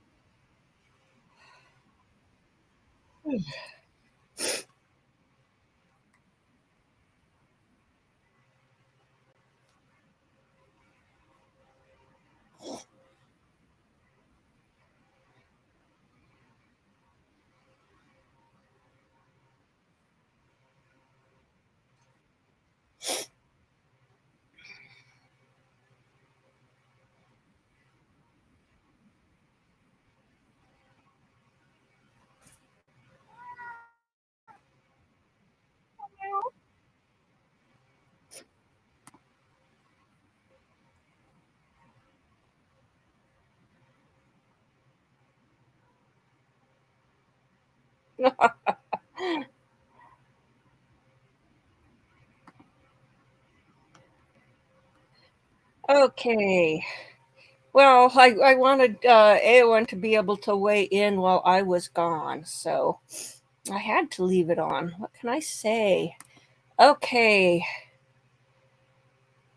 Let's look at my playlist because that is where it's at. Okay.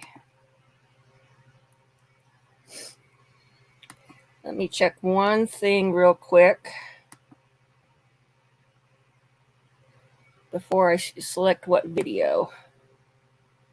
Okay, it's unlimited monetization. So if I play this video on 1.25 and it still gets a copyright claimed, they aren't going to get much money off of it anyway. So let's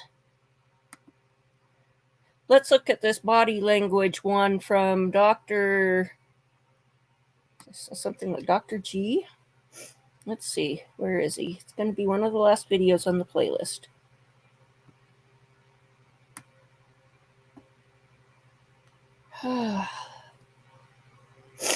Dr. G Explains is the number of the channel, and I will put a link to that channel in the playlist. So I may switch back and forth between the seal and the video, depending on whether or not he's talking or they're showing her, just to help mess with the algorithm some. So, okay, here we go.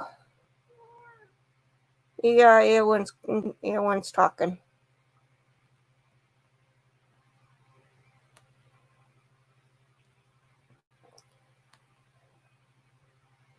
Okay. Dr. G here. I'm a licensed clinical psychologist and body language expert, and today we're going to be analyzing the behavior and body language of Taylor Shabusiness. Taylor Shabusiness was recently found guilty for the murder and mutilation of Shad Thyrion. During a methamphetamine-fueled sexual encounter, she decapitated the victim and then dismembered him and put his body parts all over the place. The victim's mother later found his head in a bucket, and the details only get worse from here.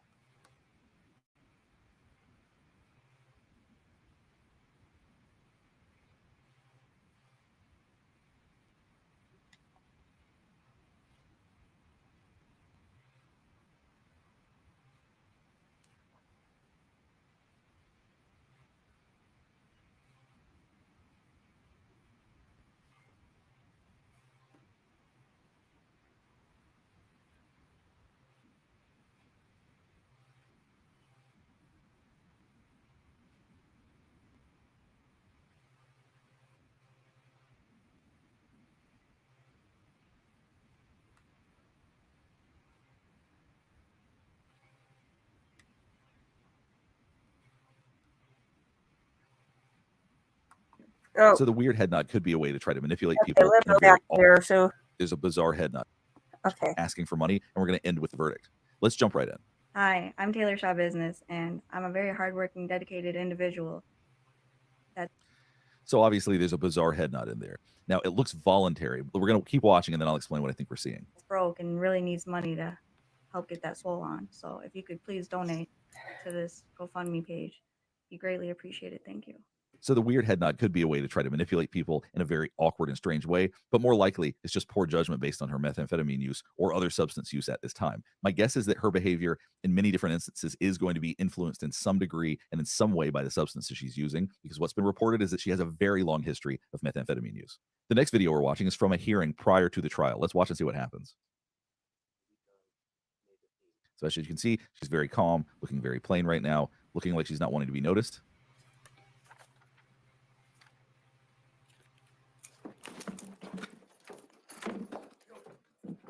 And then she attacks her attorney. All right, let's go watch this again, and I'm going to explain what I think we're seeing. When someone is truly out of control, if they're going to engage in something like this, oftentimes they show some signs or signals that they're getting ready to do it. She is overtly trying to hide right now. She's looking forward. She's not looking at him. And so this is a manipulation. This is a performance. This is something that we're going to see throughout the trial, which is performance. Because this is someone who knows what they're doing. And therein lies the challenge with people like her, is that when somebody watches this, they go, oh my God, she's out of control. But really, it's quite the opposite. And we know that because of how she looks right now. Let's just watch her do this one more time.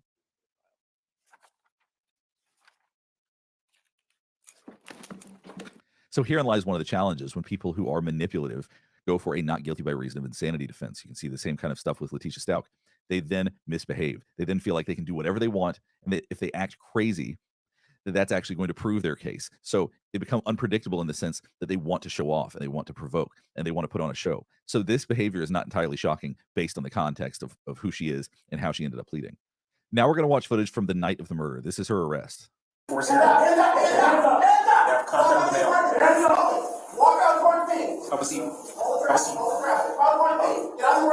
All right, so she's listening to the police officer right now. She's not being hostile. She doesn't appear to be out of control. Let's keep watching. Who else is in the apartment?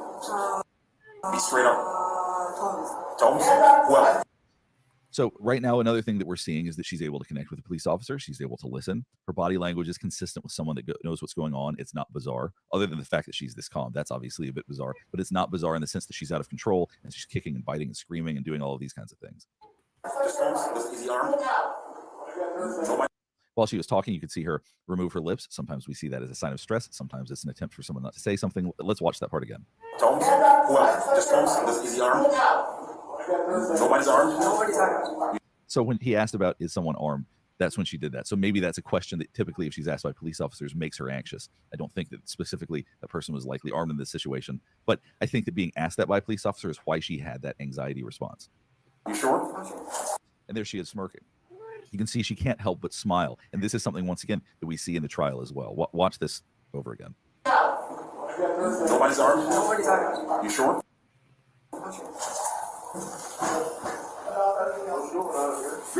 She's showing the ability to retrieve memory. She has recall of recent events. She's able to behave, for lack of a better term. This does not demonstrate someone who's out of control. I wanted to go through this so you could see what she was actually like shortly after she committed these unspeakably horrific acts. Now we're going to watch some of her interrogation. We're not really going to watch a whole lot of it because she's pretty straightforward about things that happen. So she's not trying to lie or deceive so much. She's just very strange. Let's watch a little bit about her body language. His organs? The organs are everywhere too. His organs are everywhere? Yeah. Did you hide organs? What you see is a very casual stance right now. She had her hands sort of gently put in her lap. Her posture is pretty casual. The way that she speaks is very straightforward and casual. Let's keep going. Oh, they're in plastic bags. They're in plastic bags. And Tom? And that. Now, when people lean forward, we oftentimes associate that with them feeling closer to somebody. So she's interested talking about this. She's feeling connected to the detective talking about this. She may even want to discuss this a little bit. Let's go back. Just watch this part again. Oh, they're in plastic bags. They're in plastic bags. And Tom? And backpacks. In the backpacks and in the. Did you remove all organs, like intestines and everything, or where are the intestines? Do you remember? They're going to be in a plastic bag. They're all in plastic bags. They're gonna be in a plastic bag. Once again, it's all very casual. She's just going along with it. Now let's watch her during the trial. Now we're going to watch some of her reaction when AJ Gannon, one of her friends, is providing testimony. And when Specifically, when I got there, we were just chilling, chopping it up, like how we always do. And basically, I was like, Taylor was asking like, do you wanna hang out with Shad? She was asking me like for consent to hang out with Shad. So obviously she knew that she was going to laugh. She could feel it coming, so she tried to hide it with a cup. There are times that she wants people to see her laugh. There's times that apparently that she doesn't. Maybe because she was so overwhelmed with amusement during this that she actually felt the need to try to hide it a little bit. Let's keep going. I had to bring him over, and I was like, yeah, that's fine, it's cool. And also, if you look at the reaction, this is genuine laughter that she's experiencing right now. It's performative in the sense that she's going to just let herself feel and do whatever she wants, but she genuinely does seem to be amused by and to connect with what happened in this way. She seems to genuinely be amused by the things that she did. And so, Could I stop you right there? I'm sorry. I just have a quick question. So when you said you were at the apartment, which apartment is this? the Eastman, like I said, I only looked at the time before I left the apartment, and I was a little drunk. So, But at some point you left the apartment. Were Shad and Taylor still at the apartment when you left? from when I saw it, I don't know, but that's yes. And as you can see, she just looked at the camera. This is something that she does often. Watch this. I saw it. I don't know, but that's So oftentimes you'll see her look at the camera and then she acts a little bit differently afterward because she has a great awareness that she's being filmed. She does want to put on a performance. yes. From what I saw. And then after that point, And if you watch, you can see her eyebrows raise right here. Watch this. Yes. From what I saw. and then after You're going to see her do this a lot. I will explain more about that as we continue to go, but just keep in mind, this is a behavior you're going to see a lot from her. that point, had you ever seen Shad again? What? After that point, after you left that apartment? Would you sometimes go over to There she is looking amused again. She can't seem to hide her amusement in these situations. Shad's father's house, Michael Thyrion's house? And what that means, though, is that she's genuinely connecting to this feeling. I said that she puts on a performance some, but this looks like a genuine smile. This looks like someone who is genuinely amused and trying to stifle it to some degree. Yes. And as you can see, she just raised her eyebrows again. Watch this.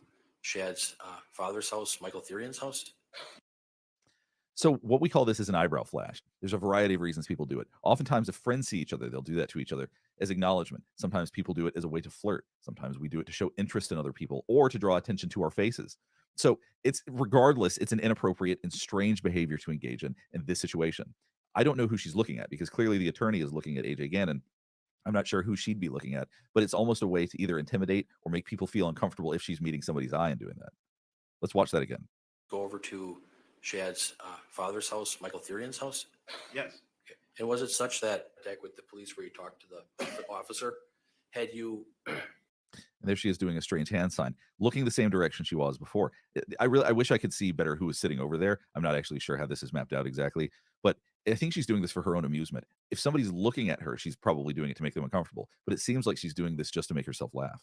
Let's watch this again. attack with the police where you talked to the officer, had you you saw Taylor Shabusiness at that period of time? And just to be clear, the interlocking of the fingers, there's no meaning in that hand sign. That is a meaningless hand sign as far as body language goes. There's nothing involuntary about that. It's just odd.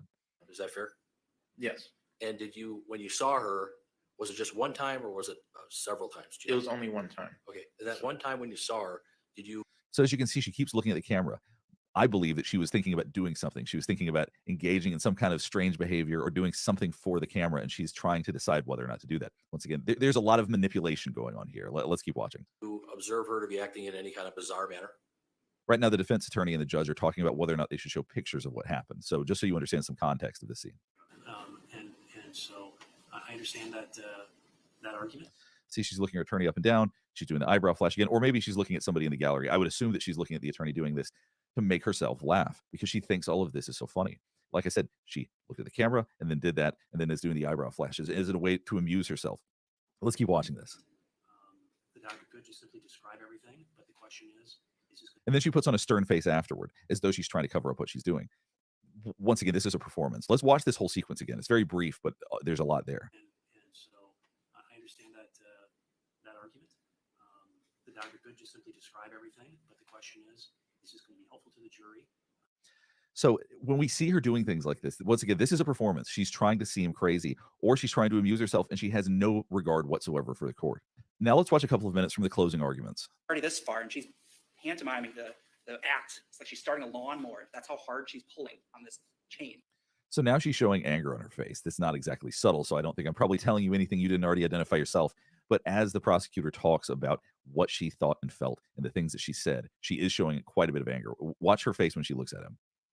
The act, it's like she's starting a lawnmower. That's how hard she's pulling on this chain, right? Took 3 to 5 minutes, she thinks, to have been done to cause the injuries that he's observing, right? Down to the inner neck muscles, and he's talking about how strong and thick those neck muscles are, and there was hemorrhaging that. There was a lot going on with her face all in that very short amount of time. What's most obvious is that she's blinking a lot, which we associate with stress. So you might think, well, she's stressed out by what he's talking about, but I don't think that's quite it. I think that she is trying to stifle a smile, and she's trying very hard to do that, and that's the source of stress, because we associate quick blinking with stress. Watch the corners of her mouth when we watch this again. Need to have been done to cause the injuries that he's observing, right? Down to the inner neck muscles, and he's talking about how strong and thick You can watch the corners of her mouth twitching. those neck muscles are, and there was hemorrhaging that deep. That's how hard and how her neck muscles, and he's talking about how strong and thick those So she knows how inappropriate it would be to smile at this point, because the jury could be watching her. She's been smiling inappropriately so far, but there's something about the quality of this that she understands she should not show the kind of joy that she feels by what she did. neck muscles are, and there was hemorrhaging that deep. That's how hard and how long, how much injury the defendant was causing. Exact opposite. You have the defendant cutting him up and cleaning up, getting rid of the remains, pouring it down the shower. We heard a lot of testimony about that. Kind of wiping up with the Clorox wipes, which the defendant. So oftentimes we associate a wrinkled nose and downturned mouth with disgust. She's not showing those things. Once again, this is anger. And I'm just clarifying that for anybody who might have a hard time reading what we're looking at right now. This is not a look of disgust. It's not a look of shame. This is a look of anger. We have yet to see anything that even closely resembles remorse so far. Is acknowledging as well. So you have the defendant's statement, the motive, right? We heard evidence about motive, right, and her interest in Jeffrey Dahmer and all that entails. But intent doesn't mean motive. This is what intent. You saw the eyebrow flash again. She's trying to draw attention to her face when they're talking about Jeffrey Dahmer. So it looks like she had been Googling Jeffrey Dahmer, and she had been taking selfies with pictures of Jeffrey Dahmer. It's really strange behavior. And so there's something about that it seems to excite her. And that could be what the eyebrow flash is about. It's look at me, look how I feel about this. Let's check this out again. All that entails. But intent doesn't mean motive. This is what intent means. And we proved intent, right? She called. And now she's showing contempt. What we know about when the one corner of someone's mouth goes up, that's a contemptuous look. Dahmer and all that entails. But intent doesn't mean motive. So there was the eyebrow flash. This is what intent means. And we proved intent, right? She causes. Then he said, we proved intent, and the corner of her mouth goes up, which we know is contempt. So that's a genuine emotion you're seeing from her. The contempt is real. That doesn't mean motive. This is what intent means. And we proved intent, right? But again, she was asked about this, the defendant. Remember in that February 28th interview, the second. So the interesting thing about this look that she has right now is it looks intentional. One of the things that we look at with body language is body language that spills out. But once again, she's so aware of the cameras. And I'm not showing every time she's done it. Throughout the course of this trial, she looked at the cameras all the time. She knows that she's being watched. She knows a jury's watching her. And she does have some level of performance with this. So I don't know if this is an attempt to look sad and it comes out angry, or if she's actually feeling angry. It's actually kind of difficult to tell with her because things look so intentional. Interview with Detective Groff and Detective Scanlon. She's saying exactly what her intent was, right? It was because there's other people in the house. Like, what am I going to do? Leave the body and have mom find it? She admits. And we see a slight smile when they talk about leaving the body and have mom find it. She is genuinely amused by these ideas. Find it, or other phrases used to that effect. So again, we have for both elements here the defendant's admissions.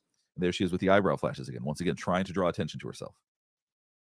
Again, we have for both elements here the defendant's admissions.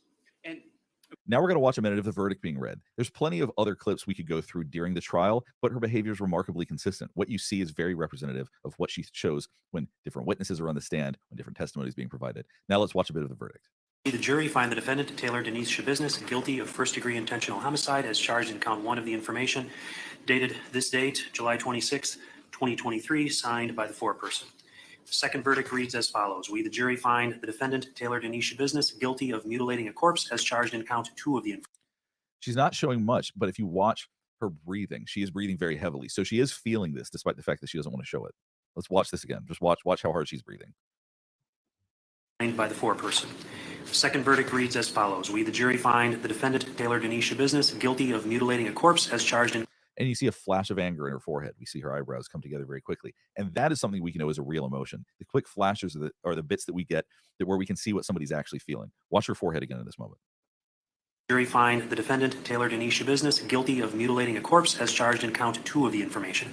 Dated this date, July 26th, 2023, signed by the foreperson. The next verdict reads, we, the jury, find the defendant, Taylor Denise Shabusiness, guilty of third-degree sexual assault as charged in count 3 of the information. Dated this date, 26th. And you can see her chin quiver for a second. And I don't see that as sadness. I think that once again, that's amusement. That goes back to show she is finding something funny about the idea of the sexual assault piece of this. Watch this again. Sexual assault as charged in count 3 of the information.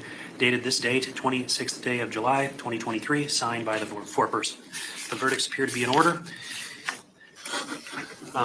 Is the matter regarding Dr. O'Donnell still a contested issue? So the one thing that we see, and this is very common when it comes to people, particularly after they've been found guilty and those sorts of things, is they oftentimes are the last to sit because they're trying to show a little bit of defiance. They're trying to hold on to a little bit of control if they can. Be seated. Is the matter regarding Dr. O'Donnell still a contested issue?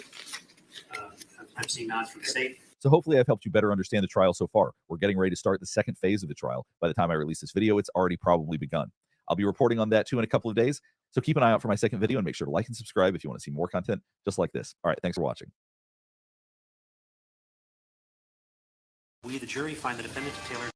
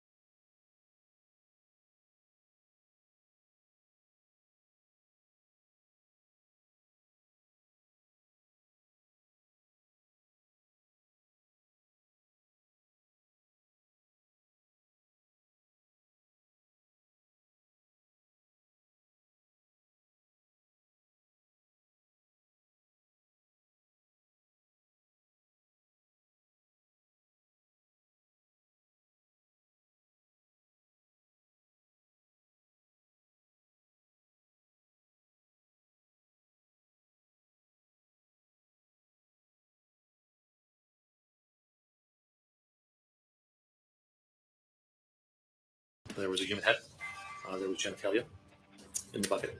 Let me stop you there. What do you mean genitalia? What I would recognize as a penis and testicles. Gruesome testimony pulls back the curtain in the trial of Wisconsin versus Taylor Shabusiness, the woman accused of murdering and dismembering her lover. From finding a decapitated head and penis in a bucket to catching the defendant with blood all over her hands, witnesses did not hold back any chilling details on day 2 of testimony. Miss Shabusiness had blood on her hands when she was arrested. So You got blood on your hands here, blood on your hands. Okay, yeah, we're gonna have to. The skin, soft tissues, and muscle had been removed from the bone so that it was largely stripped down to the bone itself. One thing I particularly noticed was for a serrated bread knife that the sharp pointed part of the knife were virtually ground down, dulled, if you will. Where we have complete decapitation. In other words, it's going completely through the neck and the head is separate from the remainder of the body. With day 2 came a closer look at the defendant's arrest. Jurors were shown never before seen body camera video of the incident. Hi, Taylor, how's it going? Officer Russell with the Green Bay Police Department. 25-year-old Taylor Shabusiness was arrested on February 23, 2022. Investigators in Green Bay, Wisconsin say she strangled her lover, 24-year-old Shad Thyrion, the day prior. After that, they say she dismembered his body and sexually assaulted his remains. Police were called in the early morning hours of February 23rd when Thyrion's mother discovered his severed head in a bucket in her basement. You looked in the bucket, obviously? I did. Did you move the contents of the bucket? No. Okay. There were other items in the bucket later on that you found out about, correct? There were. Green Bay Police Department Detective Philip Scanlon returned to the stand for a second day, describing the chilling discovery of Thyrion's remains. What other items were in the bucket? There was remains, 2 different specific types of remains that I observed. Okay. There was a human head. There was genitalia in the bucket. Let me stop you there. What do you mean genitalia? What I would recognize as a penis and testicles. And were they laying underneath the head? They were visible after the head was removed, yes. What else did you see? I observed a black Miracle 3 kitchen blade knife that was removed, a kitchen knife. I observed a yellow pocket knife, I guess for best description, of the pocket knife with a yellow handle. There was a head of a razor, like a shaving razor blade, a nail, Jolly Rancher, and there was a flesh material that the doctor just described as a flesh material. Blood in the bucket as well? There was blood in the bucket, yes. Prosecutors also called Deputy Medical Examiner Dr. Vincent Trinquita to the stand, who described the multiple locations where Thyrion's remains were recovered. Doctor, I believe you mentioned essentially in the room the 4 main containers where human remains were located. Is that consistent with your recollection? That is correct, within that room, yes. Okay. So we've got the bucket, the blue bag on top of the dresser, the pink and gray bag on the floor, and then the tote. Are those the 4 locations where human remains were located in the room? That is correct. As I go through a room and evaluate the room, I'm looking for evidence of a disturbance, a struggle, or altercation. I'm looking for signs of biological material which may tell me where a body part may be located. I'm also looking for evidence that may have contributed to the death. In other words, instruments, objects, weapons, evidence of drug paraphernalia. In this case in particular, I'm also looking for places that a body may be concealed, or there might be evidence of movement of a body from one location to another. Trinquita noted several pieces of Thyrion's dismembered body were missing from the basement. I'm trying to recover as much of the individual as possible to try to ascertain that as much evidence as can be gained has been collected. As you were going through the room, did you note that it was possible you did not have the entire body present in that room? Yes, I did. Did you note specifically what was missing? On my inventory, I believe I was missing the right thigh, specifically from about the waist to about the knee. I believe that I was missing as well I was also missing the left thigh and left leg. Those missing body parts were later recovered in a Chrysler minivan registered to Scott Tomes, who was living with Shabusiness at the time of her arrest. Who else is in the apartment? Be straight up. Tomes? Who else? Just Tomes? Is he armed? Body camera video shows officers approach the minivan in the early morning hours of February 23rd. A crock pot box can be seen in the back seat, where some of Thyrion's remains would later be discovered.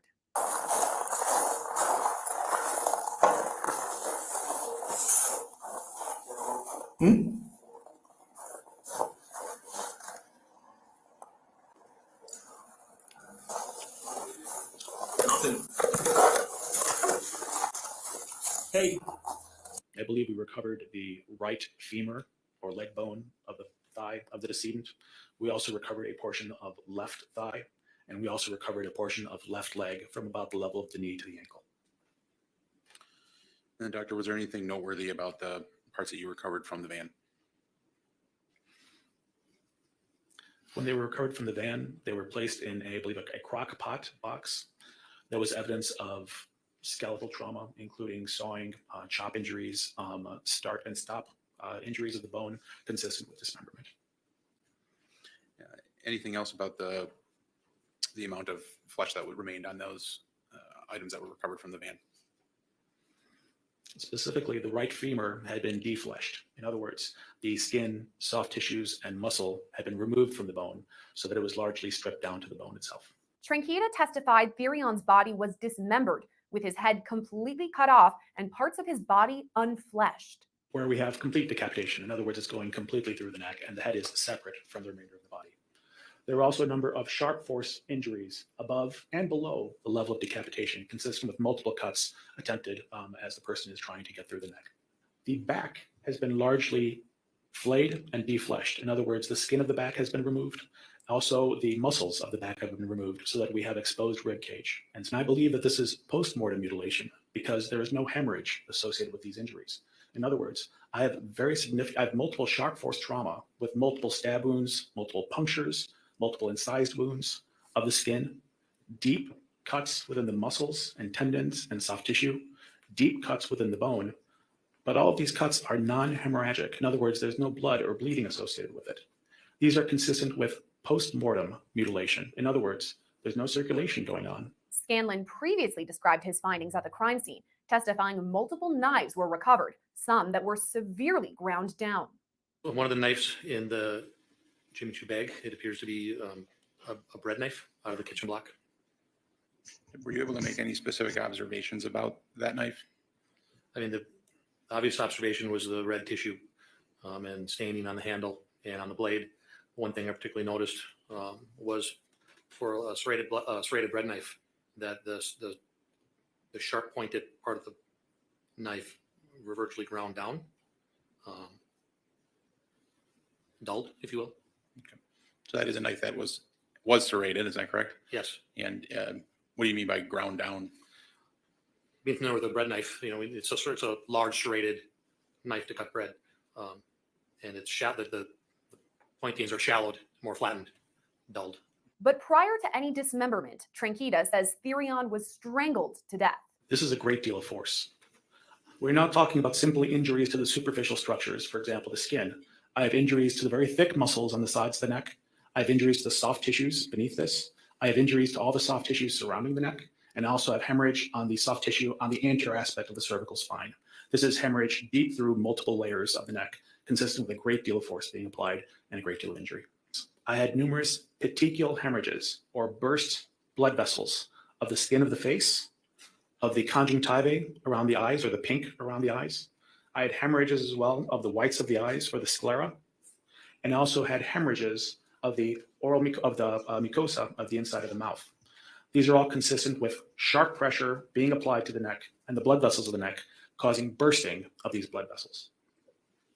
In addition, the tongue was protuberant outside of the mouth, consistent with the tongue being driven up and outwards during the process of strangulation. When I examined the tongue itself, there was a patterned indentation on the surface of the tongue, consistent with an object being pressed hard across the tongue, such that it leave an indentation within the tongue. In opening statements, prosecutors pointed to a dog collar, saying that was Shabusiness's weapon of choice in her lover's murder. Tranquita confirmed the theory. Doctor, you mentioned that you were present on scene and had the opportunity to observe two metal dog chains that were collected by law enforcement. Is that correct? That is correct. And did you note any consistency between those chains that were collected and the marks that you observed on Shad Thyrion's body? Yes, I did. And what was that? When I'm observing injuries or trying to interpret injuries, I'm looking for patterns. Anything that I can use to convey to an investigator, hey, you may want to look for this at the scene. In this case, we had very organized, repeating, interrupted indentations on the surface of the tongue, very evenly spaced apart. This would not be inconsistent with the pattern of a chain and the chain links as they twist, leaving separate corner impressions on the surface of the tongue. While Thyrion's remains were largely bloodless, according to Tranquita, some blood was recovered from the bucket and a toxicology report was performed. From the fluid that was submitted, we found cocaine. We found cocaine metabolite benzoyl ecgonine. We found methamphetamine. We found amphetamine. We found delta-9 tetrahydrocannabinol, or the active component of marijuana. And I believe we also found nicotine, which is present in most tobacco products. In addition, Tranquita found Thyrion was COVID positive at the time of his death. At the scene, we performed the examination as I previously described.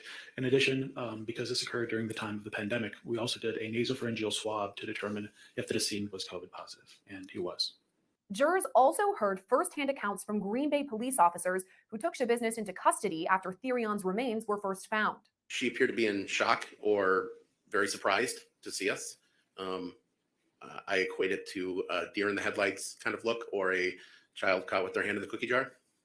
Miss Shabusiness had blood on her hands when she was arrested, so we knew at that point that there was she was obviously involved in the incident, in the homicide. So body camera video shows officers discover bloody footprints just moments before Shabusiness is taken into custody.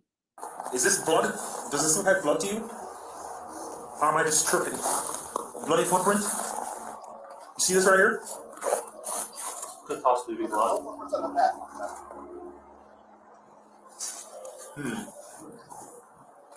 Hey, who did that?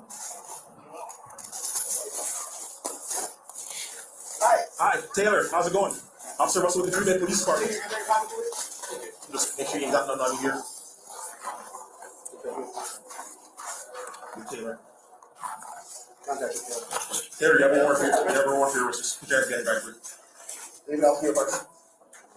You got blood on your hands here, blood. No, on your hands. Okay, yeah, we're gonna have to.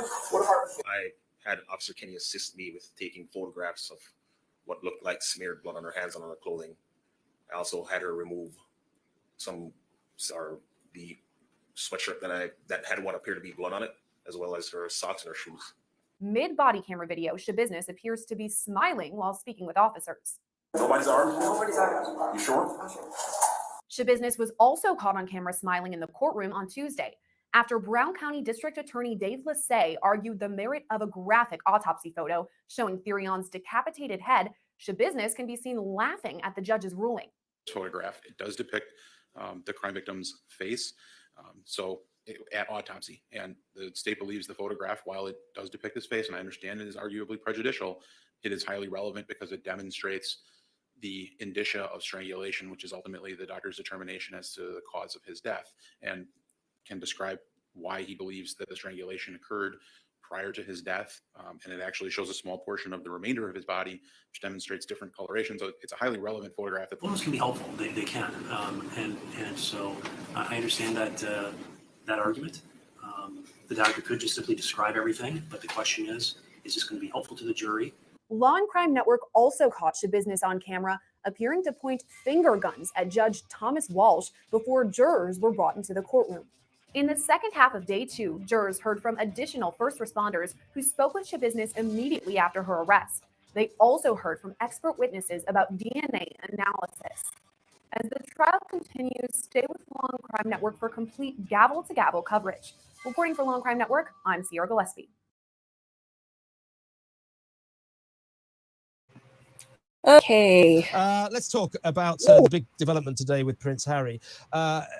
His They didn't used to go into the next video. Now they are. We are looking at the countdown clock now. Let's see. We are coming up on minute 54 of deliberations. Let's take a look at the playlist again.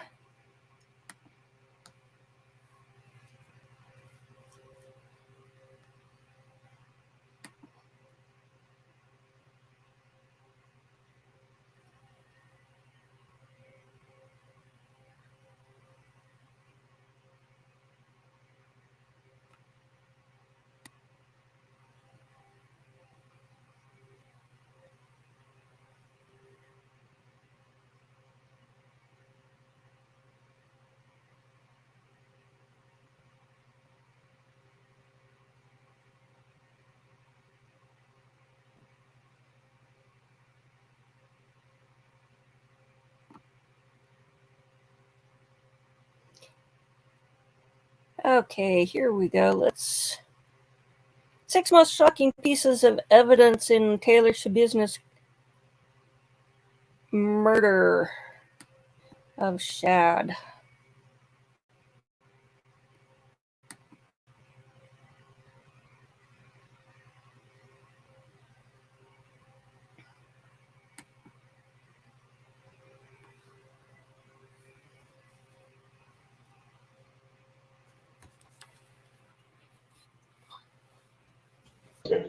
In the basement, husband room, and then I know I forgot the head. I like the head. That's Taylor Shabusiness admitting to police that she choked Shad Thyrion to death and then cut up his body. Did you want Shad to be dead? No. Her interview with police is just one damning piece of evidence in the Green Bay woman's murder trial. Introducing the next generation of pepper spray. Meet Palm, a new maximum strength self-defense product with a patented modular design, revolutionizing the self-defense industry. Whether you're carrying the unit on your keys, snapping the unit on your backpack, your keychain, or carrying the unit in your pocket, Palm is the perfect everyday carry accessory. Palm's patented flip-top safety prevents any accidental misfire, and its maximum strength formula provides you with the necessary range and capacity to bring peace of mind to you and your loved ones. Quality, safety, performance. Quality, safety, performance, peace of mind. Learn more at palmpepperspray.com. Welcome to Sidebar here on Law and Crime. I'm Anjanette Levy. A jury deliberated for just 45 minutes on Wednesday, no big shock there, before finding Taylor Shabusiness guilty of a gruesome crime, the first-degree homicide of Shad Thyrion, her friend. The first verdict reads as follows. We, the jury, find the defendant, Taylor Denise Shabusiness, guilty of first-degree intentional homicide as charged in count 1 of the information, dated this date, July 26th, 2023, signed by the foreperson. Second verdict reads as follows. We, the jury, find the defendant, Taylor Denise Shabusiness, guilty of mutilating a corpse as charged in count 2 of the information, dated this date, July 26th, 2023, signed by the foreperson. Shabusiness was also found guilty of gross abuse of a corpse for dismembering Thyrion and third-degree sexual assault. Thyrion was her friend, but Shabusiness told police in a recorded statement that the two had used meth, went back to his parents' house, and started having sex. Then Shabusiness said she began to choke Thyrion with a metal dog choker, and she liked it. So she ended up killing him. The details are graphic and disturbing. It's hard to believe that someone who actually cared about another person could carry out this type of murder, because it wasn't quick.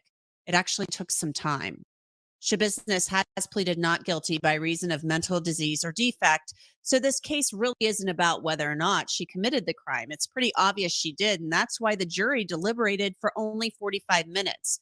She essentially concedes that she killed him, but asserts she didn't know right from wrong at the time that she did so she shouldn't be sent to prison. Instead, her attorney believes she should be sent to a mental health facility. Joining me to discuss some of the damning evidence in the case against Taylor Shabusiness is Joseph Scott Morgan. He is a forensic death investigator, also the host of the Body Bags podcast. Joseph, welcome back to Sidebar. Thanks for coming on.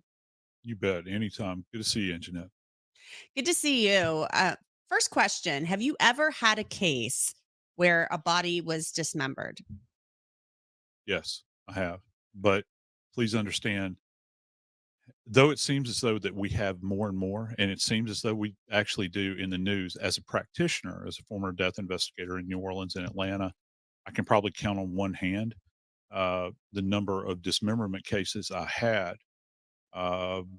either total dismemberment or partial dismemberment. So it seems as though the volume of these is picking up. I cover a lot of these on Body Bags, but this case involving Shabusiness takes cake as far as I'm concerned. I don't remember anything in recent memory that was this horrific. I don't think people quite understand. And I've said this on the air many times because I've unfortunately had to cover cases where people who were murdered were dismembered. It takes a lot of work to dismember a body and to destroy or attempt to destroy a body. It is not easy. No, it's not. And there's several elements that play into this and, things that are required in order to, this sounds horrible, effectively pull this off. First off, you need a kind of a sequestered location where you can do this alone. You need to have a certain level of knowledge, anatomical knowledge in particular. And you have to show up with the right tools.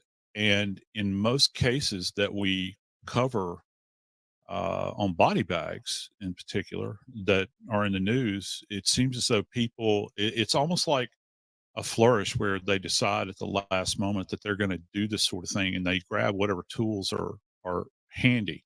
And of course, that's, in the medical legal world, when we go into the morgue, there are dissections that we do and we have the right tools. We have very sharp scalpels and saws and all those sorts of things. In a clinical setting, most of these people that engage in this behavior don't have access to those sorts of things. So you're left with things like hand tools that you'll get out of the garage. But in the Shabusiness trial, they even mentioned, Anjanette, a pocket knife that was utilized. One of the detectives was on the stand, and of course, kitchen knives as well. How gruesome.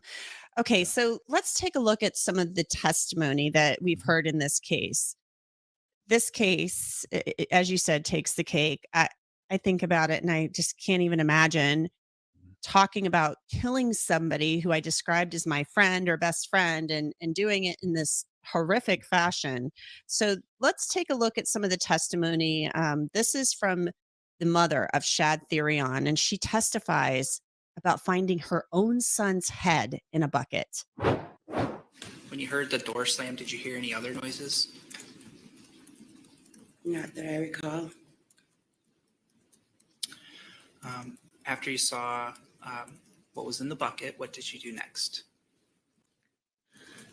I went back up to the second floor of the house and woke up Steve to have him verify that I saw what I saw. And what did Steve do? He got up and he went downstairs with me. And he looked in the bucket, but he could not verify that it was what I thought it was.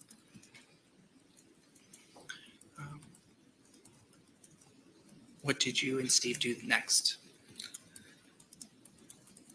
We went back upstairs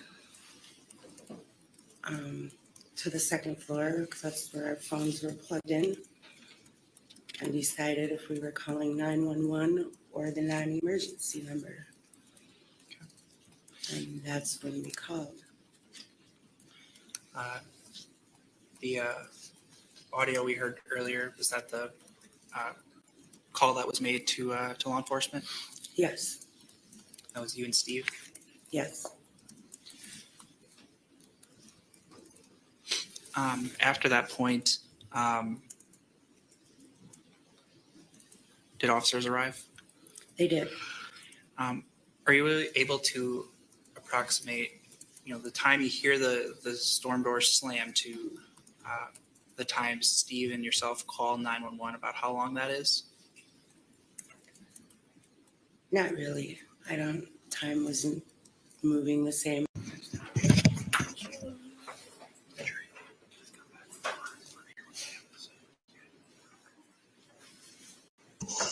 We have a verdict.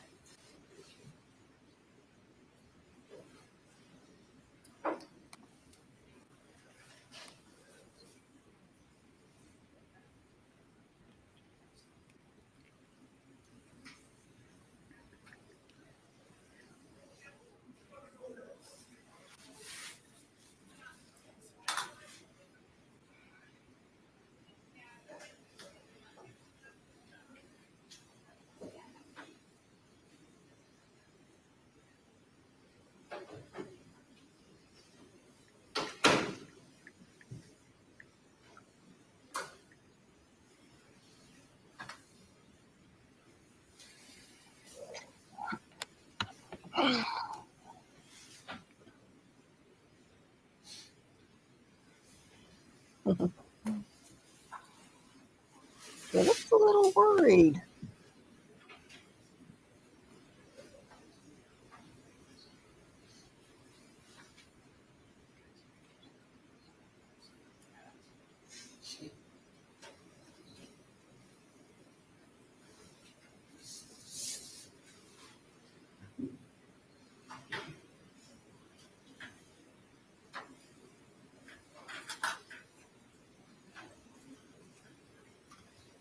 Okay, be seated. You are the foreperson, is that correct? Yeah. If you could hand your verdict to the bailiff.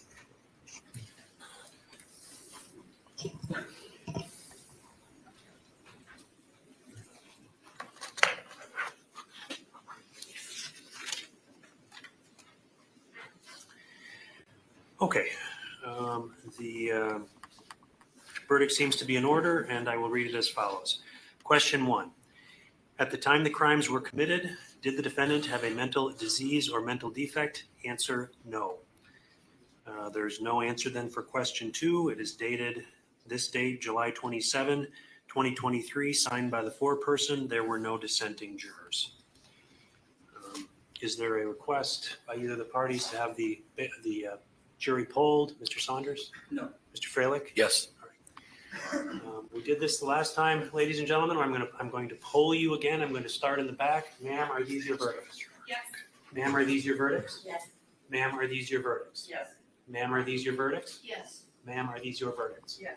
Sir, are these your verdicts? Yes. Ma'am, are these your verdicts? Yes. Start down here. Sir, are these your verdicts? Yes. Ma'am, are these your verdicts? Yes. Sir, are these your verdicts? Yes. Sir, are these your verdicts?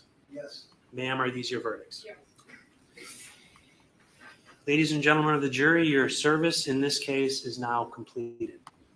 Many jurors ask if they are allowed to discuss the case with others after receipt of the verdict. Because your role in this case is over, you are not prohibited from discussing the case with anyone. However, you should know that you do not have to discuss the case with anyone or answer any questions about it from anyone other than from the court. This includes the parties, lawyers, the media, or anyone else.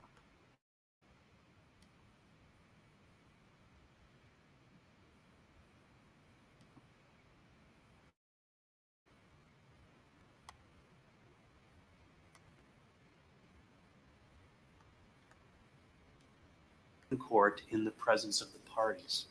It is in the public interest that there be the utmost freedom of debate in the jury room, and that jurors be permitted to express their views without fear of incurring the anger of any litigants or criticism of any person. Please respect the privacy of the views of your fellow jurors. Finally, I'd like to address you before you leave, so if you can just wait in the jury room for a few minutes, I'd appreciate that. And you may confer with me at any time before answering any questions from anyone. I wanted you to know that as well. And with that, we excuse the jury. All rise for the jury.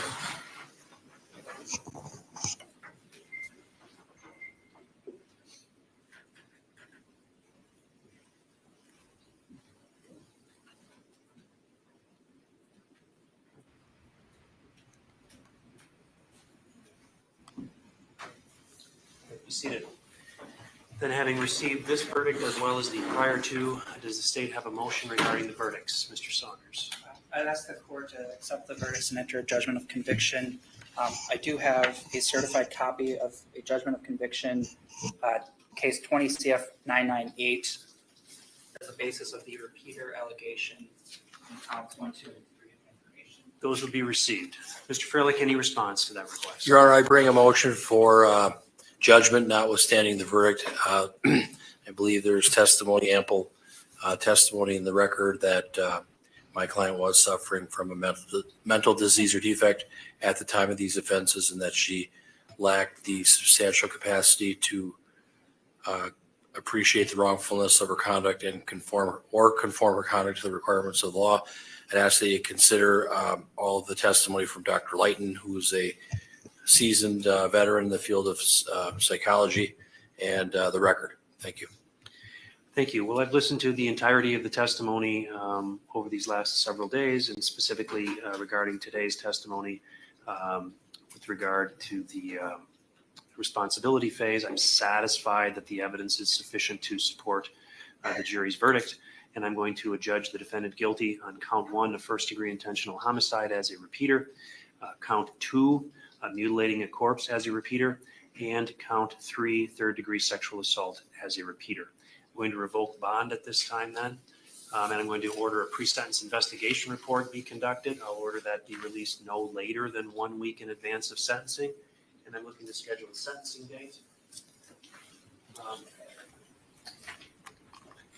September 19th. Let's check that out here. I already have a scheduled jury trial on September 19th and 20th, Your Honor.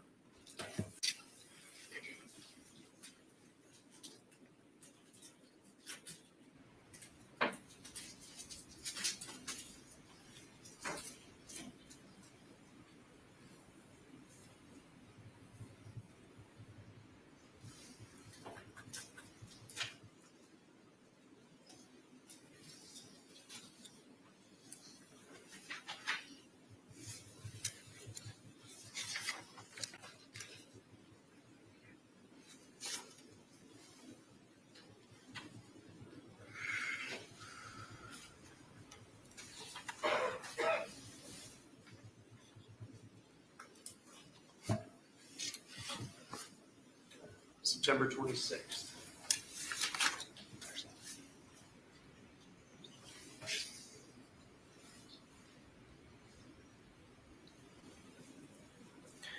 I just have an inquiry. Would it be set for the whole day, for half a day? I've got hearings that day, but I could try to move some things around.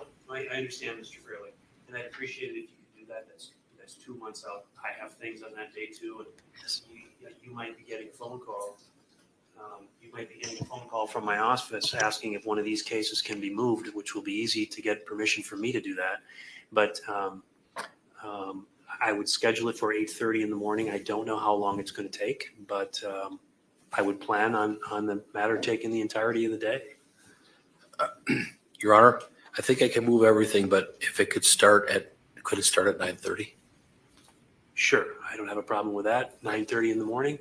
Mr. Saunders, I see you checking in the back with, I'm assuming with the crime victim. Is that an acceptable date to schedule?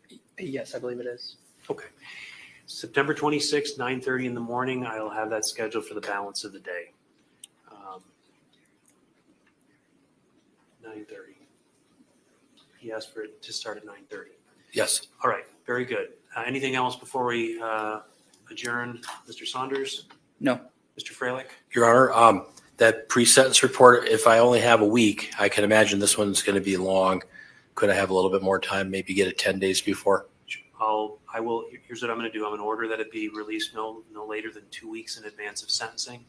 This hearing is about 2 months out. I didn't count the weeks, but I think we can get it done in that amount of time because they tell us they can get them done in 6 to 8 weeks. So that's what I'll order. Okay. Thank you. And with that, the matter is concluded. Thank you. Thank you very much.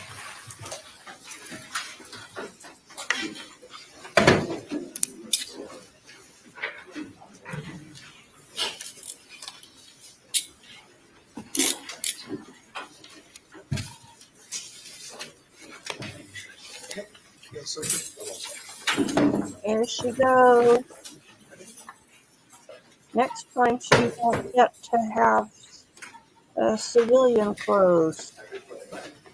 I don't think we should have cut it for the insanity portion, but I guess I want her to look less like a prisoner going to jail and more like a regular person who just had a bad day. Or is it a bad life? So, okay, let's go back and replay the verdict since my computer had an issue, probably caused because my hand was touching something and the cursor happened to jump and my touching it caused it to click. So, okay, let's see. We're at 57 minutes, 57:50. Obviously, they've been notified at this point that the announcement is imminent. So 57, nearly 50. Let's just go with full 57 minutes deliberation. So 10 minutes longer to determine she was sane and that she was guilty.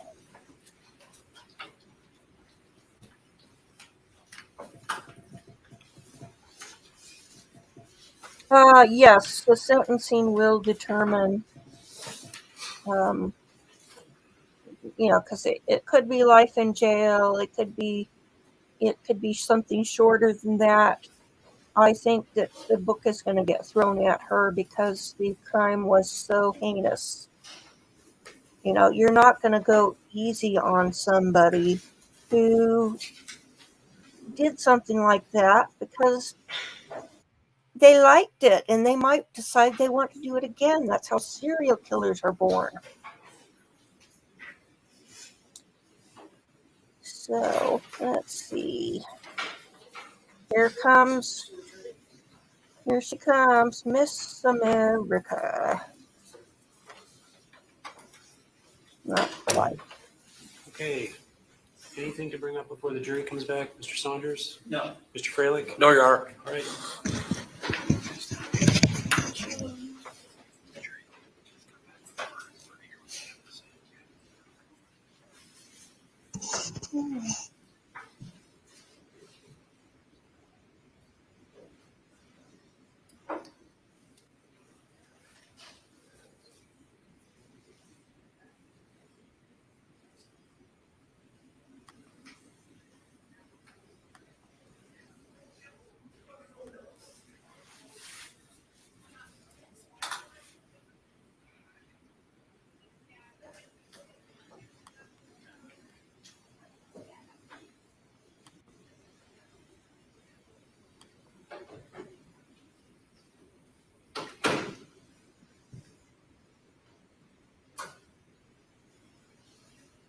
Yeah, the risk is just too high to let her ever get out again.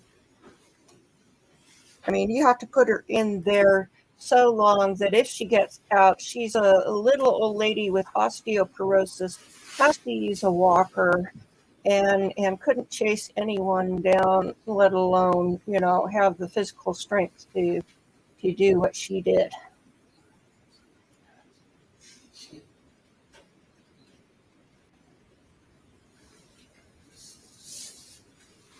So I would think 60 years.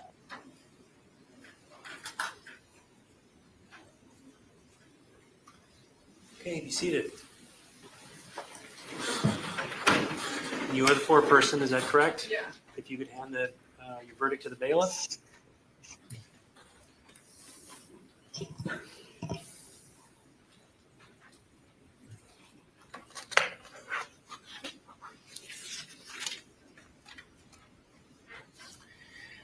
Okay.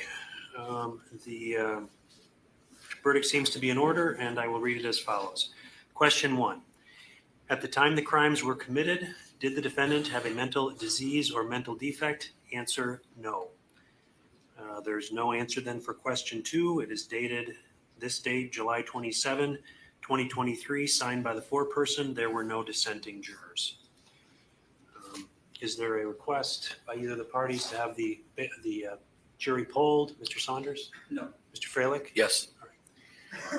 We did this the last time, ladies and gentlemen. I'm going to poll you again. I'm going to start in the back. Ma'am, are these your verdicts? Yes. Ma'am, are these your verdicts? Yes. Ma'am, are these Well, your once verdicts? again, it's a Ma'am, are case these your of verdicts? Ma'am, are these if your they don't verdicts? expect any Sir, are these your juror verdicts? to Ma'am, are these your say verdicts? differently, Down here, sir, are these your but they verdicts? have to do it. Ma'am, are because these your if verdicts? they don't, then Sir, are these your verdicts? it could Sir, are be these your grounds verdicts? for ineffective Ma'am, are these your verdicts? counsel, and no lawyer wants to be Ladies and gentlemen of the jury, your service slapped in this with case that is now label. completed. Many jurors ask if they are allowed to discuss the case with others after receipt of the verdict. Because your role in this case is over, you are not prohibited from discussing the case with anyone. However, you should know that you do not have to discuss the case with anyone or answer any questions about it from anyone other than from the court. This includes the parties, lawyers, the media, or anyone else. If you do decide to discuss this case with anyone, I would suggest you treat any discussion with a degree of solemnity, such that whatever you do say, you would be willing to say in the presence of your fellow jurors or under oath here in open court in the presence of the parties. It is in the public interest that there be the utmost freedom of debate in the jury room and that jurors be permitted to express their views without fear of incurring the anger of any litigants or criticism of any person. Please respect the privacy of the views of your fellow jurors. Finally, I'd like to address you before you leave, so if you could just wait in the jury room for a few minutes, I'd appreciate that. And you may confer with me at any time before answering any questions from anyone. I wanted you to know that as well. And with that, we excuse the jury. All rise for the jury.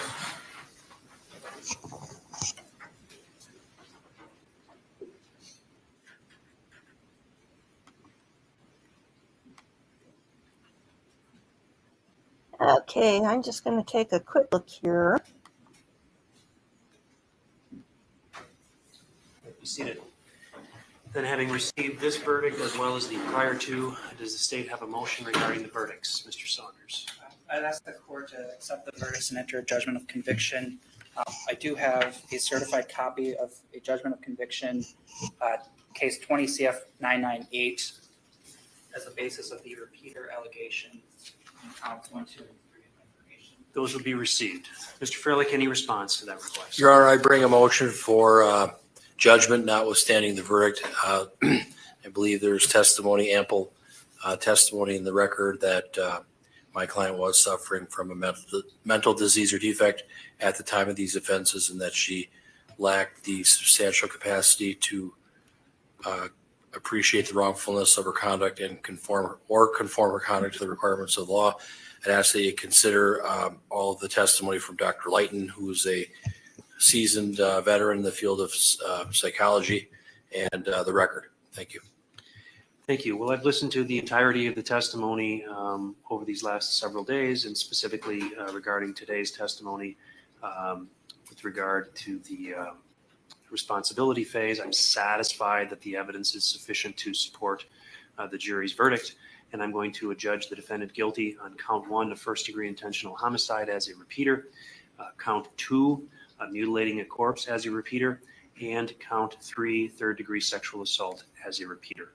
Okay, just a note, in the appellate court, the judge is the trier of facts of the law. The jury is the trier of the facts of, the evidence. The judge rules whether something's admissible or not, whether something comes in, and everything else is up to the jury.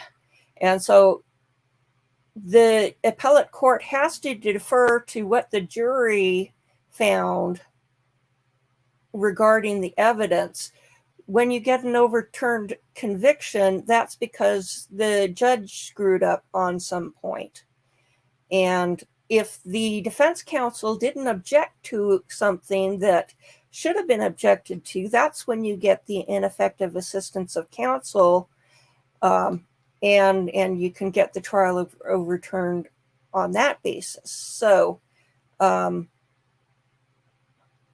that's how the facts work on what goes and what they look at in an appeal.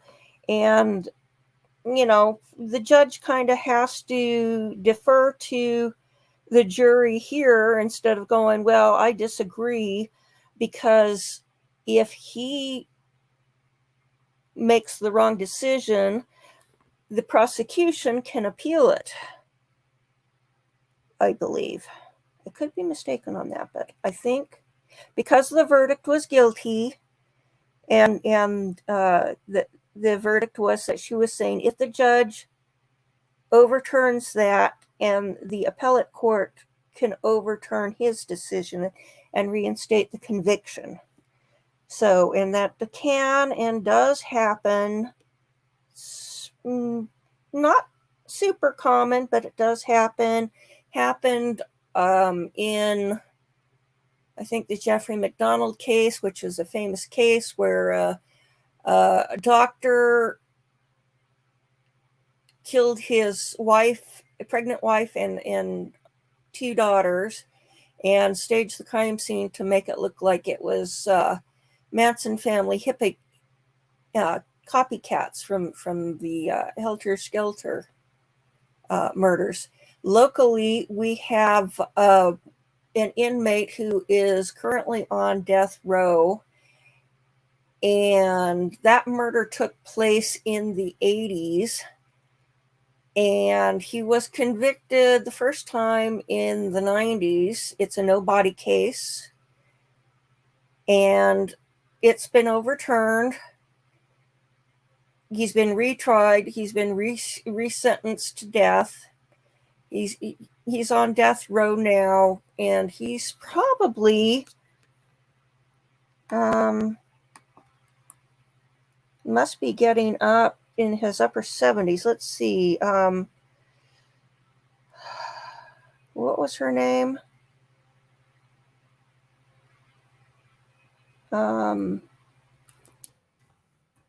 Take a look.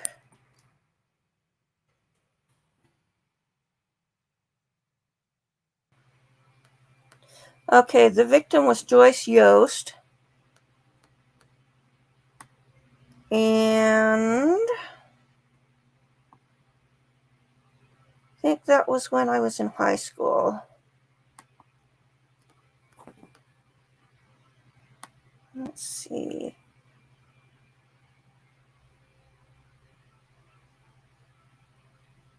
Doug Lovell is the guy who's convicted. So let's look at Doug Lovell.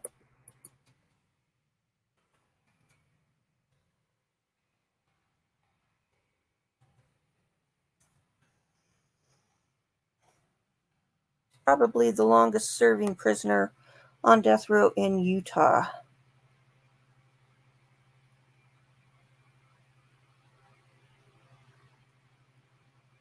$1985. So it was the year after I graduated from high school. He had intimately assaulted her, and he was due to go on trial for that. And then suddenly she's missing, and that's called witness tampering. And he had the motive to do away with her, and they never found the body. So,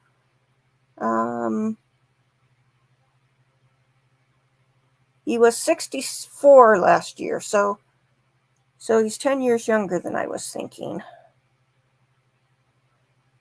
And he's been twice convicted, doesn't believe he'll ever be executed based on his age. And unfortunately, I have to agree with that.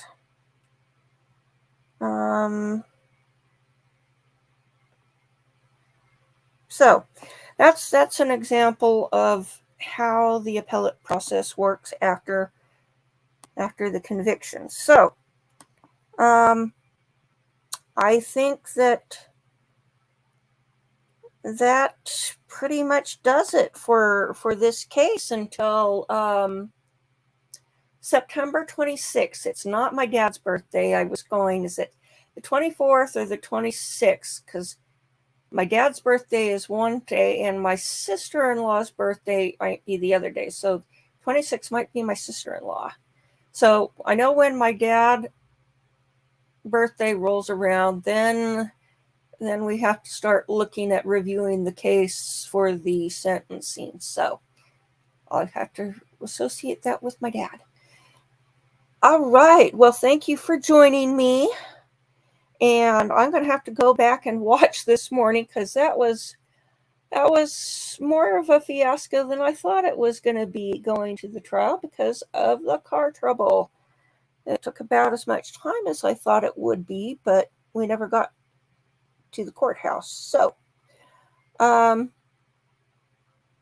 I'm feeling inclined to do a crazy eviction stream sometime, just because that's what I do mainly in law, is evictions. And so I like terrible tenant cases. So I have one picked out. Okay, well, good night, everybody. Have a wonderful evening. You want to see the photos again? Oh, let's see. How about if I find the photos and I'll post them on the community tab, and that way we can take a look at them. So I'll look for those and post those and post that we have the conviction and we have she's sane, because I'm sorry, you just can't get past the police interrogation. You need to look at what she was doing at the time of the murder. Nothing is going to indicate better what her mindset was at the time than the video footage from that time. So, okay, I will talk to you all soon and have a wonderful night. Bye-bye.